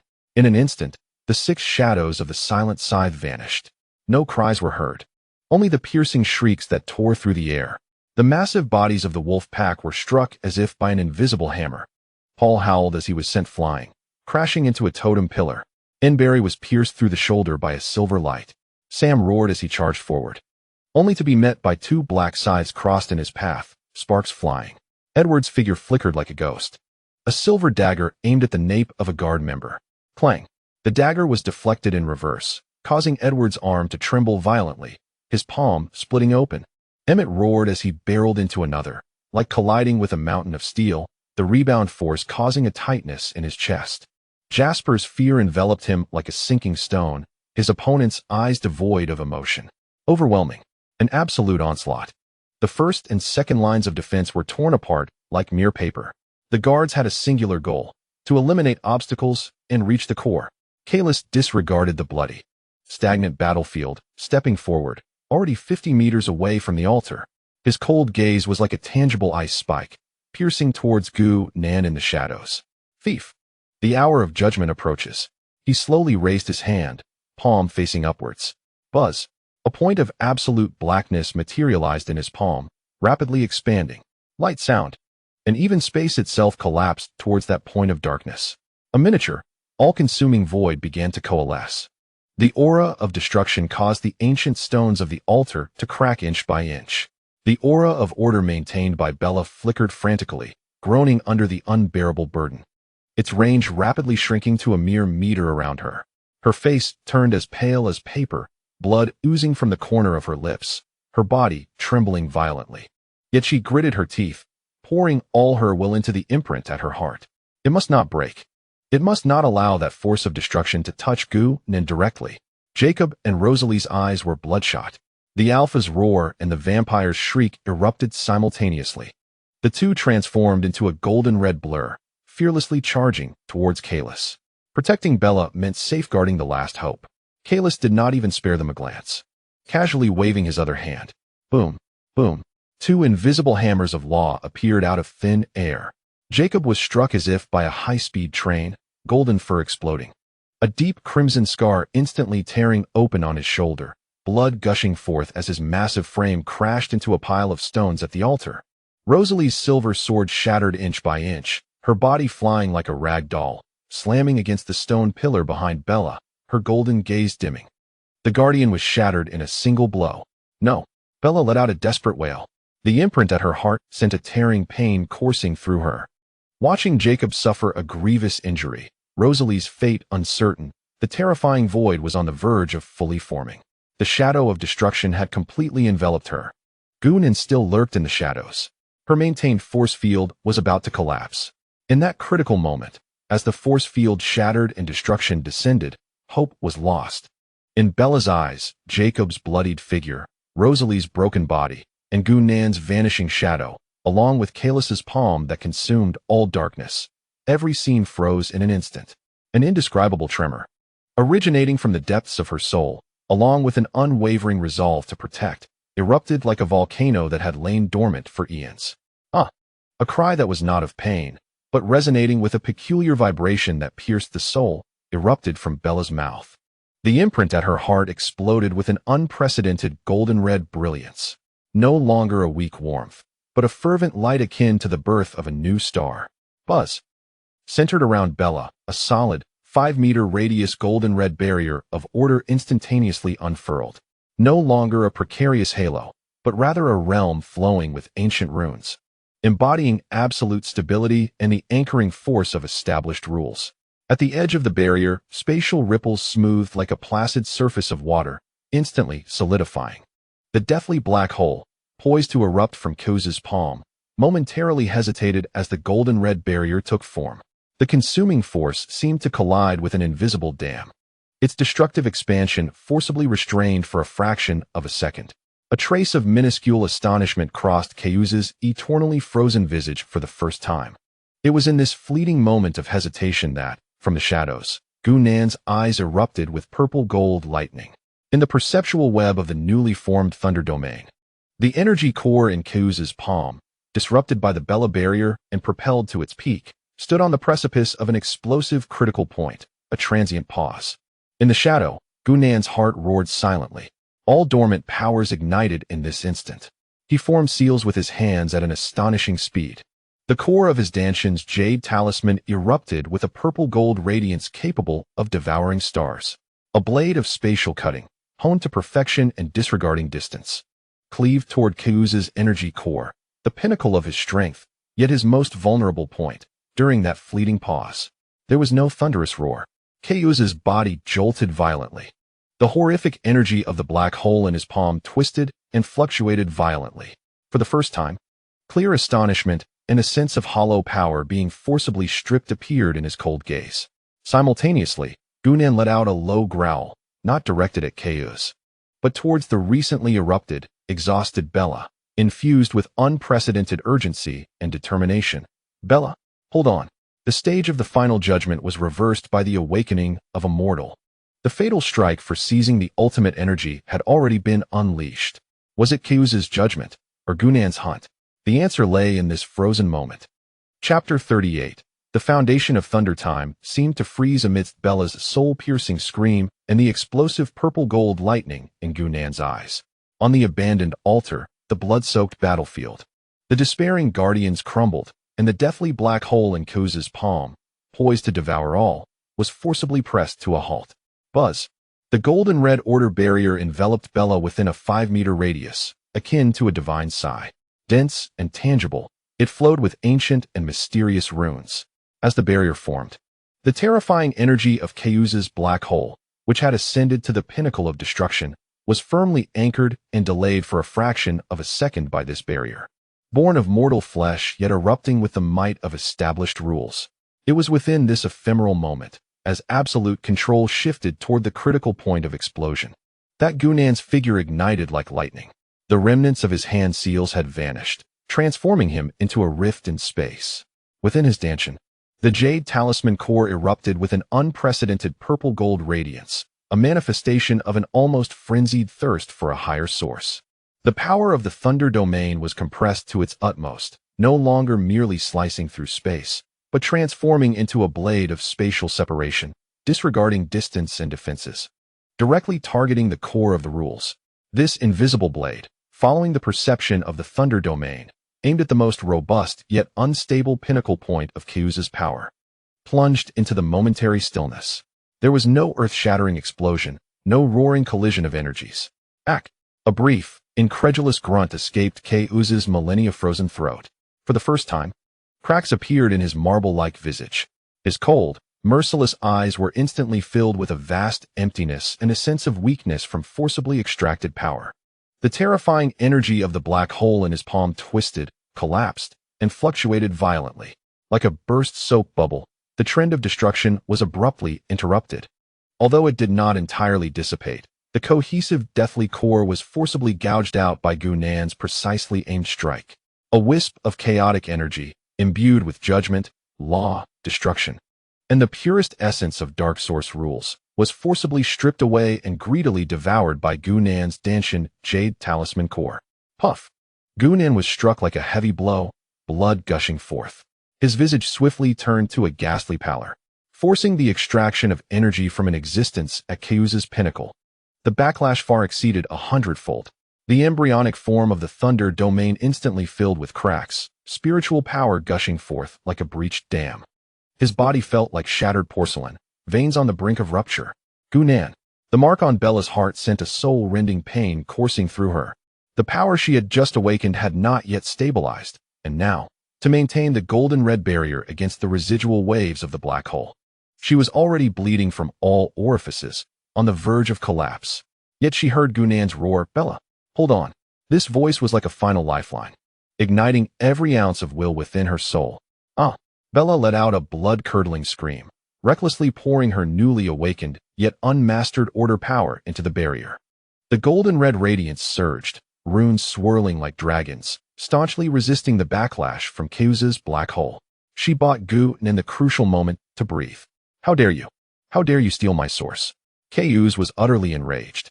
The emptiness was instantly consumed by a wrathful fire and cold, murderous intent. As one of the three great powers of Volturi, presiding over the law for millennia, he had never endured such desecration. To have his core of power stolen by a mere mortal? This was a humiliation beyond death. He no longer held back. With a sudden lift of his other hand, he ceased to concentrate on the black hole, instead spreading his fingers wide and fiercely gripping toward Gunnan and Bella. Law space confinement. He intended to crush this space along with the blasphemer within it. Buzz. The entire core space of the altar instantaneously solidified, as if encased in a millennium of profound ice. Rocks, dust, and even the drifting blood mist froze in place. Bella's golden red barrier emitted a piercing lament, its radiance rapidly dimming. Gunnan spewed blood froze in midair, his body firmly shackled by invisible spatial chains, unable to move.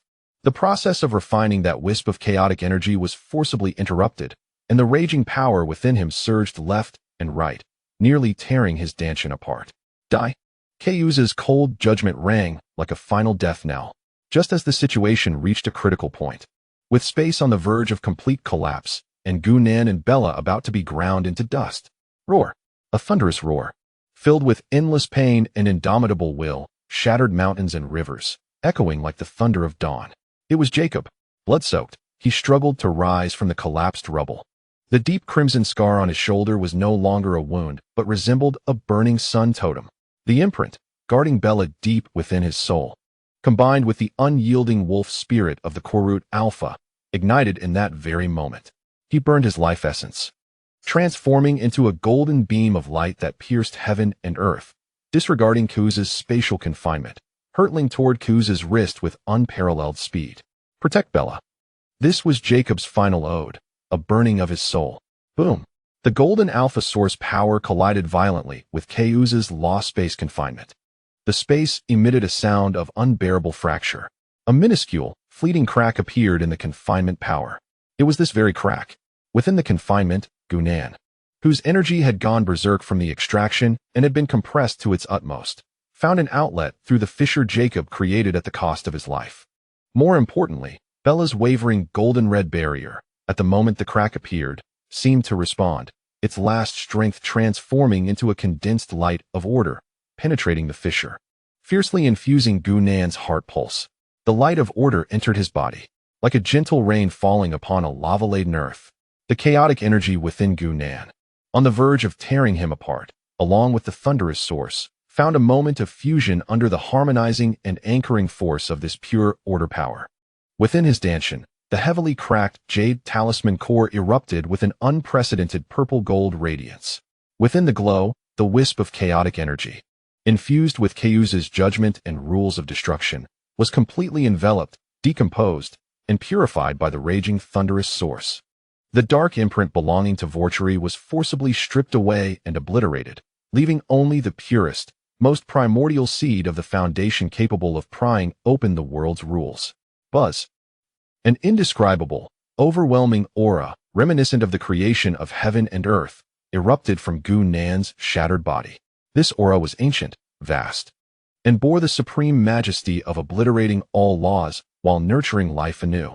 It instantly shattered the remnants of Kayuza's spatial confinement, forming a towering purple-gold lightning column. Within the column, Gu Nan's broken body visibly mended and reshaped. The charred skin peeled away, revealing a new form, warm and smooth as jade, flowing with purple-gold lightning runes. His tightly shut eyes slowly opened, and deep within his pupils, no longer were they the gaze of a mere human, but rather the eyes swirling with the endless cosmos of thunder. An overwhelming pressure, transcending the mundane and defying the rules of this realm, descended upon the world like the awakening of an ancient thunder deity. Foundation established. In this moment, he was no longer the wounded and struggling hunter, but the thunder sovereign, wielding lightning and forging the path of power. On Kaylee's cold and unyielding face, for the first time, an unmistakable expression of horror emerged.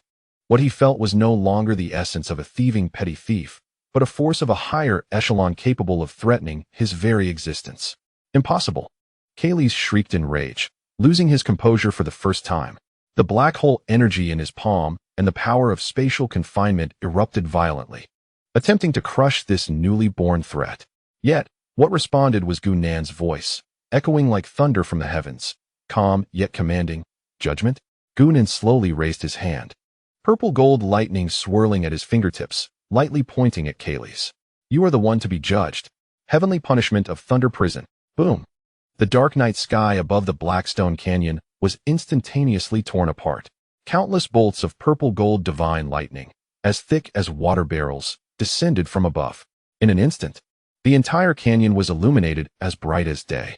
The final judgment was irrevocably reversed in this moment. The foundation of thunder was initially formed, and divine punishment descended. Chapter 39. Embers and markers. The sky of the Blackstone Canyon was utterly ignited by the purple-gold lightning. Heavenly punishment of Thunder Prison. This was not a technique that Gu Nan could wield with his foundational power, but rather, in the moment of his breakthrough, he forcibly connected to the deepest core of the mysterious thunder-patterned jade talisman within his dantian, awakening a slumbering mark of ancient thunder punishment. Like a child wielding a divine weapon, its power was astonishing yet fleeting, nearly exhausting all his newly gained strength and plunging the jade talisman into silence. Boom, boom, boom. The purple-gold divine lightning, exuding supreme authority to rend the heavens and judge all, crashed down with a thunderous roar. Its target was Kaylee's. Kaylee's let out a furious howl. His silence, capable of obliterating space, melted away like snow under the blazing sun before the higher-order punishment of thunder. His dark attire was instantly reduced to ashes. Cracks spread wildly across his once perfect marble physique, and his silver hair stood on end, ablaze. Dark golden blood, akin to molten gold, gushed forth from the scorched wounds. The power of the laws he prided himself on was violently torn apart and suppressed by the raging thunder. The members of the Silent Scythe Guard were like withered leaves caught in a storm, howling as they were swept away and torn apart in the chaotic energy currents at the edge of the Thunder Prison. Cold armor shattered, limbs charred. The pressure from the attacking wolves and the Cullens family crumbled in an instant. Sam, Edward, and others seized this once-in-a-lifetime opportunity to retaliate desperately, completely overwhelming the injured guard members. However, although the divine punishment was powerful, it was ultimately borrowed strength, difficult to control precisely. Merely 2 breaths later, the towering lightning column began to tremble violently and suddenly dissipated. The storm clouds in the sky rapidly receded, leaving behind a torn night sky and a canyon steeped in a suffocating scent of charred remains. Gu Nan's figure staggered down from the air, his complexion pale as paper, breath shallow and chaotic, his body on the verge of collapse, barely sustained by the newly formed foundation. The jade talisman's brilliance dimmed, falling into a profound silence. Gunan. Bella, disregarding her own overwhelming pain and the waning of her awakened power, struggled forward, using her last ounce of strength to support him. The brand on her chest radiated waves of heat, like the final kindling maintaining the fire of his life. At the center of the ruins, Kaylee's figure emerged from the swirling dust. He knelt on one knee, one hand deeply embedded in the cracked, charred rock to support his body. His once splendid attire was reduced to ragged shreds hanging from his scorched form, silver hair disheveled, his body covered in charred cracks, oozing dark golden blood. His breath reduced to a mere whisper, no trace of the former might of the Volturi remained. His cold eyes now burned with overwhelming fury, deep-seated resentment, and a hint of indelible fear that originated from the depths of his soul. He stared fixedly at Gunan, supported by Bella, his gaze akin to that of an ancient beast draped in human skin. The cataclysmic thunder he had just witnessed, that power surpassing his comprehension of the rules, made him genuinely feel the threat of downfall for the first time. This was not a strength possessed by an ordinary heretic or thief. This Eastern youth concealed terrifying secrets even the Volturi had yet to uncover. That thunder. Who are you truly? Kaylee's voice cracked and shattered, each word dripping with blood, demanding to know what that thunder was. He had never lost his composure like this, nor had he ever yearned for an answer so desperately. Gunan struggled to lift his head, a trickle of blood escaping his lips, yet his gaze was cold and profound. Akin to the cosmic nebula, it is none of your concern. Leave Fox, or the next divine punishment shall mark your end. His voice was weak, yet carried an unmistakable resolve.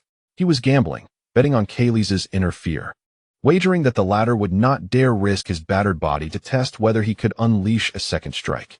Kaylee's visage contorted, looking around. The silent scythe guard had been completely annihilated, their bodies curled and charred in the thunder fire.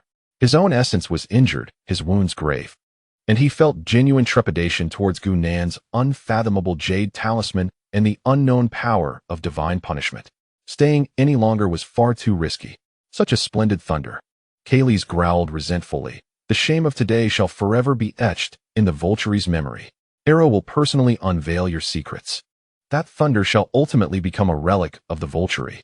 You and everything you protect shall be thoroughly accounted for. We shall meet again. Having spoken his harsh words, he dared not linger for a moment. The remnants of his law power erupted, engulfing him, transforming into a dim and twisted black light, tearing through space. Retreating towards the eastern horizon in a disheveled flight, he fled with utmost determination, never looking back. As the formidable foe retreated, silence and the thick smell of burnt blood remained in the canyon. Jacob. Bella's gaze darted anxiously and sorrowfully towards the ruins. Carlyle and Rosalie had already rushed to the pile of collapsed stones, desperately digging. Soon, Jacob's bloodied form was unearthed. He resumed human form, his bronze skin marked with deep, visible scars, particularly the deep red scar on his shoulder, which was nearly penetrated. His eyes were tightly shut, his breath had ceased. Only at his heart was the mark belonging to the alpha werewolf and the imprint of his devotion to protect Bella, still radiating a faint yet warm glow, as if narrating his final guardianship. Jacob. Bella's tears burst forth, her body going limp as she collapsed entirely in Gunan's embrace. The werewolves of Quillut gathered around. Sam knelt beside Jacob, this resilient former alpha shaking violently, emitting a sound of suppressed grief akin to a lone wolf lamenting the moon. Paul, Embry, and other young werewolves, red-eyed, silently bowed their heads. The alpha had fallen, and Quillut lost their leader and soul. Edward, Emmett, Jasper, and others supported each other as they approached, each wounded. Silently gazing at Jacob's lifeless body and the unconscious Bella, the joy of victory replaced by immense sorrow and sacrifice. Carlyle silently arranged Jacob's remains, his golden eyes filled with grief and concern for the future. Gunan tightly held the unconscious Bella, feeling her weak yet steady breath and the warmth radiating from the mark on her heart. He gazed at Jacob's peaceful yet cold visage, then turned to the direction of Kaylee's escape, his expression complex. The joy of establishing the foundation was overshadowed by the heavy cost and a deeper sense of crisis. The reign over Fox had finally ceased. Gunan's voice was hoarse and weary, imbued with a sense of somber resolution. Carlyle rose, surveying the battlefield stained by blood and fire, his voice low. Kaylee's has been grievously wounded and retreated. The silent scythe is entirely obliterated. The Volturi will undoubtedly be enraged by this battle, but they will also harbor deep apprehension towards Gunnan's power and that unknown jade talisman. Before they fully grasp the situation, Fox may earn a brief respite. Yet the cost. He glanced at Jacob's body, the unspoken words heavy with meaning. Quillut needed a new alpha and time to mourn and rebuild. Sam's voice carried a weight of pain and responsibility. He stood up, his gaze gradually firming. Jacob's sacrifice was for the protection of our tribe and homeland. His will shall be inherited by us. Gunnan nodded, choosing not to speak further.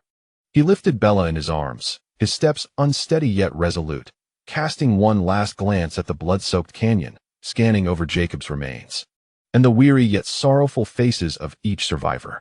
Then he turned, cradling Bella, step by step, making his way toward Oak Manor. The sunset's afterglow elongated his solitary yet upright figure, imprinting itself into the hearts of all who watched. The Crimson chapter of the Twilight saga concludes with the fall of an alpha and the emergence of a formidable warrior. Amidst the embers, there lies sorrow, sacrifice, and the power of rebirth intertwined with buried enigmas, as the shadows of Volturi momentarily dissipate. The looming specters of Arrow and the Reckoning hover overhead. Yet, the dormant jade talisman within Gunnan's Danshan and Bella's awakened order will guide them to an uncertain fate. The rains from Forks shall ultimately wash away the bloodstains. A new journey, fraught with unknown dangers and the secrets entombed within the talisman, quietly unfurls beneath their feet. The lights of Oak Tree Manor, flickering in the dimming twilight, signify both a return home and a new beginning. Chapter 40. The glimmer of embers. The smoke of Blackstone Canyon is washed away by the intensifying rain, mingling the stench of blood and scorched earth with the damp chill that weighs heavily upon each survivor's heart. The sun has fully descended beyond the horizon, leaving behind Jacob Black's serene yet cold visage upon a makeshift stone platform beneath the fractured night sky.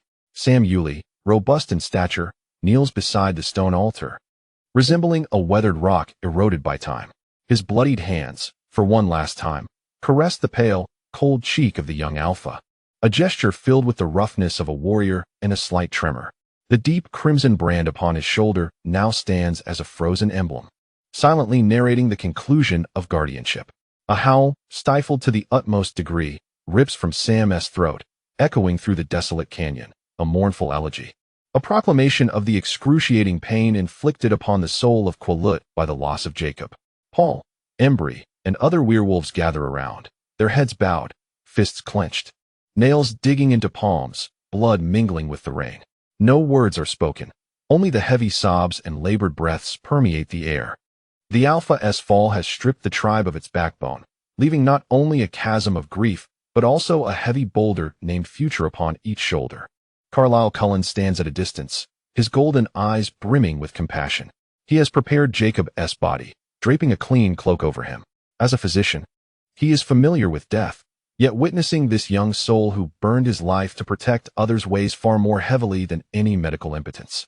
His gaze sweeps over the unconscious Bella, the injured family members, Rosalie leaning against Emmett, her breath faint, Edward resting against Jasper, his eyes hollow, and Gunnan, who stands resolutely in the storm, cradling Bella as if she were a javelin against the tempest. Gunnan holds Bella close, raindrops cascading from his chiseled jawline, dampening her pallid cheeks. His complexion mirrors hers, pale with a hint of ashen exhaustion. Within him, the newly forged Thunderous foundation should surge with fervor, yet it feels like a clogged river, the flow of spiritual energy sluggish and stifled.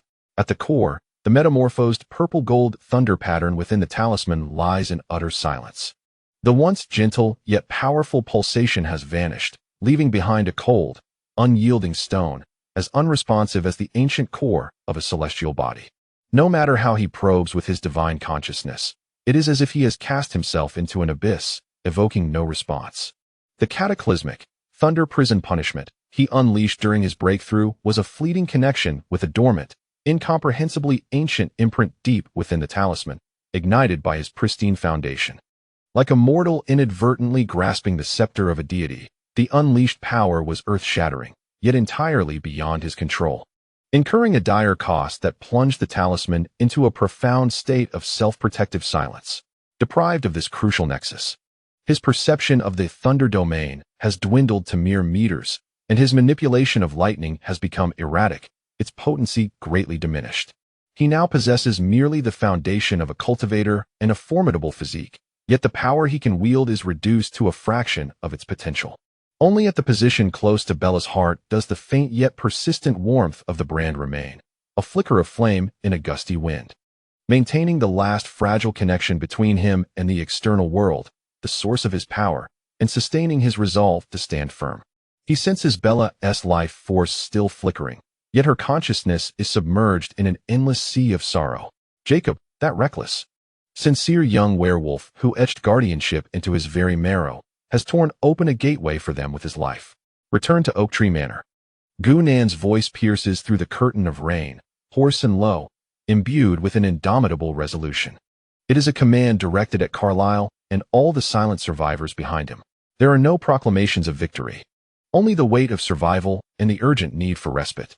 Carlyle nods gravely, his gaze sweeping across the battlefield. Emmett, Jasper, gather the belongings of those vampire warriors, any writings, symbols, or unique items, and be cautious of lingering curses. Rosalie, Edward, hold on. He turns to Sam, his voice carrying both reverence and gravity. Sam, Jacob needs you. Take him back to the reservation. We shall discuss further matters later. Sam inhales the frigid air, forcing down the surging grief, rising to his feet. Despite the visible cracks of sorrow in his eyes, the resolve of a leader has reassembled. We will handle it, Dr. Carlyle. Thank you, Gu-Nan. His gaze momentarily flits to Bella in Gu-Nan's arms, culminating in a solemn nod. What Jacob defended with his life is the very foundation that the entire Quillut future must safeguard. Edward struggles to approach, his telepathic abilities shattered by injury and immense mental strain. Yet he can distinctly sense the haunting void within Gu-Nan and the all-consuming sorrow swirling in the depths of Bella's consciousness. Bella, he extends his hand, but it droops limply before contact, his voice parched. Alive, unconscious, overwhelmed with grief. Gu-Nan's words are succinct, embracing Bella as he turns away. Each step a meticulous imprint upon the muddy canyon floor. Every footfall tugs at his strained meridians, the talisman's silence further dulling his senses, akin to traversing through dense fog. Though Kays may have retreated, shadows still linger. Carlyle swiftly directs the actions. Emmett and Jasper, despite their injuries, meticulously search among the charred bodies of the guard. Rosalie, supported by Esme, scans Jacob's lifeless form with golden eyes, a ripple of indescribable reverence washing over her icy depths for the first time. In the distant land of Italy, within the shadowy depths of Volturi Castle, Kays languishes in a specially concocted, viscous pool of blood that exudes a potent stench of blood and dark energy. His flawless marble form is marred by terrifying fissures, dark golden blood seeping slowly from within. His breath feeble to the utmost degree, silver hair disheveled against his pale forehead. Those eyes, once imbued with icy law and a will to destroy, now harbor only a tempest of resentment and an inescapable fear rooted deep within his soul. That rending, celestial purple-gold thunder, that judgmental force surpassing his comprehension, seemingly arising from the very laws of the universe. In an instant, it shattered the very power he once took pride in, nearly bringing him to ruin. Who is this Eastern youth?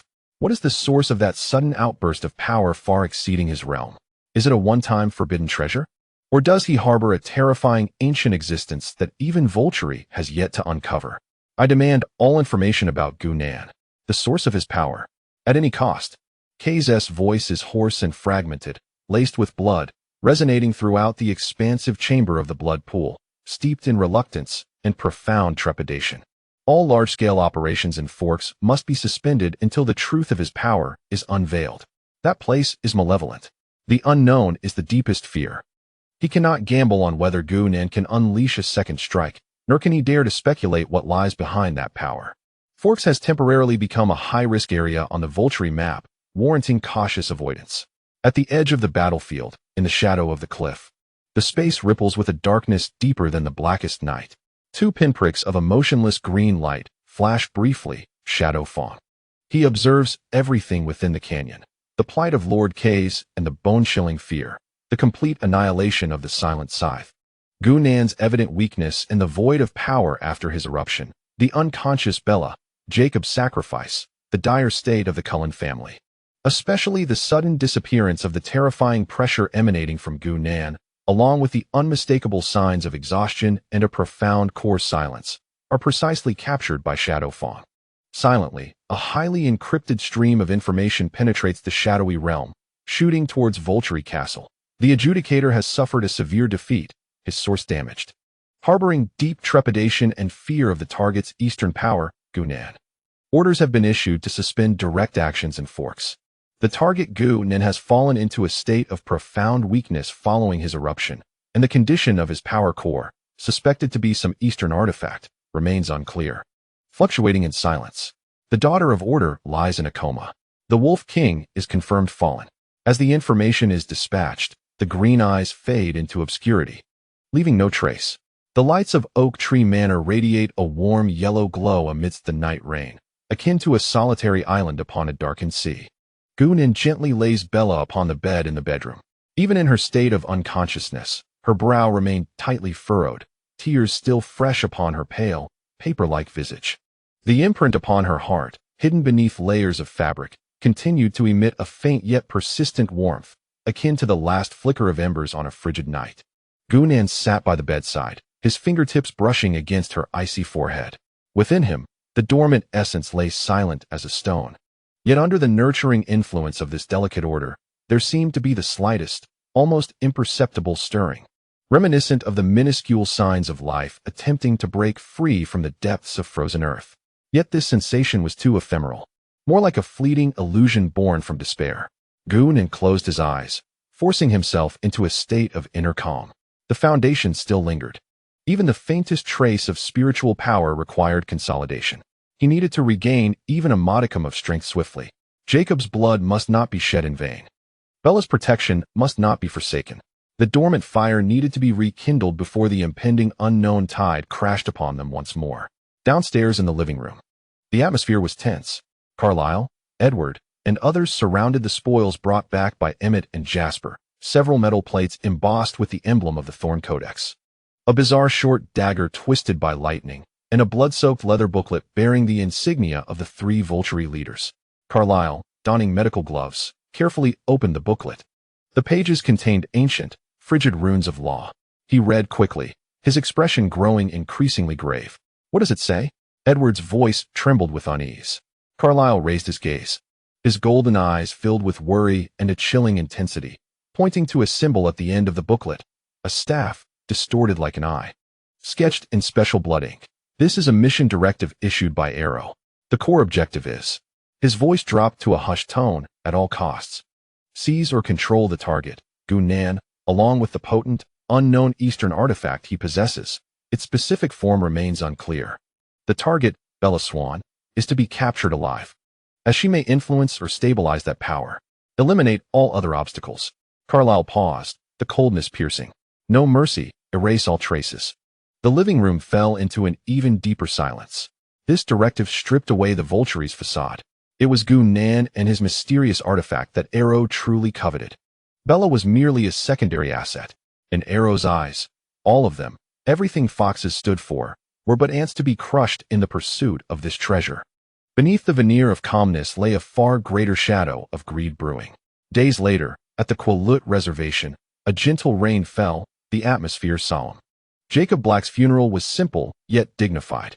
Lacking an ornate coffin, he lay upon a wooden frame adorned with fresh pine boughs and tribal totem blankets, his face serene, as if in slumber. The deep crimson imprint on his shoulder was meticulously painted, resembling an everlasting flame. Sam Yulee led all Quillut werewolves, young and old, clad in traditional attire, surrounding him. A low, ancient dirge echoed through the rainforest, a farewell to the warrior and a vow to uphold the tribe's spirit. Sam stood at the forefront, his voice resonant and heavy. "Jacob Black, our alpha, our brother. He guarded our home, protected all that we cherish. His blood shall not be shed in vain. His will shall be eternally remembered and passed down by the Quillut." He raised his arm. All the werewolves responded with a thunderous howl, filled with sorrow and strength, piercing the rain, proclaiming the birth of a new alpha and the tribe's unwavering resolve. As the funeral concluded, Sam officially took on the mantle of leadership over the Quillut, his gaze steadfastly directed towards the foxes. At Oak Tree Manor, in Bella's room, her eyelashes fluttered and slowly opened. The familiar ceiling came into view, followed by Gunan, seated in a chair beside the bed, eyes closed in meditation. The imprint on her heart radiated a clear warmth, instantly recalling the bloodied silhouette of Jacob before her unconsciousness, that chilling air of despair. A wave of immense sorrow seized her, and tears poured forth silently as her body trembled uncontrollably. The glow of the heart imprint seemed to sense her emotional turmoil, flickering faintly as a soothing warmth seeped into her torn spirit. Though it could not dispel her grief, it acted as an invisible hand, stabilizing her at the brink of collapse. Gunan immediately opened his eyes, witnessing Bella's silent tears, a flicker of pain crossing his deep gaze. He reached out, gently covering her cold, trembling hand, which clutched the sheets tightly, offering no words, only the calming warmth of his palm and a faint yet tangible surge of thunderous energy. Bella's voice was broken and hoarse, struggling to form coherent syllables. After a brief silence, Gunan spoke in a deep, affirming tone. He accomplished what he set out to do. He protected the tribe and safeguarded you. He refrained from uttering empty platitudes of rest or worthiness, instead stating a fact, one laden with immense sacrifice. Bella closed her eyes, tears flowing more abundantly. Yet her trembling body gradually found solace under the warmth of Gunan's hand and the gentle current from the heart imprint. Grief surged like a tide, unyielding in its retreat, but she had to learn to breathe amidst it. She turned her hand, gripping Gunan's firmly, as though it were the only lifeline at that moment. The glow of the heart imprint seemed to brighten imperceptibly where their skins met. In the study of the Cullen residents, Carlisle, Esme, Edward, and Rosalie, whose wounds were stabilized but still frail, gathered. The table was strewn with the blood-stained directive booklet, metal plates, and the twisted dagger. Arrow's targets are Gunan and his artifact, Carlisle summarized, his tone heavy. Bella is an ancillary target. We are all obstacles to be eliminated. What about that artifact? Edward frowned, attempting to recall the details of Gunan's battle. The power he unleashed was terrifying, so sudden. Afterwards, it felt as if he had been drained, extremely weak. Rosalie interjected coolly. Even in her injured state, her observational skills remained sharp. That power did not belong to him in his usual state. It felt more like something had been detonated. Carlisle nodded. Whatever it is an object the Volturi desires. Though Caius has temporarily retreated, Arrow will not relent. The directive's insistence on at all costs is not mere rhetoric. We are now bound together in this. The calm of the foxes is merely the eye of the storm. What shall we do? Esme inquired anxiously. Regain our strength. Remain vigilant, and protect each other. Carlisle's gaze swept over his family. Simultaneously, we must do everything in our power to assist Gunan and Bella. They are the epicenter of the storm, the key to our survival. He did not articulate it explicitly, but all understood that the explosive power Gunan exhibited in that moment had intimidated the Volturi, granting them this brief respite. Protecting him meant safeguarding themselves. As for the secret of that artifact, it was tacitly set aside. It was Gunan's absolute privacy and the source of the storm, an inquiry deemed fruitless. Outside Oak Tree Manor, at the forest's edge, Gunan stood alone in the gentle rain, eyes closed in attunement. His spiritual power had recovered somewhat, flowing more smoothly. Yet he was still far from being fully charged. The dormant, thunderous essence within him remained unresponsive as a stone. He attempted to summon the thunder domain, barely maintaining a range of 10 meters. His perception was blurred, and his power was so feeble that it could only disturb the falling raindrops. His body felt heavy, unable to escape the pull of gravity, and flight seemed an unattainable dream.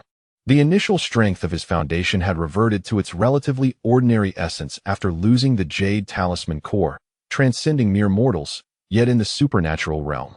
He was far from invincible. He gazed towards the direction of foxes, then further still, into the vast world veiled in rain and mist. The blood-soaked chapter of Twilight City appeared to turn a heavy page with Caius's defeat and Jacob's burial. Yet the cold directive brought back by Carlisle loomed like a sword of Damocles. Arrow's greed would not dissipate, and the secret of the Jade Talisman would inevitably attract deeper scrutiny. For him, Jacob's sacrifice did not signify an end, but rather a new beginning fraught with unknown dangers and explorations. He needed strength, needed to understand the Jade Talisman, needed to protect those few who remained by his side.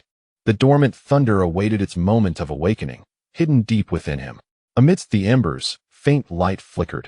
A new journey quietly unfolded beneath the vast, uncharted shadows that might prove even more bizarre and terrifying across the American landscape. The lights of Oak Tree Manor glowed warmly behind him, casting Bella's silent profile as she sat by the bed. Gu-Nen turned, stepping upon the damp grass, making his way back to that temporary sanctuary. The storm had paused, yet the undercurrents remained relentless.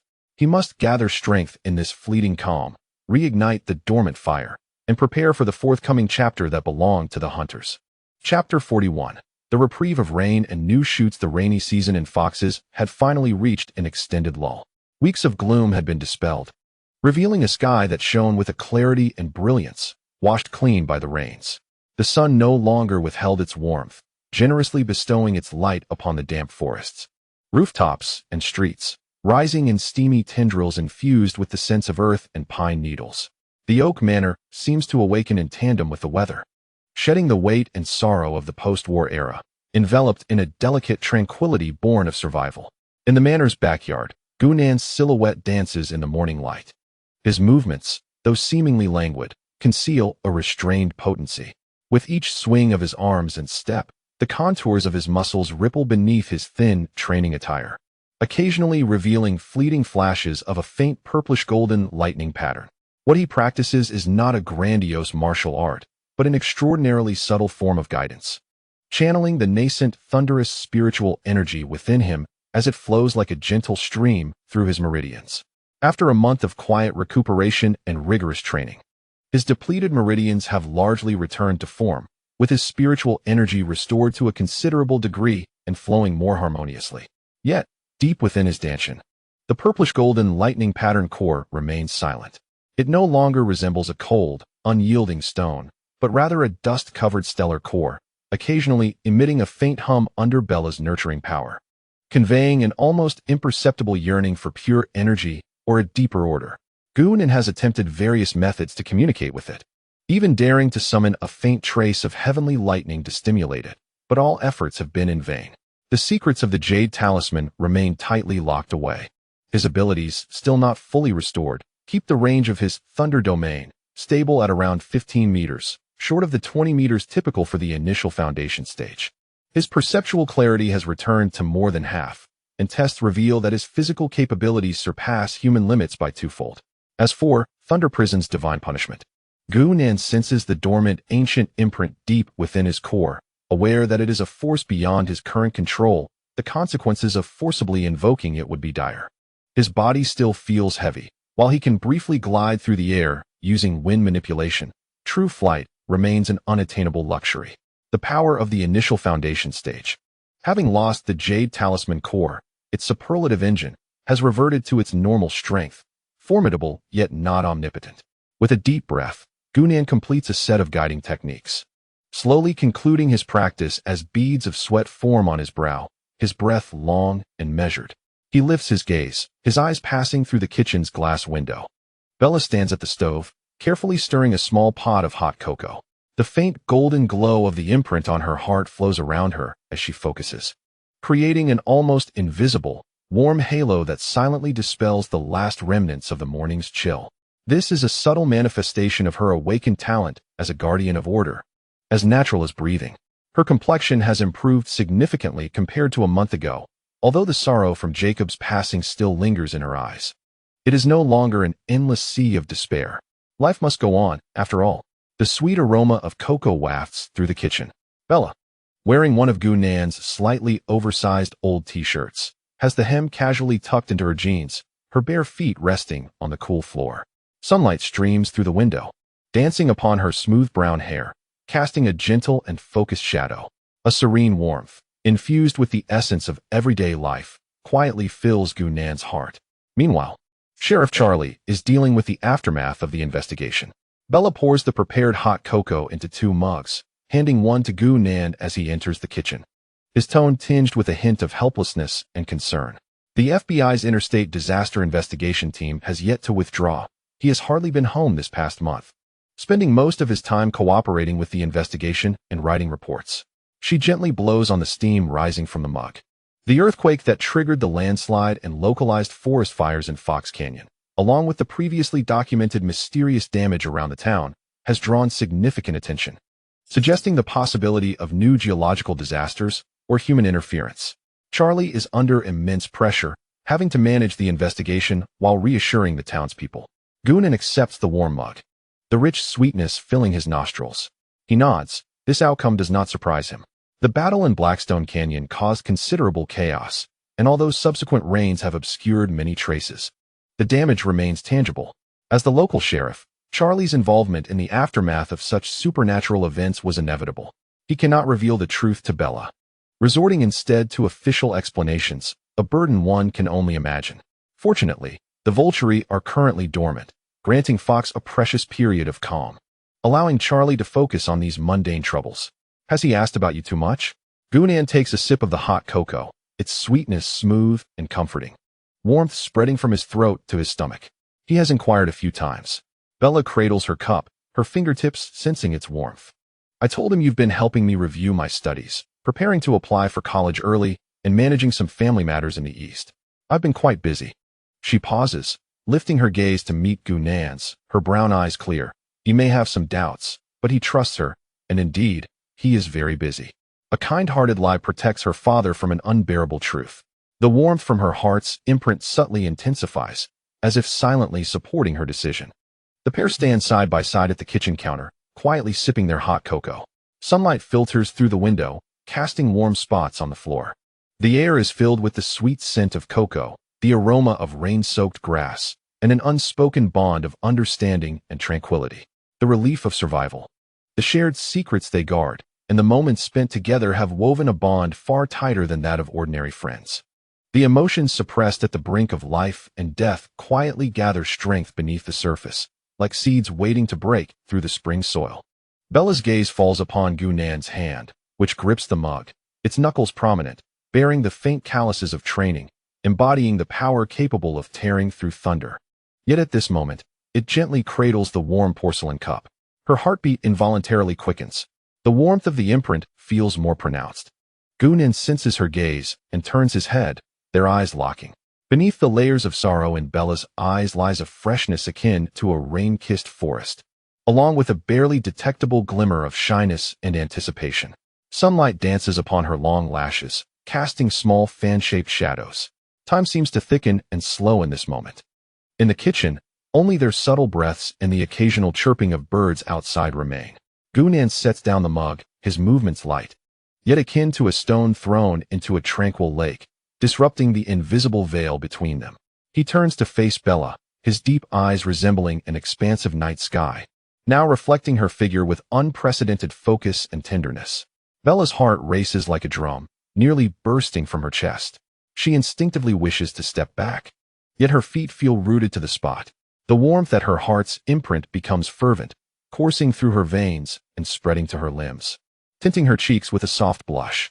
She tilts her head slightly, meeting his gaze, her brown eyes now radiant with trust, dependence, and the quietly burgeoning love that can no longer be concealed. Goonan raises his hand, his fingertips, warmed from practice, gently brush against Bella's cheek, tucking a loose strand of hair behind her ear. The skin he touches is delicate and cool, yet it sends a jolt through both of them. There are no grand proclamations or oaths of eternal devotion. All feelings have been distilled through the crucible of blood and fire, fermenting in the silence of their companionship over the past month. A glance, a touch, these are more than enough. Goonan lowers his head, his warm breath grazing Bella's forehead. His voice, low and clear, carries the calm strength of the storm's aftermath, imprinting each word firmly in Bella's heart. Bella Swan, the storm has paused. The path ahead remains unclear. The imprint upon your heart is what I shall protect, regardless of whether the future is fraught with thorns or abyss. Will you walk beside me? Tears well in Bella's eyes, not from sorrow, but from an overwhelming sense of warmth and belonging that engulfs her. The imprint at her heart seems ignited, bursting forth with an unprecedented, warm yet gentle golden-red light, enveloping her entirely, as well as the close approaching Goonan. This light is not the absolute order of battle, but a soft yet steadfast guardian's glow, the manifestation of their soul's resonance. She rises on her toes, neither affirming nor denying, but instead, with a hesitant yet resolute gesture, kisses Gu Nan's cool lips. In that instant, time truly halts.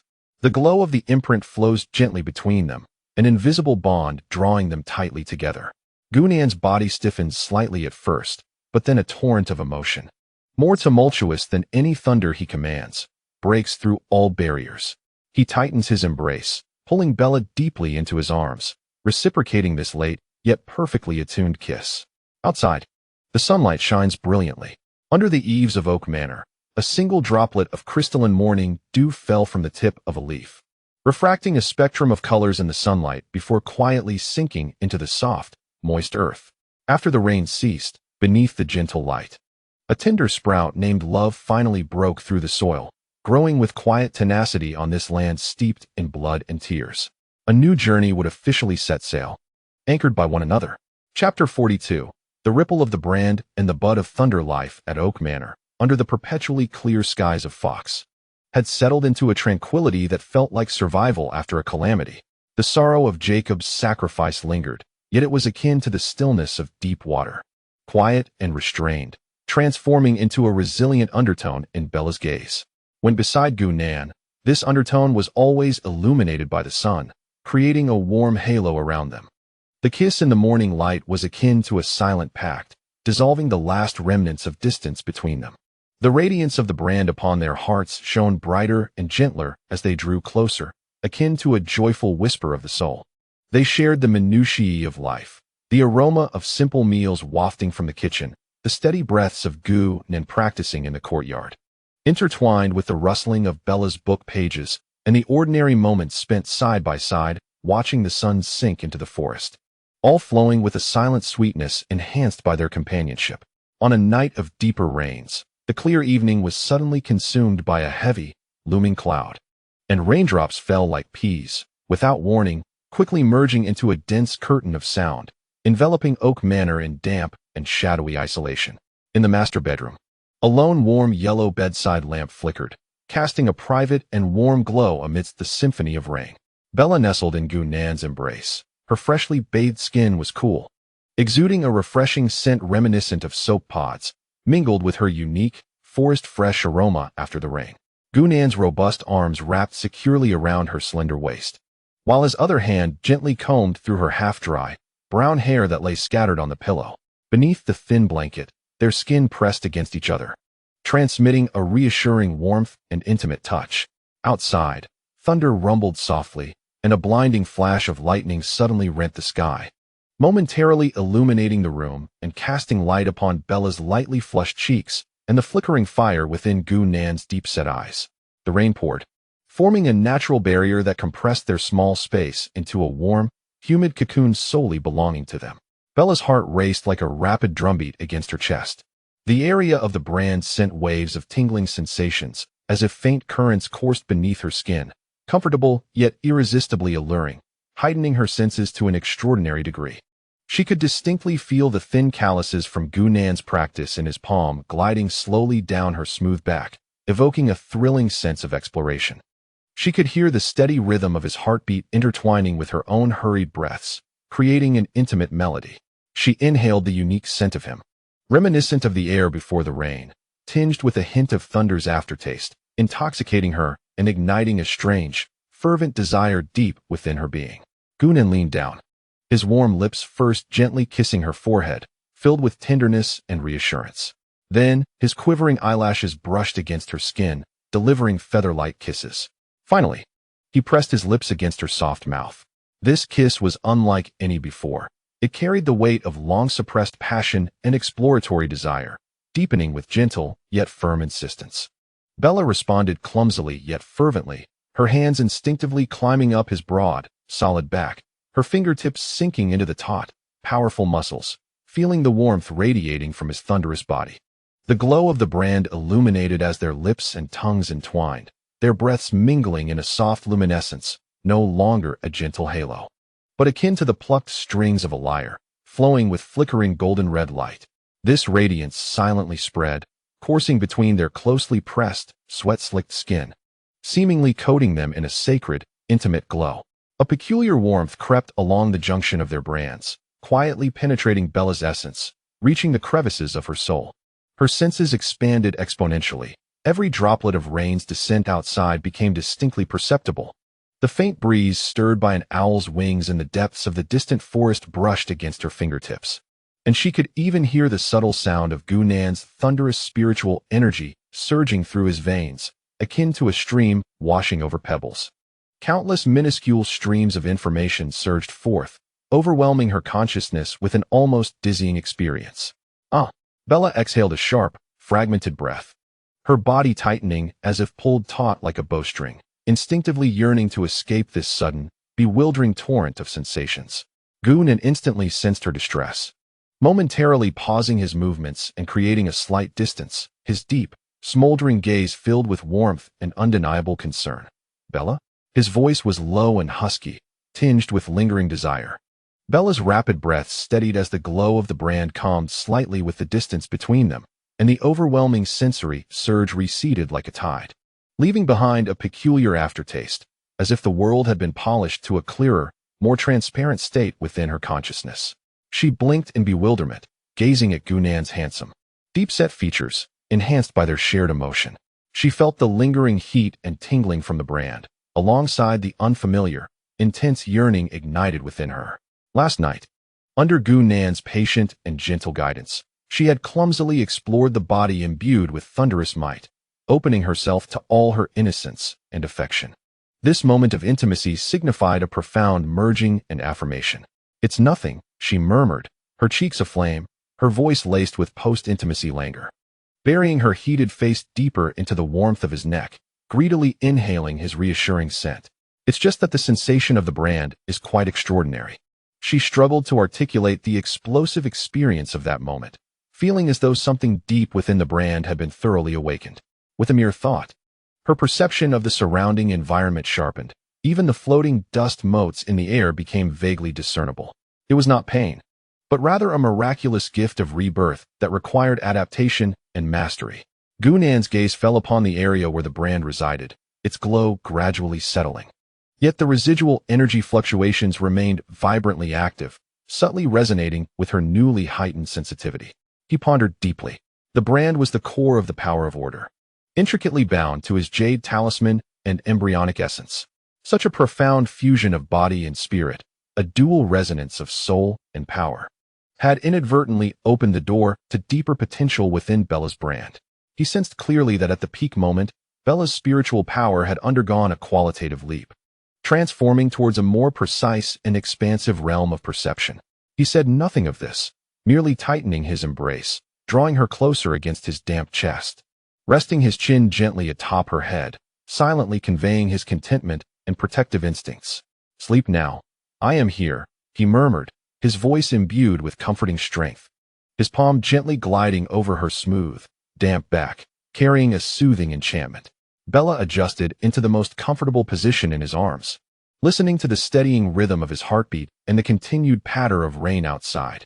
The warmth emanating from the depths of the brand enveloped her like a warm cocoon, calming the intense throbbing within her, transforming it into a profound sense of security, satisfaction, and a heavy sense of drowsiness.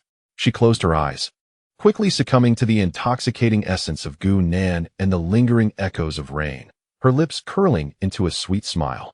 Yet Gunnan remained wide awake. He gazed down at Bella's serene and contented face in slumber, his fingers unconsciously caressing her cool, delicate shoulder, the soft glow of the brand rising and falling with her breath. Bella's momentary strangeness and the current resonance of her spiritual transformation stirred something within him. He quietly turned his focus inward. The dormant purple-gold thunder pattern within his essence still resembled a star covered in dust, but under the continuous nurturing of Bella's brand power. Particularly during that moment of exquisite intimacy where soul and power resonated, the layer of dust seemed to dissipate further. A faint yet palpable desire pulsed from the depths of his core. What moved him even more was that, as his realm solidified, his understanding of the essence of thunderous power deepened, and the profound fusion with Bella's power of order brought forth a certain mystical insight. It felt as if he had touched a more refined and concentrated level of control over his own strength. With a mere thought, a thread of purple-gold lightning, 100 times purer and more condensed than that of the chi refinement stage, deep and rich in color, containing the mechanisms of destruction and regeneration, coiled silently at his fingertips, swirling like the gentlest of spirits. This is not the sharp cutting force of spatial manipulation, nor is it the energy-absorbing interference. It is purer, more reserved, embodying a return to simplicity, demonstrating a deeper mastery of the essence of thunder. As his thoughts shifted, the flickering purple-gold lightning at his fingertips silently elongated and took shape, swiftly coalescing into a spear less than a foot long, entirely composed of highly concentrated destructive lightning arcs. Its tip glinting coldly as if it could pierce through the void. Though diminutive, the spear tip remained coalesced yet unlaunched, causing the air near Gunan's fingertips to subtly distort, emitting a low, hissing sound akin to a venomous serpent's flickering tongue. He could distinctly feel the terrifying penetrating power and explosive force contained within it, far surpassing the palm lightning of the chi refinement stage. And manipulating it was as effortless as extending his own fingers. It was as if wherever his thoughts reached, the thunder would follow. This was not the uncontrollable might of the heavenly punishment of Thunder Prison, which invoked ancient seals, but rather a true reflection of his foundational realm. A higher-level offensive technique that he had comprehended through the essence of power and practical honing. It lay in wait like the fangs of dormant thunder, poised for a lethal strike. A glint flickered in his eyes before he swiftly dissipated the illusion of the lightning spear at his fingertips, all energy fluctuations retracting into nothingness. The elixirs still remained silent, yet this newly comprehended power was undoubtedly a crucial cornerstone for his recovery and even surpassing his previous combat strength. However, this power, though concealed, bore astonishing lethality, and its specific form, ultimate might, and more intricate application methods would require repeated testing and refinement in an utterly safe environment, best kept from premature revelation. The sound of rain outside had ceased entirely. The world fell silent, with only the damp scent of earth seeping quietly through the window cracks. Gunan held the sleeping Bella in his arms, feeling her steady breathing and the warm imprint radiating stability, his gaze drifting toward the eastern skyline, where the dawn's faint light began to emerge. The new power silently coalesced within him, while Bella, resonating deeply with the imprint, began to awaken a new sense of perception. This tranquil rainy night resembled fertile soil, nurturing the new sprouts of bonds and strength, quietly accumulating the force to break ground for the unknown path ahead. The ripples of the imprint would eventually transform into the protective thunder, and the dawn's faint light had already begun to sketch the contours of a new day. Chapter 43. The Sheriff's Worries and the Whispers of Distant Lands. The morning at Oak Tree Manor, following the complete cleansing of the rain, appeared exceptionally fresh and bright. Sunlight poured in unobstructed, rising in vapor infused with the scents of grass and earth. Bella awoke in Gunan's embrace. The peculiar sensory experiences brought by the imprint having settled, yet a clearer, sharper perception effortlessly melded into her consciousness. She could distinctly discern the calls of various birds outside, even sensing the slight agitation of water molecules in the kettle downstairs as it approached boiling. This nascent ability, though still feeble, resembled a tender sprout breaking through the soil, endowing her with a wondrous sense of control over her surroundings. Gunan, already awake, was closing his eyes in meditation, sensing the movement of the person in his arms. He opened his eyes, his deep gaze illuminated by the morning's clarity, infused with a subtle tenderness. He lowered his head and naturally placed a gentle kiss on the corner of her lips. "How do you feel?" "Very well," Bella replied. Her cheeks slightly flushed as she wrapped her arms around his waist, pressing her face against his warm chest, listening to the steady rhythm of his heartbeat. It felt as if she could perceive her surroundings more clearly. She vaguely described her new ability, warmth radiating from the imprint. Gunan understood, lightly brushing his fingertips over the imprint's location on her chest, where the glow remained steady. "The power of the imprint is merging more deeply with you. This is a good sign." He refrained from elaborating on the details of her enhanced perception, merely offering affirmation. Last night, after Bella fell asleep, he had quietly tested the newly comprehended thunderstrike. The purple-gold lightning spear coalescing at his fingertips astonished him with its penetrating and destructive capabilities, and the manipulation became increasingly intuitive. This would serve as his most vital support outside the thunder domain during the quiet period of the Jade Talisman Core. The two shared a tender moment in the morning light before rising to wash up. The aroma of coffee wafted through the kitchen as Bella prepared a simple breakfast, her movements imbued with a newfound lightness. Gunan practiced guiding techniques in a corner of the courtyard, the aura of his spirit energy flowing, revealing flickers of purple-gold lightning patterns on his surface, his presence more solid than the previous day. The dormant elixir within Bella, nurtured by the warmth of the imprint, seemed to shed some of its dustiness, the faint desires from its core becoming somewhat clearer. Foxborough Police Department. Sheriff Charles Swan sat in his office, his brow furrowed into a knot, exuding a low pressure of exhaustion, anxiety, and profound confusion. His desk was piled high with documents, lengthy inquiry notes from the FBI's Interstate Abnormal Disaster Investigation Team, preliminary geological reports on the Foxborough Canyon earthquake and subsequent disasters, landslides, localized fires that were vague in their conclusions, and a thick stack of compensation application drafts for soothing the afflicted townsfolk awaiting his signature. It had been a month. A full month.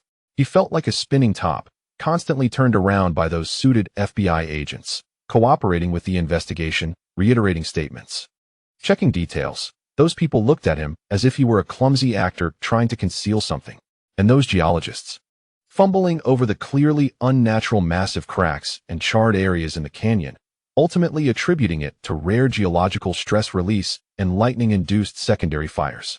He couldn't even convince himself of such explanations. What weighed heavily on his heart was Bella. His daughter was clearly hiding something from him. That eastern boy named Gunan at Oak Tree Manor emanated an unsettling aura that instinctively made Charles uneasy. Bella claimed he helped her review her studies and handle family affairs. Charles was no fool. The way Bella looked at Gunan, and the silent yet strong protective stance Gunan took toward Bella, far exceeded that of ordinary friends. Moreover, he couldn't shake the feeling that the series of strange occurrences in Foxborough were inextricably linked to that boy in ways he couldn't quite articulate. He had attempted to broach the subject indirectly, but Bella had either been vague or looked at him with that heart-wrenching, pleading gaze that made it impossible for him to press further. Damn it!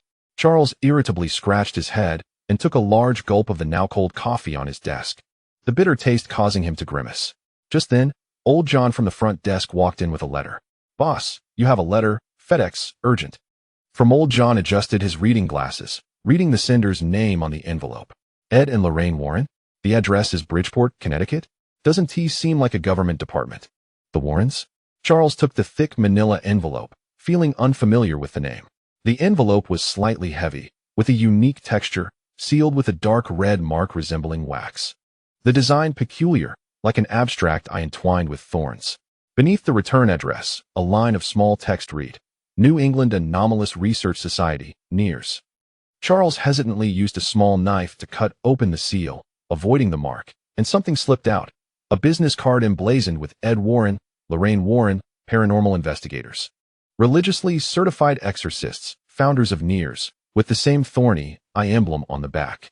Several pages of printed summary files followed, with prominent titles marked as highly confidential, for internal use only. Case 1, AR 197107, Harrisville, Rhode Island, Perrone Family Farm, involves the cursed Annabelle doll. Key, intense activity of a bound spirit, especially directed at the farm's cellar, residual energy nodes from ancient sacrificial rituals, items serving as amplifiers and channels for negative energy. Characteristics, regional temperature drops, abnormal movement of objects, targeted psychological oppression. Case 2, New York 197411, Amityville, New York, Ocean Avenue 112, involves the haunted house's bound spirit, residuals of the DeFeo family massacre.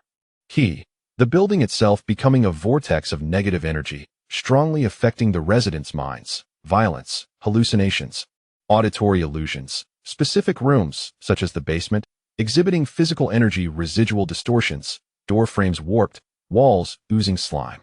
Characteristics, foul odors, unexplained physical damage, residents experiencing mental breakdowns. Case 3, UK 197708, London, England, Enfield Green Street, 284, involves suspected powerful possession, young girl of the Hodgson family. Key, the spirit displaying extraordinary physical strength, moving heavy furniture, throwing objects, and the ability to mimic various voices. Characteristics, knocking sounds, furniture moving autonomously, cold spots, the possessed individual's body contorting and emitting inhuman sounds. A series of such files. Charles read through them, utterly bewildered, a chill creeping up his spine. What bound spirits, sacrificial rituals? What was all this? He suppressed the discomfort rising within him and unfolded the handwritten letter. The script was elegant and firm, carrying a unique steadiness characteristic of women, signed by Lorraine Warren. Dear Sheriff Swan, first and foremost, we humbly apologize for our audacious correspondence. Through certain friends within the FBI, who are privy to atypical events, names withheld due to confidentiality agreements. We have become aware of the immense pressure and perplexity you have faced in addressing the recent series of anomalous occurrences in the Fox area. They have expressed admiration for your meticulous and responsible demeanor. We, the Warrens, have dedicated our lives to the investigation, documentation, and, with ecclesiastical authorization, the handling of supernatural phenomena that transcend ordinary understanding. We have noted, amidst the limited fragments of information regarding the Fox incidents, predominantly geological anomaly reports and scattered eyewitness accounts dismissed as stress-induced hallucinations, certain patterns of detail that warrant our heightened vigilance. Firstly, the directional energy bursts and residual markings. The concentrated destruction reported in specific areas, such as deep within canyons, exhibits a remarkable resemblance, both in form and energy residual readings, though classified as geological stress, to characteristics documented in our archives during instances of powerful spirit possession or the eruption of cursed objects, suggesting that these events are not purely of natural origin. Secondly, the transient imbalance between order and chaos. A scant few witnesses have mentioned fleeting glimpses of golden light or a sense of aura amidst the turmoil, immediately followed by immense releases of energy. Such occurrences are exceedingly rare and evoke thoughts of individuals with extraordinary gifts, such as mediums, unconsciously triggering protective forces under extreme duress, often accompanied by violent conflict. Thirdly, and of utmost concern to us, a highly gifted friend of ours, also anonymous, experienced an extremely subtle yet profoundly unsettling pulsation from an object while attempting to conduct remote spiritual perception of the Fox region. This sensation was cold, ancient, and bore a predatory pull, akin to a hollow anchor point. It was not an active malevolent spirit, but rather an object imbued with terrifying potential or curses, propelled or inadvertently activated by a powerful force. This feeling resonates disturbingly with several cases we have encountered involving ancient artifacts, such as the Annabelle doll referenced in the appendix, albeit differing in nature. Sheriff Swan, we do not wish to incite alarm, yet the events unfolding in Fox may not be isolated geological disasters or mere coincidences. Beneath it all, there may lurk an object of formidable negative energy or unknown properties, potentially discovered by chance, erroneously activated, or deliberately manipulated by certain entities. The mere existence of such an object could attract more ominous forces like a magnet, or instigate a persistent imbalance and peril in the environment surrounding its bearers. We strongly advise you to remain vigilant for any recently surfaced antiques, relics, or collectibles of dubious origin or historical significance within your jurisdiction, especially those potentially related to Eastern cultures. Any reports of anomalous occurrences associated with such objects, e.g., inducing auditory hallucinations, sudden temperature drops, unexplained movements, or drastic changes in the demeanor of their bearers, should be taken with the utmost seriousness. We fully acknowledge that this may sound incredulous, even absurd. However, please trust that we issue this warning based on extensive case experience and ecclesiastical records. Should you uncover any suspicious leads or require a more professional assessment, we can provide non-intrusive preliminary consultations. Do not hesitate to contact us using the information on the card. May the Lord bless you and the residents of Fox. Sincerely, Lorraine Warren Ed Warren at the bottom of the letter. The ominous image of the bleeding thorned eye emblem was also printed. Charlie set down the letter, feeling a cold sweat saturate his back. The office was not cold, yet he sensed a chill rising from his feet. The contents of the letter were too bizarre, too disruptive to his understanding. Spirits bound to the earth? Cursed objects? Hollow anchor points? Psychic perception? This seemed straight out of a horror novel. Instinctively, he wanted to scoff and toss the letter into the wastebasket, dismissing it as nonsense. Yet, the details mentioned, the concentrated destruction deep within the canyon, the fleeting golden light, the energy residuals, aligned too closely with what he had witnessed and experienced firsthand at the earthquake site. The implausible explanations from the FBI and geological experts now seemed even more feeble in light of this absurd letter. Particularly concerning was the repeated emphasis on the object. A cold, ancient item with a predatory pull, related to Eastern culture? Images of Gu-Nen flashed uncontrollably in Charlie's mind. There was always an inexplicable aura about that Eastern lad. Could Bella's transformation at Oak Manor be? No. Impossible. Charlie shook his head violently, attempting to dispel these outrageous thoughts. It must be a coincidence. These paranormal researchers were merely grasping at straws. Bella and Gu-Nen were just an ordinary couple. The peculiar occurrences in Fox were merely unfortunate geological disasters. Irritated, he hastily stuffed the letter and documents back into the envelope, along with that eerie business card, and forcefully shoved them into the deepest drawer of his desk, as if to lock away a Pandora's box that should remain closed. He needed to calm down, to have a stronger cup of black coffee, to address the tangible, visible compensation claims. Let those supernatural matters go to hell. However, the image of the bleeding thorned eye, along with the chilling description of the hollow anchor point, lingered like a brand, deeply etched in his subconscious, bringing forth an inescapable sense of foreboding. At Oak Manor, Bella was attentively placing the washed dishes into the drying rack when her movements suddenly faltered. A faint, fleeting tremor of the imprint on her heart surged. Not warm, but rather a cold, probing sensation, as if something was watching us. The direction seemed to stem from the town center. What's wrong? Gu-Nen's voice came from behind as he entered the kitchen after finishing his training. Bella turned, her brow furrowed. She concentrated for a moment, but the sensation had vanished. It's nothing. She shook her head, albeit with a hint of uncertainty. I felt as if something in town had glanced at us. It was very cold and strange. But then it was gone, perhaps just an illusion? Her newfound perceptive abilities still lacked stability. Gu-Nen's expression sharpened instantly. He moved to the window, his gaze electrifying as it swept the surroundings, the perception of Thunder Domain initial formation expanding to its limit, about 15 meters, ineffective at a distance. The air was still, devoid of any abnormal energy fluctuations. Yet, Bella's sensitivity, rooted in the imprint of order, was acutely attuned to chaos and malice. Her illusions were often not to be disregarded. Perhaps it's something residual, Gu-Nen mused, a sense of foreboding creeping into his thoughts. Is it a remote surveillance from Volturi? Or something else? He recalled the chilling command.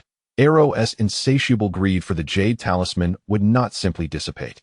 The brief calm may very well be but a lull before the storm. He returned to Bella's side, naturally taking her hand. The glow of the imprint softly illuminated where their palms met, dissipating the lingering unease within her. Whatever it is, Gu-Nen's voice was low and resolute, imbued with a reassuring strength. I am here. Bella gazed into his profound and steadfast eyes, her doubts gradually dissipating, replaced by a sense of security. She reciprocated his grip, nodding firmly. The warm flow of the imprint coursed steadily, serving as her strongest support. No matter what lurked in the shadows of the future, she was no longer facing it alone.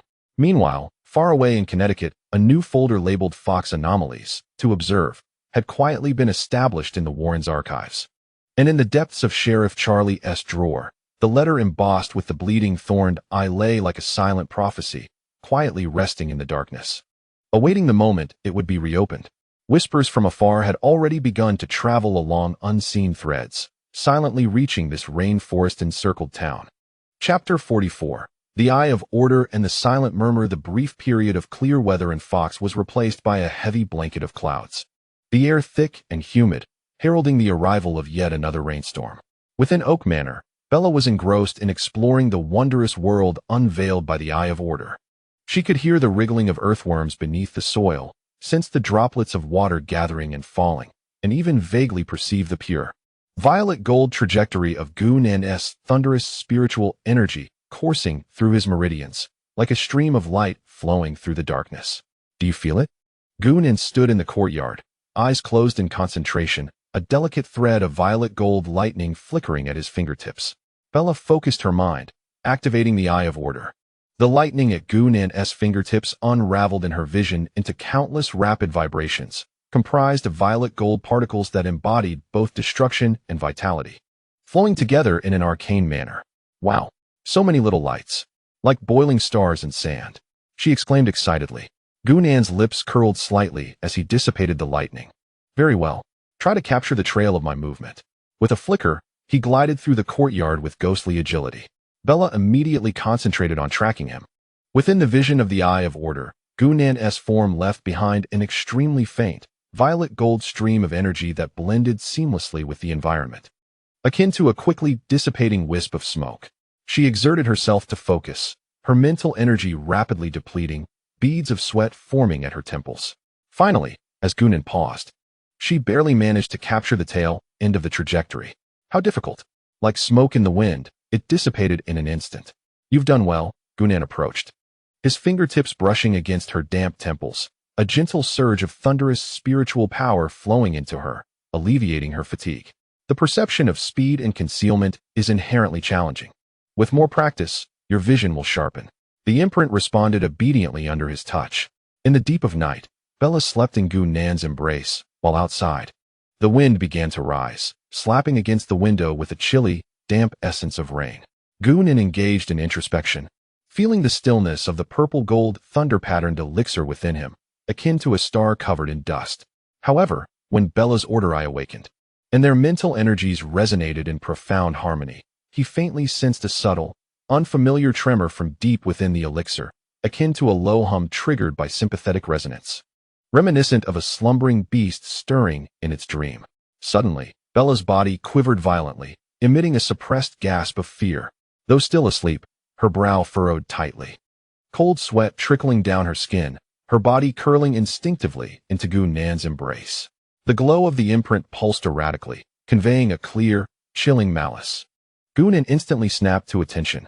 The perception of the thunder domain expanded to its limits, enveloping the entire estate. He gently called, "Bella, wake up." Bella's eyes flew open, her brown irises filled with panic and confusion, gasping for breath, her icy fingers gripping Gunnan's arm tightly. It was a nightmare. No, not a dream. I saw it with the order eye while I was asleep. What did you see? Gunnan's voice was low and calm, a soothing energy flowing through his skin. Darkness. So dense and cold, like ink. I tried to recall, my body trembling. Something was moving in the darkness. Not alive, shadows. Twisted shadows. No faces. Only hollow eyes staring at me. They felt so hungry and cold, gnawing at something. She shivered, the imprint vibrating with her fear. They want to crawl out of the darkness. In one direction, she abruptly lifted her gaze toward the direction of Foxtown, terror escalating. It feels so familiar. Like the police station? Police station? Charlie. Gunnan's gaze turned icy. This aligned precisely with the cold, probing Bella sensed during the day. It was no coincidence. Do not fear. Gunnan held her tightly, using his body heat to dispel her chill. I am here. Nothing can harm you, nor can it harm Charlie. With a gentle exhale of spiritual energy, the soothing thunderous power merged with the imprint, helping her calm her disturbed spirit. The glow of the imprint steadied under his reassurance. The icy malice receding, Bella nestled against him, her fear replaced by a sense of security. Yet the haunting remnants of the twisted darkness and hollow eyes from her dream lingered. That wasn't a living thing, Bella murmured. The remnants of her order is perception allowing her to articulate more vividly. It felt like resentment, or some other cold, filthy entity gathering together. She struggled to find a more precise word. Gunnan's eyes sharpened like an eagle, scanning the direction of the police station. Bella's description clearly pointed toward a negative energy conglomerate, a vengeful spirit, or something even worse. What attracted them? What was special about the police station? Did Charlie inadvertently come into contact with something ominous? Or had Volturi, after his defeat, begun to toy with these insidious schemes, attempting to erode from within in a more covert and malevolent manner? After all, an entity like Alro would never rely solely on straightforward assaults to obtain the treasures it coveted. In the Fox police station, the duty room appeared to have been plunged into an ice cellar. The fluorescent lights buzzed, casting dim, flickering illumination, reminiscent of a candle flickering in the wind. A bone-chilling cold penetrated to the marrow, and Billy Green's breath formed a white mist as he shivered, his fingers numb around his baton. The mass of darkness, swelling and writhing from the corridor's shadows, emanated a malice so pure that it was despairing. Countless faceless, twisted outlines struggled on the surface of the darkness. Hollow eyes fixated on him, conveying an insatiable hunger to consume everything. No, this is impossible, Billy muttered in terror, his legs trembling. He recalled Sheriff Charlie S. sealed letter, adorned with a bloodshot eye, and the sense of despair washed over him like icy water. Ah! A soul-rending scream exploded in Billy's mind. The darkness surged, countless cold, decayed shadowy arms reaching for his throat. Billy closed his eyes, bracing for death. Just in time. ZZZZ. A blinding, violet gold thunderbolt, akin to a spear of judgment tearing through the void, pierced through the closed window with pinpoint accuracy into the heart of the encroaching shadows. There was no explosion, only a sizzling sound like boiling oil splattering on snow. The shadows struck were instantly vaporized. Countless twisted silhouettes emitted silent, soul-piercing wails, retreating in frenzy. The entire mass of shadows resembled ice cubes thrown into a furnace, boiling violently, shrinking. The residual power of the thunder did not dissipate, but coalesced into a deep, reclusive, purple-gold point of light, suspended at the core of the dissipating shadows, the seed of annihilation. It radiated an essence of utter stillness, forming an invisible force field. The remaining shadows, as if ensnared by a black hole, wailed more pitifully, desperately struggling but unable to escape, pulled, devoured, and utterly purified by the horrific gravitational pull emanating from that light point. In a matter of seconds, the lights blazed back to brilliance, and the bone-chilling cold retreated like a tide. Billy collapsed to the floor, pale and drenched in cold sweat, gasping as if rescued from drowning. The air was tinged with a faint scent of ozone and an ingrained terror, proving that it was far from an illusion. Trembling, he glanced toward the empty corridor, his gaze sweeping over the police coat hanging on the chair, where a card bearing the thorn die emblem dimmed slightly, its faint, cold, pure spiritual mark, not malicious. More like a signature, quietly fading, as if it had exhausted its last vestige of power. At Oak Tree Manor, Gunnan retracted his fingers, the electric spark vanishing.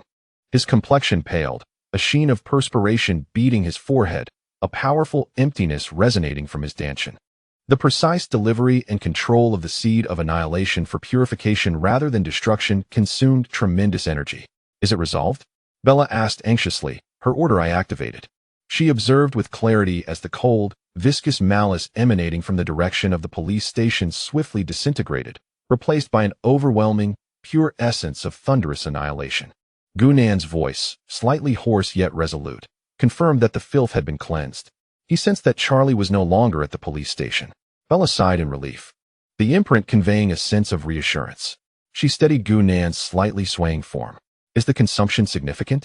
Tolerable, he replied, shaking his head while grasping her hand, drawing warmth and comfort from the imprint. However, at the moment when the essence of annihilation completely purified the last trace of malevolent energy, a sudden, unprecedented tremor surged from the depths of his dantian, where the dormant purple-gold thunder pattern lay like a stubborn stone, awakening with an astonishing clarity. The sound that emerged was no longer a mere murmur.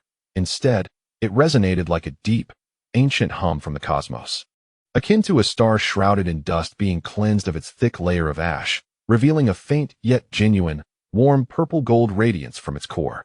A pure, cooling energy stream emerged quietly from the depths of the dantian, akin to a refreshing rain after a prolonged drought, swiftly merging into his parched meridians and weary consciousness. The expended spiritual energy visibly replenished itself by more than half. Even more astonishing to Gunnan was that this newfound energy stream contained fragments of laws more refined and closer to the essence of thunder than the spiritual power he had cultivated himself. Though exceedingly rare, it was absorbed and refined by his foundational path like the most precious nourishment. He could distinctly feel that the stagnated initial stage of foundation establishment was, due to this energy's infusion, advancing ever so slightly, reminiscent of a single grain of sand falling through an hourglass. Not only that, at the moment the dantian awakened, his perception seemed to be elevated and purified instantaneously. With his eyes closed, he sensed the remnants of the faint, nearly imperceptible evil embers lingering in the purged area towards the police station. The sensation was cold and tainted, reminiscent of the oily residue seeping from charred bones, originating from the same source as the malice Bella had sensed earlier, yet more distinctly discernible. This was an entirely new, passive ability to sense the intensity of evil and filth, although the range was still limited and the precision needed enhancement. It undoubtedly represented a pair of eyes capable of discerning darkness. Bella keenly detected the change in Gunan's aura. His pale complexion quickly regained its rosy hue, and the fatigue evaporated, his essence appearing even more restrained and profound, imbued with an inexplicable sharpness, as if he could penetrate the depths of the netherworld. In a twist of fate, Gunan opened his eyes, the purple-gold glow flickering briefly, reflecting a mix of surprise and gravity. The purification of that filth seemed to have activated a trace of power, allowing him to more acutely perceive the presence of similar evil. He did not divulge the subtle elevation in his realm, merely highlighting the newly acquired capability to sense the intensity of malevolent spirits. Bella, both astonished and delighted, exclaimed, "Really? That's wonderful." The imprint echoed with a sense of joy. However, why had the police station attracted such entities? Gunan's gaze sharpened like a hawk as he directed it towards the police station, the target evidently not being Billy. It seemed to be drawn by something faintly existing in contradiction to order or purification. He recalled Bella's power of order and her nightmarish perception pointing towards the police station. There must be something within the police station, its very existence emitting a faint signal that, under specific conditions, such as the resonance of the power of order, became an anchor for attracting filth. Bella's thoughts raced, and the eye of order scanned the police station again, meticulously discerning the lingering energy traces. Besides the dissipating embers of malice and Gunan's stable thunderous aura, she seemed to capture a fleeting, extremely faint mark imbued with ancient spiritual significance. That sensation resonated with her heart's imprint of the power of order, yet its nature leaned more towards marking and protection. "Dad." Bella's gaze fell upon the pocket near Charlie's chest, her brow furrowed. "Do you have something special in your pocket? I sense an unusual energy residue." Unable to explain the eye of order, she pointed to the source of her perception. Charlie's body trembled, his face paling instantly. He instinctively covered the pocket of his chest, where he had carelessly stowed the business card of the Warren couple, emblazoned with the Eye of Thorns. Gunan's gaze sharpened immediately. Although his newly awakened ability to sense malevolence did not detect evil on Charlie, Bella's reaction and Charlie's demeanor pointed towards that very pocket. Coupling it with Bella's earlier perception of the faint marking, the answer was becoming evident. "Bella, Gunan." Charlie's voice was hoarse and dry, laden with immense struggle and a hint of embarrassment at having his secret exposed. He gazed into his daughter's clear, worried eyes, then glanced at Gunan, whose eyes seemed to penetrate all, and the last shred of hope dissipated. Trembling, he withdrew the card imprinted with the bleeding Eye of Thorns from his pocket, dejectedly stating, "I received a letter yesterday from a couple named Warren. They claim to be paranormal investigators, and this card was inside." Bella took the card, and the moment her fingertips brushed it, a clear, gentle resonance surged through her heart's imprint. The Eye of Thorns design on the card emitted a faint yet pure golden spiritual light in her eye of order, imbued with ancient blessings and protective significance. Certainly not malevolent. Yet simultaneously, she noticed the card's edge retained an extremely thin, cold residue of malice, precisely the kind attracted last night. It was as if this pure spiritual marking had inadvertently gathered the dust of corruption. "The card itself is good," Bella exclaimed immediately, sensing the protective spirit within it, which bore a strong protective power.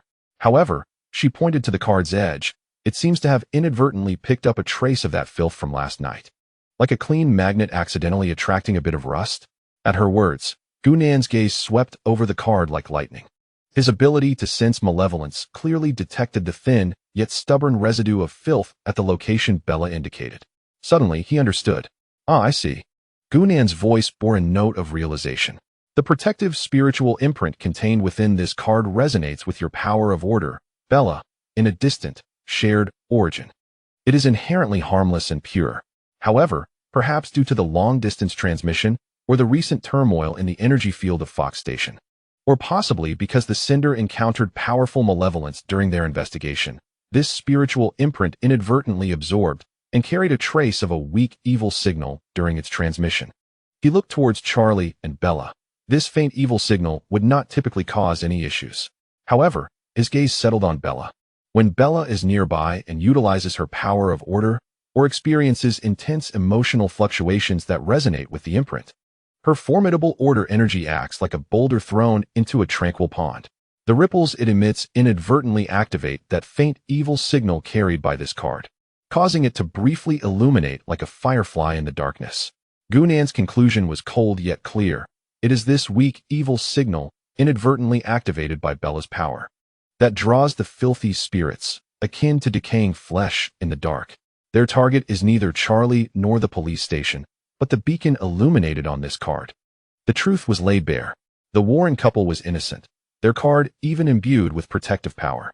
The root of the incident lay in the card's accidental contamination with evil dust during transmission, ignited by Bella's power of order, leading to this unforeseen event. This also elucidated why Bella's nightmare pointed towards the police station, because Charlie carried this card with him.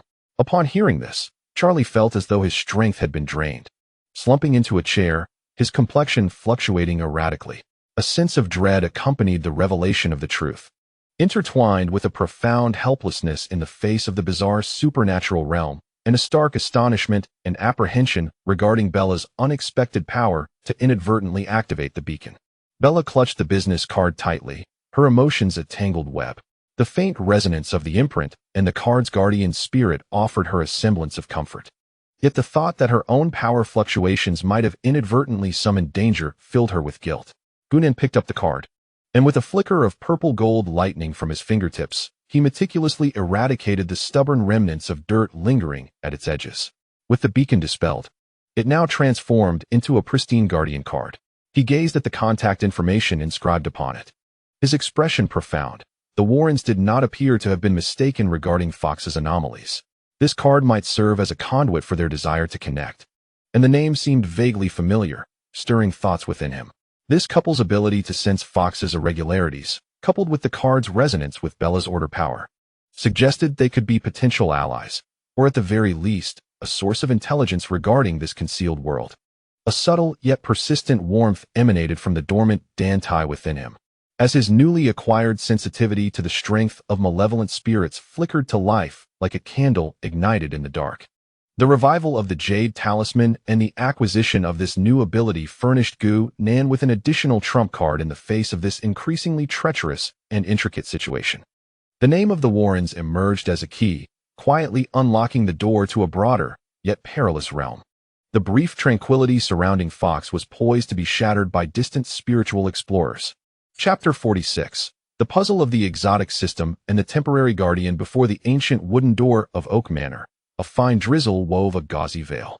Ed Warren and Lorraine Warren stood like two weathered statues, steadfast against the elements, their gazes piercing through the rain to rest upon Gunnan as he opened the door, and then upon Bella, who had risen in the living room behind him. The moment Ed's seemingly all-seeing eyes met Bella's, his pupils constricted in shock. In his unique spiritual vision, the heart of the brown-haired girl was astonishingly embedded with a miniature sun, flowing with golden-red runes of order, warmth, resilience, and an absolute brilliance radiated from it, constructing a thin yet indomitable protective realm around her.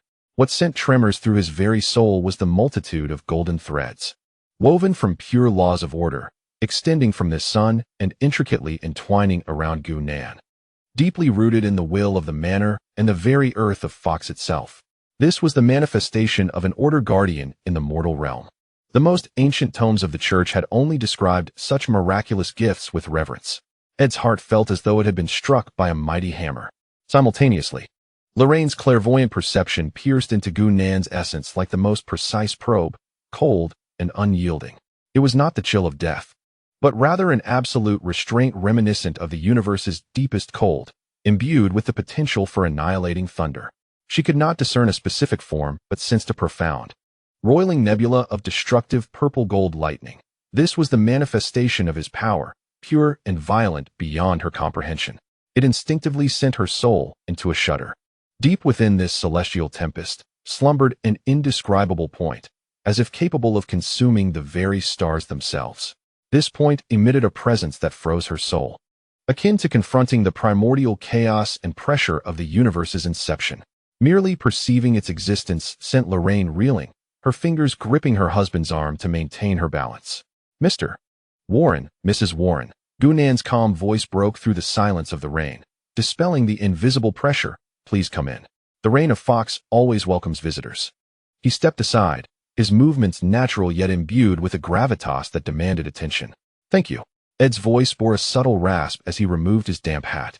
While Lorraine nodded slightly, her complexion a touch pale, the two entered the warm, dry living room, their gazes swiftly scanning the surroundings before settling once more on Gu-nan and Bella. Bella felt a surge of anxiety. She could sense the profound insight that these visitors possessed, born of experience. The imprint on her chest radiated a gentle warmth, sending forth a clear warning. Yet more so a resonance and affirmation of kindred protective power. "I am Ed Warren. This is my wife, Lorraine." Ed introduced himself, his gaze earnest yet tinged with an unspoken reverence toward Gu-nan. "I apologize for our abrupt visit. Last night, we received an urgent call from Sheriff Charles Swan of the Fox Police Department, accompanied by a photograph of our business card." His voice was laced with dread and an inexplicable terror as he recounted the low temperatures, hallucinations, and the eventual resolution brought about by a magical lightning strike that transpired at the police station. His eyes fell upon the card in Bella's hand. Piecing together the photograph with Charlie's descriptions, particularly his mention of his daughter Bella, who seemed to possess a unique sensitivity to the card, we realized the situation was far more grave and peculiar than we had imagined, and we set off immediately, driving through the night. It seems our concerns were not unfounded. Gu-nan, Bella Swan. Gu-nan succinctly gestured for them to take a seat. "The minor issue at the police station last night has been resolved. Its source lies with the two of you. This card, which inadvertently collected a modicum of dust, was activated by the order power Bella unwittingly emitted, transforming it into a beacon for attracting malevolence." "Dust?" Lorraine keenly seized upon the key term, her voice gentle yet imbued with a penetrating force as she turned her gaze toward Bella. "Miss Swan, I can sense that it was your powerful and pure light of order that ignited it." Bella looked to Gu-nan, receiving a confirming nod before admitting, "Yes. I possess a sensitivity to energy. I may have unconsciously invoked my power last night, and then sensed something very malevolent being drawn towards the police station, specifically the cold and tainted aura associated with the card." Ed and Lorraine exchanged a knowing glance, deepening their seriousness. Lorraine spoke softly. "That is no ordinary dust, Miss Swan. It is a malice beacon, typically formed from the residual negative imprints of powerful cursed lands or encounters with horrific malevolence. It is weak, akin to ashes. But when met with your pure and potent light of order," she glanced at Bella, her eyes filled with awe and deep concern. "It is as if a blazing sun igniting dry grass, capable of instantly transforming into a beacon that attracts dark entities. Your power is a blessing, but it also carries immense responsibility. It will render you a lighthouse for all things malevolent in the darkness." "A lighthouse?" Bella's heart tightened. "Indeed," Ed interjected, his tone unusually grave. "What was attracted last night was merely the most primitive amalgamation of filth, which we refer to as a gnawing shade. They lack complete consciousness, driven solely by instinct to consume fear and minor vitality. Yet your radiance is sufficient to draw forth even more terrifying entities." He straightened, akin to a sage imparting ancient forbidden knowledge. "My Eastern friend, within our understanding and the records of the Church, those transcending dark entities can be roughly classified into the following tiers, for your reference. 1. Wisp Whisperer, minor remnants, capable of inducing cold, faint auditory hallucinations, and emotional disturbances, minimal threat. 2. Shade Gnawing Shadow, the entity from last night, a conglomeration of resentment with rudimentary attack instincts, capable of creating low-temperature domains and physical shadow tendrils, weak physical damage, consuming fear, and mental oppression, increased threat, warranting vigilance. 3. Wraith Shrieker, born from powerful resentment or curses, possessing clear malice and a certain intelligence, capable of creating potent low-temperature domains, capable of freezing, mental shock, leading to madness, shadow teleportation, and physical attacks, grasping, notable threat, requiring specialized measures. 4. Revenant Possessor, extremely dangerous, spawned from powerful curses, malevolence, or rituals, capable of mental pollution, distorting perception, forced possession, psychokinesis, and environmental corruption. High resistance to physical energy attacks can cause regional disasters. 5. Banshee Domain Lord, catastrophic, related to ancient curses, hellish contracts, or the essence of malevolence, capable of constructing and dominating spiritual realms, distorting rules, large-scale mental manipulation and corruption, powerful energy attacks, black mist, shrieks, nearly immune to conventional physical attacks. enslaving lower-tier spirits, possessing realms, immense destructive power. 6. Archdemon Abyssal Lord, legendary. The embodiment of a ruler from hell or alternate dimensions, its very existence is calamity. Its abilities are beyond description, intertwined with the corruption and reshaping of cosmic laws. Existing only in myth and the most terrifying prophecies, Ed's narrative is cold and clear, painting a picture of a rigidly hierarchical and exceedingly cruel supernatural world in the West for Gu-Nan and Bella. Note, in his mind, Gu-Nan vaguely aligns it with his unique cultivation system, the threat of the devouring shadow at the chi refinement stage, the need to take vengeful spirits seriously at the foundation establishment stage. Malevolent spirits can only be reliably suppressed at the golden core stage, terrifying entities at the nascent soul stage, and the demigod level, which transcends to even higher unknown realms. However, he would never divulge even a fragment of his system to the Warren couple. The trace of primordial energy purified last night merely allowed him a minuscule advancement on the path of early foundation establishment, leaving the next realm, mid-foundation establishment, still a distant goal. Lorraine added, her tone laced with a hint of trepidation. The devouring shadow belongs to the second tier. While Miss Swan, your orderly light, in its purity and intensity, is sufficient to attract the attention of vengeful spirits, wraiths, and even malevolent spirits, revenants. They crave to consume your light or extinguish it. Bella's complexion paled slightly, and she instinctively leaned closer to Gu-Nan. His expression remained as calm as a still pond. Yet deep within his eyes, a flicker of brilliance danced. The newly acquired ability to sense malevolence, derived from the revival of the Jade Talisman, allowed him to perceive the subtle differences in the intensity of evil across various levels more clearly.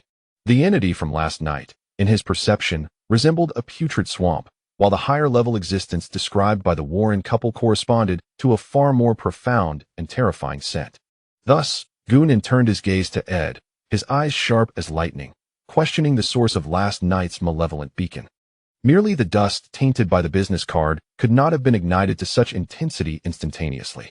Ed's expression grew serious as he retrieved a folder wrapped in special oilcloth from his old satchel. The simplified thorned eye on the oilcloth radiated a pure aura of protection as he carefully placed it on the coffee table. The mere dust unintentionally gathered could never form a powerful beacon that could be instantly ignited by the orderly guardian beside you. Ed's voice was low. We suspect that the unprecedented energy conflict that recently occurred in Fox may have shaken some fragile barriers or inadvertently awakened a deeply slumbering, exceedingly evil source. That beacon appears to be but a faint wisp of breath unintentionally leaked from that colossal source, fortuitously adhering to our business card. Miss Swan. Lorraine's voice broke the silence as she looked at Bella, her gaze filled with sincere concern and a guardian's responsibility. Your power of order is a divine gift. Yet it is akin to an unpolished diamond, dazzling but easily attracts envy. You need to learn how to control it, to temper it, to utilize it, so that you can truly protect yourself, rather than unwittingly become a beacon for disaster. She turned to Gu-Nan, her tone earnest and resolute. Mr. Gu, we, the Warren couple, have devoted our lives to combating darkness and safeguarding the innocent. We implore you to allow us to temporarily remain in Fox, not to spy, but to assist Miss Swan in initially mastering the control of her innate abilities, to temper that overly conspicuous orderly light, at the very least, to ensure that she possesses the ability to conceal her brilliance in the dark before her powers fully develop. This is also our way of atoning for inadvertently triggering last night's events. Ed nodded solemnly. We have a method of spiritual meditation and mental barrier construction derived from ancient church traditions, which may help Miss Swan gain initial control over her powers and temper her aura. This will require time, as well as her trust and cooperation, we assure you. We will not pry into matters that do not concern us, but will focus solely on assisting Miss Swan. Gu-Nan remained silent, his profound gaze sweeping over the sincere faces of the Warren couple before settling on the anxious Bella beside him. Indeed, Bella's powers require guidance. Otherwise, it would be akin to carrying a precious gem through the night. He had already sensed their professionalism and dedication to protection from their business card and their aura. Allowing them to stay and teach Bella to control her powers and temper her orderly light undoubtedly represented the most prudent choice for Bella's current safety. As for their potential observations of him, as long as they did not touch upon the core of the Jade Talisman, a little observation would pose no harm. Very well. Gunnan's voice was low yet affirmative. Bella's safety is paramount. Thank you both. He agreed to the Warren couple's request. But the authority implied in his words clearly delineated the boundaries of their activities, which would be confined to assisting Bella in controlling her powers. Bella sighed in relief, offering the Warren couple a grateful yet apologetic smile. Thank you, Mr. Warren, Mrs. Warren. I appreciate your help. Ed and Lorraine exhaled in relief, their faces breaking into genuine smiles. It is our honor, Miss Swan, Lorraine said gently. Oak Manor, in the morning when the storm had temporarily subsided, welcomed 2 special guardians. Bella's orderly power would receive initial guidance, while Gunnan's Jade Talisman Core, having gained a trace of revival from last night's purification of evil, quietly absorbed the nourishment of this new world system in its silence. The ominous shadows from Rhode Island loomed like ominous clouds hanging in the sky, while new teachings and the harmonization of power unfolded within this delicate balance. Chapter 47. Ancient Texts and Afternoon Tea. The study of Oak Manor was enveloped in a comfortable tranquility. The sound of rain outside gently muffled by the heavy solid wood door, leaving only the cheerful crackling of the fire in the hearth. The air was infused with the unique aroma of old book pages, the steady scent of leather bindings, and a hint of warm incense. Lorraine Warren, wearing pristine white cotton gloves, delicately opened a hefty ancient tome bound in sheepskin. The yellowed pages revealed faded ink and intricate geometric patterns that told tales of ages past. This was a handwritten manuscript from a Venetian monastery dating back to the 15th century. Lorraine's voice, imbued with the gentleness characteristic of a scholar, noted as her fingertip gently traced a dark red symbol formed by concentric circles and lightning-like lines on the page's edge. It records some early religious art symbolism, quite fascinating. Look at this symbol. According to records, it was used by the monks of that time to mark sacred sites or important prayer points. Sitting opposite her, Gunnan lifted his cup of red tea, his gaze fixed on the ancient symbol, tinged with pure curiosity. Bella nestled beside Gunnan, cradling her teacup, striving to calm her tumultuous thoughts using the methods Ed had previously taught her. As the Warren couple would say, this aids in achieving inner clarity. Although Bella felt it resembled more of an effort to clear her mind of distractions. Wow, it looks quite mysterious. Bella leaned in closer, observing the intricate symbol. The imprint on her chest showed no signs of anomaly, and her orderly eye remained obediently dormant, with no indications of activation. To her, it was merely a uniquely shaped historical mark. Indeed, it is steeped in historical charm. Ed Warren, seated beside Lorraine, held a slightly thinner booklet. Flipping through it with keen interest, these ancient symbols carry the beliefs and worldviews of the people of that time. Lorraine's fingers gently brushed the edge of the dark red symbol, as if feeling the texture of the paper. At that moment, Gunnan sensed a faint, almost imperceptible warmth emanating from the dormant jade talisman core within him, akin to the warmth felt on the skin when approaching a fireplace in winter, fleeting and ephemeral. He slightly raised an eyebrow, attributing it to either the high temperature of the fireplace or a momentary distraction. Gunnan, does it resemble? Bella turned her head to share her thoughts with him, just in time to catch the subtle change in his expression. What is it? Oh, nothing. Gunnan naturally set down his teacup, smiling slightly. I just find the lines of this symbol to be quite powerful. It is designed rather cleverly. He was purely speaking from an artistic appreciation perspective. Upon hearing his assessment, Lorraine also smiled. Indeed, the monks of that time devoted much thought to the design of symbols. This lightning pattern often symbolizes divine power or revelation. The entire symbol lay quietly on the page, with no glow emanating, simply an ordinary, slightly dark historical pattern. While the atmosphere in the study remained serene, with only the flickering firelight and the rustle of turning pages, perhaps due to the special material of the sheepskin, Lorraine retracted her finger, gently explaining, coupled with the passage of time, the oxidation of the pigments can sometimes create subtle visual variations, giving the impression that it comes to life. In truth, it is merely light and illusion playing tricks. She offered a more relatable explanation. Gunnan nodded in understanding. Bella continued to examine the symbol, attempting to discern the source of its sense of power. Ed set down the booklet in his hands, looking kindly at Gunnan. Mr. Gu, are you also interested in such historical symbols? I have dabbled a bit, Gunnan replied modestly. The ways different civilizations express power are indeed varied and intriguing. Referring purely to cultural differences. Just then, A somewhat hurried knock on the door shattered the tranquility of the study. Bella? Gunan. The voice of Sheriff Charles Swan came from outside, tinged with a hint of post-work fatigue. Bella immediately rose to open the door. Outside, Sheriff Swan stood in a rain-soaked uniform jacket, clutching a bulging brown paper envelope, his face bearing evident signs of weariness. The dark circles under his eyes revealing that he had not been resting well lately. Upon entering the study, he clearly paused upon seeing Mr. and Mrs. Warren, his gaze swiftly traversing the table laden with ancient tomes and the gloves that Lorraine had yet to remove. Mr. Warren, Mrs. Warren, Charlie greeted stiffly, his eyes then shifting to Bella, scrutinizing her with a paternal intensity. Are you reading, Dad? Bella quickly interjected, her tone bright. Mrs. Warren is showing me some incredibly ancient materials on semiotics. It's fascinating.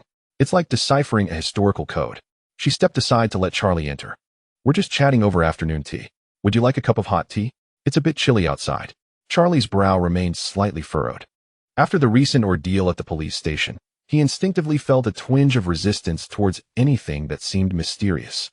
His gaze swept the study before finally resting on Gunan, then on the open ancient book on the table, as if confirming that they were indeed merely reading. No tea for me, he replied, his voice softening slightly, though the fatigue was more pronounced. I just finished dealing with a tricky theft report and thought I'd stop by to check on you. Continue your discussion about your historical codes. He evidently had little interest in the ancient texts, focusing instead on ensuring his daughter was safe and in good spirits. Dad, you look tired, Bella said with concern. Please sit down and rest for a moment. The tea will be ready shortly. As she spoke, she naturally moved towards the nearby tea cabinet. Gunan also stood, politely nodding to Charlie. Sheriff. Charlie acknowledged, watching Bella bustle about, then glancing at the Warrens, ultimately seeming to set aside his suspicions, or perhaps being overwhelmed by fatigue. He said, You two carry on. I'll take a moment on the sofa in the living room. Bella, call me when the tea is ready. He pinched the bridge of his nose and, holding the document bag, turned to walk toward the living room, leaving the tranquility of the study and the historical codes to them. In the study, Bella refilled the Warrens and Gunan's teacups, shifting the conversation from ancient symbols to the recent weather in Foxtown and Bella's academic pursuits. The flickering fire in the hearth cast shadows of the four figures upon the bookshelves. Chapter 48, Rainy Days and a Touch of Awkwardness Outside. The rain showed no signs of relenting. Rather, it fell in heavier sheets, drumming against the roof and windows of Oak Manor like a monotonous yet comforting lullaby. After enjoying their afternoon tea, the Warren couple politely took their leave, returning to the guest room assigned to them to continue organizing their vast array of materials. Only Gunan and Bella remained in the living room, the fire in the hearth still crackling robustly, dispelling the damp chill of the rainy day and warming the entire space with a cozy ambience. Bella curled up on the wide, soft sofa, wrapped in a thick wool blanket, holding a novel, though her eyelids were beginning to droop. Gunan sat beside her in a single armchair, equally engrossed in a book. His posture relaxed. Sheriff Charlie occupied a small sofa on the opposite side of the living room, facing away from the hearth, emitting soft snores. The bulging brown paper document bag had slipped to the side of his leg, clearly. The recent long hours and the aftermath of the police station incident had drained his energy, and the warmth of the room combined with the sound of rain became the perfect lullaby. The living room was remarkably quiet, filled only with the crackling of the fire, the patter of rain outside, and Charlie's rhythmic breathing. A serene atmosphere, exclusive to the two of them, gradually enveloped the space. Bella set her book down, rubbed her eyes, and looked at Gunan. The flickering light of the fire cast a warm glow on his sharply defined profile, softening his usual distant demeanor. A wave of warmth surged within her, accompanied by a hint of playful mischief. She gently lifted the blanket, akin to a languid cat, silently shifting to sit beside Gunan in the armchair, squeezing into the not-so-spacious seat. Hey, Gunan exclaimed, startled by her sudden movement, nearly dropping his book. He chuckled softly, instinctively wrapping his arm around her, making her more comfortable. Isn't the sofa enough for you? The sofa is too far. Bella nestled her head into the crook of his neck, greedily inhaling his clean, crisp scent, mixed with the warmth emanating from the hearth.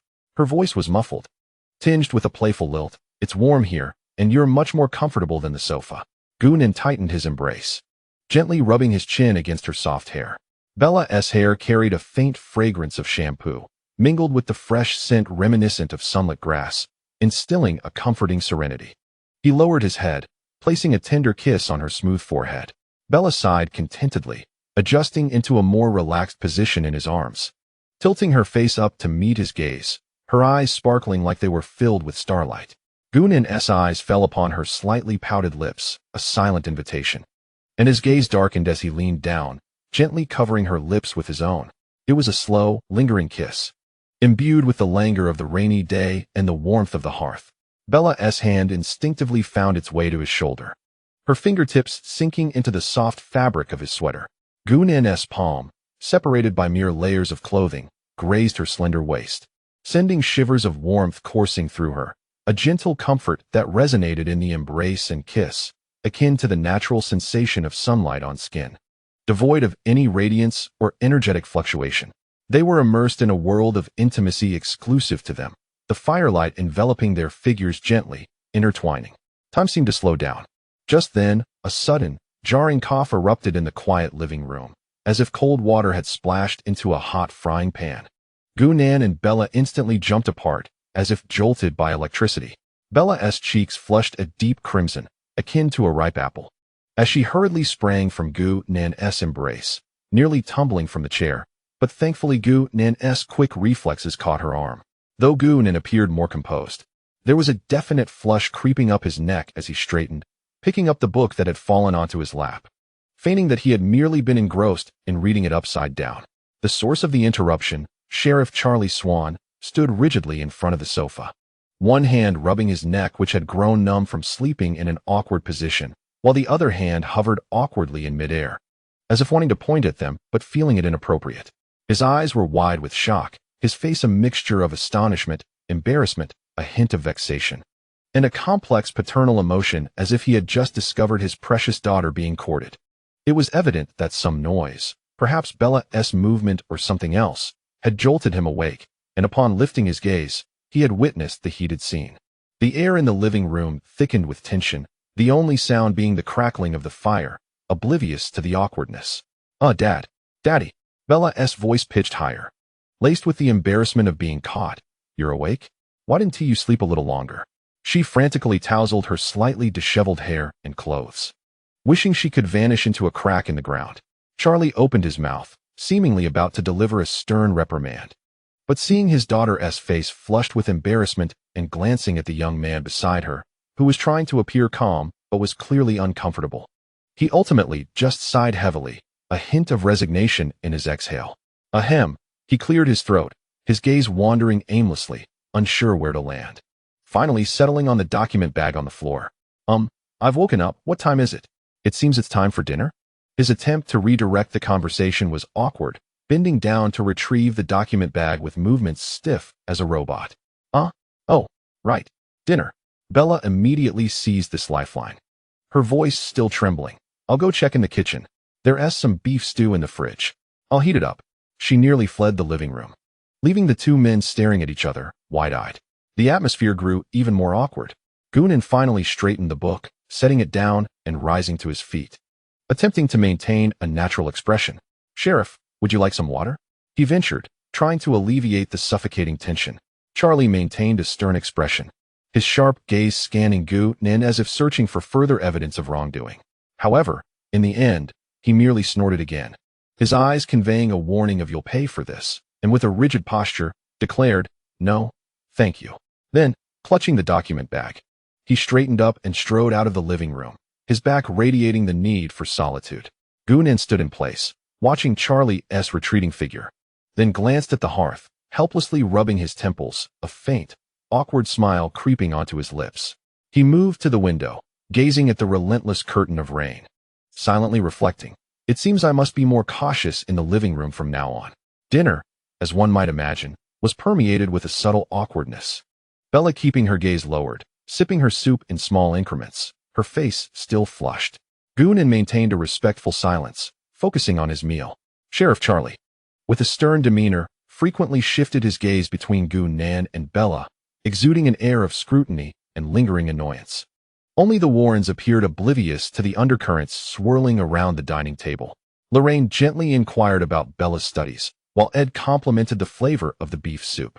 The sound of rain outside served as the sole backdrop to this serene dinner. Chapter 49. Morning light and news from afar. 2 weeks slipped quietly by amidst the persistent drizzle and fleeting sunny days in Fox.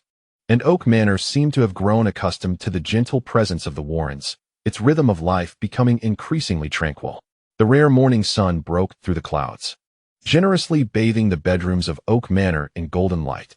The sheer curtains fluttered lightly in the breeze, casting dancing spots of light upon the floor, while the air was infused with the refreshing scent of rain-kissed grass, mingled with the clean aroma of sun-warmed bedding. Bella stirred in Gunan's embrace, resembling a cat seeking its most comfortable nook. She wore a soft, light gray cotton nightgown, the neckline slightly open, revealing her delicate collarbones. Gunan's arm naturally encircled her waist, his chin resting atop her fragrant hair. Eyes closed, he seemed to linger in a light slumber. Yet his embrace conveyed an undeniable sense of possession and protection. Bella was the first to awaken. She blinked her eyes, adjusting to the bright morning light, feeling the reassuring warmth and heartbeat emanating from behind her. Turning slightly, she gazed up at Gunan's sleeping profile. The sunlight traced the line of his straight nose and defined jaw, transforming his usual sternness into an almost harmless tranquility. A warmth radiated from her heart, as if the mark of order within her had been warmed by the sun, exuding a comforting, gentle heat, devoid of any anomaly. Unable to resist, she reached out a finger, delicately tracing his slightly furrowed brow. Even in slumber, he seemed to carry a hint of vigilance. The warmth of her touch stirred Gunan's eyelashes, and he gradually opened his eyes. The depths of his dark gaze were initially shrouded in a soft haze, but quickly sharpened, clearly reflecting Bella's smiling face just inches away. "Good morning," Bella's voice, still slightly husky from sleep, held a sweetness that melted like honey. Gunan did not respond immediately. Instead, he tightened his arm around her waist, drawing her closer, then leaned down, with the characteristic languor and warmth of morning, expertly capturing her lips. This was a slow, profound kiss imbued with the essence of sunlight. And Bella let out a satisfied hum, her arms wrapping around his neck, her fingers unconsciously entwining in the slightly coarse hair at the back of his head. Gunan's palm glided over the smooth surface of her body beneath the nightgown, exuding an affectionate warmth and undeniable possessiveness. In the morning light, they exchanged warm breaths and silent intimacy, the passage of time seemingly elongated by the sun's rays and the warmth surrounding them, until the faint sounds of Lorraine Warren preparing breakfast drifted up from the kitchen below. The crisp clinking of utensils and the low hum of the coffee machine shattered the sweet tranquility of the bedroom. Bella, slightly breathless, pulled back, her cheeks flushed with a healthy glow, her eyes sparkling. "We should get up. Mrs. Warren seems to be preparing breakfast." Gunan, still reluctant, rubbed his thumb gently over her slightly swollen lower lip, his deep voice carrying the gravelly timbre of morning. 5 more minutes. "No way," Bella laughed, deftly dodging his advancing face, her movements light as she threw off the covers and jumped out of bed. "If we stay any longer, we'll end up lazing about. Besides, I can smell the aroma of toast." She stood barefoot on the warm floor, the sunlight illuminating her slender figure. She approached the window, inhaling a breath of fresh air scented with grass, then turned back to Gunan, her smile outshining the sunlight outside. "Come on. The weather is so lovely today. Perhaps we could take a stroll down the woodland path?" Gunan leaned against the bed's headboard, watching her lively silhouette illuminated by the morning light, a smile of indulgence curling his lips. He threw off the covers and rose, his tall form casting a long shadow in the sunlight. After washing up and donning comfortable home attire, they descended the stairs. In the dining room, morning light streamed through the large windows, illuminating the table where Lorraine was placing golden, crispy toast into a basket, accompanied by fresh butter, jam, and a pot of freshly brewed, fragrant coffee. Ed sat at the table, reading the morning paper, his reading glasses perched on his nose. "Good morning, children." Lorraine turned to see them, her face breaking into a warm smile. "Did you sleep well? This sunshine is quite rare today." "Good morning, Mrs. Warren, Mr. Warren," Bella replied, assisting Lorraine with the milk cups on the table. "Good morning." Gunan nodded in greeting, naturally moving to the coffee pot to pour a cup for himself and Bella. Ed set down his newspaper, removed his glasses, and rubbed his nose. "Good morning. The rain quieted down last night. I slept much better." He picked up a piece of toast and began spreading butter on it. The four of them gathered around the sunlit table, enjoying a simple yet warm breakfast. Bella animatedly shared the plot of an old movie she had watched the previous night, with Lorraine responding kindly and occasionally adding related anecdotes. Gunan quietly ate his breakfast, his gaze occasionally resting on Bella's animated face, a barely perceptible warmth in his expression, while Ed focused on his toast and coffee, occasionally offering a comment on a local news piece from the newspaper. Everything was tranquil and beautiful, filled with the warmth of an ordinary morning. As breakfast neared its conclusion, Bella was discussing with Lorraine whether they should sort through some old photographs in the study afterward when Ed's phone, resting on the corner of the table, suddenly vibrated with a buzzing sound. Ed glanced at the screen. It was an unrecognized number that seemed somewhat familiar. He gestured for the others to wait, picked up the phone, and walked to the quieter window in the living room to answer. "Hello, this is Ed Warren." A slightly hurried male voice came through, speaking rapidly with a tone of professional seriousness. "Mr. Warren? This is Marcus Keene, the contact person for the project team in Rome last time. Do you remember me?" Ed furrowed his brow slightly, searching his memory for the name. "Keene? Of course. I remember, regarding the mural preservation consultation for St. Catherine's. Has the project not started yet?" He assumed it was a work-related follow-up. "No, not entirely about that." Marcus's voice lowered, tinged with a barely detectable tension. "Listen, Ed, I apologize for disturbing you so early. But there has been a change in circumstances, and it is urgent. We just received the latest news from Romania regarding the CRA monastery." Upon hearing the name of the CRA monastery, Ed's grip on the phone subtly tightened, his brow furrowing deeper as the tranquility brought by breakfast was swiftly replaced by a sense of professional gravity. The voice on the other end continued, quickening its pace. "The situation on site is far more complicated than anticipated. The assessment team we dispatched encountered inexplicable obstacles, frequent equipment failures, and severe damage to the recording media. Most importantly, Sister Anna, who was responsible for the preliminary investigation, went missing last night. The last messages received were extremely chaotic, mentioning dark whispers and desecrated sanctuaries. The church is very concerned, and pressure has been directly placed on us. They specifically requested that you and Lorraine intervene as soon as possible." Ed fell silent for a few seconds, his gaze drifting through the window towards the damp, sunlit forest of fox in the distance. His expression sharpened and deepened with unusual intensity as he asked in a low voice, "Specific location? The last coordinates before she went missing?" The voice on the other end provided an accurate location in the Transylvania region of Romania. "I understand." Ed's voice regained its calm, yet the weight of seriousness lingered. "I need to discuss the itinerary with Lorraine. Keep in touch and notify me immediately of any updates. Please, Mr. Warren, time may be of the essence." Marcus's voice was filled with urgency. "Understood." Ed ended the call succinctly. He stood there, holding the now silent phone, gazing out at the bright morning light, his silhouette bearing an unmistakable heaviness. In the dining room, Bella continued her soft conversation with Lorraine about the photographs, while Gunan quietly sipped his coffee. Ed took a deep breath, composed his expression, and turned back toward the dining room. Lorraine immediately sensed the shift in her husband's demeanor. She set down her coffee cup, looking at him with concern. "Ed, who called?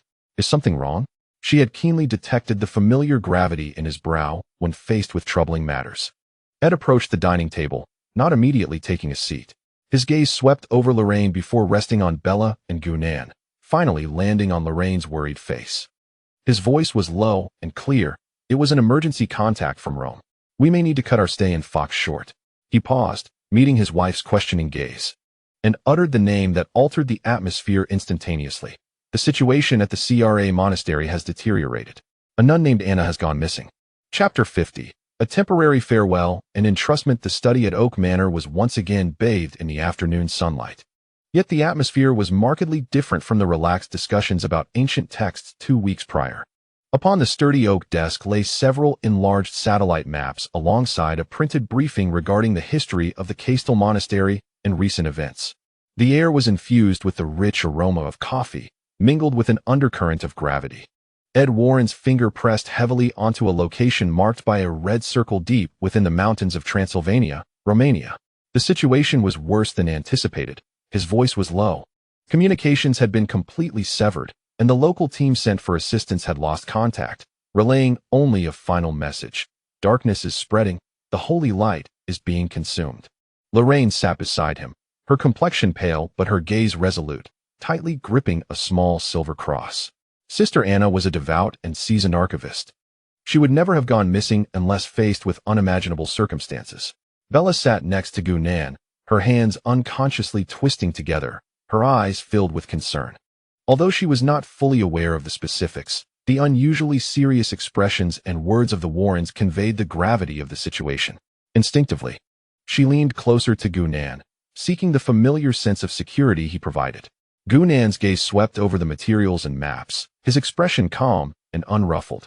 He picked up the teacup at hand, took a sip, then set it down, breaking the silence with a steady voice. "You cannot go." Both Ed and Lorraine turned to him in confusion. Bella's training to control her abilities was at a critical juncture. Gunan's reasoning was direct and compelling. His gaze shifted to Bella, imbued with an undeniable protective intent. Any disruption or alteration to the environment could result in the loss of all progress made, even inciting greater risks. He referred to Bella's lighthouse-like quality that attracted malevolence. Over the past 2 weeks, under the careful guidance of the Warrens, Bella had made significant strides in restraining her aura, yet this process was akin to walking a tightrope, leaving no room for error. However, Lorraine was deeply troubled. "I must go." Gunan's voice was not raised, yet it carried a rock-solid conviction. The study fell silent. Bella suddenly grasped Gunan's arm. "Gunan, it sounds extremely dangerous there." Her voice trembled with anxiety and concern, prioritizing his safety over any mission. The Warrens exchanged astonished glances, Ed's brow furrowing. "Mr. Gu, we appreciate your goodwill, but the situation at Castle is extraordinary. It lies within our field of expertise." "My expertise is solving problems," Gunan interjected, his tone calm, yet imbued with immense confidence. He felt no need to elaborate on his methods. The strength underlying his tranquility spoke volumes.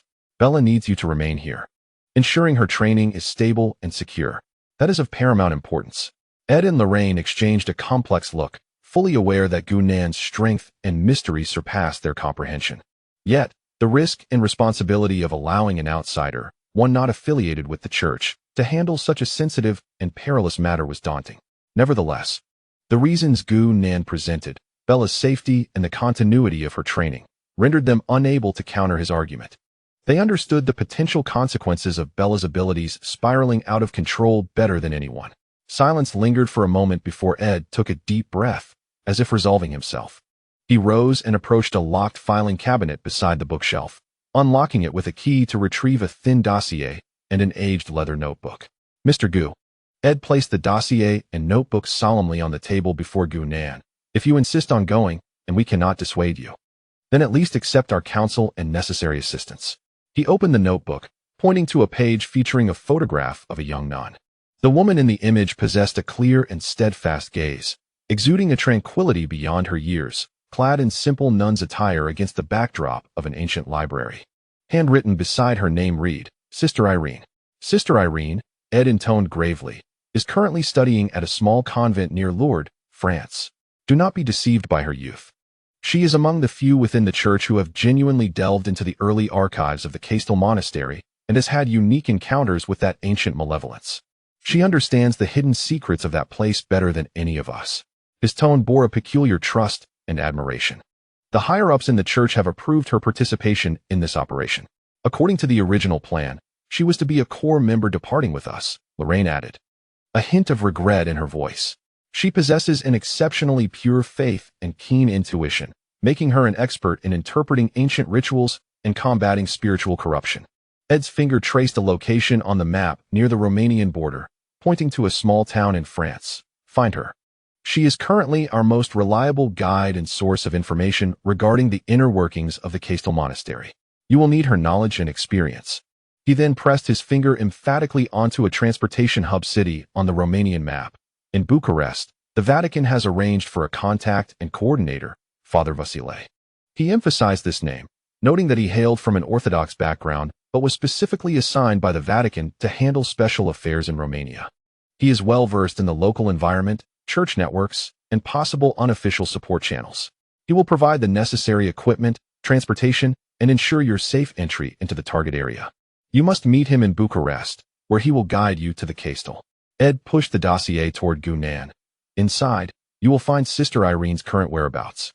a code for your rendezvous, and Father Vasilei's safe house address and contact information in Bucharest. The notebook contains some records and analyses of the known dangers surrounding the castle, compiled by Lorraine and myself. We hope it will be of assistance to you. Lorraine stepped forward, placing a small silver vial of holy water beside the dossier. Filled with clear liquid, though it may not serve you much, it could provide critical protection for Sister Irene and Father Vasilei at a decisive moment. Gunan regarded the items on the table, refraining from immediate action. He lifted his gaze to the warrants. You will ensure Bella's safety and training.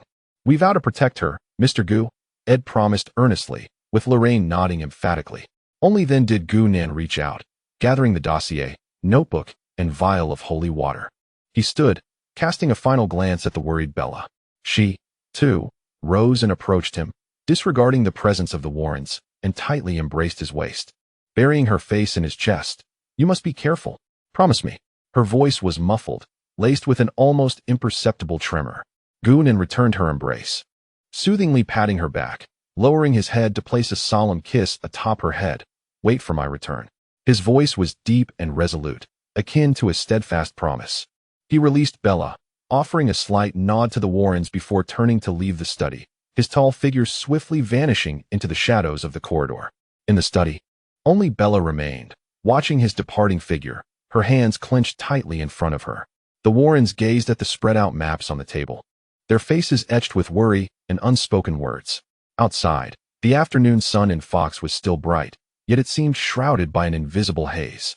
Chapter 1. The first encounter beneath the holy light in the south of France, near Lourdes. The air was infused with a blend of pine needles, damp earth, and a hint of incense, starkly contrasting the humid depths of the Fox rainforest. Sunlight generously bathed an ancient monastery nestled against the mountains, its weathered stone walls adorned with creeping ivy, while stained glass windows reflected serene patches of light. This place, far removed from the clamor of the world, was interrupted only by birdsong and the distant chime of bells. Gunan stood before the heavy oak door of the monastery, his stature tall and imposing. Attired in a well-tailored dark casual outfit that subtly contrasted with the surrounding ancient and solemn ambience. He held the dossier provided by Ed Warren, its surface clearly inscribed with Sister Irene's name and the monastery's address. He knocked on the door knocker, the sound echoing through the tranquil courtyard. After a moment, a small side door for visitors creaked open, revealing an elderly nun dressed in simple dark attire. Her face was lined with wrinkles, yet her gaze was warm and wise. God bless you, sir. Whom do you seek? Her voice was calm. Hello. Gunan inclined his head slightly, his tone polite, yet distant. I seek Sister Irene, Mr. Ed Warren has entrusted me with some important news and items. Upon hearing Ed Warren's name, the nun's expression grew noticeably serious, tinged with an imperceptible gravity. She scrutinized Gunan closely, sensing beneath his tranquil exterior an indescribable, profound strength. Please wait a moment. The elder matron did not inquire further and vanished behind the door. Gunan patiently stood outside, his gaze calmly sweeping across the monastery's simple yet immaculate courtyard, where sunlight filtered through towering trees, casting dappled shadows upon the ground. He could sense a tranquil and serene atmosphere enveloping this place, in stark contrast to the Fox estate he was accustomed to, which was rife with supernatural undercurrents. This pure, faith-constructed serenity felt both foreign and curiously comforting to him. Before long, a light yet somewhat hurried footstep echoed from within. A youthful figure emerged behind the matron, Sister Irene. Clad in the same unadorned dark habit, she appeared even younger than in the photographs, likely not yet 20. Her smooth, flaxen hair was neatly tucked beneath her headscarf, revealing a flawless forehead and a petite, delicate visage. Her skin was pale to the point of translucence, seemingly illuminated by a soft glow under the sun. Most striking were her eyes, immensely clear, pale blue orbs resembling untainted alpine lakes, filled with the purest tranquility, curiosity, and a barely perceptible hint of tension. When her gaze fell upon Gunan, those lake-like blue eyes widened noticeably, clearly reflecting his image within her crystalline pupils. The man before her was entirely different from what she had envisioned as the envoy sent by Uncle Ed. He stood tall, with a well-proportioned physique, and though dressed simply, exuded an indescribable elegance and strength. His features bore the distinct handsomeness of an Oriental man, with sharp contours, a prominent nose, and thin lips pressed into a straight line. projecting an almost austere aloofness. Yet, the most disconcerting aspect that made her heart flutter inexplicably was his deep, black eyes, profound as a cold pool, seemingly harboring endless galaxies and unfathomable secrets, calm, yet capable of perceiving all. Irene had never encountered such an impressive presence in the monastery, nor in the limited worldly experiences she had known. He resembled an ancient and enigmatic Eastern painting that had suddenly intruded upon her tranquil life. A pure and visually striking astonishment struck her unguarded, causing her cheeks to flush slightly. Instinctively, she lowered her eyelashes, which fluttered like startled butterfly wings. Flustered, she tightened her grip on the wide sleeves of her habit. Irene, the elder matron gently reminded her, her tone imbued with affection, "This gentleman has been sent by Mr. Warren." Only then did Irene regain her composure, hastily lifting her head, striving to appear more composed, though her clear blue eyes still reflected a trace of confusion and pure curiosity. She stepped forward to the door, hands clasped before her, slightly bending her knees to perform a standard nun-esque greeting, her voice soft as a breeze through the trees, laced with a hint of barely discernible tension. "May the Lord bless you, sir. I am Irene. Does Uncle Ed have any news?" She raised her gaze, cautiously looking at Gu Nan with an expression of sincere inquiry. Gu Nan's steady gaze rested upon Irene, acutely aware of the exceptionally pure and almost unblemished spiritual radiance emanating from her. This purity, unlike Bella's fiery, sun-like force of order, was gentler and more restrained, akin to a clear spring under moonlight. Simultaneously, he sensed the unmasked astonishment, curiosity, and slight disarray that arose from his scrutiny, a reaction born from innocence, untouched by worldly emotions. He understood that she was indeed a soul well protected by faith and the monastery's towering walls, as innocent as a blank canvas. "Sister Irene," Gu Nan spoke, his voice deep and steady, shattering her tension. "The Warrens are unable to come in person. The situation at CRA Monastery has deteriorated, and Sister Anna is missing. They have entrusted me to escort you to Romania to meet with Father Vasile, appointed by the Vatican, to address this matter together." He spoke concisely, directly getting to the point while extending the folder in his hand. "Sister Anna is missing?" Irene's clear blue eyes instantly filled with immense shock and concern, the shyness she felt due to Gu Nan dissipating in an instant. She instinctively reached out for the folder, her fingers trembling slightly with anxiety. "The Evelett Castle." Her voice carried a barely perceptible tremor, clearly indicating her awareness of the dangers hidden within that place. Quickly, she opened the folder and scanned its contents, her expression growing graver as she noted Father Vasile's contact information and the rendezvous point, stabilizing her composure slightly. She lifted her gaze, her eyes filled with genuine gratitude as she looked at Gu Nan. "Thank you, sir. May I inquire how to address you?" "Gu Nan," he stated simply, his tone remaining unvarnished. "Mr. Gu," she repeated earnestly, this somewhat unfamiliar Eastern name rolling off her tongue, her hands tightly clutching the folder. Her clear eyes brimmed with determination, though deep within lay a hint of trepidation in the face of the unknown dangers. "I am ready to depart at any moment," she added, glancing back at the matron, seeking her approval. The elder matron sighed softly, her gaze shifting between Irene and Gu Nan, before finally nodding. "Go, my child. Take with you the Lord's blessings and our prayers. May the holy light guide and protect you." She stepped forward and gently embraced Irene. "Thank you, matron." Irene returned the embrace, her voice slightly choked. Taking a deep breath, she turned to face Gu Nan, striving to straighten her slender shoulders, her expression resolute. "Mr. Gu, please hold on for a moment while I gather the necessary items and sacred objects." Her gaze swept over Gu Nan's empty hands, and she added, "Do you need to come inside to rest? Or perhaps have some water?" "No need. I will wait for you here," Gu Nan replied succinctly. He did not require rest, and preferred to maintain his distance. "All right," Irene nodded, refraining from further words, and hurried back into the depths of the monastery, the hem of her dark habit fluttering gently with her movements. Gu Nan remained in place, watching the slender figure disappear behind the ancient archways, the sun continuing to warmly bathe the stone steps of the monastery, the air rich with the scents of pine and incense. His deep gaze turned toward the distance, as if piercing through space to glimpse Bella at the Fox estate. His promise of protection remained unwavering. Soon, Irene reappeared, shouldering an old canvas bag that appeared somewhat heavy. Her steps were steadier than before, Yet the trepidation toward the unknown and concern for Sister Anna remained vividly apparent in her clear blue eyes. She approached Gunan, slightly tilting her head to look up at him, like a fledgling bird about to leave the nest, summoning her courage. "Mr. Gu, I am ready. Let us go?" Gunan said without any extraneous words, turning and striding forward. Irene promptly kept pace with him, exiting the small door that had sheltered her tranquil years in the monastery. As the wooden door gently closed behind them, she could not help but glance back at the serene and tranquil building bathed in sunlight. A flicker of reluctance flashing in her eyes, soon replaced by a stronger resolve. She hurried to catch up with the tall, silent figure ahead, stepping into a world entirely foreign and fraught with unknown challenges. The sun elongated their shadows, one steady as a mountain, the other slender as a willow, walking together toward the ancient, darkened atmosphere of Transylvania. Chapter 2.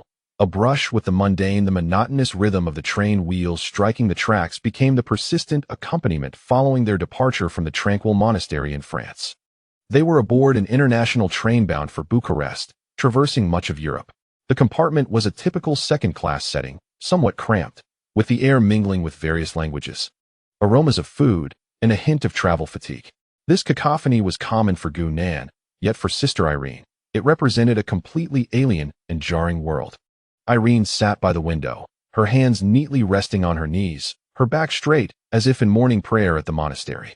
Her clear, pale blue eyes were wide open, brimming with unabashed curiosity and a touch of cautious anxiety as she observed the rapidly passing scenery. Rolling green hills gave way to neatly arranged vineyards, followed by vast golden fields of wheat, and then unfamiliar towns with towering factory smokestacks, each scene eliciting a sense of novelty within her. As the train plunged through a lengthy tunnel, the lights in the compartment flickered on, and the outside world was suddenly engulfed in darkness. She let out a soft gasp, quickly realizing her lapse in composure and biting her lip, casting an apologetic glance at Gunan seated beside her. Gunan closed his eyes to rejuvenate, appearing indifferent to the world around him. His formidable consciousness acted like an invisible radar, habitually scanning the environment for any irregular energy fluctuations or potential threats. He could distinctly sense the pure curiosity and tension radiating from the young nun beside him, akin to a pristine dew-droplet cast into a tumultuous pond. The journey was long. When the stewardess wheeled her cart past, calling out in several languages to sell coffee, sandwiches, and snacks, Eileen seemed somewhat at a loss. Gazing at the colorful packaging within the cart, her eyes filled with unfamiliarity. When the stewardess inquired in French about her needs, she merely shook her head shyly and murmured a hesitant thank you in her imperfect French, indicating she did not want anything. Gunan opened his eyes and retrieved some euro coins from his pocket, signaling to the stewardess for 2 bottles of mineral water and 2 simple ham and cheese sandwiches, one of which he offered to Eileen. "Thank you, Mr. Gu." Eileen accepted it, her voice soft and imbued with gratitude. She gazed at the plastic wrapping in her hands, seemingly unsure how to proceed. After a moment of hesitation, she imitated the action of a nearby passenger, cautiously tearing open a corner of the wrapping with awkward yet earnest movements. She took small bites of the sandwich, focusing on it as if savoring a sacred communion. "Do you seldom leave the convent?" Gunan's voice broke the silence, not out of curiosity, but rather as a statement born from observation. Eileen swallowed her food and nodded gently, a glimmer of reminiscence flickering in her clear blue eyes. "Yes, Mr. Gu, I grew up in the convent." Her voice was gentle and calm, as if recounting the most natural of facts. "I was abandoned at the convent's doorstep shortly after birth, and the nuns raised me. It is my home and my entire world." There was no hint of resentment in her words, only a profound sense of belonging and gratitude towards her caregivers. "I spent all my time in prayer, studying doctrines, transcribing scriptures, and tending to the convent's gardens and library books," she continued, her fingers unconsciously caressing the sandwich wrapper. As the outside world existed only in the stories told by the nuns or the old maps and albums in the library. She gazed out the window at the rapidly retreating scenery, her expression imbued with a near-innocent yearning and a hint of bewilderment at confronting such a colossal world. It was her first experience sitting on a train, witnessing so many different places and people. Gunan listened quietly, understanding the simplicity born of such a pure environment. Her world was defined by high walls and faith, clear yet as fragile as crystal. "What of the Castel convent?" Gunnan steered the conversation toward the heart of the matter. You seem quite knowledgeable about it. At the mention of Castel, a shadow of worry instantly clouded Eileen's clear eyes, and even her chewing of the sandwich came to a halt. Castel, she repeated softly, as if the name bore a certain weight. It is quite different. It is ancient, but within its antiquity lies a profound darkness. Her voice quivered ever so slightly. I have organized some very old manuscripts about it in the convent's restricted section. Eileen's voice grew quieter, as if fearing to disturb something. Those parchments documented terrifying occurrences. Centuries ago, it was a beacon of faith, but then, it is said that something evil corroded it, usurped the sanctuary. And the monks' attempts at purification only led to greater disaster. In the end, the convent was completely sealed off. She paused, seemingly gathering her thoughts. Her gaze filled with awe toward the unknown, a blasphemous presence that could mimic sacred light. Anna, the nun, was sent to re-evaluate and organize those archived records. She lifted her head to look at Gunnan, her blue eyes brimming with pure concern and an almost pleading dependency. Anna is my mentor in ancient linguistics and church history. She is exceptionally learned and very cautious. If even she has gone missing. She did not finish. But the fear in her eyes was unmistakable. She instinctively clutched the canvas bag resting on her lap, as if it contained a relic that could grant her courage. We will find her. Gunnan's voice, though soft, carried a peculiar conviction, penetrating Eileen's unease. This was not mere comfort, but a declaration of fact. Eileen stared at his calm, unruffled profile. Sunlight streamed through the train window, outlining the edges of his deep-set eyes with flecks of gold. His extraordinary steadiness and strength, at that moment, resembled a lighthouse suddenly illuminating a darkened sea, inexplicably calming her racing heart. A pure sense of trust blossomed within her, rooted in the powerful aura he exuded and her innocent soul's reliance on a protector. She felt her cheeks warm slightly and hastily lowered her head, whispering, "Yes. I believe you, Mr. Gu." In the ensuing journey, Eileen remained curious about everything around her, but her tension had significantly lessened. She would point at the massive wind turbine farms outside the window with whispers of awe, and display confusion at the pop music playing in the carriage, which she could not understand.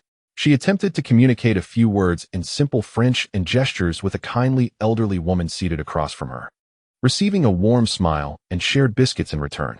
Her face blossomed with a pure and joyful smile, reminiscent of a child finally mustering the courage to engage with a new world. For the most part, Gunnan remained silent, occasionally offering brief explanations when Eileen exhibited clear bewilderment at some overly modern facilities, such as the vending machines. He assumed the role of a quiet guardian, shielding her from the potential shocks the bustling world might impose while observing how she took her first steps of exploration beyond the confines of her faith. As dusk approached, the sky grew darker, and the towns and countryside, dotted with lights, whizzed by in the twilight. Eileen, swayed by the rhythmic rocking of the train, succumbed to fatigue, her head gradually drooping until it gently rested on Gunnan's shoulder, drifting into slumber. Her breath was even and light, her long lashes casting soft shadows on her fair cheeks. Her sleeping visage was as tranquil as that of an unworldly angel, seemingly entrusting herself entirely to this man she had known for less than a day. Gunnan did not move. To him, Eileen was no different from a little girl, so he allowed her to lean against him. His deep gaze turned toward the darkening landscape outside the train window, yet his thoughts seemed to transcend space, landing on Bella at the distant Fox Oak Manor. Bella was fiery as a flame, while Eileen was clear as water. Two utterly different souls intertwined with him by the threads of fate. One, the beloved he vowed to protect. The other, the companion bearing a responsibility he must uphold. The slight weight on his shoulder and the rhythmic breathing signified another responsibility he needed to ensure reached safety. He adjusted his posture, allowing her to rest more comfortably, his gaze sharpening and settling into a calm intensity, like a beast lying in wait in the night, ever ready to tear apart the ancient darkness that might lurk along the path ahead, originating from the Castel convent. The wheels rolled on, carrying them toward Bucharest, toward that desecrated sanctuary. Chapter 3. Earthly redemption in the hand of shadows. The roads in the border areas of Romania wound through lush hills. The sky was overcast, and leaden clouds hung low, the air carrying a damp chill, heralding another impending rain. A rented, slightly antiquated car came to a stop at a rudimentary rest area by the roadside, which featured a dimly lit, seemingly ancient diner, a dilapidated gas pump, and several equally weathered trucks. Gunan opened the car door and stepped out, the cold air hitting him sharply. He glanced at the somewhat fatigued Eileen in the passenger seat. The continuous jostling of the journey, coupled with her worries for Anna and the discomfort of the unfamiliar environment, had rendered her delicate face somewhat pale. "Let us take a break for half an hour." Gunan's tone remained calm, albeit with a hint of consideration not usually present. He needed to contact Fox to confirm Bella's condition. Communication from the Oak Manor was not always reliable in the depths of the mountains. "All right, Mr. Gu," Eileen responded obediently, unbuckling her seatbelt and exiting the vehicle. She wrapped her arms tightly around her somewhat thin dark coat, curiously yet somewhat shyly surveying the rudimentary rest area. The world beyond the convent brimming with the unknown and subtle chaos. Gunan moved a bit further from the car to ensure his conversation would not be disrupted by the din of the diner. He took out his satellite phone and dialed the Oak Manor's number. The call was quickly answered, and Ed Warren's steady voice resonated on the line. Gunan succinctly confirmed the progress of their journey, Bella's status. The Warrens reported that her training was stable, though she deeply missed Gunan and Fox's composure. The conversation was brief, yet sufficient to shift Gunan's focus away from Eileen temporarily, immersing himself in the information regarding Bella's safety. He did not employ any extraordinary perceptive abilities to constantly monitor his surroundings in what appeared to be a mere roadside rest stop for ordinary travelers. It seemed unnecessary. As Gunan remained engrossed in his phone conversation, Aaron felt a pang of thirst and a desire to seek refuge from the biting cold in a cozy restaurant. After a moment's hesitation, noticing Gunan was preoccupied at a distance, she summoned her courage and ventured alone towards the dimly lit eatery. Pushing open the creaking wooden door, she was immediately enveloped by a wave of heat mixed with the acrid scents of cheap tobacco, fried food, and perspiration. Inside, a few burly men resembling long-haul truck drivers occupied the space, alongside one or two locals with wandering gazes. Erin's entrance was akin to a drop of clear water falling into a murky frying pan. Her exquisite beauty, ethereal presence untouched by the dust of the world, and the dark nun's attire that starkly contrasted with the surroundings instantly captured everyone's attention. Within those gazes lay curiosity, surprise, and a few unabashedly greedy and lascivious stares. Erin felt uncomfortable under the weight of their scrutiny and, lowering her head, hurried towards the counter where a burly proprietor, cigarette dangling from his lips, lazily wiped a glass. "Hello, may I have a bottle of water, please?" "Thank you." Erin's voice was soft, tinged with a barely perceptible nervousness, as she spoke in a somewhat clumsy mix of the local language and English. The proprietor shot her a sidelong glance and mumbled a price that was more than double the usual rate. Taken aback, Erin realized she had no understanding of worldly prices. In the convent, everything she required was rationed. It simply struck her as a bit expensive, but thinking of her journey's necessities, she fished out some crumpled local bills from her small cloth bag, money given to her by the abbess before her departure, of which she was uncertain of the denominations. She handed over a few notes, and a glimmer of cunning flashed in the proprietor's eyes as he snatched the money, deliberately withholding a significant amount of change and placing a bottle of water heavily on the counter. "Thank you for the change." Erin timidly pointed out the evident discrepancy. "What change? This is all there is." The proprietor waved his hand impatiently, his gaze menacing. Erin was startled by his demeanor. Confusion and indignation filled her clear blue eyes as she failed to comprehend his hostility. At that moment, a man in a filthy leather jacket, with greasy hair and lecherous eyes, sidled up to her. He had been watching her from a corner. "Hey, pretty little nun," he grinned, revealing a set of yellowed teeth. Speaking in heavily accented, broken English, "Been bullied? Don't worry, Big Brother will help you get your money back." He stood too close, the stench of body odor and alcohol making Erin grimace as she instinctively stepped back. "No, thank you." Erin nervously shook her head, eager to escape, grabbing the water and attempting to leave.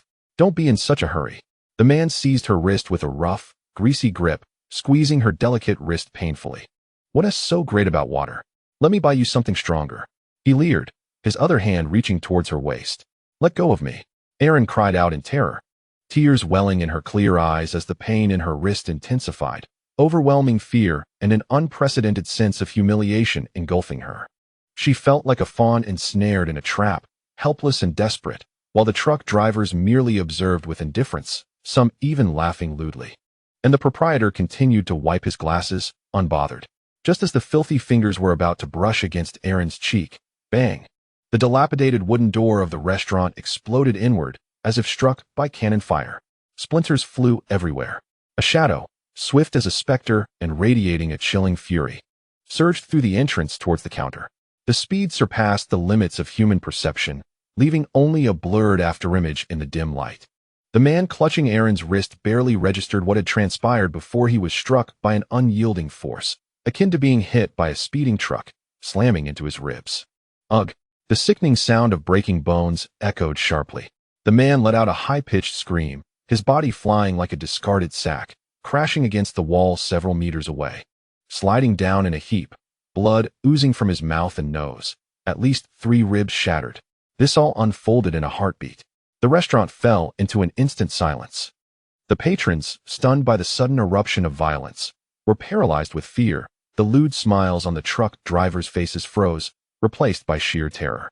Aaron felt her wrist loosen from the man's grip, the nauseating hold vanishing, and a tall, solid figure, exuding a familiar cold aura, positioned itself as a formidable barrier between her and the malice surrounding her. With his back to Aaron, his erect figure resembled an insurmountable mountain. The arm that had delivered that thunderous blow hung naturally at his side, yet the frigid murderous intent emanating from him chilled the very air in the restaurant. His deep black eyes, as cold as ancient ice, scanned the now mute assembly, finally resting on the restaurant owner, who stood pale and trembling. The proprietor's glass slipped from his grasp, shattering on the floor, his legs shaking as though they were made of jelly, unable to utter a single word. Goonan did not spare the unconscious man another glance. As if merely swatting away a fly, he slowly turned to face Aaron, who was still shaken. Upon seeing her pale, tear-streaked face and the unmistakable bruising on her wrist, the cold fury in Goonan's eyes softened slightly, though his brow remained furrowed. "Are you all right?" His voice was deep, tinged with a barely perceptible tension. "And Mr. Goo?" Aaron's voice trembled with the aftermath of her ordeal, tears cascading down her cheeks as the immense fear and indignation surged forth, having found an outlet in the presence of this formidable figure standing before her. Instinctively, she stepped forward, grasping the fabric of Goonan's clothing at his waist, as if it were her sole lifeline, her frail body still quaking. Goonan felt her fear and helplessness, along with the chill and tremor of her small hand clinging to him. He looked down at the glaring bruise on her wrist, his expression growing colder. He did not push her away nor offer further comfort, but spoke in an undeniable tone. "Back to the car." Aaron nodded, stifling a sob, releasing her grip on him, and following closely behind like a frightened animal, not daring to stray even a step. Goonan's icy gaze swept over the paralyzed patrons once more, the invisible pressure compelling them to lower their heads. No one dared to meet his eyes, nor glance at the unconscious companion on the ground. He did not linger, striding out of that filthy place with Aaron at his side. Once back in the car, as the door shut with a thud, sealing out the cold and malice of the outside world, Aaron curled up in the passenger seat, hugging her arms tightly, tears streaming silently down her cheeks. The pain in her wrist and the shock of her recent experience left her trembling uncontrollably. She had never felt so acutely the perilous nature of the world outside the convent and her own naive helplessness. Goonan did not immediately start the engine. He remained silent for a moment, retrieving a bottle of unopened purified water and a clean towel from the glove compartment. Wetting the towel, he offered it to Aaron. Cold compress. His voice retained its usual chill, yet his actions conveyed a concern that was impossible to dismiss. Aaron looked up at the damp towel in his hand, then at his still stern but seemingly less distant profile, and her feelings of grievance and fear found an outlet. She took the towel, carefully pressing it against her swollen wrist, the icy sensation providing a modicum of comfort. "I'm so sorry, Mr. Goo," she stammered. "I was so foolish. I shouldn't have gone in alone or trusted a stranger." Goonan gazed ahead at the dim highway, lightly tapping his fingers on the steering wheel. His voice low yet clear, as if stating an undeniable truth. "Remember this lesson, Sister Aaron. This world is not solely illuminated by divine light. Darkness often lurks within the hearts of those who seem ordinary." Aaron nodded vigorously, pressing the damp towel tightly against her aching wrist, her clear blue eyes reflecting a newfound awareness. Her once untainted innocence was now supplanted by a profound understanding and a complex dependence on this silent, powerful man before her. Outside, cold raindrops began to patter against the car windows, gradually blurring the sordid scene of the rest area as the vehicle roared to life, driving into the enveloping rain. Continuing its journey towards Bucharest,